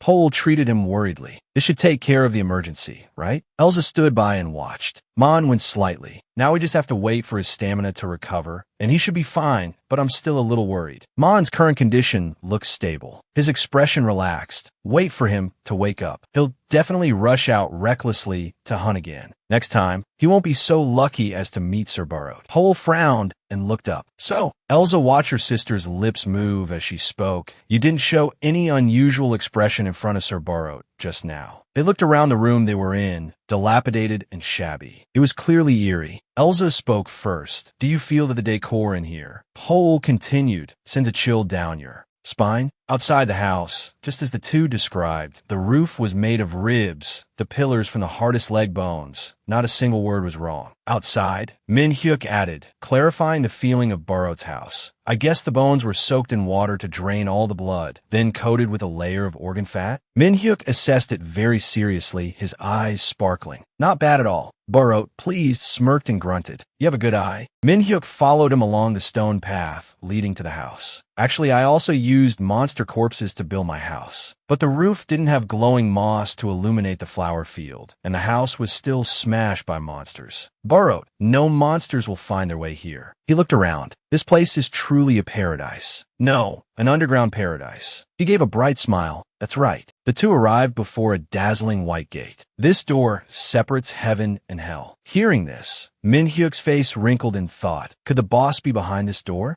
He examined the door closely, scrutinizing every detail. But to call a door, it has no gaps. Next to the door were cables that held it in place, but it had a hinge. Min-hyuk glanced at Burroat with a confident expression. To put it bluntly, you want me to open this door, don't you? Burroat smirked in praise. Smart. He drew his sword and looked ahead. The tavern owner once said that Burroat had fought that divine beast several times. He lightly touched the tip of his sword to the door. So Burroat must come in and out of here often. If this door is closed, it means this door is no ordinary thing. Min-hyuk's aura still enveloped his sword, which also means I have to use my full strength. He drew his sword back with momentum. The power followed the path of the sword, creating a long trail of tremendous force that struck the door. The wooden sword slowly lowered, the aura surrounding it gradually dissipating. Burroat frowned. Kid, is your sword trying to scratch an itch? Min-hyuk was surprised, huh? His sword touched the door without having any effect. The situation was exactly the same as when he had lightly touched it with the tip. Burroat stood to the side, puzzled. What are you scraping the door for? He said seriously, concentrate your aura into a single point. Do it again. Min-hyuk did as he was told, thinking in a panic, what's going on? The sword struck the door hard again. It clearly looked very solid. The door rippled like clear water, creating a small wave, but as soon as it was touched, it became pliable, impossible to cut. Min-hyuk's eyes widened in astonishment. My aura is completely ineffective. He was about to try again. This time I'll use a combo. Before he could finish, Burroat raised a hand to stop him. The resistance sent him stumbling to one side. He picked up a bone from the ground. Truly pathetic. To think I brought along a kid who doesn't even know how to use an aura blade. Min-hyuk sat to the side, looking dazed. What? Behind them, Mon had woken up and was being led out by the two sisters. The food we brought was only enough for a month. Now, with 5 people, it's only enough for about 15 days. Min-hyuk stared wide-eyed at Burroat. What do you mean, old man? He paid him no mind and focused on the door. This is the time I will teach you how to use aura. Behind them, Mon heard this and silently bowed his head. Over here, Min-hyuk was still confused, frowning at Burroat. Training? We're in a hurry. Didn't you hear what Kivio said? Burroat held the bone high above his head and faced the door. That's why we have to make the most of our time. One end of the bone radiated an aura with immense pressure. With a movement of his arm, the bone created a straight line on the door from top to bottom. A gap appeared right in front of Min-hyuk. Actually, aura itself can't be said to be very strong. He held up the bone from before. It had now transformed into a sword made of ruby red aura. If you don't even know how to use an aura blade, you can't break through the divine beast's hide. A gasp of astonishment was heard. Min-hyuk approached, his jaw dropped in amazement, and he said loudly, "What is that? How do you do that?" Barot calmly replied, "You want to learn?" He couldn't control his emotions. Of course, his mind raced with possibilities. A light sword. The two of them were fired up. Gu. Then you must be prepared to train to death. Min-hyuk was a mess of tears and snot. I'm only level 5 right now. I can't use any cool weapons, and even my skills aren't cool at all. A light sword, finally I can. Barot also. He turned to look behind him. That half-dead kid over there. You come and learn too. Mon was surprised, frozen stiff. Barot continued, I don't know when you'll be able to activate your aura, but it's good to know how to use it beforehand. If you want to repay me, then get stronger. Now, hearing this, Mon bit his lip hard. He knelt down, kowtowing in thanks. Thank you, Sir Barot. I will do my best, even if it kills me. Min Ryu saw this and smiled. Barot, go eat first. Mon replied cheerfully yes. The scene that appeared was pitch black. Min Ryu was sitting with his eyes closed, as if meditating. Everyone discovered that vitality is the source of life, divided into 4 types of energy: aura, fox, mana, and brana. He sat cross-legged, surrounded by nothing but blackness, in which aura was the most common type. But most people have no way to activate aura, and even if they do, they need to control it carefully. Min Ryu sat in the middle of the dark space. The only place emitting light was where he was, regardless of whether it was his own aura or the 4 small energies around. You shouldn't miss it when you feel it. Then you can become an aura user. Min Ryu closed his eyes and covered his ears, saying confidently, I'm ready. Hit me. Behind him, Elsa and Pole were trying their best to hit him with sticks. I will dodge, so you girls just hit me. He was immediately punched in the head by Barot. His head was bleeding. Min Ryu shouted in panic, my head. Barot stood beside him angrily. Useless. Trash. He glared back at him angrily. What kind of training is this? It's more like abuse. He was about to say more, unless he had eyes on the back of his head. Then he turned to look back and decided not to speak. Mon dodged flexibly. Sir Felon, the first thing a new hunter must learn is to recognize the 4 types of energy. Min Ryu looked at him annoyed and said, You're as strong as you are. How can you not know this skill? He put his hands on his thighs defiantly, saying loudly, What has changed in these 4 days? Can you teach me something a little more practical? Barot frowned and gave a fleeting smile. Quite the smooth talker, aren't you? He pointed straight ahead. Concentrate the aura in your body to 1 point, then apply force. A small ball of aura appeared on his fingertip. A straight line was created, piercing through the water, causing it to splash everywhere. Seconds later, a huge explosion rang out with terrifying power. The 2 students below were stunned into silence. Barot even commented, The power is a bit weak, but it's enough to hold back the enemy. Min Ryu, I'd better just start with the basics. Mon pointed at the explosion in amazement. What martial art is this? Barot replied, Shot King Beam. Mon looked at his hands gloomily, but I still haven't been able to activate my aura. I can't do it because the training requires aura. Barot pointed at Min Ryu. Kid, share some of your aura with this half-dead guy. I can't find a single bit of talent in you. Stones grew on his hand, like sharp thorns sticking into him. What is this? Min Ryu rushed over to the 2 sisters, Elsa and Pole, and shouted, Hand Pole, what is that? Barot looked on in despair. So stupid. Ma-hun sat below, clenching his fists, his expression unreadable. You may say Sir Felon has no talent, but I still admire him greatly. He became gloomy and somber. A normal person like me can never reach that level. A moment ago, when I received the aura, I felt it. Mon recalled that flow of aura, an astonishing, abundant stream of power. Sir Felon's aura. I have never seen such a terrifying aura before. The difference in talent is like heaven and earth. He looked at Barot and smiled. Of course, it's nothing compared to you. Barot, you were wrong. His gaze turned towards Min Ryu's group. He also just activated his aura not long ago, but speaking of his aura flow, it is truly extraordinary. Even Barot's face darkened as he looked down at Ma, and with a dangerous expression. It can already be compared to mine. Mon was startled. How is that possible? He recalled the image of the boy unleashing his power. Only when one crosses the boundary between life and death does the aura flow increase. It's a kind of instinct to want to live on. That kid has no talent with a sword, so his aura amount increased abnormally fast. Mom became somewhat somber again. He lived in extreme circumstances. That's how he could become so strong. And here I'm talking about talent in front of him. Barot gave a faint smile, barely visible under his thick beard. Yes. Mom looked at him in surprise. You're not wrong. The attention shifted back to Min Ryu on the other side, still struggling with the thorns. Many kids who came to be my disciples before all ran away halfway, and those who persisted all died for various reasons, so I almost forgot about this. Barot smiled sinisterly, a certain malevolence radiating from him. Only those who have faced death are true warriors. The scene changes to a certain tavern. This place is called the Desert Oasis. So I had high hopes, but I was wrong. Inside the tavern, it was noisy with people talking and laughing. This place was only filled with the smell of male hunters, although female customers were also seen sometimes. But the camera pans to a bottle of wine that isn't too special. What I was waiting for, the specialty of Callan. The tears of the oasis. It tastes as divine as the rumors say. A purple-haired which was recording information about the wine bottle, but it would be much better if it were cold. This shop is about deer ink. Suddenly, a magic circle appeared on the wine glass. A second later, it was chilled.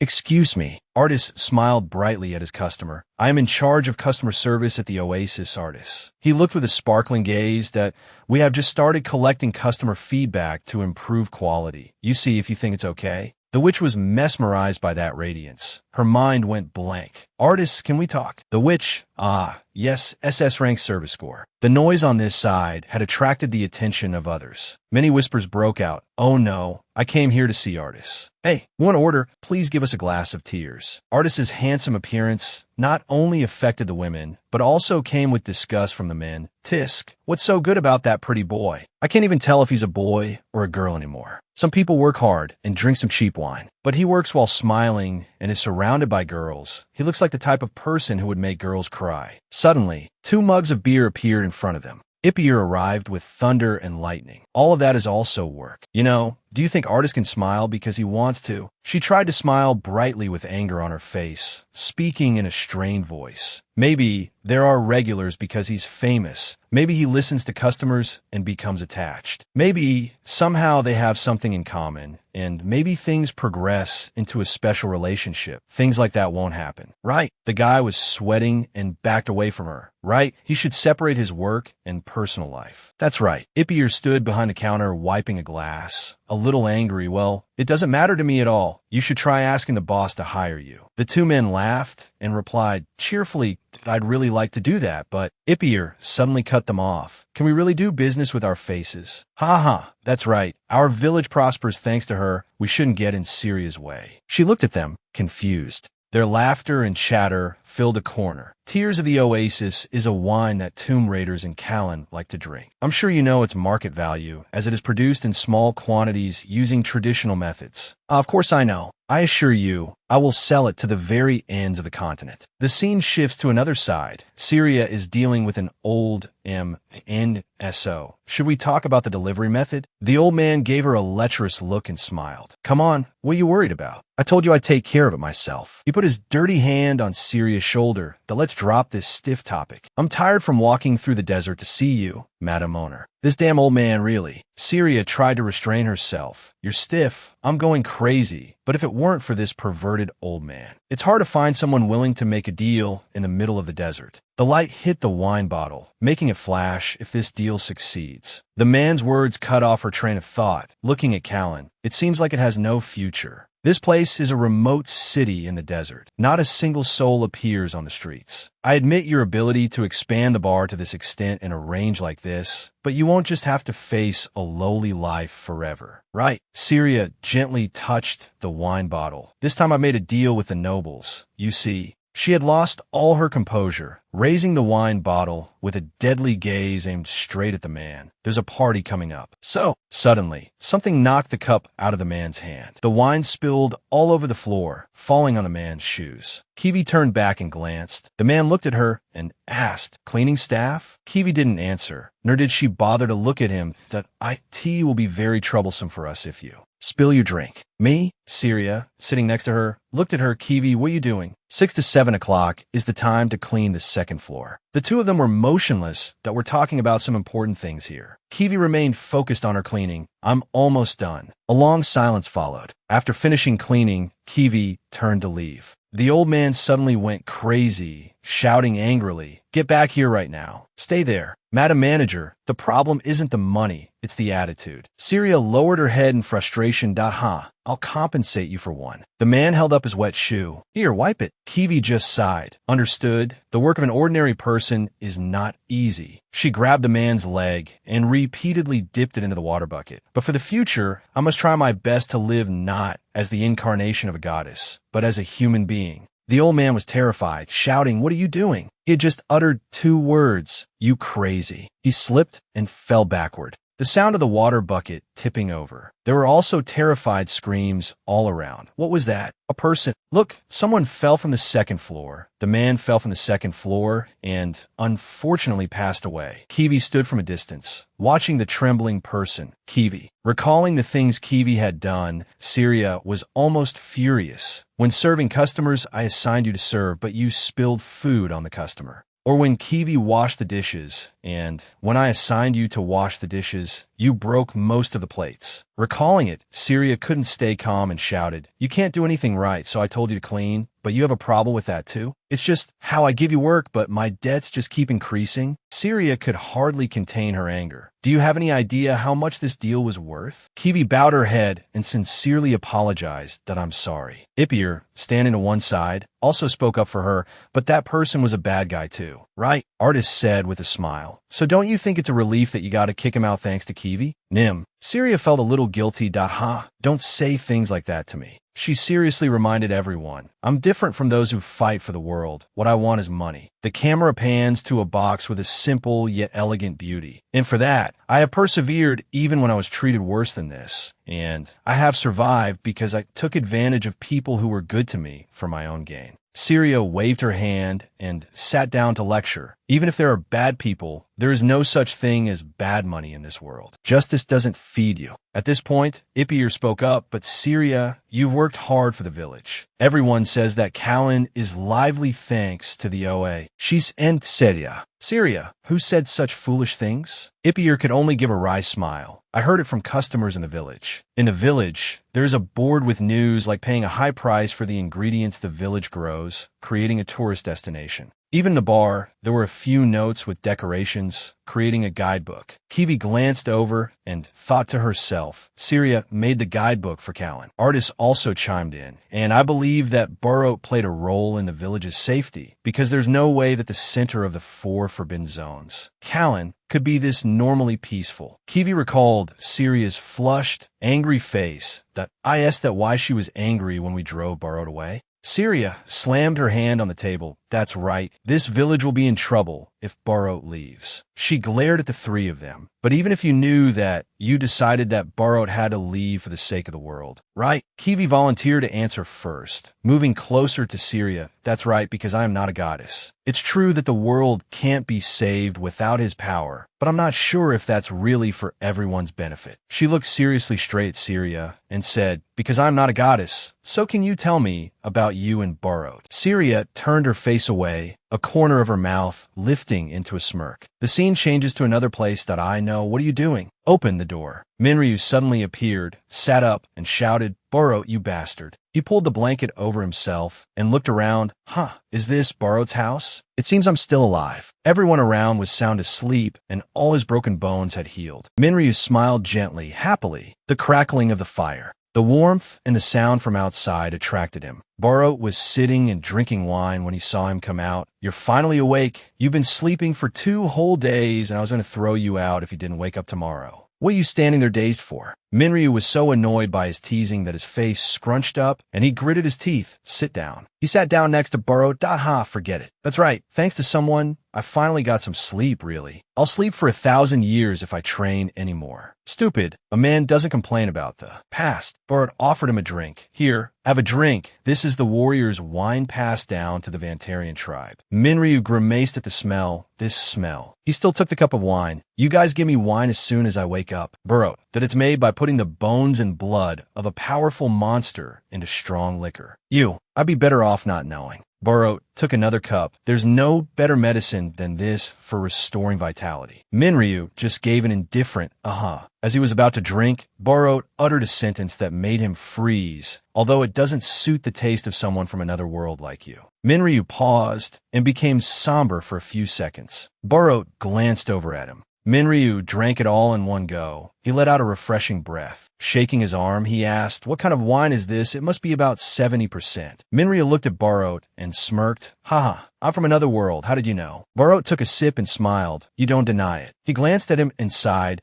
People from other worlds have a habit of staring into space when looking at an item or a monster, a habit of looking at the level, although you do it very little. He handed the wine bottle to him. The two chatted very happily. But that's surprising. You got the aura sword, so I thought you would jump at me. Why would I do that? Because I could kill you. If you wanted to kill me, you would have done it long ago. Minryu poured wine into the cup. It seems you know how to use the sword sheath a little, although it's limited, but you've gained a new power. Burrow raised an eyebrow at him. Aren't you excited about that? Don't you want to become the strongest? Minryu smiled. I wonder, I've never really thought that I wanted to become stronger. He found it interesting and asked further, so why do you fight? Minryu gently bowed his head, smiled, and replied, survival, to survive and live a normal life. The atmosphere became a little somber. The wine glistened, but Minryu recalled the image of Ma and fighting with all his might. That I realized that wasn't enough after witnessing Ma and lose his comrades. And when he was alone with a great hammer, fending for himself. Somehow, I came to the Ratna continent. But in the end,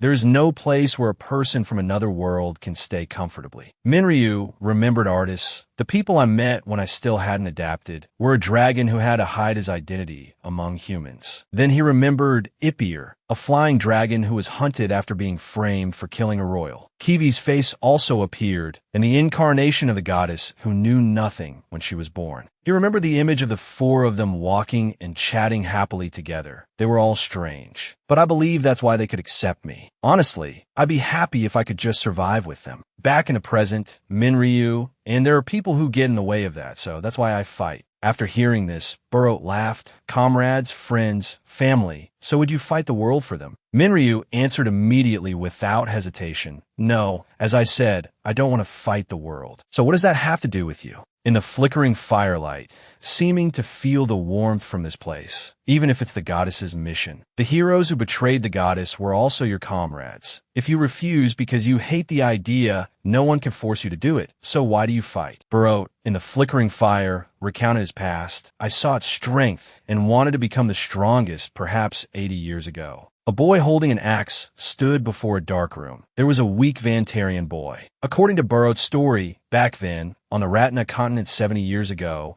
the continent faced difficulties due to the sudden appearance of dungeons and monsters. At that time in Ratna, there was no organization like the Hunters Association, and the only people they could trust were cheap mercenaries, the barbarians from an island in the far east of the continent, the Vantarian tribe. The old scene came flooding back as he and his family fought off monsters from all sides to protect the cargo wagon. Burrow recounted, the Vantarian tribe has been mercenaries for a very long time, and when I was young, carried out simple protection missions with my tribe. As a child, he could already fight regular level monsters on his own. But a huge shadow appeared, astonishment clear on his face. I was sure those were supposed to be simple missions. A giant boar lunged its claws towards him. His mother blocked the fatal blow for him, blood splattering everywhere. Warm yellow lights, noisy chatter. Was the valley too wide after all? Luckily the goods are still fine, but only the boy stood alone in silence with his head bowed. Are you the only kid who escaped it? The wholesaler didn't pay much attention. TSK. How terrible. He looked up at the boy. But even if the goods are fine, it will be troublesome for the next delivery if the monsters are still alive. Phew, even if I explain, you wouldn't understand. He threw a gold coin at him. I'll give you your travel expenses. Behind him appeared thugs, several times his size. So just go back to the island quietly, kid. The boy clenched his fists, a minority tribe, with nothing but strength, easily deceived, and there were many cases where even if the deal didn't go through, they couldn't get their compensation. To the people of the continent, we are nothing but barbarians. He single-handedly took care of the big guys behind him. Barot at that time held a knife to the merchant's throat. His face had turned pale. He looked at him angrily.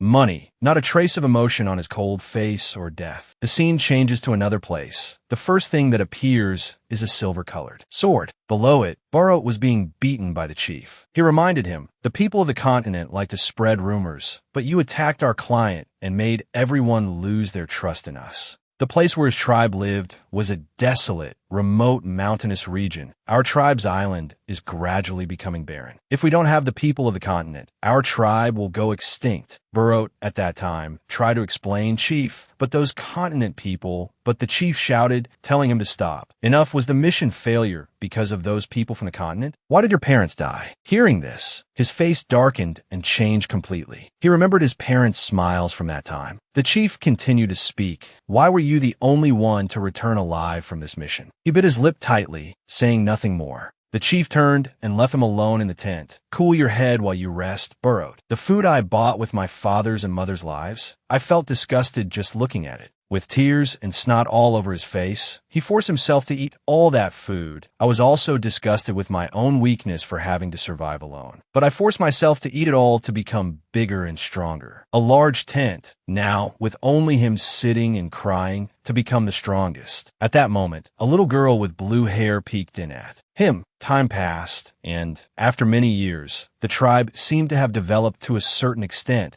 and I had completed the Vantarian tribe's coming-of-age ceremony. From the tiny boy of the past, he had now become a sturdy and healthy young man. I was 21 years old then. Barot had reached adulthood. There are no more strong monsters in my homeland. The chief saw him bringing back meat and took the opportunity to say, Barot, you are certainly an incredible Vantarian warrior. You have come of age, so I will allow you to marry my daughter. Completely contrary to the imagined scenario, Barot was uninterested, bored. What are you talking about? I will travel the Ratna continent to become stronger. I only completed the coming-of-age ceremony to do that. On this side, the girl was still very narcissistic, as expected of the man I chose, but she threw off the cloth to reveal a body full of rippling muscles. If you want to leave, you'll have to take me down first. Barot stood majestically at the bow of the ship, letting himself be carried by the wind. I came to the Ratna continent to become stronger. Minryu here felt something was wrong, shouting, wait a minute. He shot up, and your bride. Why did you suddenly skip over that? Barot sat to one side, still calm, saying, I took her down with everything I had. Your bride?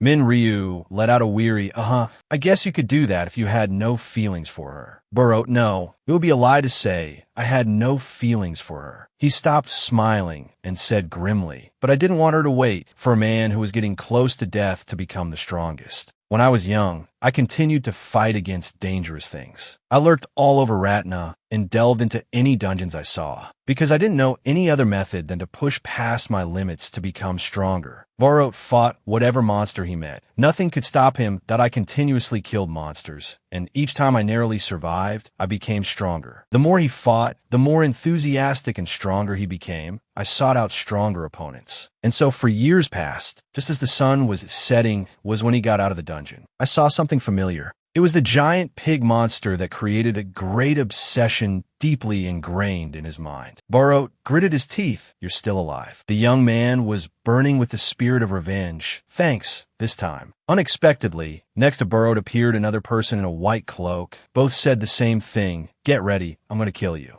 The two were startled and turned to look at each other. The person in white introduced himself first. I am a magic swordsman from the Hunter Guild, Thunderborn. Tell me which guild you belong to and what your name is. The other guy was too slow to react. Barot had already flown towards the monster and kicked it straight in the face. As he slashed it, he thought, I just need to kill it before things get complicated. The other hunter also began to join the fight. Barot was surprised. He's so fast. The other hunter shouted, You're not an official hunter. Those who are not registered as hunters are forbidden from entering dungeons. He glanced at him. Take your hands off this monster now. Barot held one of its arms. while the other hunter would deliver a slash, along with a takedown from Barot. The hunter had to look on with wide, surprised eyes. He turned back and threw the monster away. Barot held his sword and rushed forward, gathering all his strength to swing the sword powerfully. The two of them combined their efforts, aiming straight at the monster, and managed to defeat it. Now, the two exchanged words seriously. Both said in unison, "Who are you?"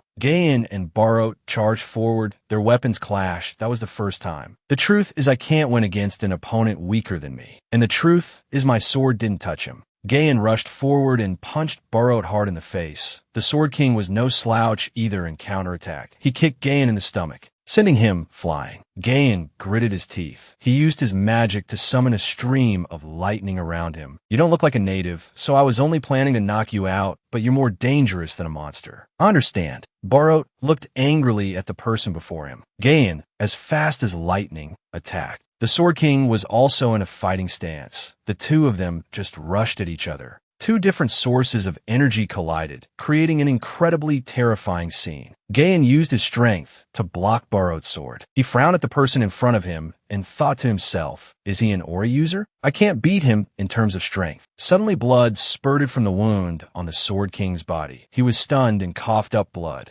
then immediately fell to the ground. Gayan looked at Barot with concern. Did he collapse because of his own aura? But Gayan observed him carefully. "What is this wound?" At the Gayan family's mansion, a loud voice rang out. "Young master, you are the great young master of the Andrew family. You are the one who will lead the family in the future." The butler waved his hand and explained, "You not only invested a lot of money in the Hunter Guild or something." He frowned and said to Gayan, "But you even hid your identity and became a lowly hunter yourself. What would the old master say if he knew about this?" Gayan looked at him and replied, "I guess he would sever ties with me." He bowed his head and smiled, "But helping them directly is the fairest thing I could do right now." The butler looked at him in panic. "Young Master Gayan, how can I face the madam if I were to die? Moreover, who is that blood-soaked barbarian you secretly brought back?" He looked towards Barot, starting with that stray dog. "How many times has this happened?" Gayan spoke up to explain. "He is definitely much more dangerous than a dog. He fought with a wound that a normal person couldn't even breathe properly with. And against me, a magic swordsman who has such power." He looked at the butler and continued, "Isn't that amazing?" He bowed his head worriedly. "Even so, he is still a barbarian. I'm worried he will hurt you."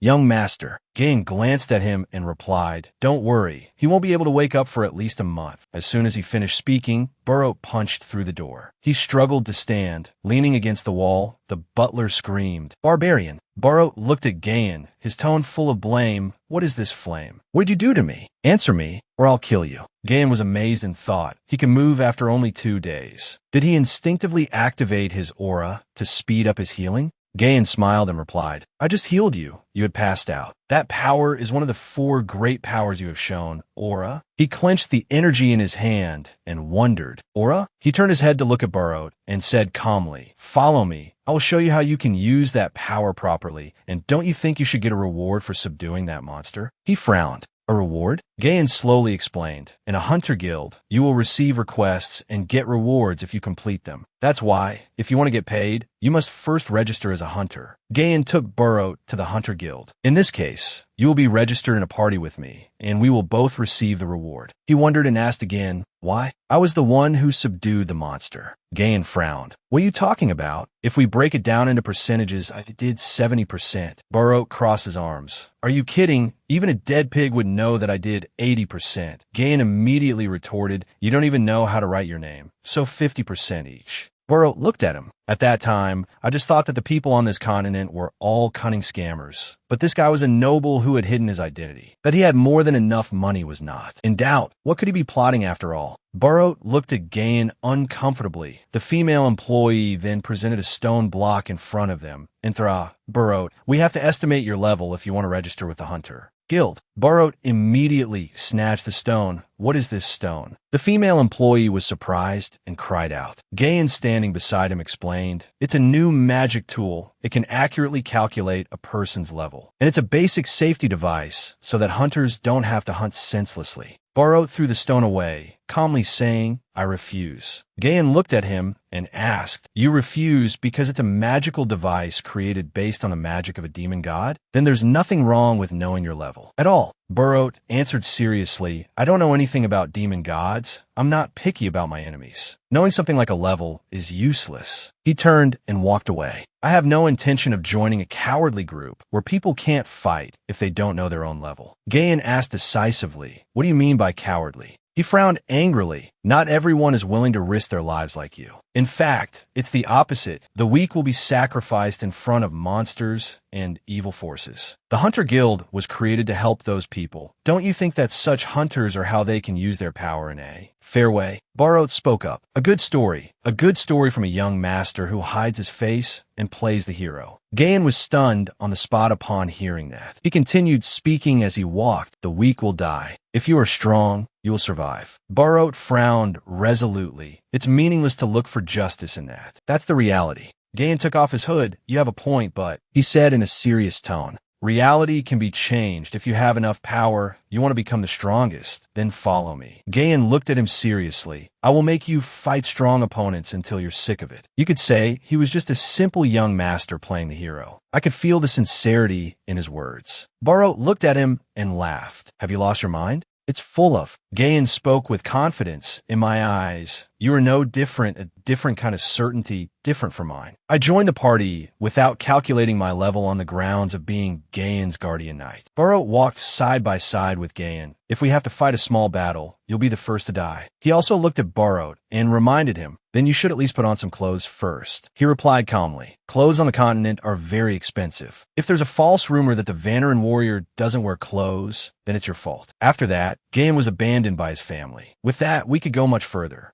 Ryu frowned, pulling at his clothes, and said, I do wear clothes sometimes, but the fact that I cross my arms to cover my chest is your fault. Burrow just laughed and replied, ho ho, the continents like to spread rumors, so it's unavoidable. Ryu looked at him and thought to himself, by the way, Gayan is different from what I expected, a person who acts for justice. How did he become like this? I still can't ask him about it. Ryu asked curiously. Anyway, the rumors about Vantera are a bit shocking. The fact that we don't calculate levels because we hate demon gods is wrong. So why don't you use artifacts? Is it because you don't go into dungeons often? He crossed his arms and bowed his head. The opposite is true. We only took jobs that hunters avoided, and so we mainly focused on closing dungeons. At that time, the number of hunters who could clear dungeons was too small, so we were quite famous. That's why we also got a lot of artifacts, but they all broke if I used my aura. Using artifacts at that time was also difficult, so even Gayan had a hard time. At that time, you bought our artifacts. Zenobia looked at the thing in front of her with great annoyance. You broke it, an artifact. Zenobia was the one who was studying the magic of the demon god. Eventually, Zenobia joined the party to study dungeons herself. Zenobia said, I feel more confident seeing it with my own eyes. She must have been the first mage, one who always sought information to do the work of a hunter. Of course, she would stand out. We became so famous that we even received a request from a nymph noble. The mission was to persuade the slaves who had attacked the noble family and fled, but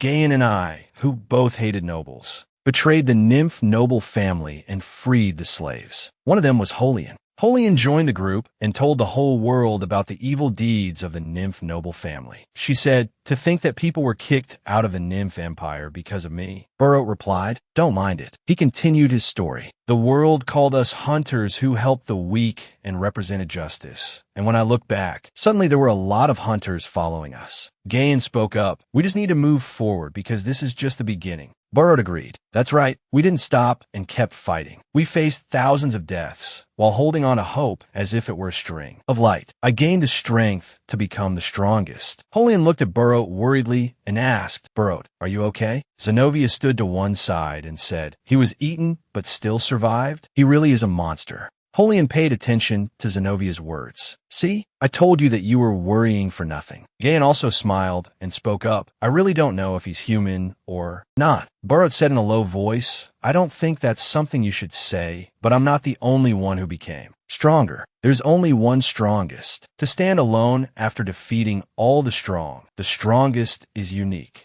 In the end, one day, we had to decide the winner. Cut to another time. Barot and Gain were facing each other. Gain's twin swords clashed with Barot's blade, sending out small sparks. The two fought fiercely, a natural talent with relentless effort. At some point, Gain began to create his own swordsmanship, and that magic sword almost reached the level of a master. A blazing skill, that's why I could only acknowledge him. Both in victory and defeat, a true victory. At that moment, Gain pressed the tip of his sword against Barot's side, while Barot grabbed Gain's weapon arm and raised his blade to strike down. Just as the blade was about to fall on Gain's body, a voice suddenly echoed throughout the arena. The battle is over. The winner is Gain. Red rose petals flew everywhere in this boiling atmosphere. It was a breathtaking battle between Radna's strongest team. Barot lamented, "What is this meaningless performance?" Hearing this, Gain put his arm around his teammate's shoulder. "It's all for justice. Compared to the monsters in Radna, there are still too few hunters. To increase the number of hunter guilds, the investment of the nobility is needed. But if things continue like this, the world won't change." Zenobia, standing beside them, raised her pipe to her mouth,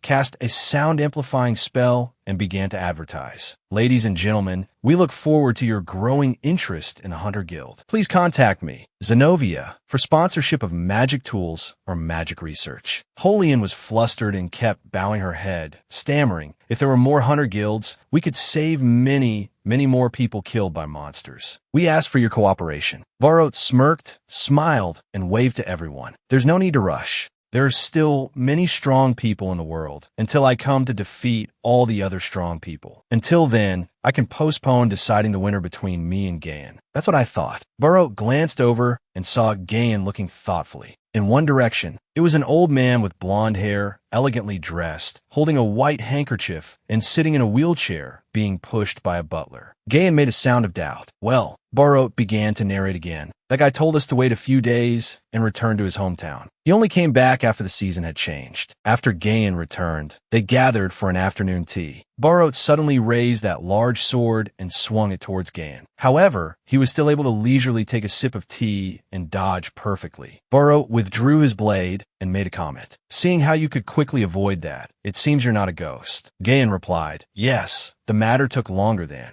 I expected." Barot continued to press. "You didn't die, so why didn't you come back until now, you brat?" Zenobia also said, "It's obvious he got caught up in some meaningless problem." Holian happily explained for him. "Yes, Gain is quite curious, in a good way of course." "Ha, well, I guess so." Gain calmly interrupted their laughter. "My father has passed away. The cause was a long-term illness. He was also exhausted from his position as a lord. So the illness was resolved by overworking. The day he came, he said he wanted to apologize to me in person one last time." The atmosphere among everyone became awkward because of Gain's words. Holian's smiling lips froze. She was so flustered that she jumped up from her chair and said, "I'm sorry, I didn't know that." And Gain stopped her apology. "It's okay. My father lived a long life anyway." Barot suddenly blurted out a sentence. "What a relief." Zenobia scolded him. "Hey," Gain continued. "Besides, instead of talking about the past, Holian, you said you were raising money to build an orphanage, right?" Holian replied, "Yes, because I want to protect children with a past like mine." He continued, turning to Zenobia. "And Zenobia, you're also about to finish the research you can do in the field." She replied, "Yes, I need equipment to research the demon god more deeply." "Why are you suddenly asking?"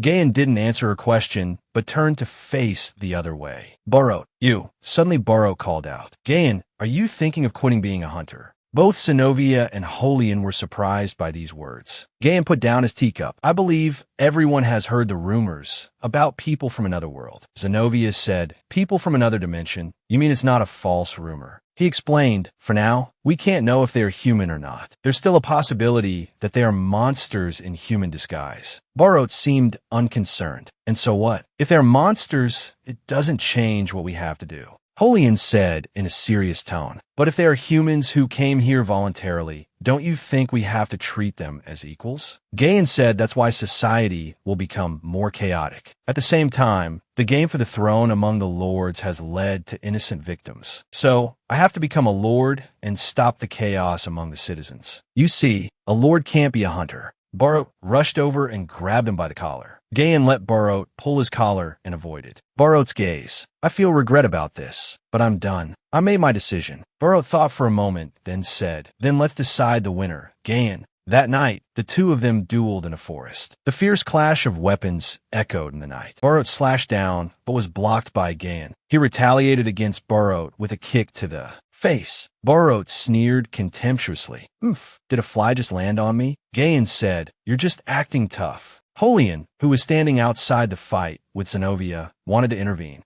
It's better if they stop, Zenobia said casually. Just let them be. This isn't the first time they've fought. Holian was still worried, but using the four great powers is a bit. Zenobia didn't care at all. She even said, I've created a magic wall, so no one can hear anything, so it's fine. I bet 10x that Gain will win. Over here, Gain said as he charged, we've closed all the dangerous dungeons during our time as hunters. We've done our job as hunters. Burrow blocked the attack and retorted. So, is that why you chose politics? He punched towards Gain and shouted, that path must be easy for you, someone born a Ratnian noble. Gain dodged the punch and quickly circled behind Burrow. That's right, this world has never been fair. That's why not all problems can be solved with force. Burrow retorted. Sounds like a bunch of excuses.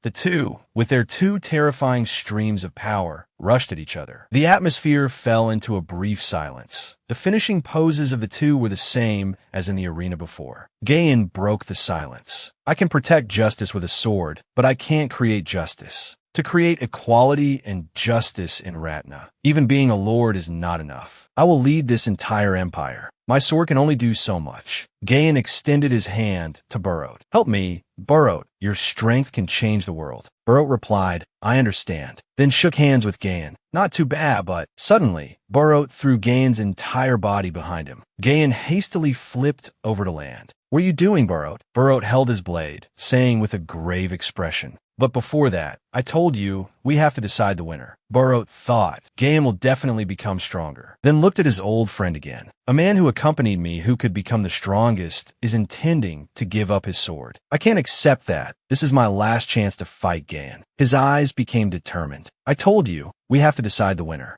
Saying that, he immediately unleashed his power, causing it to spread everywhere. Standing next to Gain were Holian and Zenobia who were trying to intervene. Burrow, calm down and let me heal you. But before she could finish her sentence, Gain cut in. Burrow, if I had cut you sooner, if this were a real battle. Recalling that moment, the moment Burrow slammed the axe right next to his neck, Gain declared, you could have used that weapon to cut my throat. Saying that, Gain raised his two swords towards Burrow as if in challenge and shouted, you're not thinking of something like that, are you? At most, you could cut my hand. Gain angrily cursed. This fool, Burrow, was no less, intending to have a war of words. Save that for politics after you survive this fight, Gain. At the end of the sentence, swords flew from nowhere, forming a long line and flew around Gain. He stood in the middle, forming a stance in preparation for the downpour technique. Outside, while Holian was anxiously confiding in the girl standing next to her. Gain too. Why are they doing this to their own friends? Zenobia quickly told her. Holian, open the barrier. Seeing that, Holian wondered. For whom? Zenobia shouted. For this entire area. On the other side, from where Gain and Burrow stood, you could see their full power from a distance. Two streams of red and blue power were clashing. The power of both of them cracked the ground beneath their feet entirely. Our main characters are having an extremely intense match. Burrow fought while observing his opponent. The sword strikes rained down just one more step closer. Seeing Gain not even flinching or having a single wound made Burrow praise him. A perfect defense. He muttered to himself, nothing like that exists, then struck with a sword stroke. Immediately, Gain's swords blocked that strike. I won't be able to block your power with my tricks, but if 2 swords don't work, then I'll use 4. If 4 swords don't work, then I'll block you with 6. Gain took advantage of Burrow's stunned moment to run at him with dizzying speed. He shouted at Burrow, don't think that your strength will always work wonders. Burrow gritted his teeth. If strength doesn't work, then the answer is a stronger strength. Saying that, he lunged and spun around, making the swords at the tip of his blade fly everywhere and graze Gain's chin. After spinning, he quickly returned to an attack stance. Clang, the sound of blades clashing. He was angry when he saw many swords scattered around him and couldn't see a trace of his old friend. Is that all? Blocking the way and running away, Gain. But before the old man could unleash it, suddenly, a hand from behind gripped the sword and channeled magic into it. Gain quickly attacked him from behind, his eyes sharp and full of determination. Sensing the danger, Barot turned to face him. But what the old man received was a sword slash across his chest. He frowned in surprise. In front of him, Gain, with eyes full of a blue hue, tilted his head and said, "Barot, are you planning to do this until one of us is exhausted?" Then, immediately, the Ti Loi Cham Ma Phuong ran through the swords. Each time it ran to another sword, a new wound appeared on Barot's body. It turned out that the scattered sword from before did not fall randomly, but were prearranged. It was arranged in a hexagonal layout, and wherever the electric current ran, the person within that formation had to endure pain. A skill where the user moves between swords with the power of a lightning bolt, a skill that an ordinary magic swordsman could not even imitate. Barot thought blankly, despite his body suffering from the sword wounds. You perform that skill as if it were nothing. The highest level of a skill, I'm sure that from now on you will become stronger. But why? The old man wondered, both angry and puzzled. Then Barot slammed his great blade into the ground, causing it to shatter. The surroundings were heavily devastated, and that formation was also broken. Seeing the event before him, Gain couldn't help but be surprised. You destroyed the surface and then the magic square? It was because of that moment of carelessness that he allowed Barot to bring the blade right in front of his stomach. Fortunately, thanks to his quick reflexes, Gain managed to block it, during which Barot whispered in his ear, "How could you give up that power so easily?" Like that, the old man roared Gain's name loudly, as if expressing regret for that power. As said, as done, Barot slashed forcefully at Gain. That slash sent him crashing into the rock behind and created a chaotic mess. Barot didn't intend to let Gain get up and immediately rushed forward to strike again. But unfortunately, a bolt of lightning flashed, causing the old man to pause and look down. It was two swords, who knows since when they had been under his feet, and blocked him. The chaotic mess before him suddenly radiated a blue hue and created immense pressure. Those lightning bolts caused large and small stones to fly into the air, with Gain standing in the middle. He stood there, oblivious to his surroundings. Power is not just a tool. The idea of being the strongest is meaningless. With that said, Gain executed his next technique. He focused on strengthening the magic square and formed a thunder siege from those stones. It was like a sharp arrow rushing towards Barot. Seeing that he couldn't dodge in time, Barot just stood on the defensive. The sharp arrow flew swiftly, leaving behind only destroyed remnants wherever it passed. Upon impact with it, Barot wondered about Gain's words. Becoming the strongest is meaningless? That encounter caused the old man's most beloved blade to shatter into many pieces. The old man's face was bewildered. Power is just a tool. Meaningless? I threw everything away to become the strongest. With nothing left to attack or defend with, Barot could only block the sword with his bare hands. Even though his whole body was pierced with swords, seeing Gain about to deliver the decisive blow, Barot refused to give up. Both wanted to end this fight quickly, so they put all their strength into the final blow, both shouting a long, loud cry in unison, and rushed toward each other. Barot thought about his life and sometimes questioned himself. I threw everything away to become the strongest. I turned my back on my tribe, was not distracted by anything, and dedicated my entire life to it. Is there anything else I can throw away? Quickly snatching the sword from his shoulder, Barot spun around and attacked Gain again. Now, the old man looked like a crazed beast madly attacking its enemy. A thunderous bang echoed, horrifically tearing through the night, accompanied by a flash of blue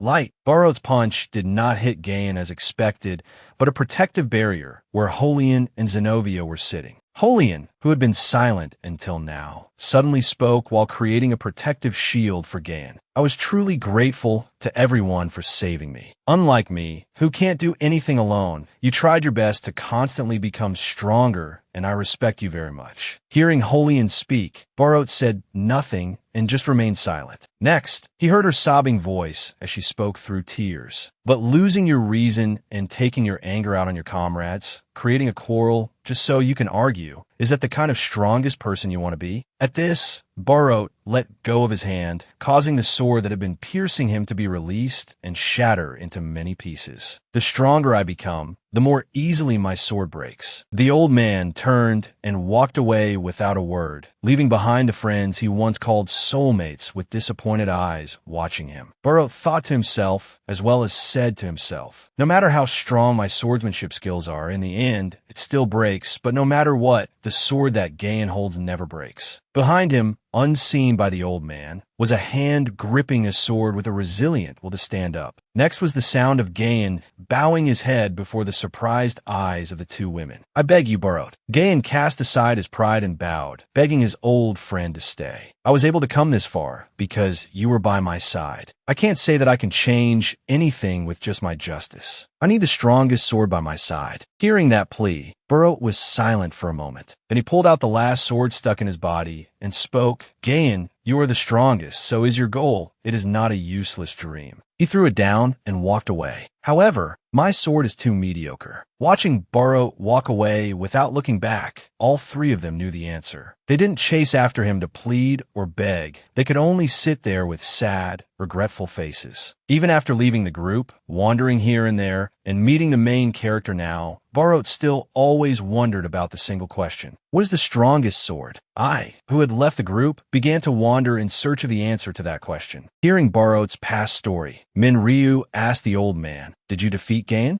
Barot didn't answer his question directly, but spoke of his own matters. "I once asked, first of all, Gain is a master magic swordsman in one-on-one battles. If the situation were different, the victory would also change." The two sat by the fire, one asking, one answering, a harmonious scene strangely like that of a master and disciple. "Does that mean Graham became distorted because you left?" "He is not someone whose beliefs change so easily. On the contrary, if I had followed Gain, perhaps I would have betrayed the goddess by now too." Ryu could only imagine the trio of Barot, Gain, and Zenobia being so dark that it left him speechless. "Then now isn't the worst, is it?" Barot pondered. "Anyway, I couldn't understand Gain back then. If I think about it now, I didn't have to end things that way." Ryu said empathetically, expressing his thoughts, "I think I understand. You are not someone from another world like me. But a Vantarian warrior was treated like that on the continent. In addition, there was no one by your side when you wanted to become the strongest. Despite that, you met comrades who were walking the same path, and that journey came to an end. Perhaps you just didn't want to admit that truth." Hearing him speak, Barot was surprised. Then he remembered the confident, proud backs of the whole team from before. Barot didn't want to talk about this anymore, so he avoided it by pouring wine for the main character. "You're just a kid. Don't be so arrogant." This kid, Ryu, accepted the wine the old man poured and said in a witty tone, "If you think about my age, I'm already 40 years old." Barot stood up, wanting to leave. "It seems we get very talkative when we get old. Anyway, that's a story I'm sick of. Let's stop here."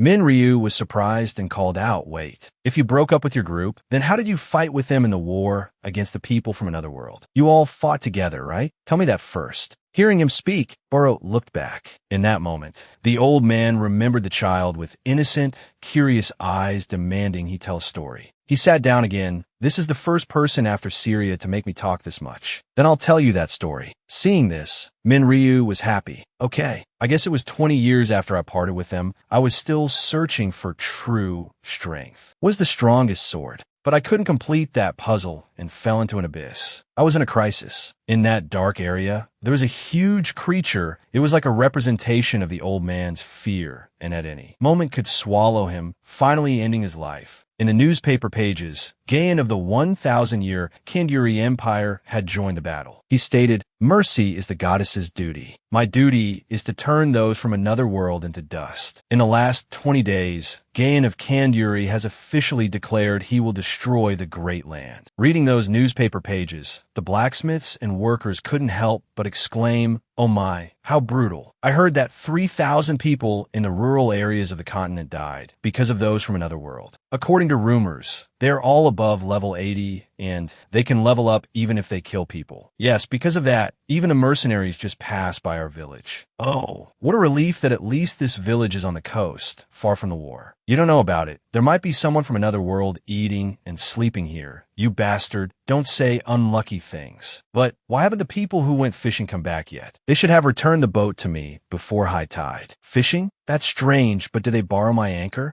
And they asked me for the thickest rope, so I thought maybe they wanted to anchor the boat or something. Anyway, how could they fish without bait? Before they could finish their discussion, suddenly a sea monster in the shape of a shark jumped into the sky, causing them to gape in surprise. What they saw in the mouth of that fish was Burrow prying its jaws open. What is he doing? Following the inertia of that jump, the fish fell back into the sea. When it fell, it sent water splashing everywhere. Next was the clanging sound of an alarm bell from someone pulling a rope. They shouted, "All villagers evacuate to the mountains." A 200-meter-long underwater monster. Underwater, Burrow was fighting fiercely with the monster. The old man raised his hand holding a knife and slashed at it. I can understand why it could swallow a whole ship. I've never seen a monster this big in an underground dungeon. But unfortunately, that stab caused the knife to shatter while the shark was completely unharmed. Seeing the broken knife, Burrow couldn't help but be surprised. Gaien's sword is very heavy and powerful. The sound of an object being shot from under the water into the sky. This time it wasn't the monster but Burrow being thrown up like that. But the old man didn't try to struggle and just raised his hand towards the sun as if expressing a desire. But why is my sword so weak? I have to become stronger.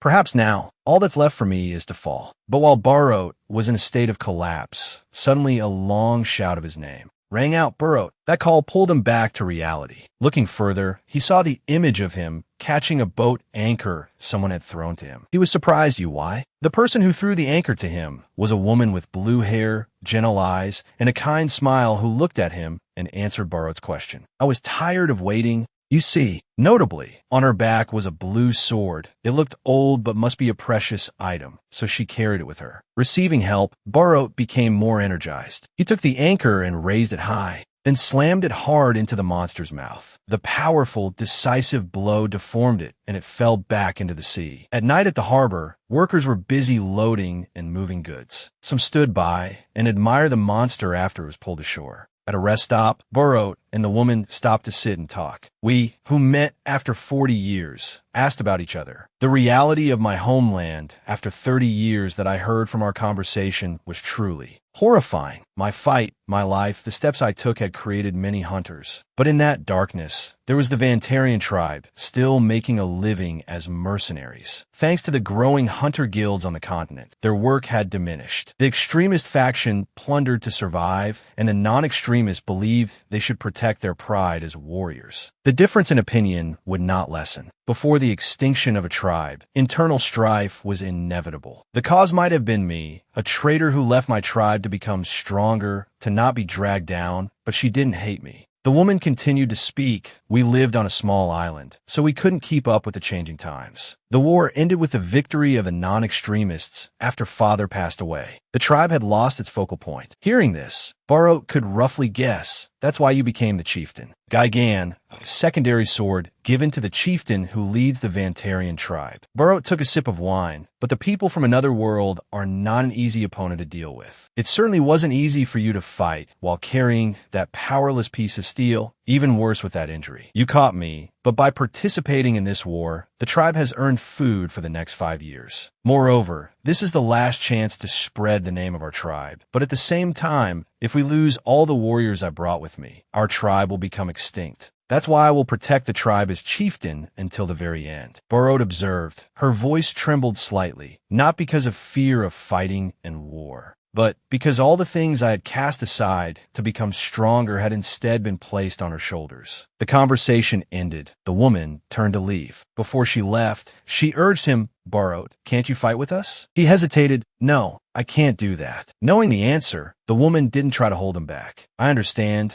You haven't changed at all. A person who casts away weakness to pursue strength. A boy who fears weakness. Burrow said nothing. He silently closed his eyes, as if resigned to her words. The next morning, a new day with bright light shining on a majestic ship at the harbor. That romantic scene was shattered by a resounding thunderclap. Looking at the young men who had fallen on the ship's deck, Burrow couldn't help but mock. How disappointing. I had high expectations because you're still young, but how can you not win against an old man? Those who can't beat me shouldn't even dream of getting off the ship. The woman with the blue hair from yesterday shouted, Burrow, what are you doing? He turned his face away, not looking at her. War is impossible for these kids who can't develop muscles because they can't eat properly. Stay on the ship and go back. She was angry. Are you telling me to give up on reviving the tribe? Those words, say them after you kill me. As she spoke, she grabbed her sword and lunged at Burrow. A crisp crack echoed, accompanied by splatters of blood. She was surprised to see that Burrow didn't dodge, but stood and took the blow. You're right, I thought I would become stronger if I threw away everything that was dragging me down, but that only made my sword more mediocre. A sword must have some weight. Elsewhere, the image of a child being gagged by their mother to prevent them from making a sound, the image of innocent people with fearful eyes looking in one direction. The place they stood was not on the ground, but in the middle of a cellar with cracks. If you looked up, you would see blood dripping down. Then a figure flashed by. Above the cellar was a massacre with bodies piled up and scattered around. In the corner of the wall, the purple-haired man was threatening a soldier. As I said, we fight for your benefit. Ratnians, okay? We'll just try to enlighten those who believe in that goddess or whatever. Tell me the truth. Where did you request reinforcements? Or was taking your left arm not enough? After saying that, he crushed the soldier's right hand with a shield as a threat. The soldier endured the pain, but refused to submit. Stop doing useless things and just kill me. It seemed that statement angered the purple-haired man. He slammed his sword hard into the floor. I'd love to do that, but people like you who are above level 30 should be taken to our base camp and become experienced for the core forces. What are you trying to do? He laughed inhumanly. So all the people below level 30, I could do whatever I want with them, right? Then he channeled magic into his sword, and the flames spread everywhere through the open cracks. Wherever it went, cries for help echoed. Save me. It's burning. Stop it.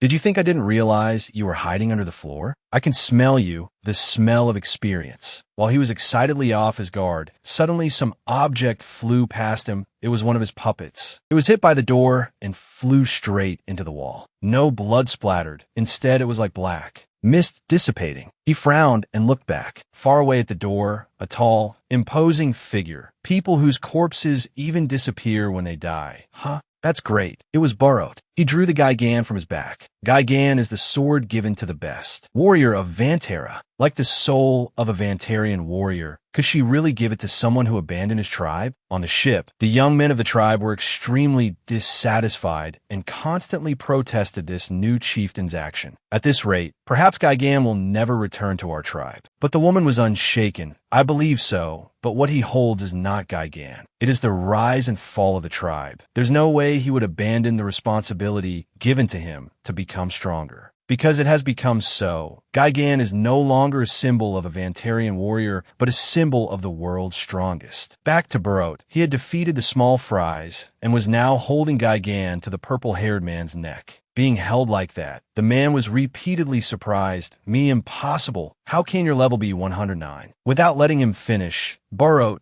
gave him a slash that sent him to meet his ancestors. After finishing, the old man turned to ask the soldier in the corner, what nonsense was he talking? You there, are you a warrior of Candris? The man replied, yes. The old man continued, perfect. Tell Gaen that the support troops have arrived. To the great Emperor Gaen? But where are the support troops? Burrowed declared loudly. The Vantarian warrior, Burrowed, is the support troops. Recalling it, Burrowed couldn't help but sigh. Meeting Gaen again wasn't difficult, but the problem was. While telling the story enthusiastically, he heard a snoring sound. Burrowed paused and turned to look at Min Ryu and saw that he was asleep. Helplessly looking at him sleep, Burrowed didn't mind this pure soul. All right. I guess you don't need any lessons. Your sword is already heavy enough. Sleep well. The real game will start tomorrow. The moon was bright, the wind was cool, the moon was full of stars, the scene was extremely quiet, yet it was destroyed by an echo. We have arrived. That giant rock is Kalen. There is nothing we don't have at this desert oasis.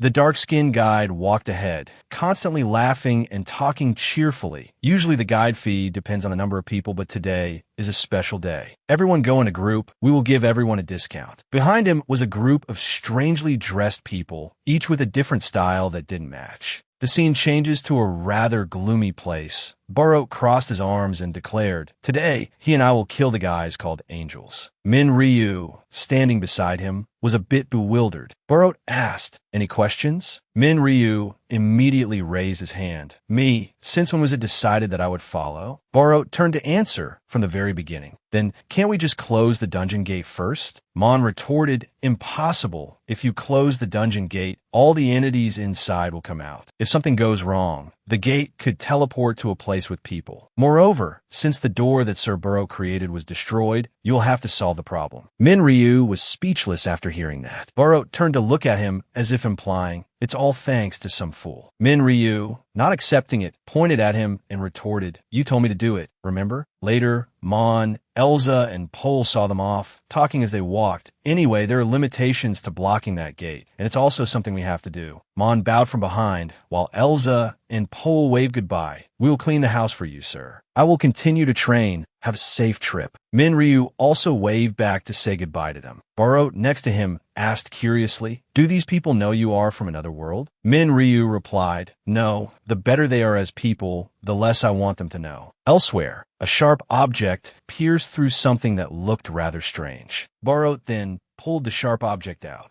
Violently, it roared. Min Ryu observed it and laughed mockingly. What a disgusting sight. A moment later, he turned to ask Barot, "Wait, isn't our purpose here to catch the beast man and close the dungeon gate?" Barot, carrying the giant sharp object on his shoulder, turned around. "You mean Gruzmet, right?" The memory of Min Ryu fighting Gruzmet appeared. The confrontation with it was indeed extremely difficult. Min Ryu stroked his chin thoughtfully. "As expected of a divine beast, there must be a reason why you couldn't easily catch it." Barot closed his eyes and admitted, "That's right, it wasn't easy at all." Then looking at the towering thing in his hand, after breaking its horn first, only then could I kill it. Min Ryu was a bit stunned for a moment after hearing that. Suddenly, as if struck by lightning, he asked for confirmation in shock. "You killed it?" Barot just said casually as if it were a normal thing. "It seems you didn't even bother to notice the guide system's announcement. My house is made from the bones of the divine beast." Min Ryu shouted, "What?" He turned in another direction and yelled loudly, "I was also looking forward to leveling up after killing the divine beast, but Syria thought the divine beast was still alive." Barot saw him like that and didn't react at all, remaining calm while Min Ryu kept screaming, "Are you intentionally lying?" Unable to take it anymore, Barot kicked him down the adjacent hole. "You asked too many questions." Min Ryu fell into the hole, his face contorted with fear. Barot jumped down after him. At the same time, in another place, Syria woke up from her drunkenness and moaned, "My head." Just then, a hand placed a glass of water right next to Syria. It would help with her post-drunkenness dehydration. Syria turned to ask, "Kiwi, what time is it?" Kiwi, holding a water pitcher, replied, "Today is the day the shop is closed. Artists and I peer have gone shopping." At this, Syria propped herself up. "All right, today is a day off. I feel like someone is hitting my head with a hammer." She suddenly remembered something and asked Kiwi, "Right, yesterday you asked about Barot." So Kiwi continued the conversation with Syria while wiping the table because she said she couldn't really talk about that issue while sober. Then she said something that made Syria blush, but she was very happy to talk about Barot. Syria shyly whispered, "Shut up." Kiwi either didn't hear or pretended not to, adding, "Based on your story, I conclude that Barot is an eccentric but good-natured person." Hearing that, Syria raised her hand to cough a few times, then blushed and stammered, "Of course, he is the one chosen by the goddess. You don't need me to tell you that." Kiwi was very attentive to every word she said. From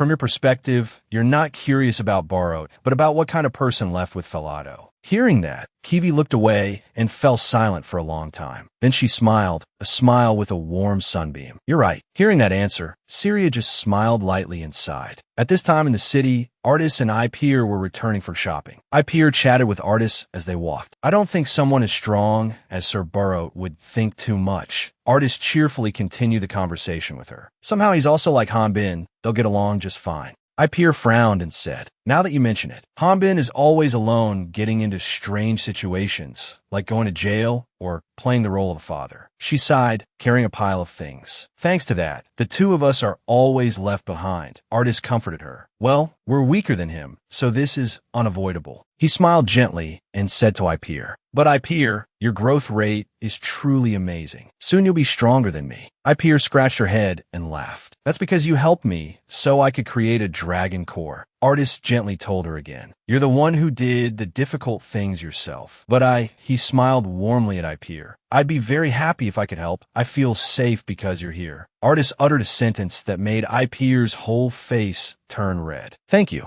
Ipeer. But a second later, she patted Artis's back repeatedly. Well, that's because we're both from the dragon tribe, so we understand each other and have a lot in common. Artis also just smiled lightly and replied, maybe so. Ipeer said that, but she was blushing shyly. That's right, it's nothing special. Artis is the only one around me from the dragon tribe, so he's just paying more attention to me. Ipeer affirmed. Pairing up with Artis is a fantasy. It's all because Kiwi said some strange things. But thinking about it now, the success rate isn't exactly 0%. A wyvern and a dragon. If they're from the dragon tribe, there are some hybrid species. It's not impossible. The more Ipeer thought about it, the more she drooled with craving. Seeing her acting so strange, Artis asked, Ipeer, what are you thinking? Ipeer was startled and quickly found a reason. This hair tie is so pretty. Artis didn't quite understand. A hair tie. In some corner, someone was observing their conversation. So do you want to pick one you like? Ipeer stammered. Really? I haven't paid you back yet. Artis cheerfully replied. This is nothing.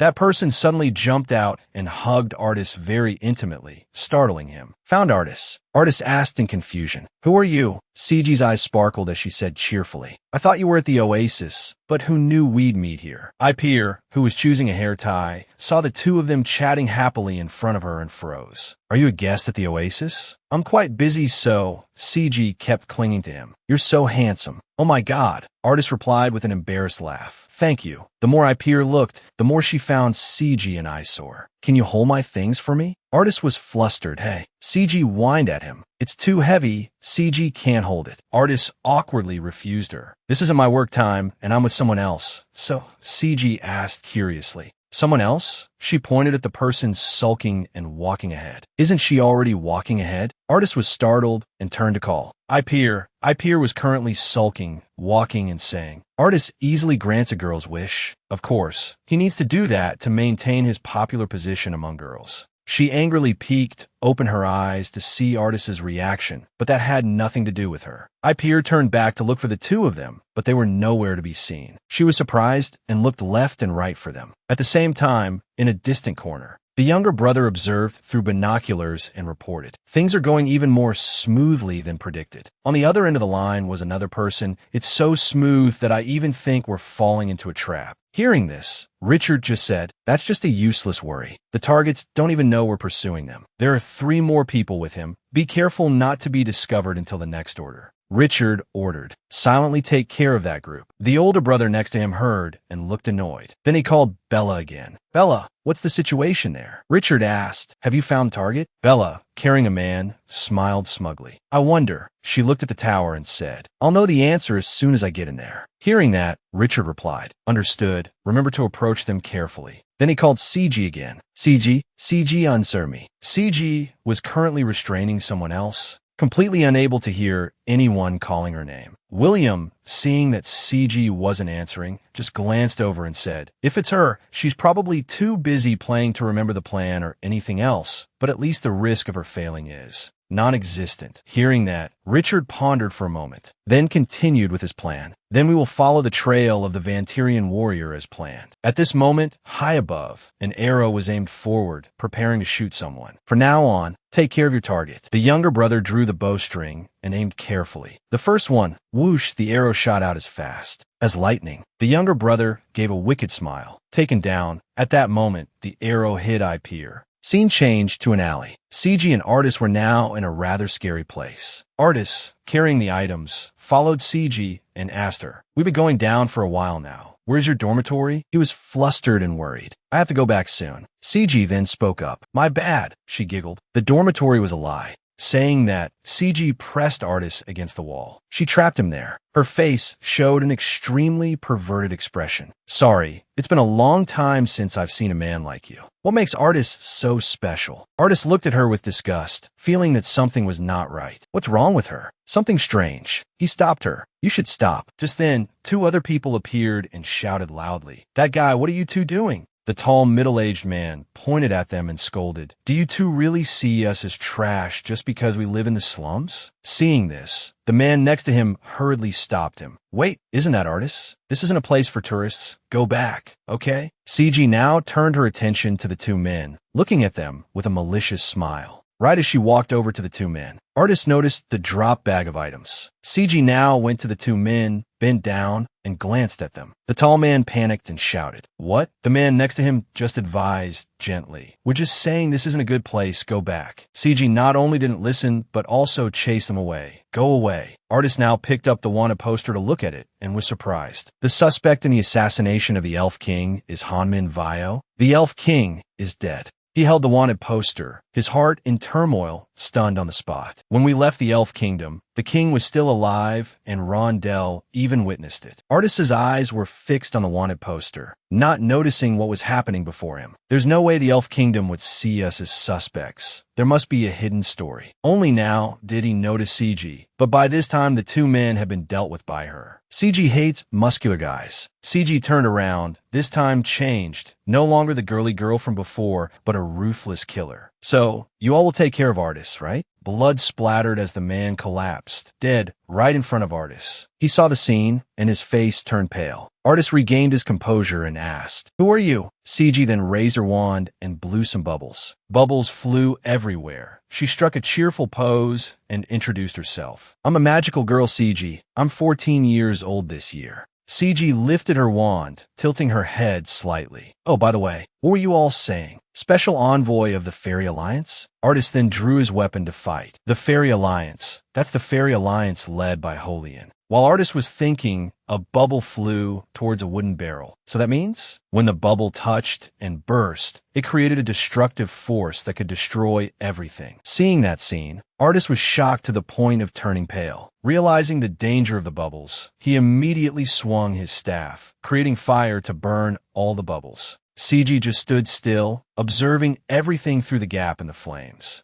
She watched ATIS flee the scene and exclaimed, thinking that running away immediately was very smart of him. ATIS ran while thinking, the only ones who could do things like this are the four great heroes. Their identities were discovered by the Elf King, so they killed him. He immediately thought of Kokivi, who was next to Syria. Now they're plotting to blame everything on us and corner us, and she is the incarnation of the goddess Kokivi. At the same time, Bella was already waiting outside while ATIS still knew nothing. The purpose was to capture or kill her. Besides that, CG ran in the opposite direction and cheerfully said, "From now on, ATIS will be the one chasing." ATIS didn't understand and turned his head. What? CG's bubbles were now flying everywhere in the alley. One bubble flew towards the eye of a resident there. Then a scream rang out as soon as ATIS turned to look. Then, one after another, others were also killed by the bubbles, screaming in agony. This is a trap. CG was still humming and releasing bubbles everywhere, while ATIS was panicking. I have to find Kokivi and get out of this place. CG was now almost out of the alley. She was excited. So many people. ATIS hurriedly stopped CG. He swung his staff, creating ice to attack her. Stop. Just as the ice was launched, CG stopped. That's right. She turned around, if you catch CG. CG swung her staff once, creating countless bubbles. The bubbles destroyed Adiz's ice. He stood frozen in place, bewildered. She even erased my magic. What kind of monstrous magic is she using? ATIS reached for his gun, but it was gone. The magic gun is gone. His gun was now on the ground, right next to Ipier, but she was now lying motionless on the ground. Passers-by were all curious. What happened? She collapsed after being hit by something. I think. Aren't you the waitress at the Oasis? The young man there urgently told the person next to him. It's Ipier. Let's take her to the Oasis. At this moment, a hand stopped him. The older brother appeared, pushed the young man away, and advised everyone there, please don't touch her. The older brother looked at Ipier lying on the ground and said, this woman is an executed criminal. Everyone should pretend you haven't seen anything and go about your business. The young man next to him heard this and angrily scolded, what nonsense are you talking about? There's no way a girl like her would do such a bad thing. The older brother, seeing him rambling, held out the wanted poster. You're really noisy. The older brother said coldly, Vantorian warrior Ryu-Han-Bin, who killed the Elf King. The girl on his team looks exactly the same. The older brother glared with his murderous eyes. Just because of him, I have to do a disgusting and terrible mission. Are you also their accomplice? While questioning, he drew his weapon. You're an accomplice, right? Right? At this moment, Ipier woke up. She used her sword to support herself, then swung her sword from below, striking the older brother's face directly. But unfortunately, the older brother blocked the blow and sighed. That blow surprised me. The older brother looked at the mess below and said, I didn't shoot her in the head because I had a few things to ask, but who knew she would fake her death and wait for an opportunity to counterattack? Then the older brother looked at the drops of blood that Ipier left behind. All right, Ipier was now running for her life from the older brother. She ran as far as she could. She even looked back at the wound on her arm. With just that level 52 strength, a mark appeared on Ipier's wound. You can't escape my arrow. While fleeing, Ipier clutched her shoulder and glanced back warily. If the Elf King was really assassinated, it must have been that uncle. She jumped from the cliff wall through the air, but now I have to find a place to hide. Instantly, she landed on the opposite construction frame. Ipier told herself, this construction site. The girl was determined. If it's this place, I can hide my movements while fleeing. Looking up at the sky, there were two bright black-blue streaks of light. Arrows, if they hit someone else, it's over. How can they be so careless? Suddenly, that light stopped at a point in midair and plunged straight down. Ipier was stunned to realize, no, this is... Her face darkened. There's no wind, but the arrow can change direction like that. The strange black-blue arrow shot straight into Ipier's chest. She cried out in pain, ugh. A bizarre symbol appeared on the previous wound. The girl was stunned. This pattern. Then a mocking sound echoed. That mark is created from the force impacting my target. A figure of someone drawing a bow with black-blue light surrounding them was also jumping towards Ipier, making her turn her head in shock. And my arrow will follow it. The more patterns, the higher the accuracy. The man smiled with delight, released the bow, and shot forward. You're dead for sure. The black-blue arrow tore through the wind, accompanied by his words, don't underestimate me. But before the arrow could reach her, Ipier had already dodged and dived down from the construction frame. She shouted, I just have to keep dodging the arrow. He lowered his eyes to where she had just fled. I didn't expect her speed to be as fast as an arrow, but standing still and watching his arrow relentlessly chase Ipier, he was delighted. It turns out the faster you run, the faster the arrow chasing you becomes. The chase continued relentlessly. Ipier reached out her hand to control the iron items, spun around, and threw them hard at the relentlessly approaching arrow. The arrow's black-blue light dissipated, and it just silently pierced deep enough to dent the iron construction bucket. The archer's eyes widened in surprise. She predicted the arrow's flight path and blocked it.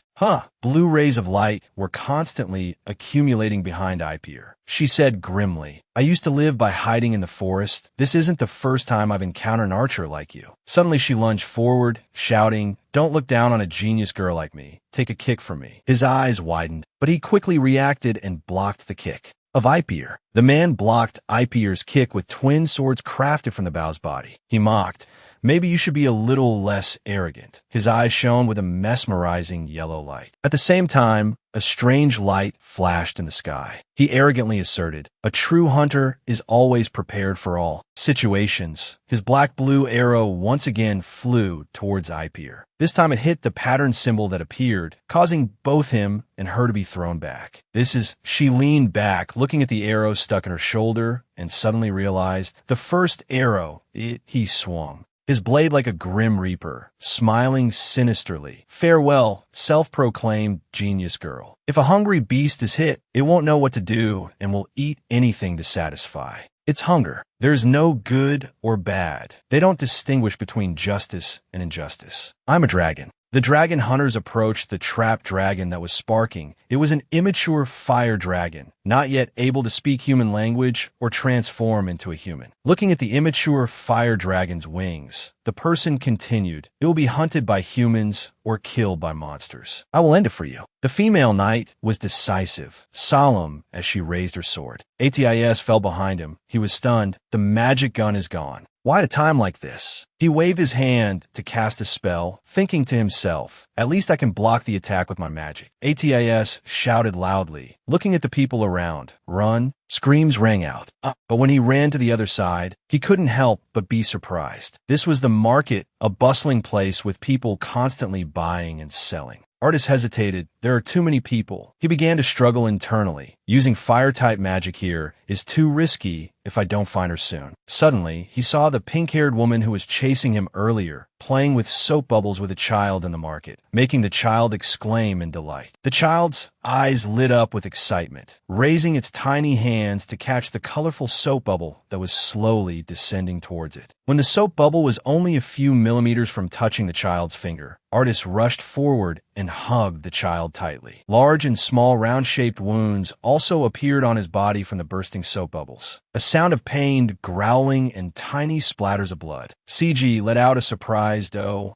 The staff is frozen. Artist raised his staff in front of him angrily. If at this angle, you'll be the one blown away. CG smiled calculatingly. Suddenly she bowed her head and shouted, "Save me," attracting the attention of everyone around, causing them to rush over and press Artist down to the ground, causing him to cry out in pain. They held his hand and the scepter that was still glowing with fire, shouting incessantly, "This stalker is trying to start a fire. What's wrong with this guy?" They continued to question him relentlessly. "Are you one of those arsonists?" Artist struggled to explain. "Wait." The child wailed loudly. Artist asked, "An arsonist?" The people whispered among themselves that all the people from the alley he lived in were dead. He quickly denied it. No, hoping they would let him go. Meanwhile, the soap bubbles slowly rose into the air, accumulating into one entity. Miss CG had somehow appeared on a large pillar placed nearby. She pointed her staff to the sky and released bubbles. They were gradually merging into a giant bubble. All these people felt an invisible fear. And this is a situation where no one can escape, and the fear turns into violence along with Miss CG's smug satisfaction. If that continues, someone will become numb due to that violence, and they will become a monster that destroys everything. He sang through the window, illuminating the scene of two people talking to each other. That is the story of a dragon I met during my life as a dragon catcher. And that is why you must not let others see your true form. Artist bowed his head, tears falling incessantly. "Then why did you take me in, mother? Why did you raise me as a human?" Artist sobbed, his face covered in tears. "If I had died in the form of a beast, I wouldn't have to taste such painful emotions." Suddenly he shouted, "Why did you have to suffer this curse, mother?" The frail woman just whispered, "Artist." Her thin hand grasped his. "Our lifespan, that is humans, is very short. It has been 40 years since I first met you." Her face, with one eye destroyed, smiled gently, even with a baby dragon. "Accidentally killing someone is not a problem, but all the people you attacked were simply injured." The incarnation of the fire dragon appeared at that moment. "I saw it in your eyes, a courage that no other dragon has. So I knew I could teach you the remorse of those who fear themselves." The scene returns to the present. The people around now looked up in shock. A giant shadow was covering them, about good and bad. At the same time, CG also widened her eyes at the huge thing in front of her. "That's why I was worried." An adult fire dragon stood facing Miss CG. What could happen between a huge creature and a tiny human? CG's line of sight was blocked by the shadow of a huge thing, a dragon. Its huge hand rushed forward, wanting to crush CG, but she managed to avoid it, and the ground was crushed in its wake. The people in the market were shocked when they saw this.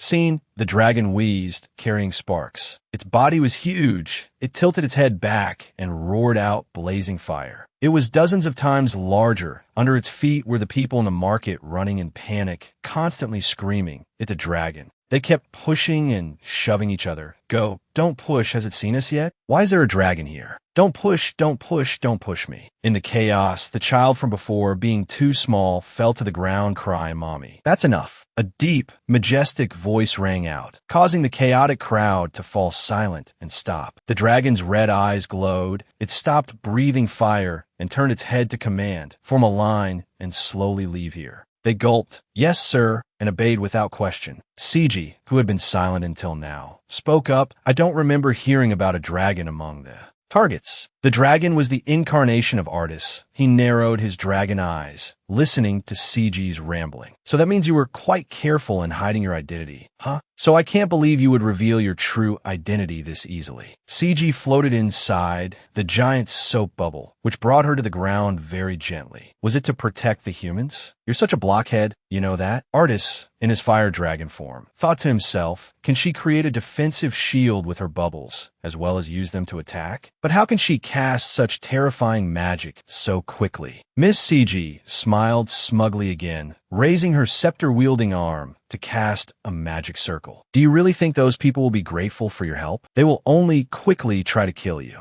Soon enough, her purple eyes flashed with a terrifying glint. CG relished. Before you are betrayed by them, I will make sure to kill them first. The magic sigil circle turned into tens of thousands of small, beautiful, colorful bubbles, which, under her control, shot towards the fire dragon, where the people were quickly evacuating. The fire dragon used its wings to shield itself as the bunch of bubbles flew towards it, using the force from its dragon wings to knock them all away. This greatly surprised CG. He deflected her bubbles just by flapping his wings. Oh, she scowled as the spot where she was standing suddenly collapsed. The dragon's two large front legs slammed down on the ground. It's true that humans fear me, fear dragon. Ignoring the charging CG, the dragon stood calmly, as if to give me more reason to side with them. Because that is why I am a dragon. Its eyes shone brightly, a fiery aura faintly visible, building up. Then the fiery aura grew larger and became a great blaze that blew towards CG. Seeing the light of the fire, the lady was not afraid, but even seemed very excited, grinning. That is truly very lonely. The archer swung his sword towards Ipier. Farewell, self-proclaimed genius beauty. She squeezed her eyes shut in fear. The arrow from before still lodged deep in her shoulder, calling out the name. Artis. The fire dragon's aura was faintly visible. As if realizing something, this feeling is... Ipier was awakened. She kicked off from her previous position, avoiding the sword tip that was about to strike her. The archer landed on a part of the construction site. He laughed heartily. I don't really have a hobby of turning people into hedgehogs, so just die while I help you pass peacefully, okay? Ipier's eyes hardened as she took a defensive stance. You said hunters always have a plan B, right? Then shouldn't you be careful of what's under your feet? Why do you keep trying to deceive me? I don't see anything. He leisurely exposed, but he only had time to widen his eyes when he noticed something glowing brightly behind him. A roar echoed, and at the same time, a blaze of fire shot forward. Although Ipier had ducked into a corner of the structure to hide, she still had to complain, it's so hot. Seeing the heat of the fire making the structure shake, she breathed a sigh of relief. I was almost burned to a crisp along with him. This is probably Artis's fire breath attack, but how did I recognize it? On this side, the fire dragon had stopped after the fire breath that created a huge hole in the wall. Just as Mother said, no matter how much you try to live for the benefit of humans, the fact that dragons are a symbol of destruction will not change. Because dragons are a remarkable existence, but have a long lifespan. In that long lifespan, if only once, the people who had not yet evacuated were stunned to see the recent battle. Did the dragon just save us? But I'm sure that's the person who works at the oasis. There is a dragon that can win the favor of countless people. Artis in his dragon form was embarrassed. I owe Miss Celia. The people who heard this couldn't help but be bewildered. Celia hired a dragon? Hope opened up at that moment. The child Artis had saved smiled and waved from his father's arms. Thank you, sir. But that happy scene was immediately shattered by Miss CG's magic bubbles flying in, colliding with their bodies. Blood stained a family of 3. They were no longer alive. You shouldn't have trusted them. Their bodies lay bare on the ground along with Miss CG's incessant mockery. We can say that now, but later they will spread strange rumors. Look, I know dragons are very scary before you trust them. CG floated in the air, complaining boredly. It's more effective to just kill them all. Artis once again breathed fire at the lady, but CG once again used her magic bubbles to protect herself, flying in the air, teasing. That's so mean, Artis. The fire dragon said in a low voice, there are people who have nothing to do with this. The The dragon's face hardened. It roared, "You! I will never forgive you." CG grinned widely. "That expression looks better than before. Although it's a real shame, I can't see it when you're in human form." The dragon took a stance, its wings retracted.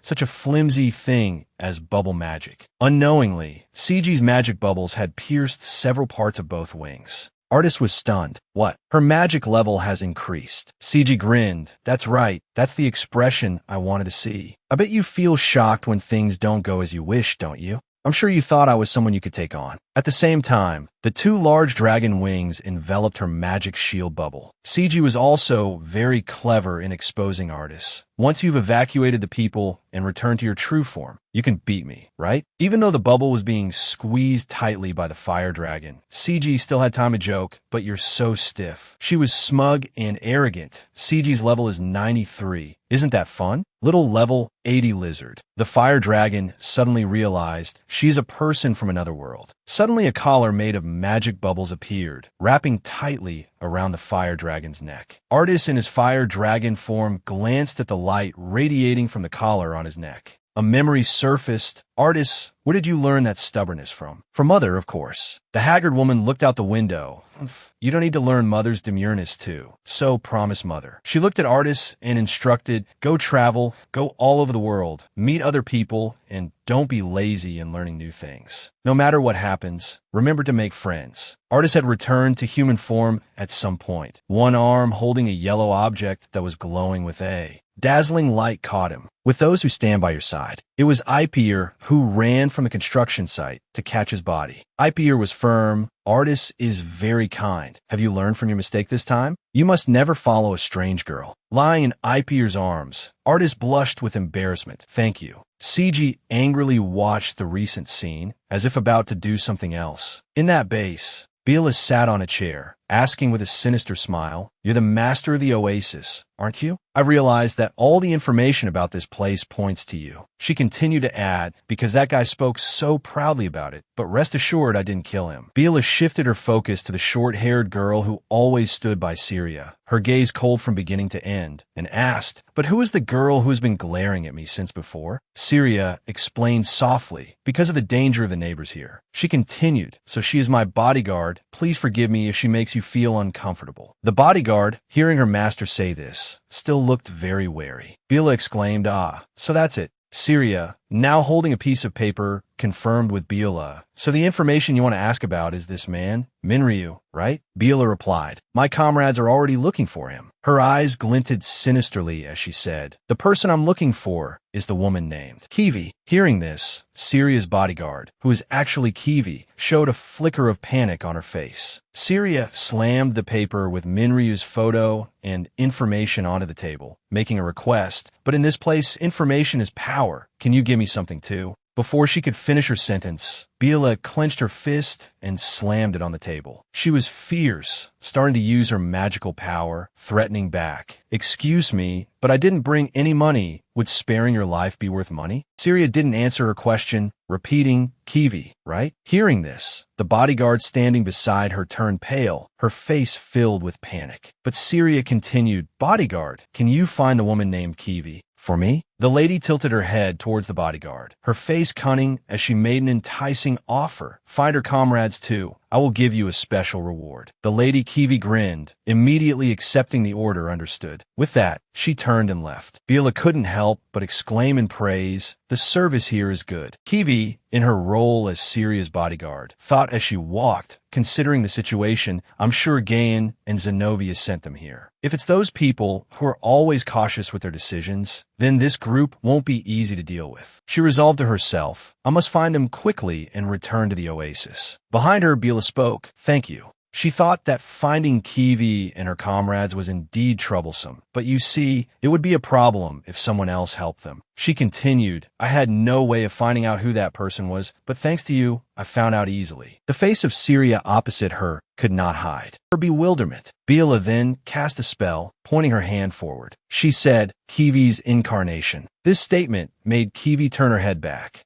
Bela bent over, her hand reaching behind her. One of Syria's earrings slammed onto the ground, carrying a bit of blood. At this moment, elsewhere, a giant dragon with ferocious eyes appeared. It was Artis's transformation. Ipier held up a bronze mirror towards it. Immediately, the dragon reverted to its original form. Artis fell down tiredly, but Ipier ran from somewhere to catch him. Supported by Ipier, his face was embarrassed as he said, "Thank you, Ipier." Ipier couldn't hide her smugness at this moment, saying, "I understand the situation very well. So who is this woman?" The woman Ipier asked about was CG, her face cold and indifferent. Artis explained, "That is an assassin sent by the 4 great heroes." Ipier looked up at CG, standing in a colorful sphere floating in midair, and replied, as expected of someone from another world. Artis beside her awkwardly stood firm. Suddenly, Ipier noticed the blood-stained scratches on Artis's back and asked in horror, "What are those injuries?" Artis weakly explained, "It seems I was injured while in dragon form." CG, now full of killing intent, pointed her weapon at them. Warning, I was having fun with Artis. Can you not interfere? Suddenly, a gunshot rang out, firing straight at CG's protective sphere. The sphere immediately fell to the ground. Artis collapsed, and Ipier immediately ran over, shouting, "Artis."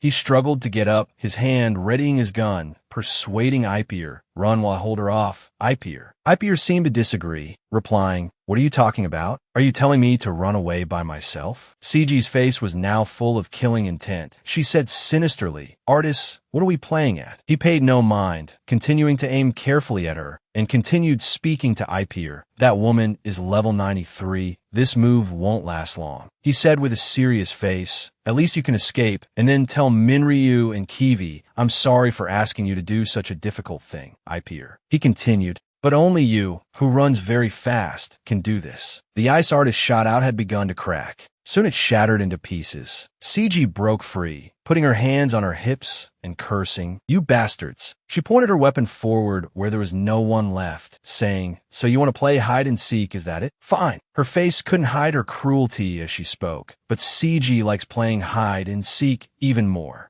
You know, as she finished speaking, a large sphere was shot out, enveloping the city. At this moment, in front of the mysterious gate, Ipier was trying her best to hit the bubble sphere with an arrow. Artis stopped her. "It's useless. Ipier, you can't break this bubble layer with your strength. If I distract her, it will open a gap in this bubble layer." He continued, "Use it too." But Ipier didn't let him finish. She seemed to understand his intention and shouted angrily, "I don't want to." She lowered her head, saying, "All this time, I've run away so many times." She recalled past memories. She held the body of her companion, witnessing the separation, tormenting herself. "Good people had to die for me, while only I survived." "But," she said, choking up, her face already full of tears, questioning Artis again, "But are you telling me to leave you to die? Don't tell me to lose another important person." She affirmed, "I absolutely do not want that." Artis remained silent. A sound rang out. Ipier stopped crying, looking in surprise towards the source of the sound. Outside, CG was continuing to shoot out bubbles, shouting as she fired Artis. She lost her patience, saying loudly, "Are you dead yet? I can't find you if you're still alive, so come out." She continued, "If you don't, I'll blow this whole place up." Ipier stood near the window, thinking to herself, "Damn it, it's only a matter of time before she finds us. What should I do?" Artis took her hand, saying firmly, "Ipier, you said earlier that you could dodge my fire breath just by sensing it, right?" The girl exclaimed in surprise, "Hey." But Artis continued, "I'll say it again, but she's level 93. When I turn into a dragon, I'm level 80. We have a chance at that level. But a large dragon is a slow and easy target for a mage. As we are now, no matter what we do, we can't beat her." Ipier ignored his words, replying, "No matter how you try to convince me, I." Before she could finish, Artis replied, "I know." He said, "I hate this because it's an unreasonable way to treat you, but it might work." Then he gripped her hand tightly. A blue light appeared, surprising her. He explained, "Because you have a dragon core, just like me." Ipier's gaze had now become strong. A sound rang out. Continuous streams of blue light shot out from the window, greatly surprising CG outside. CG smiled as if she had struck gold, flinging her weapon in the direction of the sound, cheering, "Found you too." A giant sphere was shot out, but at this moment,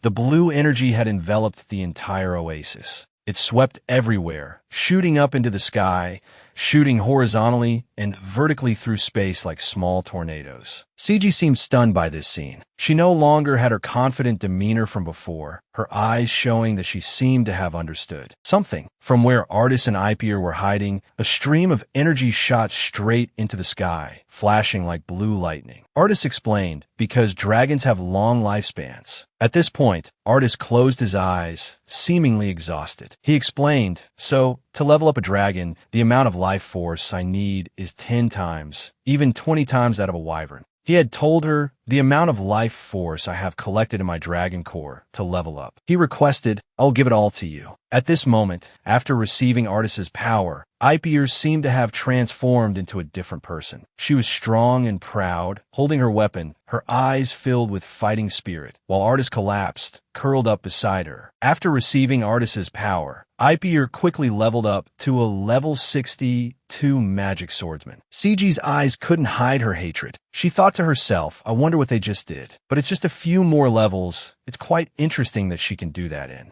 a flash, but immediately after, her face broke into a wide, sinister, and cunning smile as she raised her weapon at Ipier, challenging, shouldn't you work harder to gain more levels? But not letting her rejoice for too long, a powerful stream of energy was released. She was extremely surprised, and Ipier quickly launched a powerful kick toward CG, but luckily she had cast a bubble sphere to defend herself. She couldn't help but exclaim, quite fast, but so what, and then continued to use her old move. But Ipier managed to dodge the blow. At this moment, she had also leveled up to a magic swordsman. Level 63. Every time Ipier dodged the assassin CG's attack, she leveled up. She was now at level 64, her movement speed unbelievably fast. Witnessing this, CG couldn't help but be surprised. She wondered, what her level? Before she could finish her thought, Ipier suddenly attacked her from nowhere with the attack power of a level 65 magic swordsman. She quickly broke the protective bubble of CG. Seeing this, she couldn't help but get angry, shouting, you thing, and continued to raise her weapon towards Ipier, who was now level 69. Ipier quickly rose to level 70 in an instant. She unleashed powerful moves to counter her opponent. CG couldn't help but wonder, how is her level?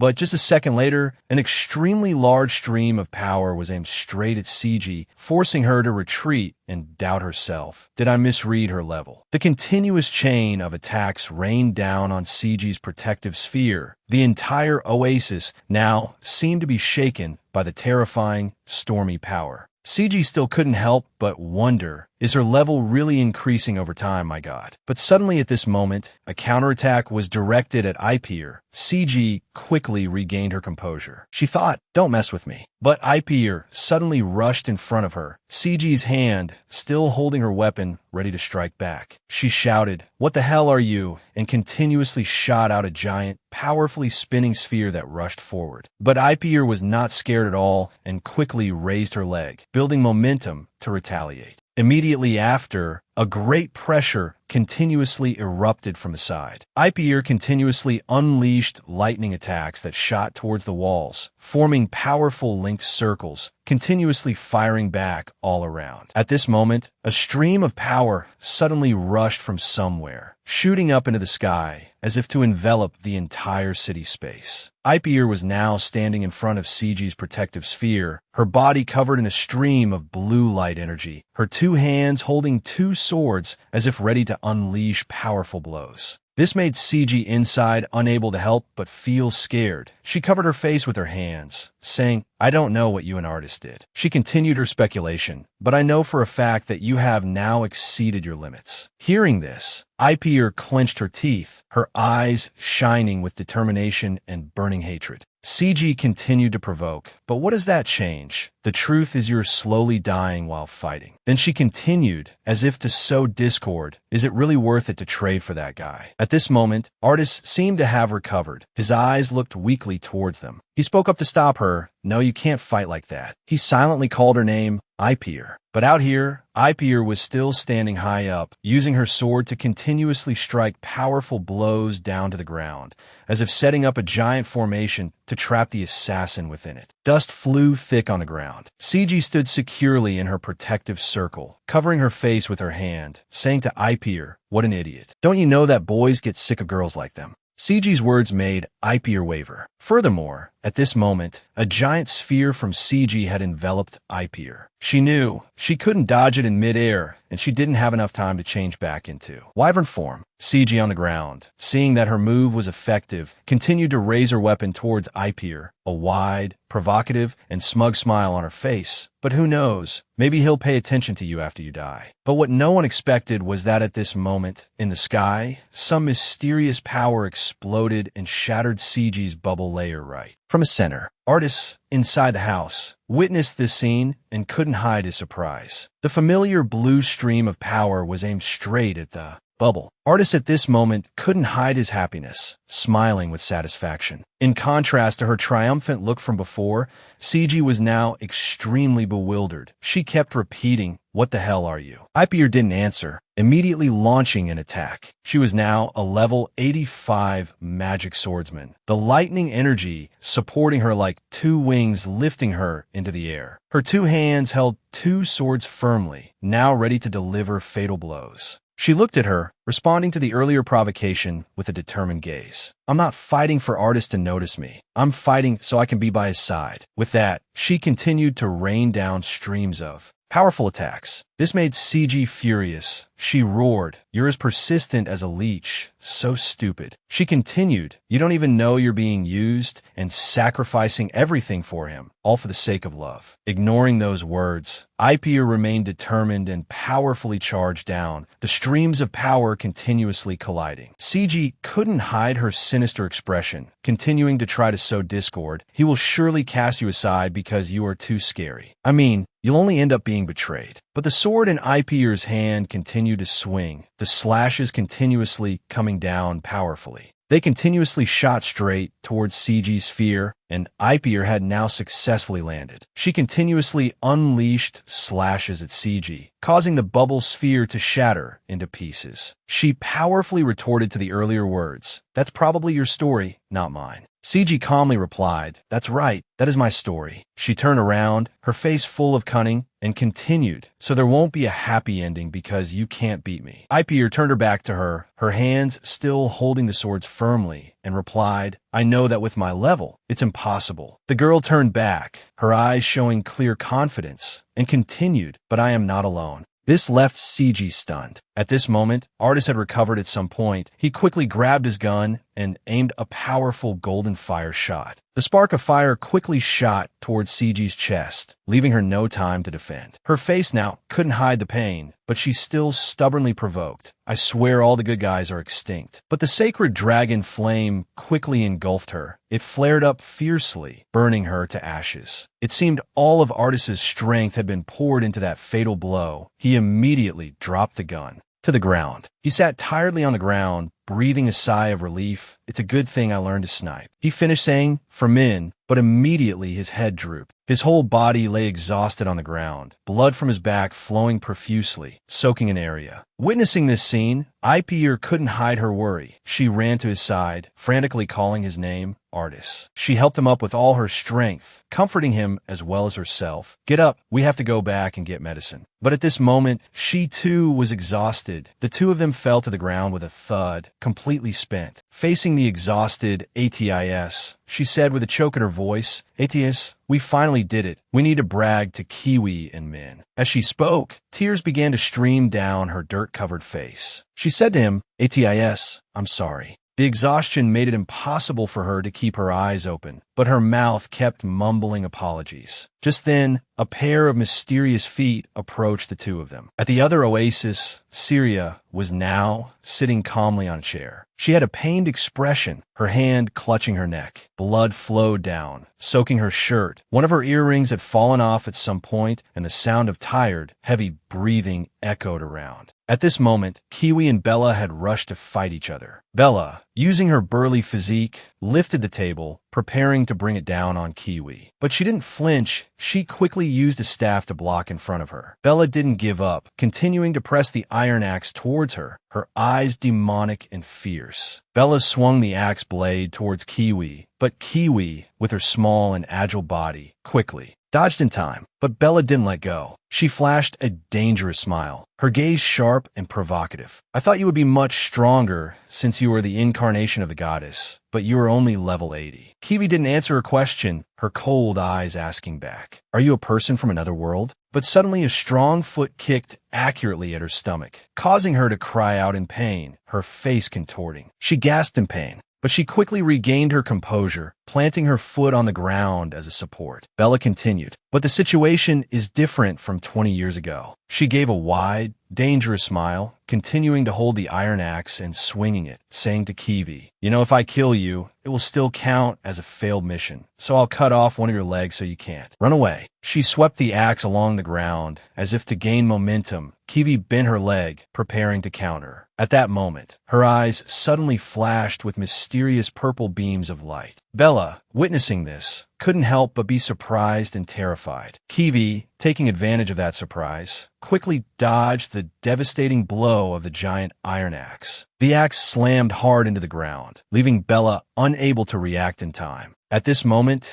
she discovered a combat assistance error. There was a sudden error in the combat assistance system. Skills cannot be used. Bella thought to herself, what is this nonsense? Then suddenly a devastating blow landed right on her face. Kiwi used her knee to make a burly person like Bella stagger and collapse to the ground. She held her weapon, raising it high, her eyes full of confidence and sharpness, and said, that is the true nature of your power. Your fake power is useless when faced with the power of the goddess. But Bella couldn't accept those words. She quickly struggled up, her face ferocious as she roared, it's just a skill debuff, don't be so arrogant. With that, she picked up her axe again and charged straight at Kiwi. As always, Kiwi quickly moved back, dodging the blow in time. She continued her earlier thought, of course, this thing has no effect on Minryu either. With that, she continued to unleash a series of her magical powers, lightly waving her hand to shoot out a terrifying red stream. She dashed past Bella, who couldn't react in time, her knee hitting the ground, but her posture full of confidence. People from another world with an assistance system, they're just ordinary people with high levels. Bella couldn't resist, collapsing to the ground, her teeth clenched tightly, her eyes full of ferocity, saying, she just played a trick, so I couldn't use the assistance system, but...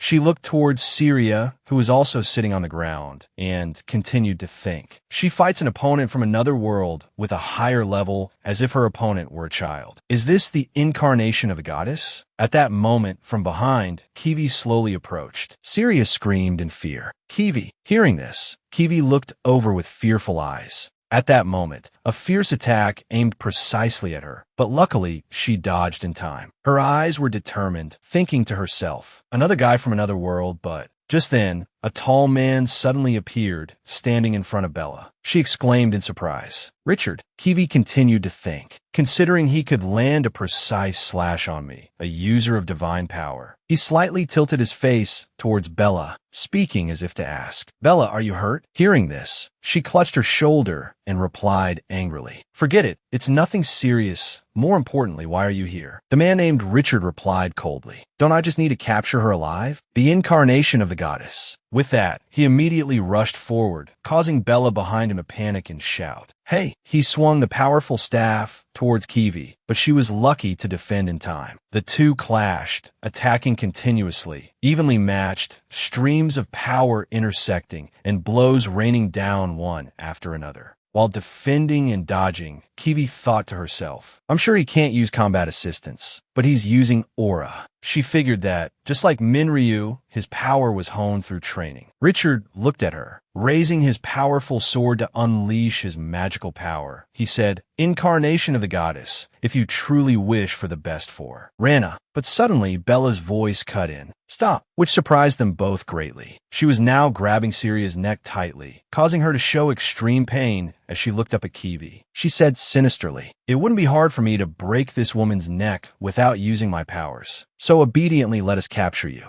Kiwi's face now became more serious and worried, carefully considering, the only thing I can seal is the combat assistance system. Her hand still gripped her weapon tightly, assessing the situation. She thought that their strength through training and their levels were still there, but if she got caught, everything would go according to Gan's plan. But suddenly she noticed the blue badge on Syria's hand. She recognized it immediately. It was a signal device from Minryu. At that moment, Syria's eyes looked up as if giving some kind of signal. As if understanding her intention, Kiwi thought to herself, Gain's goal is to capture me alive, even if I get caught. But if Minryu can arrive in time before I leave Kalen, then she suddenly dropped the staff in her hand. She clenched her fist and said to them, "If you don't harm the madam, I will do as you wish." Hearing this, Bella laughed out loud, triumphantly. Who would have thought a threat would work on the incarnation of the goddess? Kiwi still seriously made her demand. "But you have to answer my question. You could take my life, the incarnation of the goddess, if I were truly an obstacle. So why do Gain and Zenobia want to capture me alive?" Bella replied, "I'm not someone they trust enough to tell me the details." But Richard said, "The incarnation of the goddess is an incarnation that shares the goddess's power." He continued, "If Gain kills someone like that himself, he can possess more of the goddess's power, and his plan to become a god will succeed." Hearing this, Kiwi, Bella, and Syria were all extremely shocked. Kiwi questioned again. Gain is planning to replace the goddess of darkness as a new god? Even now, Rana is barely enough to keep the dungeon. The obstacle, both the demon god and the people from the other world, under control. If the goddess of darkness really disappears, stopping the invasion of the demon god Ompus will be impossible. She concluded, "The moment you hand me over to Gain, Rana will be doomed." At this moment, her mind was filled with images of death and demonic possession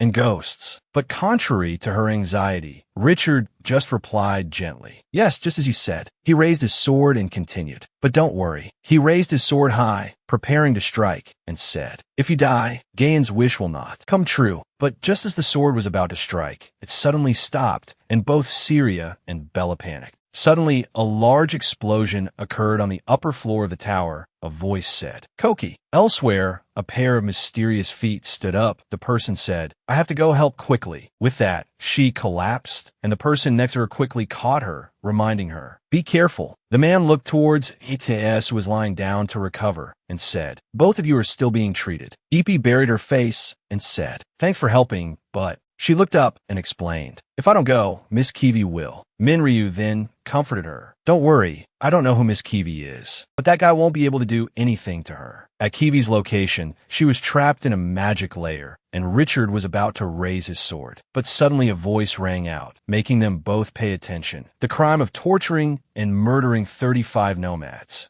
as well as harming the majority of the common people in Kalen, and all past acts of terrorism against Rana. As he spoke, the person walked closer. The man wore a cloak, his face covered, and said, "I will arrest you for interrogation." Hearing this, Richard called out, "Investigator Eden." Richard turned his head and said to Investigator Eden, "It seems you've got the wrong person. We are the special investigation team of the Elf Alliance, and this person is." Eden asked doubtfully, "The Elf King's assassin?" As soon as he finished speaking, Eden cast a spell that forced Bella's hand to immediately let go of Syria's neck. This made her show dissatisfaction, while Syria couldn't help but feel relieved. Eden paid no mind and continued, "So you're telling a heresy investigator to quit his job? Of course, if it were the special investigation team established by Holian, they would be trustworthy," he thought. However, if the identities of those special investigators are people from another world and are the higher management of Great Earth, then that's a different story. With that, he called the name in a low, threatening voice, "Richard." Then he looked at Kiwi, who was still trapped in the formation, and speculated, "If that's the case, can we safely say that Holian is secretly acting behind the heresy investigator's back?" Kiwi immediately retorted, "She's not the only one." Her face serious, she placed her hand on the barrier and added, "They are targeting the dark goddess, stealing the goddess's divine power. And the ones using that power to turn themselves into gods are Gain and Zenobia." Hearing this, Eden asked back, "The four great heroes are targeting the goddess?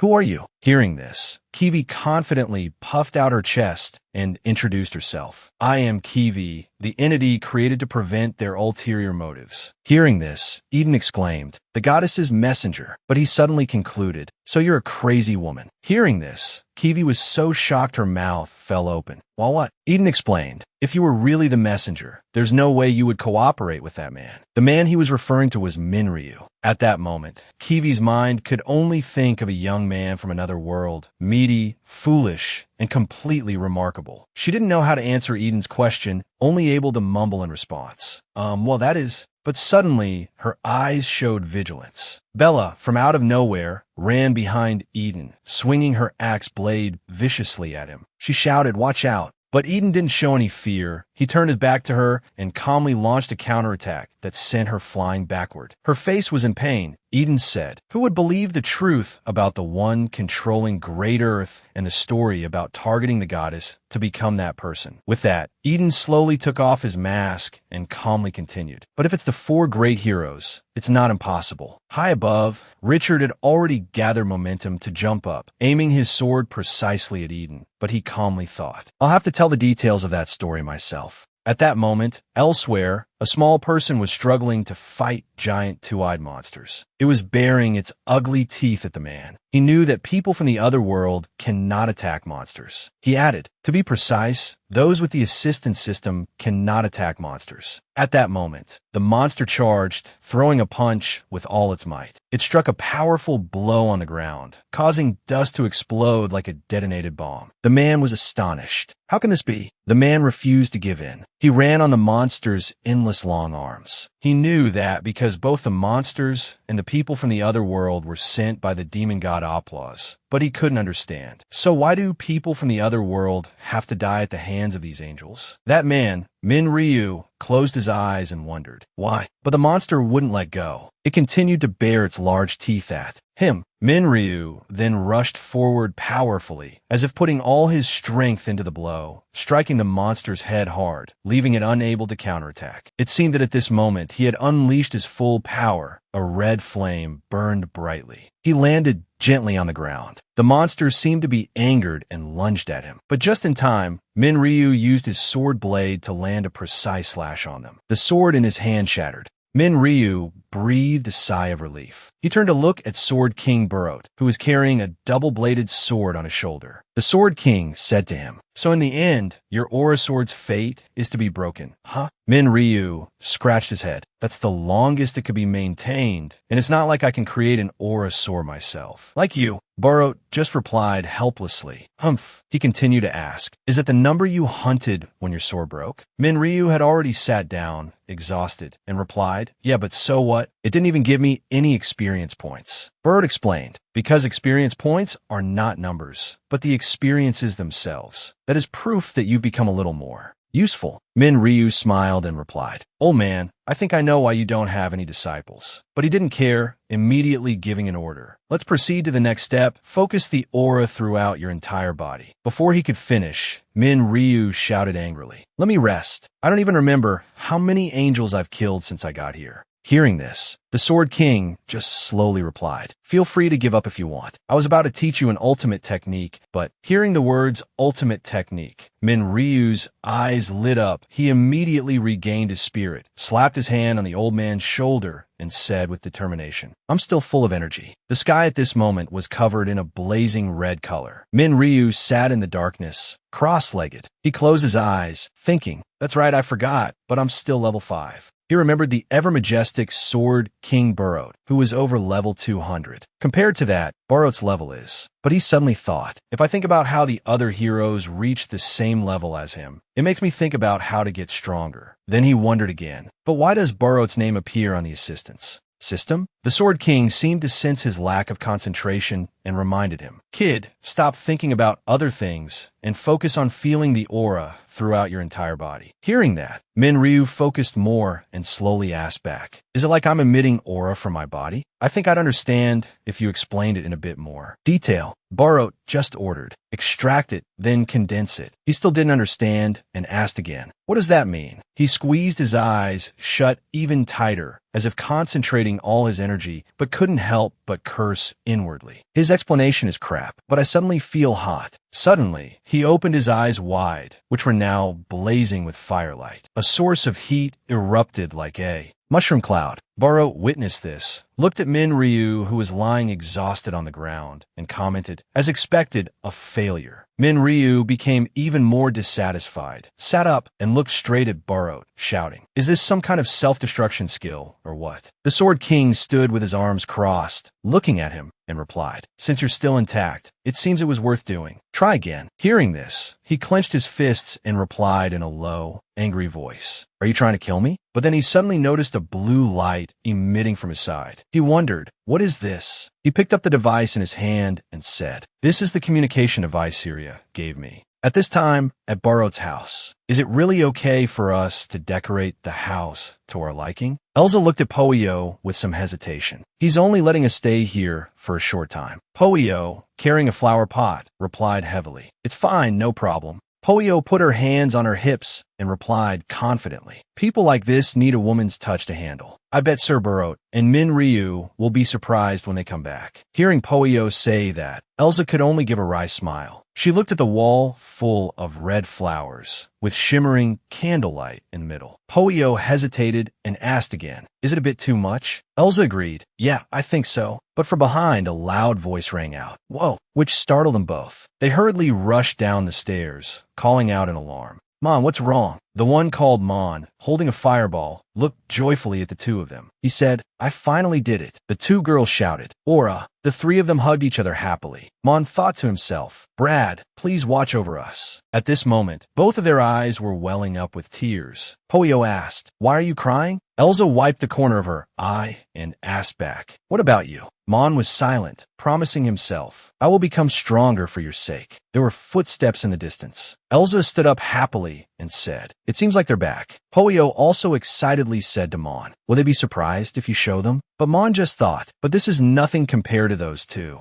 But the sound outside the door stopped their joy. It turned out to be William. He wore sunglasses and had a mysterious smile. Outside, Min Ryu was still holding the device that was emitting a signal, asking doubtfully, "A communication device from Syria?" Sword King Barot wondered. Honestly, even she uses a normal device? He was still staring at the communication device, saying to the old man, "But those other people are there too, so the fact that she's sending a signal to me means that." Barot heard the hesitation in his words, his face already looking worried. "Looks like something's happened." At that moment, a horde of monsters swarmed towards the two of them. Min Ryu was not afraid. He held his wooden sword, looked up, and asked, "Are they here because they smelled the blood of the ones we killed? How many more do we have to kill before this ends?" But at this moment, Sword King Barot called him. "Kid," he replied. "Huh?" The old man told him, "A Vantirian warrior is only allowed to kill 3 things." He said seriously, "First, monsters. Vantirian warriors are not a group of assassins." He continued, "Second is an exception. You're allowed to kill those who wish to die." Hearing this, Min Ryu laughed and replied, "Haha, as if everyone wants to die." Barot explained, "That's why you must ask first if they want to die. You should give people a chance to reflect on their lives." At that moment, the monsters had surrounded the two of them. He raised his sword, his face joyful as he replied, "And if they still come to fight, does that mean it's suicide? So complicated." With that, he unleashed a series of slashes at the monsters, leaving them unable to defend. Barot placed his sword on his shoulder and said, "That's right, but that is the attitude the strong should have." This sentence surprised him greatly. The old man turned his head and said to him seriously, "If you understand that, then go help your friends. While you're at it, check if Syria is okay." Hearing this, Min Ryu excitedly asked him back, "So what's the third thing?" Barot held his sword and just said, "I'll tell you later." Hearing that, Min Ryu didn't ask any more questions and immediately rushed off in front of the monster. At the same time, Mon was endlessly tired. He was breathing heavily.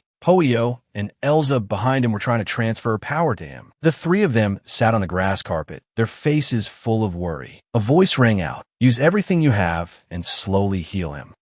William, the same person who appeared at the door earlier, said in a challenging tone, "If by some miracle he manages to defeat me with a 50-level difference," he proudly declared, "then we will leave as promised." But the 2 blue-haired brothers behind him objected. "You must be joking." "Who said that?" The older brother grumpily objected. Their companion just burned my younger brother. The younger brother next to him laughed and said, "Thanks to that, I have a chance to get back at you, so it's all good." But at this moment, Heller, who was next to them, thought, "Although compared to my amazing healing skill, it's nothing." Then he concluded, "Anyway, find where that bastard Min Ryu is hiding." William heard that and said regretfully, "But I still have 57 skills I haven't unleashed." The older brother immediately got angry. "Cut the crap, that's not happening." Mon witnessed this. Seething with anger, his teeth clenched, he thought, "Those bastards, they're playing with us." Suddenly a scream rang out, Ma. Elsa and Pole clenched their fists, full of spirit, and said to him, "Don't lose." Pole continued to encourage him. "We will heal you no matter how many times it takes." He turned his head to look at them, expressing, "So reliable. I will punish them at all costs."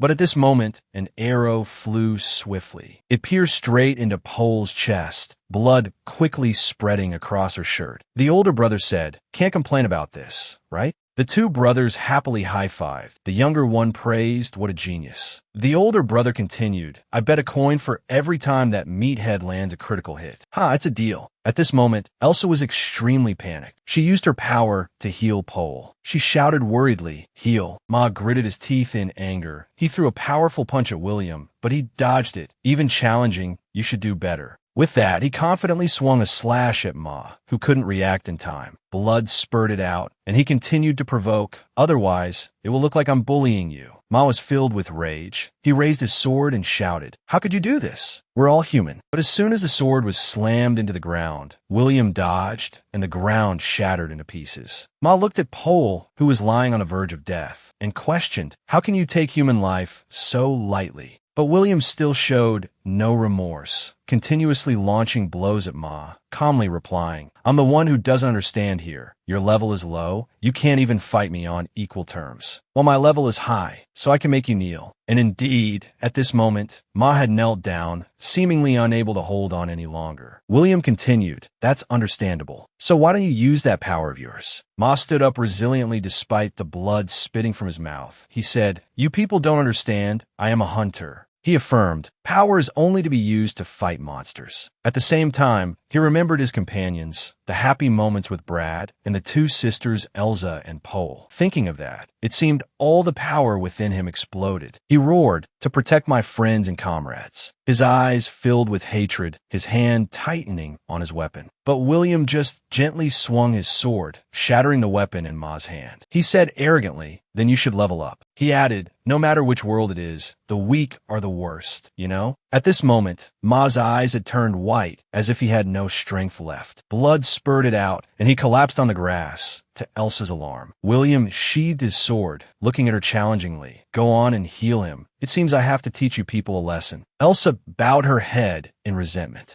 William still wouldn't let up. He said with great arrogance that it was natural for the weak to be oppressed by the strong. By now, both Poella and Ma had fallen, lifeless, but Elsa continued to channel her power into the two of them. William continued his own words, and there's no reason to think it's a stupid and pathetic thing. But at this moment, the older brother couldn't be patient any longer. He said annoyedly to Elsa, "I'm bored. You should stop healing that girl and heal that meaty guy." He continued, "With your ability, you can't heal both of them." But I guess you have to die now, because the meaty guy has fallen." At this point, the younger brother had raised his bow, aiming at Elsa. Suddenly she requested, "Kill me," surprising the whole group. She tightly gripped Ma and Pole's hands, saying firmly, "I'd rather die than be a toy in your hands. Even if we die, Sir Barrows will kill you." She yelled at them in anger. Hearing the Sword King's name, the group showed great confusion and terror. They stammered out, "Barrows." The older brother reacted first. He rushed forward, saying, "What does a monster like Barrows have to do with people like you? You're just spouting nonsense because you're about to die." He continued to threaten, "I'll kill you if you really want it that way." Hearing this, the younger brother immediately drew his bowstring taut. The arrow quickly shot out, flying straight towards Elsa. Elsa showed no sign of panic, but instead calmly closed her eyes, accepting death. But just as death was near, a wooden sword blocked it right in front of her. It turned out the one who came was Min Ryu. He stood with a serious face. Seeing him appear, Elsa couldn't hide her emotion, tearfully calling his name, "Brother Min Ryu." Hearing his name, the group started chattering, Wahahaha, he's Min Ryu. The older brother couldn't stop laughing, mocking, and here I thought my help system was broken. The younger brother was no different, replying, I'm very surprised too. Seeing Min Ryu's appearance, William said excitedly, he's Min Ryu, but you're only level 5. Are you really a Vantirian warrior? Hearing this, Min Ryu gripped his sword tightly, brought it before him, and said, I'm wondering that myself. He looked at him with a confident smile, a hint of provocation in his voice. Check for yourself. Min Ryu turned his back. Pole, continue healing him. Pole was helpless. This is impossible for me. I can't heal him safely. If there are 4 types of fox existing in the wound, they're too strong. I can't close the wound. With my level, I can't restore him. At this moment, Min Ryu was seen stroking his sword and asking, so how much time do they have? If he doesn't die, 10 minutes. He can only last 5 minutes. Suddenly, he stabbed his sword hard into the ground, startling Pole. All right. And then Min Ryu turned back, smiled, and said, 5 minutes is enough. Just wait. Pole was a bit stunned at this moment, yes. She thought to herself, Min Ryu is the same as always. That killing intent before, I must have imagined it. With that thought, she continued to create a healing barrier for everyone around. On the other side, the blue-haired boy was bored. Stop. Let's stop here. This joke isn't fun anymore. Then he took a few people with him and left. Let's go catch the hunters in the dungeon. William wanted to stop them but couldn't, so he just stood there and exclaimed, oh my. Then he turned his head and said to Min Ryu, you even appeared with such an imposing aura, so please accept my apologies. But to think that the one we worked so hard to find is only level 5. His expression changed, his eyes cold. He drew his sword and said, you've gone too far. With just a flick of his finger, the sword immediately shot out in a semicircular arc. It created countless slashes that threw the surroundings into chaos. No matter how the fight was going on behind them, the 2 blue-hair brothers were still talking enthusiastically. I can't believe we were assigned a mission like this. There are 4 people here, so the experience points and reward for the kill will be split into 4 parts for each of us. But he's only level 5, so the reward we can get for dopamine is just a tiny bit, so disappointing. That bastard, he wanted to have all the fun and sent us here. After saying that, the older brother also seemed annoyed and turned his head back to shout, that's great. Just kill him already, so we can get out of here. After the dust settled, a sword with blood on it slowly emerged. On the ground was William, beaten until he was bleeding and unconscious. Get out of here? Min Ryu stood up coldly. You can't leave. The older brother was stunned. What's going on? Min Ryu paid him no mind. He pointed forward. You medic. Hearing this, the medic was startled. Me? Min Ryu pointed behind him. Heal my friends until they are healthy. Why should I do that? Min Ryu continued. Heal them until both of them are completely recovered. Then bow your head to the ground and beg for their forgiveness. As he said this, his face was filled with killing intent, and if they completely forgive you, then I will feel less angry. The medic seemed unwilling to submit. I won't do it. Then he immediately used a spell to heal William behind him. William, now healed, immediately grabbed his sword and wanted to slash at Min Ryu, but he saw this scene with a glance. He began to execute the skill Second Moon, 43 lotuses. The older brother from behind also jumped up to attack with the skill Deadly Poison Will Kick. When both techniques were unleashed at the same time, Min Ryu was surrounded, but he still looked very relaxed. The ground began to shake. It started to crack into blocks. Then, unable to withstand this flow of power, it shattered. But only Min Ryu still stood firm. On the ground. At this moment, the 2 of them, one in front and one behind, kept rushing to attack him, while he still defended with ease. Very quickly, Min Ryu had knocked one person far away. Seeing this, the other person slashed repeatedly at Min Ryu. But Min Ryu fought back just as quickly. He even kicked that guy far away. That guy, having recovered, wanted to rush in and slash Min Ryu again. And the result was that he was sent flying far away by a palm strike from him. Suddenly an arrow flew from somewhere close to his head. He blocked the arrows lightly with his sword. But Min Ryu was truly angry now. His eyes looked with hostility towards the person who shot the arrow. And the younger brother at this time thought in fear, he's only level 5, but his strength is at this level? Impossible. Then it continued to use the eagle arrow skill, aiming at Min Ryu. The giant arrow rushed like a moth towards its target. Min Ryu stared at the arrow. Then he grabbed a clod of earth next to him, squeezed it tightly, and threw it enough. That clod of earth slammed straight into the giant arrow. This collision broke the arrow in half, and then it slowly fell. The younger brother was speechless with astonishment. Then there was another explosion right near him, obscuring the surroundings. And then, seeing his younger brother being bullied, the older brother immediately jumped high and used the shadow clone technique. "How dare you do that to my brother?" Ryu gritted his teeth and said, "Brother, you value family too much." The older brother used all his strength to attack Ryu again. Although many clones rushed at him at the same time, and he had slashed at them many times, the real body was behind his back. He smiled sinisterly, using shadow ambush to attack. His smug face as he held the weapon in his hand, wanting to sneak attack Ryu, was unsightly and blood-splattered. The hidden weapon had pierced through Ryu's palm. But this scared the older brother. He blocked the blow, but I used an assassination skill. While he was still lost in thought, Ryu suddenly used his strength to twist his wrist violently, leaving him no time to react. The older brother only had time to let out a cry as his wrist was twisted into a spiral. Ryu looked down from above, coldly saying, "Let's end this here. I know how much the Ratna people hate people from other worlds."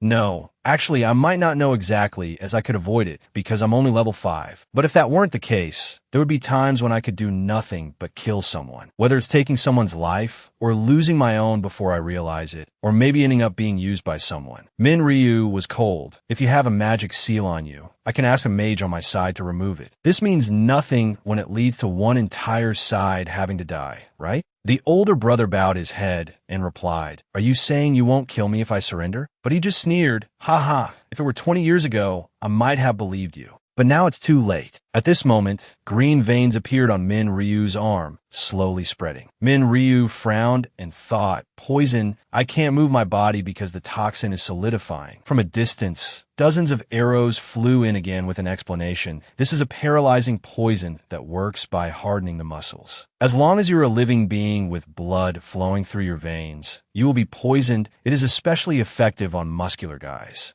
like you." Ryu also seemed to be in pain as the poison took effect. He cried out and knelt down. The older brother smiled. "Your proposal isn't bad, but it pisses me off because that traitor Richard said the same thing." Ryu, while defending himself, asked, "Richard, the head of the Great Land." On the other side, Pole was being held with a sword to her neck by William. He continued, "Haha, you think he's the head of the Great Land?" Hearing that, the older brother punched him and shouted, "Nonsense. The great land he created under his hand is fake. He's just a puppet acting under Gain's control, because he can't even break the magic seal. But we are different. If Richard, that bastard, hadn't sold us out to others, there would be no 4 great heroes of Ratna." Ryu bowed his head, suppressing his anger. "So you're saying you're the Otherworlders who started the war 20 years ago?" The older brother, while coughing up blood, didn't understand what was happening. "That's right. We are the true Great Land." It truly made him astonished, unable to believe his eyes. Suddenly Ryu stood up. "So it was because of you, the reason I had to live in hiding." He was angry. "You bastards who enjoy life by slaughtering Ratna people." The older brother was surprised once again. "Impossible." He reversed the poison spread with aura. "This is bad. Damn it. This bastard is unreasonably dangerous." At that moment, his younger brother quickly ran over and cut off the arm that was being invaded by the poison. Then, he threw the weapon to his brother. His brother also replied, "Don't let him live for another second. This is our last chance while his sword is disabled." With that, both brothers charged forward together. How do we end up meeting a guy like this? Ryu's sword was now raised. He held the sword in his hand, wanting to slash at both brothers. The older brother seemed to be sweating bullets at this point. "Scared, this is their last chance. Do you still want to die?" The older brother's voice trembled. "Don't kill us." But Ryu didn't listen to their pleas, and a slash cut across both their bodies. He was cold. "You've used up your chance already." A large, earth-shaking explosion filled the surroundings with dust and smoke. Pole was stunned when she saw this scene. William at this time made strange noises. He pointed his sword forward. He smiled. "Subarashi. How amazing. Compared to me, those two were just weaklings." However, they were absolutely not weak, but that aura sword has the ability to kill those two in a single blow with that incredible power. The system voice rang out, "Error, cannot determine level." William shouted, "You are an opponent I am not ashamed to face." With that, he charged forward like a madman. and then he stabbed the sword through his own body. Ryu saw it, but remained indifferent. Unresponsive, William madly said, "Humans display superhuman strength in the moment they face death. Because I have forcibly injected the aura sword into myself, the aura will circulate as it is continuously created and injected into my body." William had now changed his appearance. He was now a corpse. He challenged, "I'm not used to this power either, so make sure to watch carefully this deadly footwork of mine." But Ryu gently raised his sword and stabbed William in the face. Then the power from the sword radiated out, sending that corpse flying. The glasses broke in half and slowly fell in front of the medic. He collapsed to the ground in fear. It can't be helped, and from the beginning, I wasn't even a part of the Great Land. Those guys just said we should do this. Ryu approached, raising his sword high with a face full of killing intent. A downward slash amidst the medic's fear. But when he was about to strike the man, he stopped, leaving him confused. Ryu pointed behind him. "Those people need to be treated quickly. But you just said you don't want to do it, right?" A surge of fear made him agree. "I'll do my best." Ron gave the boy candy and asked, "Hey kid, what's your name?" Seeing the boy just holding the candy and standing dumbfounded, he asked again, "You don't have any parents or relatives in this town, huh?" Until the candy fell from a boy's hand, Ron still hadn't received any response. He helplessly put one hand to his forehead, the other on his thigh, and sighed. Ron grimaced and cursed inwardly. "That guy always gives me the most troublesome missions. On what basis did he tell me to protect a kid who doesn't even say a word?" Suddenly a shockwave appeared on the tower, causing him to panic and cover his head. What? Ron's head covering motion froze. The old heresy investigator. The other two were fighting outside the tower. Leon charged, shouting, "It's been a while since I met an Otherworlder who didn't run after seeing my level. Don't you know your own level?" Richard was no less competitive. "I don't know what you're talking about, but I don't think now is the time to argue about who will be the winner here." The two of them clashed, creating an even stronger shockwave than before. Ron panicked and grabbed the boy to run. "You monsters, go fight somewhere else." The boy was thrown back, his eyes wide open.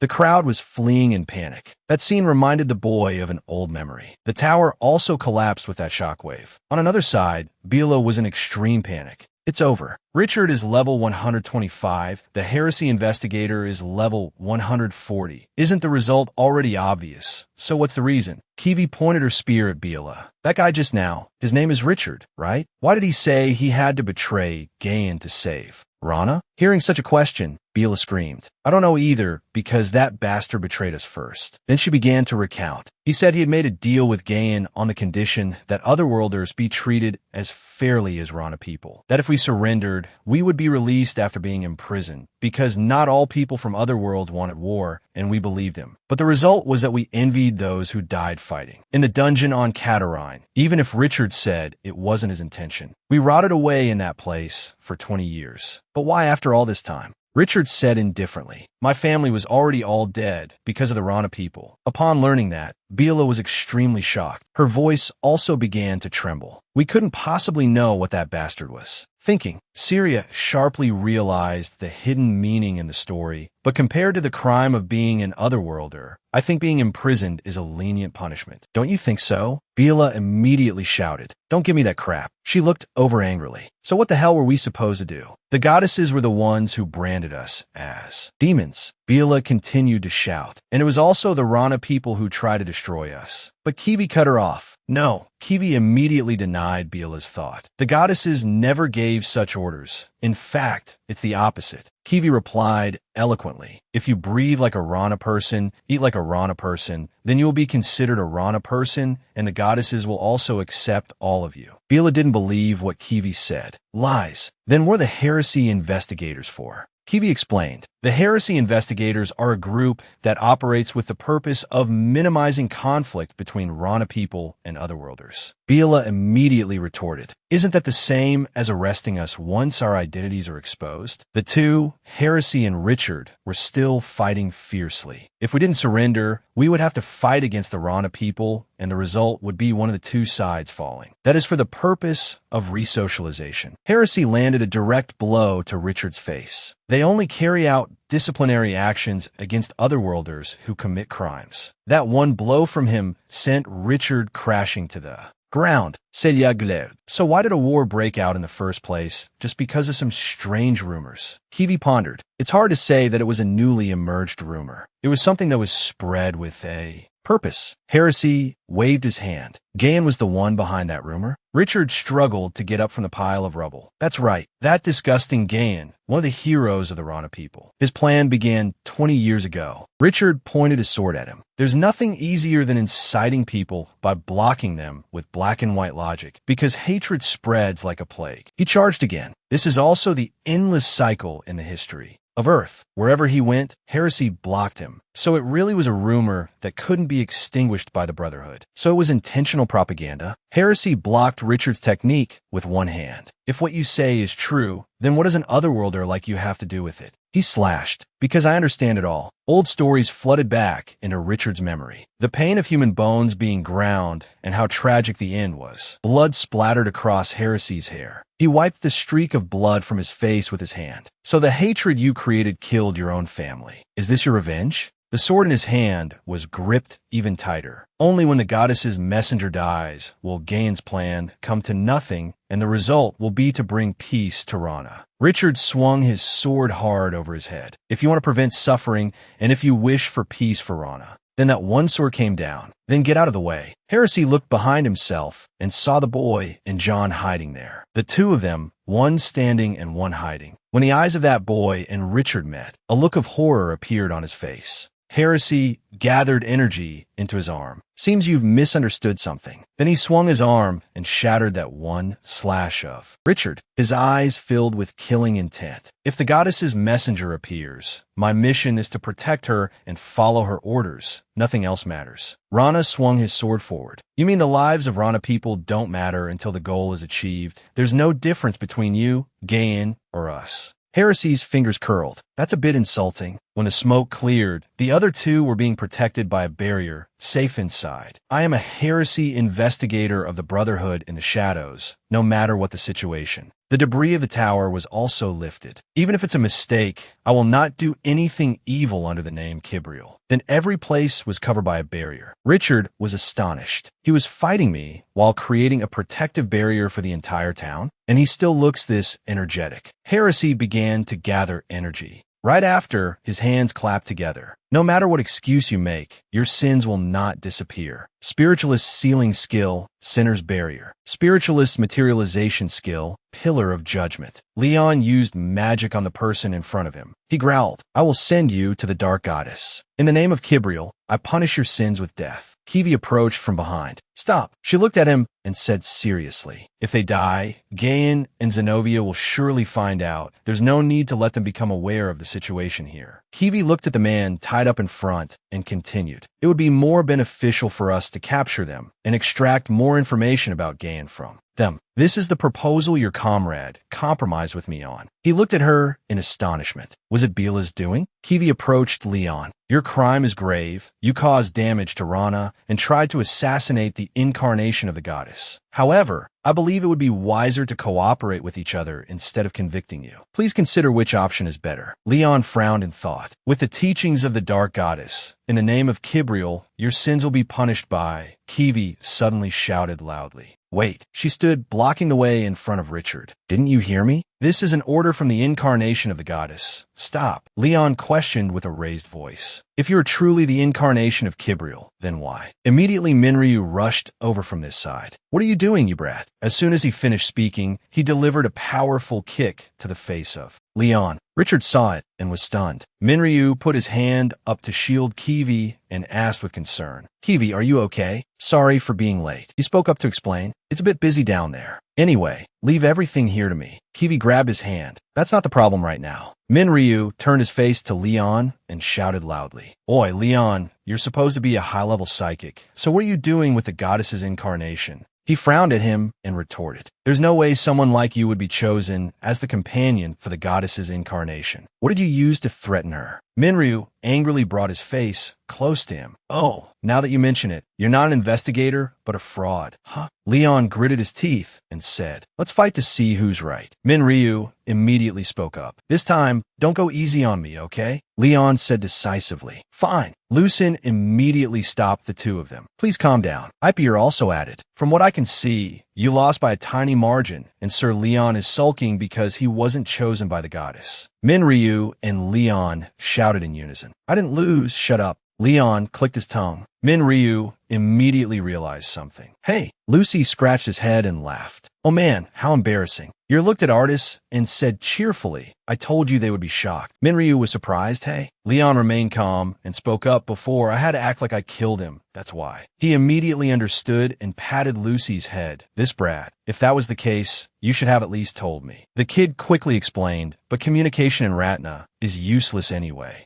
Haha. Kiwi looked at them and chuckled to herself. The person next to her suddenly spoke. Why are you still alive? Maun shouted, you Otherworlder. The people behind continuously held Maun back. Calm down. Lucy looked at Minryu and asked, bro, don't tell me it's because of me that they. Maun angrily charged forward. This time I will definitely kill you. Minryu immediately knelt down. He bowed his head and said, I'm sorry, please stop. He looked at him with extreme anger and said, why? This isn't the kind of thing you should be apologizing for, is it? Brother Minryu, you know exactly what those people are like, so why are you doing this? Minryu honestly explained, because I'm also a person from another world. He looked at everyone and said in a low voice, I will not ask for forgiveness for deceiving everyone, nor will I ask you not to hate us for Brad's death. He continued, but please believe me that this boy, Jang Lucy, was used, and that is not his true self. Believe that not all people from other worlds are trash. I know I have no right to say these words, but please believe me. Maun immediately put down his knife. He turned to leave. Minryu spoke up, thank you. Lucy felt guilty and bowed his head. Bro, because of me, you... He immediately said, you idiot. Minryu looked at the kid and said cheerfully, you said you wanted to create a world where people from other worlds and the people of Ratna can live together. I said I would help you, so I should at least be able to do this much. Lucy immediately hugged him. Minryu shouted,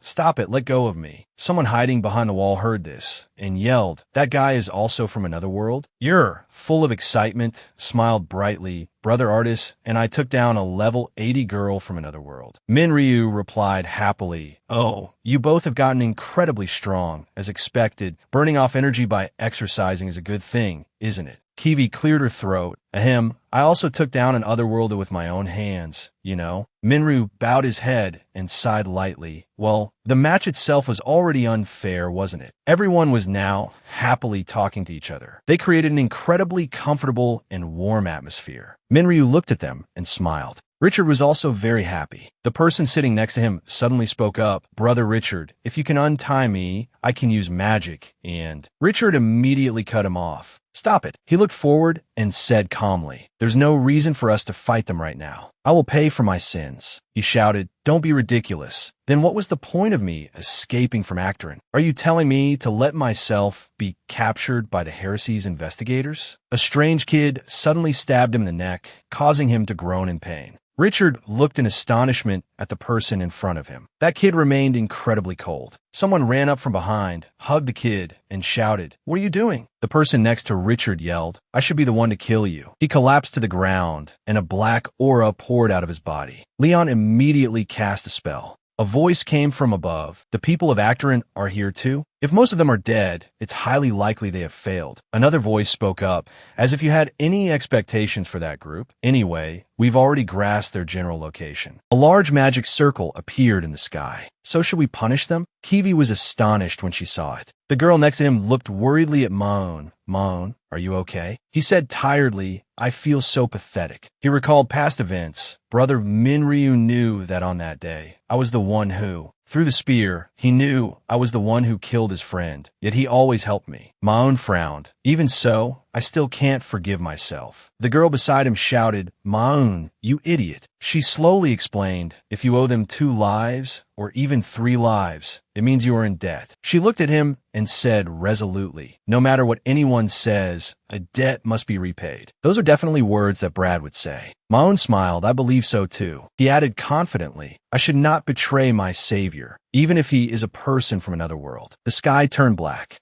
Everyone noticed something unusual. A strange voice rang out, that it's only right when that life is taken. Ryu looked in astonishment at the person before him. He moved towards him as fast as lightning. Gaen's eyes glowed. Punishment. Why didn't I think of this? They hid their true plan and even deceived a god. Those cautious people. There's no way they would trust anyone. Obviously, to get the most important card, they would choose the safest option. Gaen charged forward before everyone's surprised eyes. He also looked at them coldly. A large bolt of lightning exploded, illuminating the entire area. Leon couldn't even determine the strength of the opponent who had hidden his presence. A hair stood on end, an assassination attempt. Unable to guess who would be attacked first, Leon made a quick and objective decision. With all his ability, he created a barrier for everyone and teleported them away. His decision was correct. However, he was in danger. His opponent was one of the 4 great heroes. He realized the person standing in front of him was Gaen. He frowned at Leon and said in a low voice, You investigated my identity and made things complicated, but I don't want to kill you, Leon. Gaen continued, because losing a level 141 mage is a great loss for Ratna. Leon turned his face away. Are you using an artificial assistance system? Gaen, he worried inwardly. How is Kiwi? Gaen said calmly, Don't worry about the goddess's incarnation. I spared her because I still need her. You will be in trouble if the goddess's incarnation disappears. He said sternly, If I become the god of darkness, will you bow before me? Leon retorted, I am an investigator under the goddess of darkness. Kiriel, as long as the goddess of darkness is alive, I will still follow their orders. He shouted, Same goes for this guy. As soon as the words were out, Ryu and Leon rushed to attack Gaen. He looked at them calmly. Gaen observed silently and thought, I can't determine this guy's level. Is he borrowing the goddess's power? Ryu gritted his teeth. He yelled angrily, Why did you kill them? They had nothing to do with you. Gaen glanced at Kiwi. Is that so? So the companion the goddess chose is just a weakling from another world? Pathetic. His swords were quickly created. They continuously stabbed into Ryu's body. Gaen took that opportunity to charge forward. Everyone worriedly shouted his name, Ryu Han-Bin. Ryu clutched his bleeding arm in pain. Kiwi observed silently and assessed, with just one blow, he's no match. For him, Gaen and Zenobia must be hiding, and Kiwi had acted on that premise. I believe that them revealing themselves must be their last resort. But Gaen's appearance here means they will settle everything here. Kiwi resolutely picked up her weapon and stood up. I won't let that happen, even if I have to risk my life. Ryu suddenly grabbed her arm. He called her name decisively. Kiwi will buy you time. Ryu looked at her and said, Did you forget the reason we want to find Mr. Barrows? She listened to him and pursed her lips. I have to get down to the dungeon no matter what. Kiwi ran as fast as she could. Don't die. That's an order. He then smiled, of course. Kiwi rushed forward, her heart full of faith. Barrows. Only Barrows can stop Gaen if he comes here. She turned her face to look back, her expression filled with worry. Please, hold on a little longer. Gaen's lightning bolts continuously struck. Ryu, they used powerful magic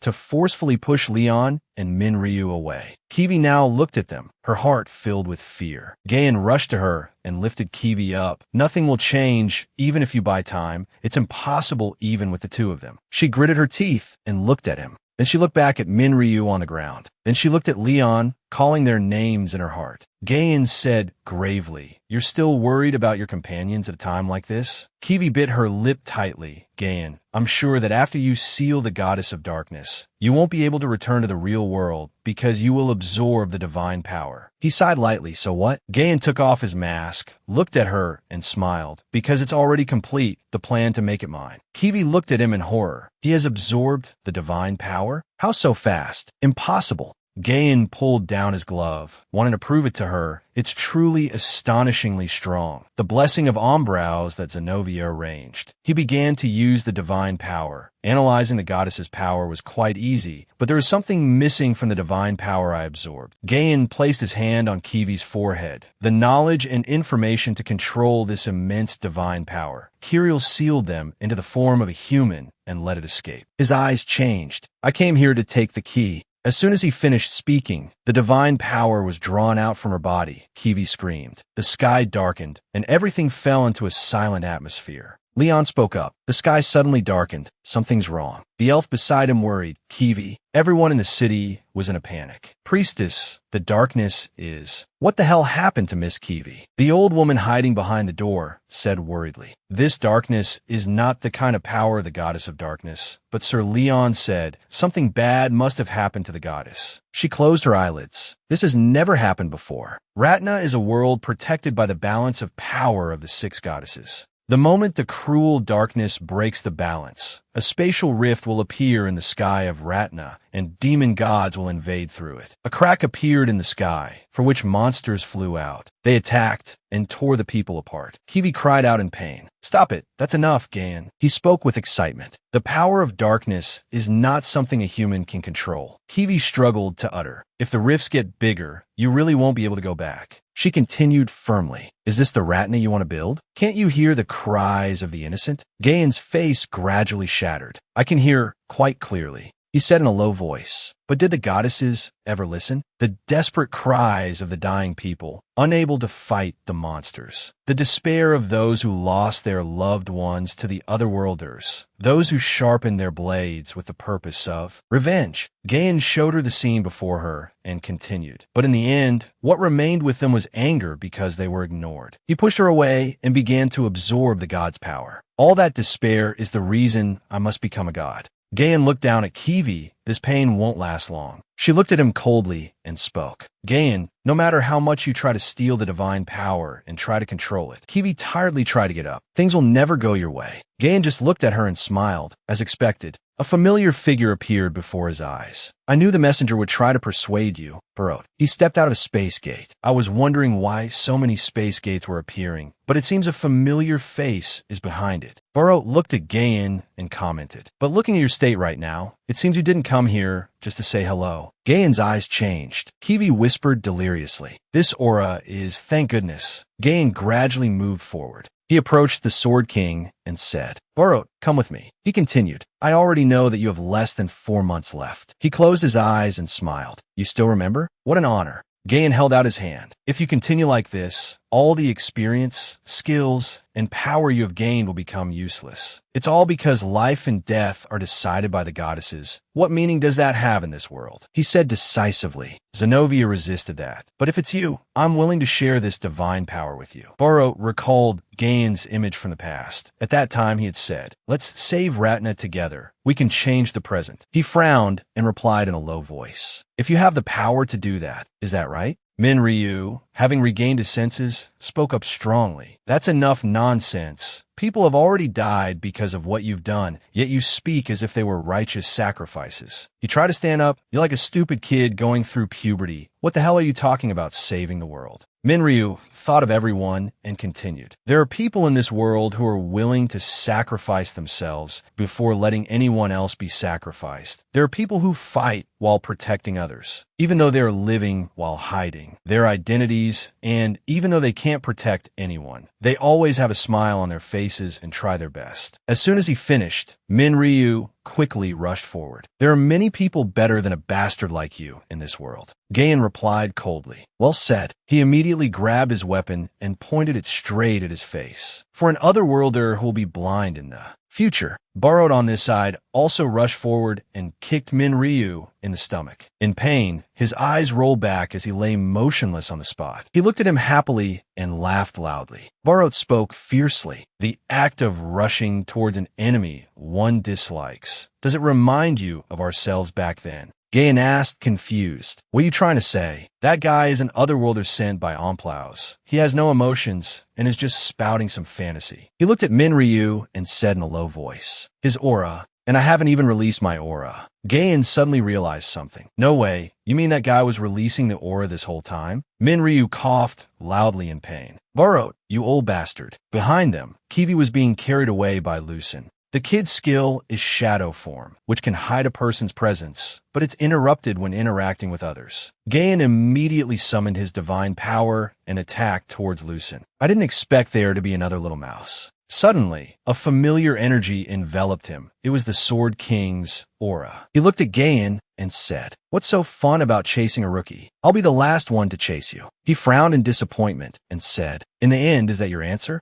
Lucin quickly escaped with Kiwi. Leon also took the opportunity to carry Minryu out of the energy field. He looked at him and whispered, "Leon, put me down, that bastard has to die." He immediately shouted, "Shut up, we couldn't protect the messenger, or do anything." Leon said decisively, "I want to fight too, but," he said while carrying Minryu off the battlefield, "don't even think about interfering. Don't close your eyes and watch carefully what a true Vantarian is and what the power of the Sword King is like." The two of them stood on high ground and turned their heads to look back. Burrow was currently tensing up, creating magic power, compressing that power into the fighting spirit of a Vantarian. The Sword King transformed superior power. The tremendous source of power formed a strong, straight line upwards, a type of energy from the fifth dimension that surpassed aura. Kiwi, being carried on Lucin's shoulder, opened her eyes slightly to look behind. The glowing stream of power was still erupting strongly, attracting everyone's attention. Celia also glanced up at the light. The source of power still erupted high into the sky. Artis and Ipeer, who were still fighting the demons, also looked up at the source of light from afar. The birth of a new type of divine power, a huge source of power shining brightly, piercing through everything to rise higher. Barrot had now transformed into a new form. A long horn grew from his head. His face was armored, and the hand holding his weapon rested on his shoulder. Gain smirked. He covered his face and let out a hearty laugh. "Ha ha." Amidst a thick cloud of dust, Gain stood opposite Burrot, half bent over with laughter. "Ha, you exceeded my expectations. To think you created divine power with your own strength." Burrot, in a different form of power, bowed his head and smiled confidently. "Compared to your dark divine power, it's still incomplete. It was just created by luck." Gain dropped his hand, looking down at the ground with a faint smile. "By luck, huh? You somehow reached a demigod state, huh?" The two, with two different sources of power, stood opposite each other, surrounded by dead silence. Only a layer of dust swirled around. Gain suddenly shouted, "Don't be ridiculous." Then he immediately rushed in to attack Burrot. The blue sword tip aimed straight at Burrot, but Burrot's reaction was just as swift. One attacked, one defended. The two streams of power collided, creating a dazzling explosion, one blue, one red. The pressure from the explosion was so terrible that it blew away the surrounding bricks and stones. The eerie purple light from that explosion flipped up the entire stone tile floor below, sending fragments flying. The surrounding monsters were torn apart by the enveloping blue light, and the monsters enveloped by the red light met an equally tragic end. Richard and the others who were inside the house looked out at the dazzling light. I guess this is the goddess's last resort. That purple source of power had fractured the structure of the house, even from a distance. But at this rate, it will be difficult to even wait until this battle is over. Richard sat leaning against the wall, looking towards the back, where the massive explosion was sweeping and blowing everything away, flashing a purple light that illuminated the churned-up pieces of earth flying into the air. The sharp blue blades kept rushing forward. Burrot focused, continuously using the shaft of his spear to block those blades. Gain shouted, "Burrot!" Then he flew into the air, unleashing two sword strikes at the same time, crossing towards Burrot. "I know you're still not using your full strength." Dazzling blue lightning bolts emanated from Gain's sword strikes. Gain raised his hand high, blades from the air waiting to plunge straight down. Gain's eyes were dark. He looked towards Burrot and said loudly, "Don't hesitate to attack me." The sharp sword strikes came rushing again. Burrot unleashed a move, a single chop that cut the sword strikes in half, causing them to fall apart. Burrot frowned. "I'll be scolded for at least a month if I fool around here." Gain paused, confused. "What?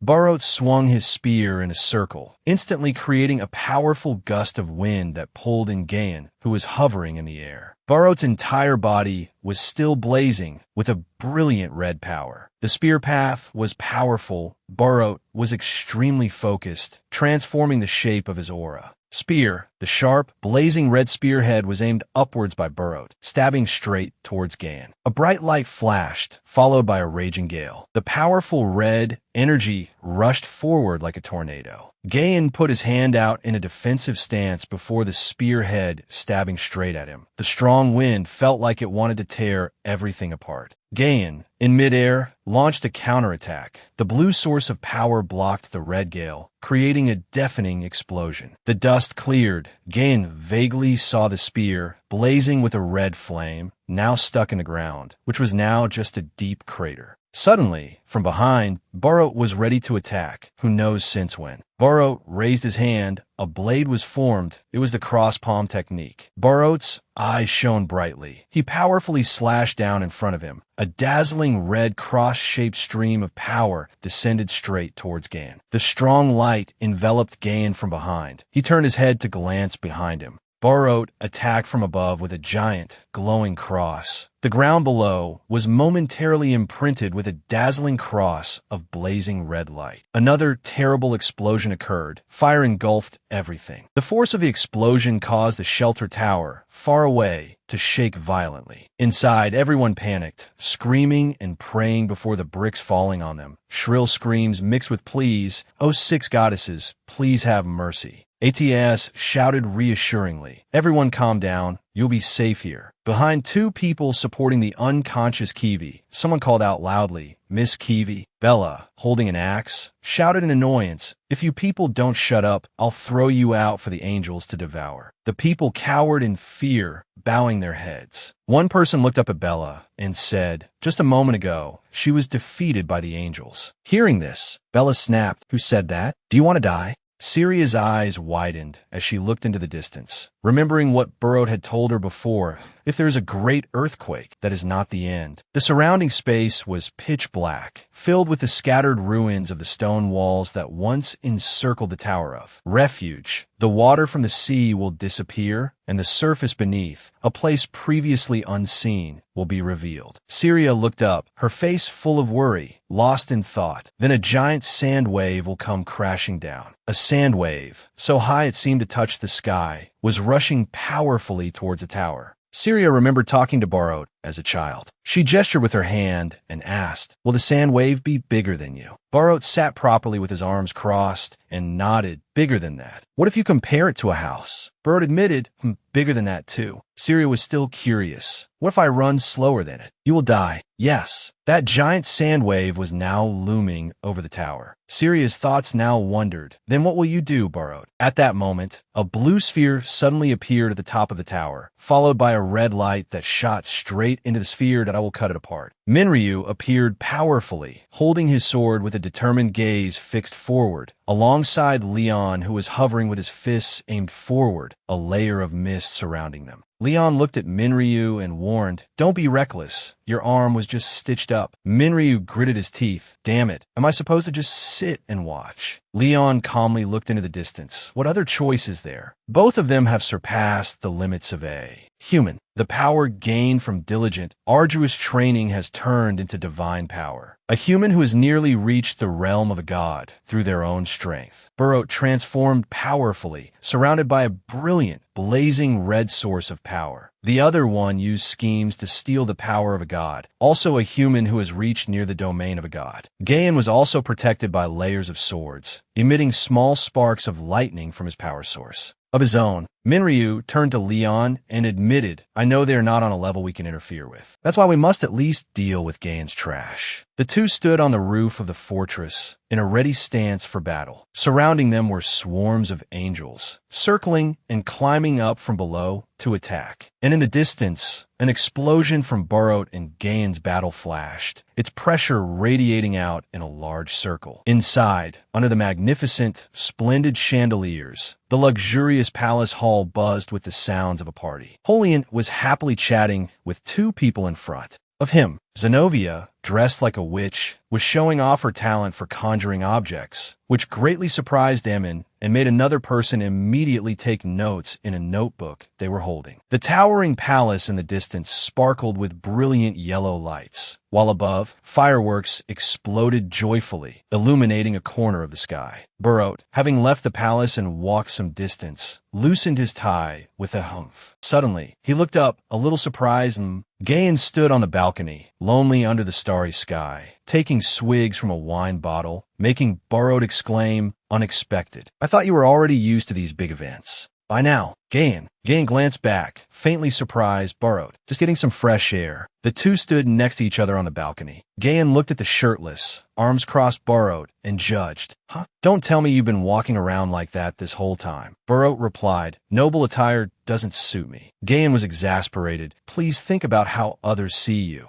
Gayan lowered his head, closing his eyes with a faint smile. "But this makes me feel more at ease. You've received many offers from the nobles, haven't you?" Burot laughed in response. "It seems they want to build a bridge connecting their island territories to the continent. That wouldn't be a problem for a Vantarian." The two looked into the distance, sharing their inner thoughts. "That's why I'm worried they might be plotting something." Even for the nobles, establishing a good relationship with the Sword King's tribe will play a huge role in maintaining peace. Maintaining peace, huh? Burot crossed his arms and looked up. "Then it seems our roles are coming to an end." Then, Gayan lowered the arm holding the wine bottle and said, "Not yet." Burot glanced towards Gayan. He listened intently as Gayan explained, "Your transcendent power is the very deterrent that protects the peace. Because without you, the war could have dragged on for at least another 5 years." Holian was inside the palace, laughing and talking happily. This image made Gayan remark, "It's not just you." Thanks to Holian, the elves and humans were able to fight side by side. Elsewhere, Zenobia was also displaying her talents. Without Zenovia's magic and artifacts, the Ratna soldiers would have been no match for those from the Otherworld. Gayan bowed his head low, filled with disappointment. "It's because I planned and prepared for a battle against those from the Otherworld. Without those things, fighting them would have been impossible." Gayan's disheveled hair covered his weary eyes, while the goddesses just ignored those. "People." Burot looked silently into the distance, then spoke, "But they acknowledged the hardships we went through and even gave us the title of the 4 great heroes." Gayan could no longer suppress his anger. He crushed the wine bottle in his hand, power erupting as lightning flashed from his palm, and shouted, "They knew that, and yet they gave us the punishment of death and instead thought of accepting the people from the other world as Ratna people." Burot looked worriedly at Gayan, who was gradually losing his composure. "Later, if the 3 of us die and only Holian is left, the Otherworlders will start another war." At this moment, from a distance, the footsteps of someone hurrying could be heard rushing over. Gayan's hand was cut by the shards, and blood flowed freely. Gayan continued bitterly, "There's no way to prepare for that. Only for 20 years. Without us, there will be no peace. The goddesses have abandoned us, abandoned the world." Gayan looked up, his face contorted in sadness, his eyes vacant. Seeing this, Burot fell silent. Then he called Gayan's name. Before he could continue, Holian ran up from behind, shouting his name, "Burot." Holian, panting in panic, said, "The island of Antaria." Both Burot and Gayan turned to look, their eyes filled with worry and confusion. Knowing something had happened, I did not know the pain Gayan had endured. Gayan's face was devoid of emotion, his eyes as if lifeless. A person can feel tired and pressured just by taking care of themselves. Gayan strained to drag a heavy boulder while climbing a high mountain alone, but Gayan led the whole group and his comrades. He led the Hunters Guild. A large boulder was tied securely as Gayan bowed his head to pull it up with all his might. He became a lord and led the people. But the next boulder was many times larger than the last, and Gayan still had to strain to pull it higher. He led the empire. He made promises and walked towards heaven. One of Gayan's hands clung to the brightly glowing mountain peak, while the other still tried to pull the giant boulder, refusing to let go. Countless lives rested on his shoulders. But Gayan, with empty eyes, looked in surprise at what he had struggled to climb towards. At the end of that life, he faced an endless road. The light just flickered in the distance, with no clear path to reach it. A despair that a human cannot bear, an absurdity that cannot be solved by human. Strength. Barot stood small and alone before a giant volcano, spewing streams of red-hot lava and clouds of dust, because I let my tribe return to their homeland. He took step after step forward through the thick dust cloud because I sent them so much food they did not leave the island. Barot stood before a huge, collapsed tent, and countless corpses lay scattered beneath, covered in white dust, because they held a festival to celebrate me becoming the Sword King. A pendant lay still on the ground, next to a hand faded by dust. Unrelated coincidences piled up. Barot collapsed to his knees, his head bowed to the ground before the ruins obscured by volcanic dust, and led the strongest tribe to the path of extinction. Barot frowned, squeezing his eyes shut as if trying to suppress the pain in his heart. What is a Sword King? Rain began to fall, mixing with the tears streaming down Barot's face. He gritted his teeth, trying to hold back his sobs. What is the strongest?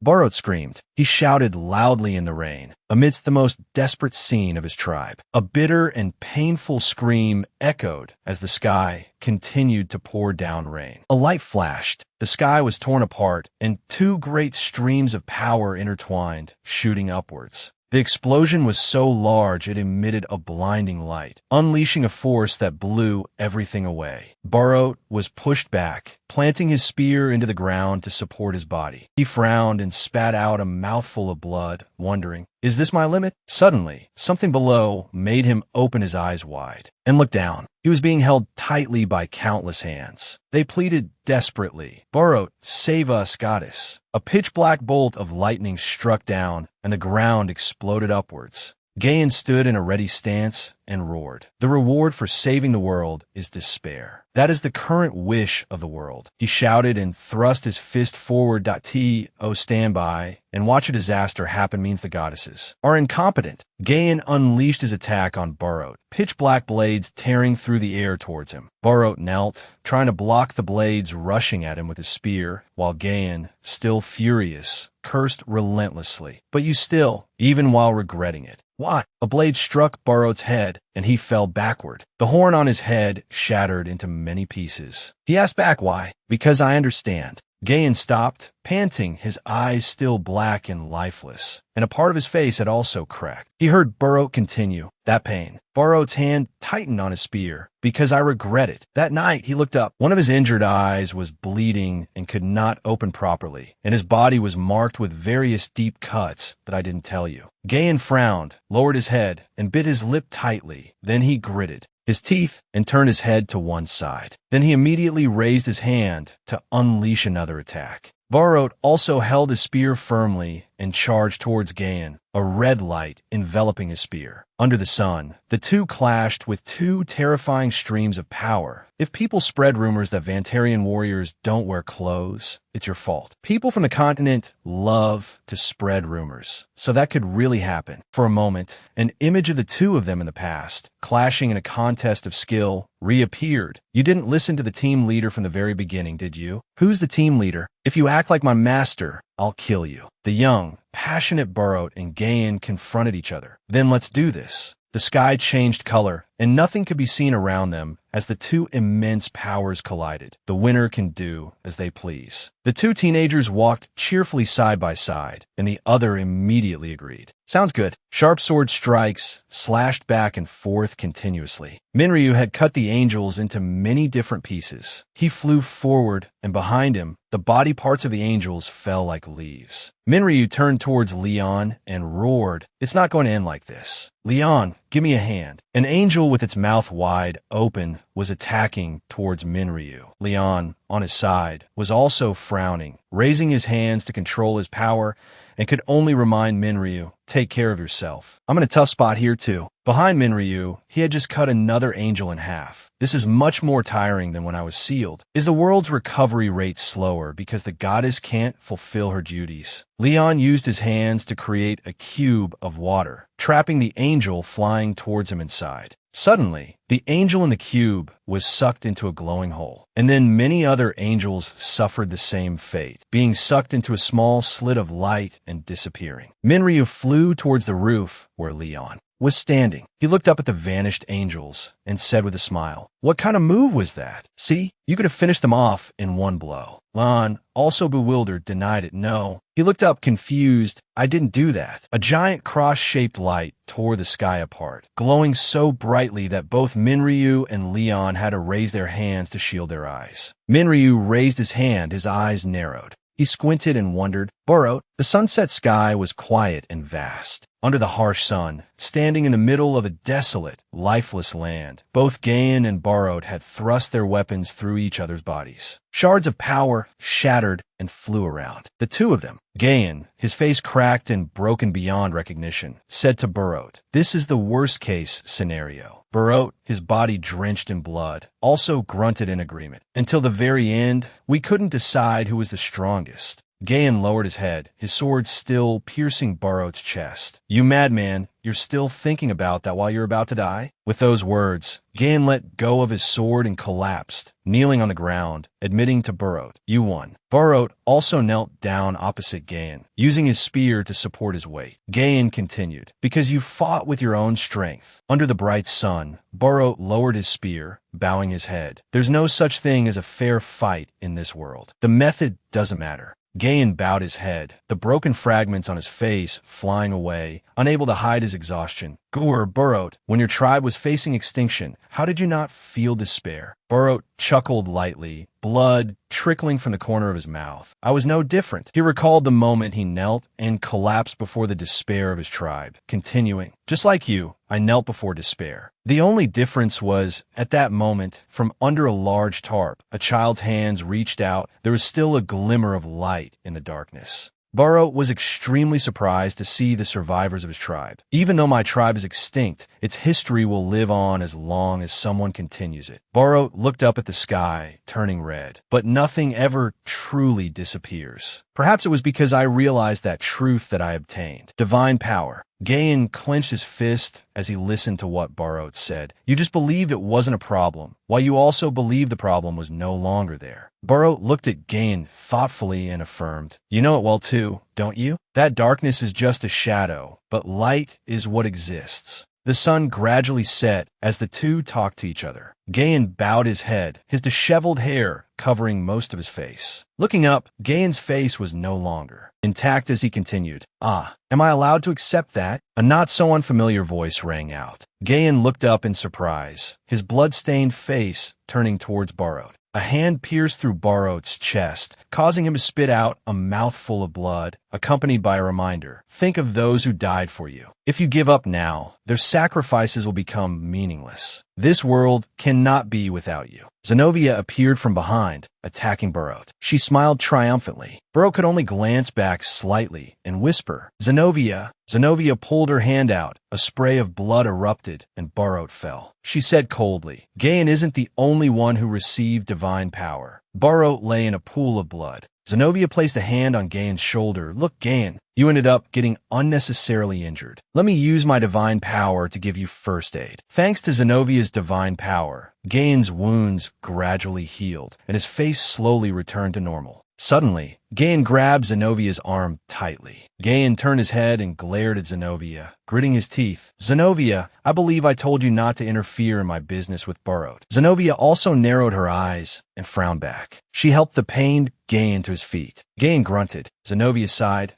Gayan, think objectively." Zenobia raised her hand and smiled, persuading Gayan. "Let's go back and heal first. If you become a true god, things like personal feelings will become meaningless." Suddenly, Zenobia's steps faltered. Borot pushed himself up with one hand on the ground, the other hand firmly gripping his spear and swinging it. The man, drenched in blood, still managed to speak. "This is our reunion after a very long time. It will be sad if you left so soon." Borot glared and smiled. Zenobia, attacked suddenly, collapsed. Zenobia waved her hand to create a magic circle and aimed it at Borot, cursing, You monster. I should have killed all of you sooner. If you really want to die, then die alone." A stream of purple light shot towards Borot, who was kneeling on the ground. Borot slammed his hand hard on the ground. He bowed his head and squeezed his eyes shut as the stream of power rushed past him. Zenovia's magic circle grew larger, and with it, the power of her spell intensified, attacking Burrowed and creating a brightly glowing sphere with a huge gust of wind. Zenobia saw the smoke rising from her fingers, her eyes wide with confusion. The magic was deflected. A trail gradually appeared through the thick cloud of dust. Burrowed smiled, blood still flowing from the corner of his mouth. Interesting, I'm experiencing new things. Suddenly, at this moment, Ipier flew across the sky amidst blue, crack-like shards of light. The two people riding it were talking. Who would have thought I'd be saved by someone else? Leon glanced to the side. He raised his hand, controlling a source of light blue-powered. I don't think we can block another magic attack like that. Artis frowned and affirmed, but at this distance, we have no way to stop her. There's only one option. Kiwi held out her hand, frowning and shouting, while Syria behind her had a look of confusion and fear in her eyes. The enemy has seriously injured Mr. Burrowed. This is our last chance. Ryu Han-Bin. Minryu raised his sword, his eyes intensely focused and filled with killing intent. Gritting his teeth, aim for the boss, that bitch. Zenobia raised her hand to cast a spell, smiling triumphantly, a mere warrior with an aura, daring to attack a mage at close range. She shouted loudly, I am the Archmage Zenobia. Prepare to vanish like specks of mana. The sky darkened, and at the same time, 5 giant magic circles appeared. Great magic, mana hazard. Minryu and the others were like tiny figures before that power. Minryu raised his sword high. Gain immediately realized something was wrong and shouted, Zenobia, summon the portal. At that moment, Leon and Artis combined their powers, body strength, magic, enhancement, dispel. Minryu raised his sword high. His eyes gleamed, a stream of power enveloping his entire body, strengthened cross-cut. A slash of light shot straight down. The chant to disrupt the magic casting process. Artis focused on controlling the artifact Dispel Magic. The chant is effective against a mana amount 2, or at most 3 times that of the caster. However, Zenovia's mana was 300 times stronger than Artis's. The 5 giant magic circles overwhelmed them as they stood protectively in front of Burrowed. Even using Dispel Magic was like running into a wall. Zenobia, while controlling her spell, smiled triumphantly. Zenobia understood this well and didn't even bother with it. Minryu frowned in concentration. A giant, glowing cross was formed. But what she didn't expect was that the cross's power was so great it became a point of light that shattered Zenovia's giant magic circle into many pieces. Gaian and Zenobia could only watch as everything shattered. The effect of Dispel Magic had been amplified by the aura. Zenovia's eyes widened in utter surprise and shock at that stream of power. A huge explosion occurred, and Zenovia's magic circle was blown away and shattered. Gaian threw Zenobia over his shoulder and jumped back to avoid the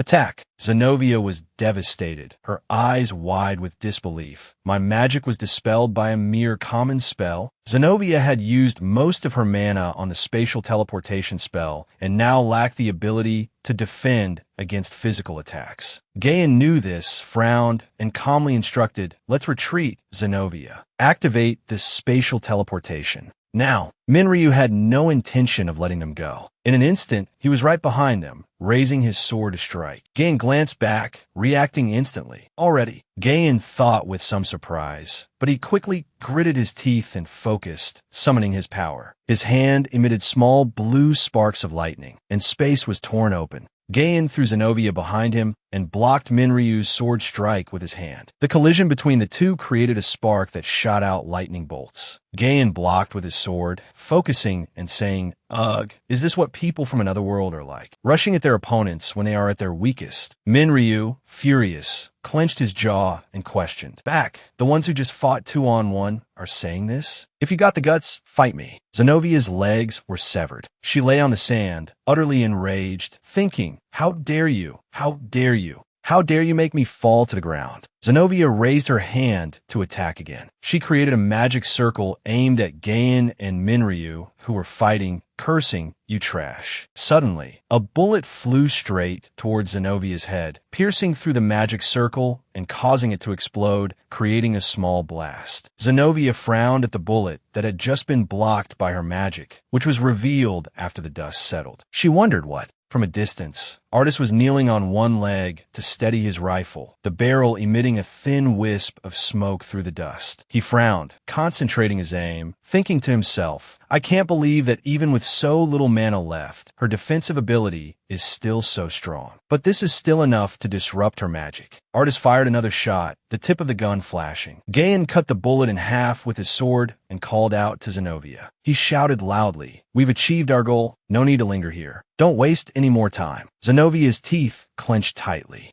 Then she opened a portal, her body floating in the middle of it. Spatial teleportation magic. Ancient gate. Suddenly, a rope flew out and wrapped tightly around the gate. Zenobia's hand. From above, Kiwi was riding Ipir. The dragon gritted its teeth, holding the rope tightly to help Kiwi. She shouted, Zenobia, are you running away? You who are called the Great Sorcerer. Zenobia gradually disappeared behind the gate, looking up at Kiwi, annoyed, veins popping on her head, and warned, Don't worry, incarnation of the goddess. The next time we meet, I will tear you into 100 pieces. Her hand was still summoning a magic circle. Then a blast of power tore through the air towards Kiwi, ripping the rope that was tying Zenobia's hand. Kiwi gritted her teeth with a grunt, doing her best to dodge the recent attack. Gayan couldn't see through Ryu Han-Bin's swordsmanship, a fighting style that didn't take advantage of the greatsword. The two were clashing fiercely. To instinctively attack the weak point, Ryu raised his hand and punched hard into the side of Gayan. Like a beast, their hands formed fists and aimed at each other. Gayan's hand was still holding the sword firmly. The fact that Gayan blocked the attack made Ryu's eyes widen in surprise.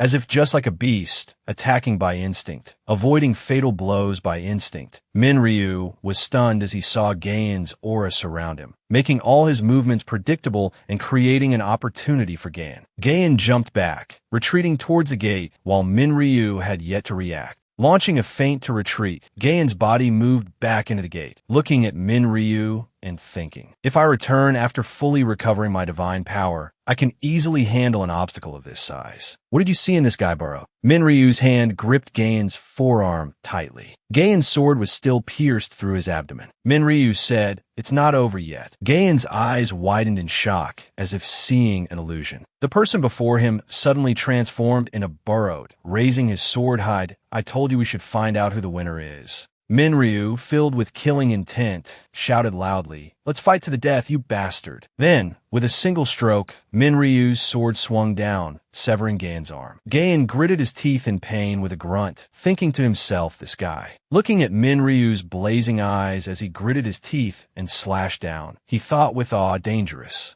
Tenfold slash. Suddenly, Ryu's sword shattered, to Gayan's surprise. Gayan immediately took advantage of the moment, while Ryu was still confused, raising his sword as if I don't kill him now. Suddenly, Gayan looked behind Ryu. Leon was using his power to heal Burrowed, while Artis had already taken aim at the two of them. Burrowed sat with his head down, large and small wounds still bleeding incessantly, while Syria was tearfully hugging one of Burrowed's arms. A bright blue stream of power from Leon's hand was wrapping around the major wounds on his body. Burrowed raised his head to look towards Gayan, one injured eye dripping blood, only able to open the other eye wide. Ryu cried out in pain, his face contorted as he endured. Gayan kicked Ryu, who had just been stabbed by a sword. He knocked him back and then used the momentum to disappear into the gate. Ryu looked forward, stunned, while the four people behind were still focused on treating Burrowed's wounds. Ryu Han-Bin, right? Prove it. Gayan sank into the gate, his face thoughtful as he challenged Ryu, prove that Burrowed was right. Ryu raised a shattered sword and swung down, but the gate had already disappeared, leaving only a small speck of light. Despite Ryu's desperate shout, Stop! Artis, holding his gun, had his eyes wide and mouth agape in surprise. Leon was still thoughtfully focused on healing. Burrowed. Kiwi was also riding her dragon in the air, not saying a word. They all understood. We let slip through our fingers the chance that Mr. Burrowed risked everything for. Disappointed, Ryu stood frozen. Our last chance.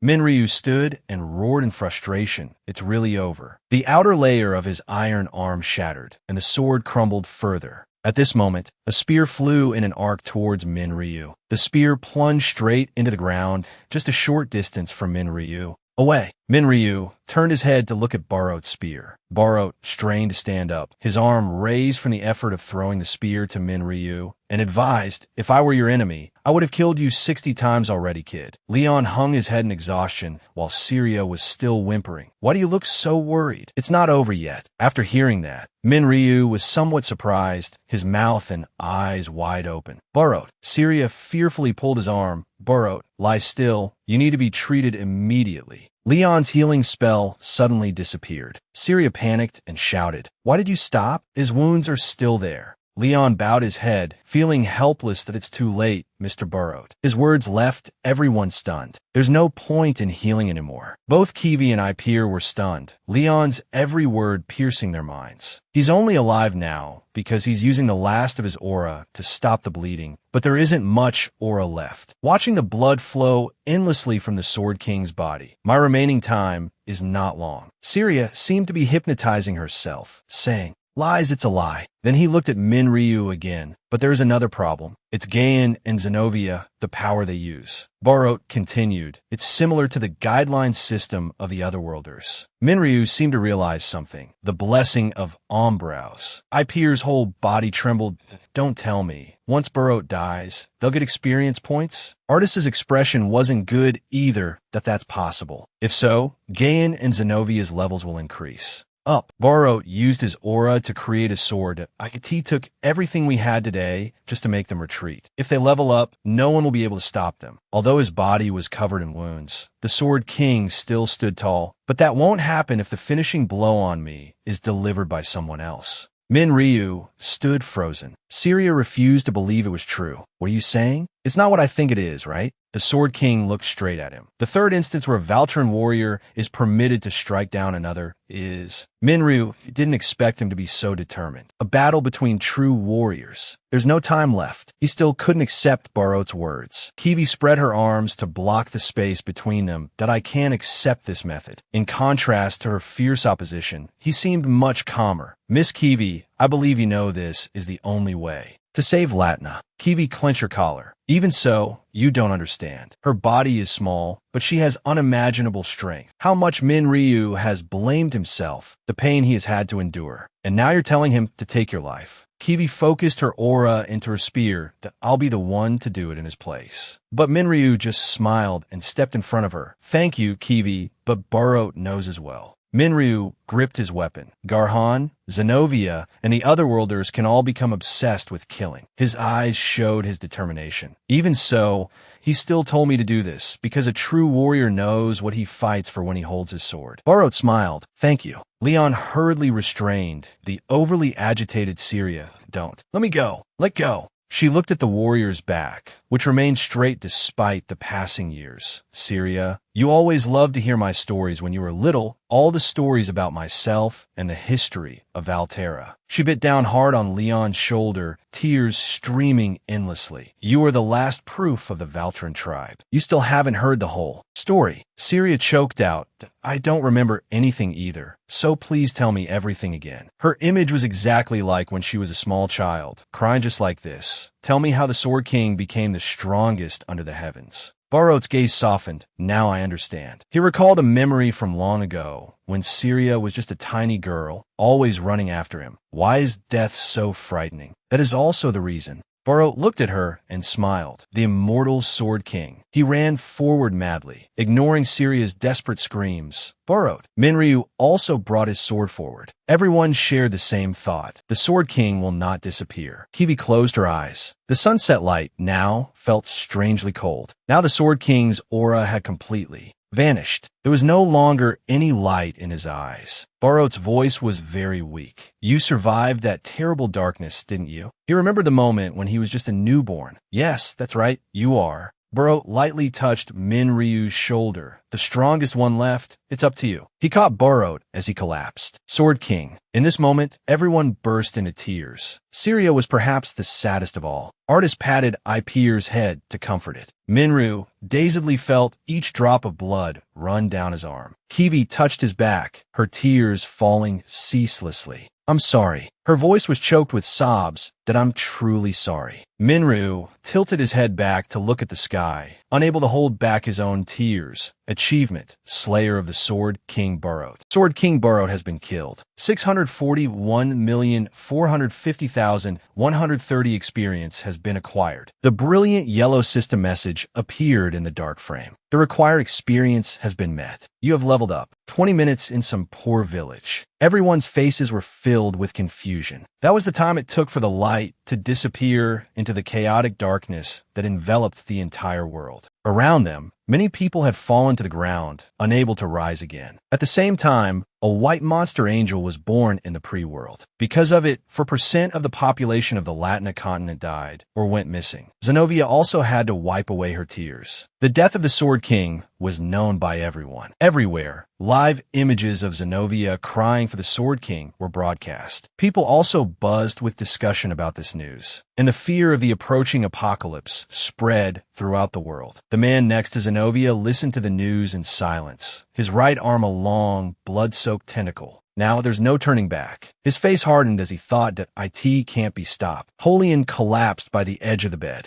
She gritted her teeth, tears streaming down, her hand still tightly clutching a picture of Minryu. For weeks after the Night of Silence, the east coast of the Nymph Kingdom, the sky was bright with stars, but no one was in the mood to admire them. They were fighting monsters that were breaking through the defense line. Scorpion monsters attacked them frantically, their screams echoing tragically throughout the area. The left flank has collapsed. The entire force was soundly defeated. It's no good, Lord Count. The front line can't hold much longer. We need to retreat immediately. As the leader, the Count shouted loudly, "Don't say such weak words. We are the great army of the Nymph Kingdom. If we fall here, monsters will invade the kingdom." Before he could finish his sentence, he was cut down by a monster, reformed ranks. The monster army was formidable. Dungeon monsters, which don't leave their dungeons, were madly attacking the survivors. This truth from time immemorial vanished in just one night. Humans also attacked each other. A region of darkness suddenly fell, and then came the Night of Silence, which lasted for 20 minutes, as the soldier was about to face the monster's claws. After that day, monsters would leave their dungeons at night and attack any living creature in Latina. The soldier's eyes couldn't hide his despair, because the goddess of darkness no longer guarded the night of Latina. Fresh blood splattered, and in the sky appeared hundreds of thousands of sparkling stars. That central star shone down, and with a single blow, it defeated the monster. Countless other blue lights continuously shone down on this kingdom.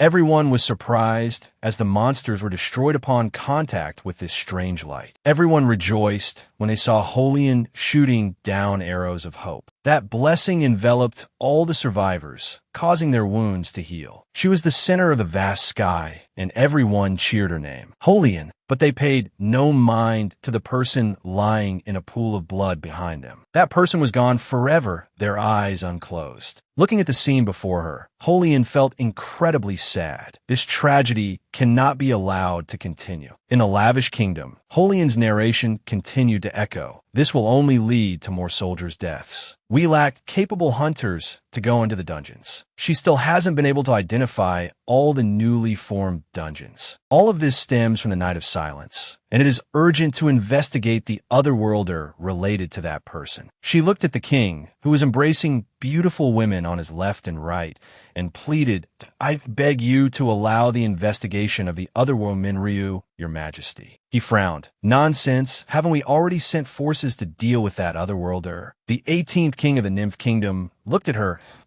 Will you not trust my soldiers?" Holian felt utterly helpless. If that person is truly the one who killed Burrowed, then no matter how elite our soldiers are, it will only increase the number of casualties. Leslie was extremely annoyed listening to the scolding of King Minidaha. Even so, it's just one Otherworlder. We will only be criticized if the queen of a kingdom goes to handle such a trivial matter. He paid no attention, looking at the beautiful maid beside him. Even if that Otherworlder killed the Sword King was only human. Minnie was contemptuous. I'm sure it's because he was old. He was engrossed in speaking and didn't notice Holian's expression, who looked as if she wanted to kill him. Only then was he shocked. Minnie fell backward in fear. The maids beside him hurriedly asked, "Your Majesty, you should take care of your precious body." But he just smiled. Minnie laughed as he walked down to Holian's spot. "Forgive me, who would have thought that I wouldn't recognize the representative of the Fairy Alliance? How could I, the humble king of the Nymph Kingdom?" He was now standing opposite her, dared to look down on the hero Holian, one of the 4 great heroes. Holian bowed her head, her voice trembling. "That is not it, Your Majesty." Minty reached out and pulled off her veil. Then he casually threw it to the ground. The burn on her face was exposed. His voice was as harsh as before. "Yes, oh, you know." Holian gritted her teeth, the king's arrogant voice still ringing in her ears. "The truth is that I am the king of the Nymph Kingdom. You are not the queen, but the queen consort. So don't stand there rambling and go protect the kingdom so the people can continue to love you. That's why I keep an ugly and vulgar woman like you in the palace." Leslie hurriedly took the veil to cover Holian's face again, while the king was furious. "Now, get out." Leslie frowned. Minty hadn't finished speaking that a slave who doesn't understand the rules of the palace will. She angrily pointed at the ground. "You think just because you're the king, you can have whatever you want? Whose fault is it that this kingdom is being destroyed? Watch your words before I cut out that tongue and feed it to the monsters." Holian was extremely flustered and repeated Leslie's words. She was very disappointed in her own weakness that I know. I can't do it. Leslie grew even angrier. "Why not? Do you want me to teach you how to deal with others?" Holian's voice grew weaker. "These things are too hard." Even though she was the queen consort, her living quarters were very shabby. "Then why didn't you drag him out of the room? And give him a beating? You're the queen consort after all." Holian sighed. "How can you say it like it's so easy?" She was very flustered. "If I commit treason, it will create an opportunity for Secretary Leslie to escape." But Leslie irresponsibly waved her hand. "That I'm an Otherworlder anyway." Her words stunned Holian. She bowed her head, repeating the sentence that you're an Otherworlder. Leslie also hesitated slightly. "Oh, you want to meet them to get revenge?" Holian's face couldn't hide its sorrow that, of course. "I will never forgive the one who murdered Barot. But I'm not sure." Darkness seemed to envelop her whole body, because when a night of silence occurred, I felt something in that gloomy darkness. Holian thought of Barot's terrifying power, that sorrowful aura. I felt it more intensely than ever on that day. I can't believe that Barot lost the battle. When Minryu's group left, Holian had been watching them, even if only for a short time. But the people I met in the Elf Kingdom back then didn't seem like bad people, so I want to meet them to confirm. She didn't sense any ill will at all, even if they have reasons to hide their identities. Not all Otherworlders are bad people, right? She emphasized it once more. There must be kind people like Leslie here before me. Leslie quickly stopped her polishing. That don't include me. If you look at what I did before, I'm a bad Otherworlder. Leslie's eyes were very sad. Holian. She remembered Holian's smiling face in the past. She was the one who saved me from Zenobia, the only one who treated me as a person and not an Otherworlder. Leslie was still haunted by the tattoos on her back. Thanks to her, I was able to remove the bloodlust curse that Zenobia placed on me. In return, she must not speak the truth. Holian seemed to carry a light with her. I'm not the only one who feels sad about Barot's death. I'm sure Zenobia feels pain too, and they can't investigate properly. After talking with Holian, Leslie continued to report the situation to Zenobia. She was very surprised what Zenobia held her pipe that I'm sure that Otherworlder killed Barot. If he hadn't dealt the finishing blow, Gayan would have taken all the experience points. Leslie bowed her head, so Zenobia couldn't see her expression. That trash. As expected, the real culprits are Gayan and Zenobia. Leslie feigned curiosity. But isn't it still possible that someone else in that party killed Barot? Zenobia paid it no mind that I don't think they could have. The Otherworlders have to raise their levels to be strong enough to fight us. Leslie's face darkened, strong enough to fight. As expected, Zenobia and Gayan are also wary of Minryu. Leslie was also close to his group. Zenobia has no idea that I know those people. If I approach them now and join forces with Holian, there will be a chance to win. But in front of Zenobia, she still acted loyal. So, should this subordinate approach them to find out what their plan is?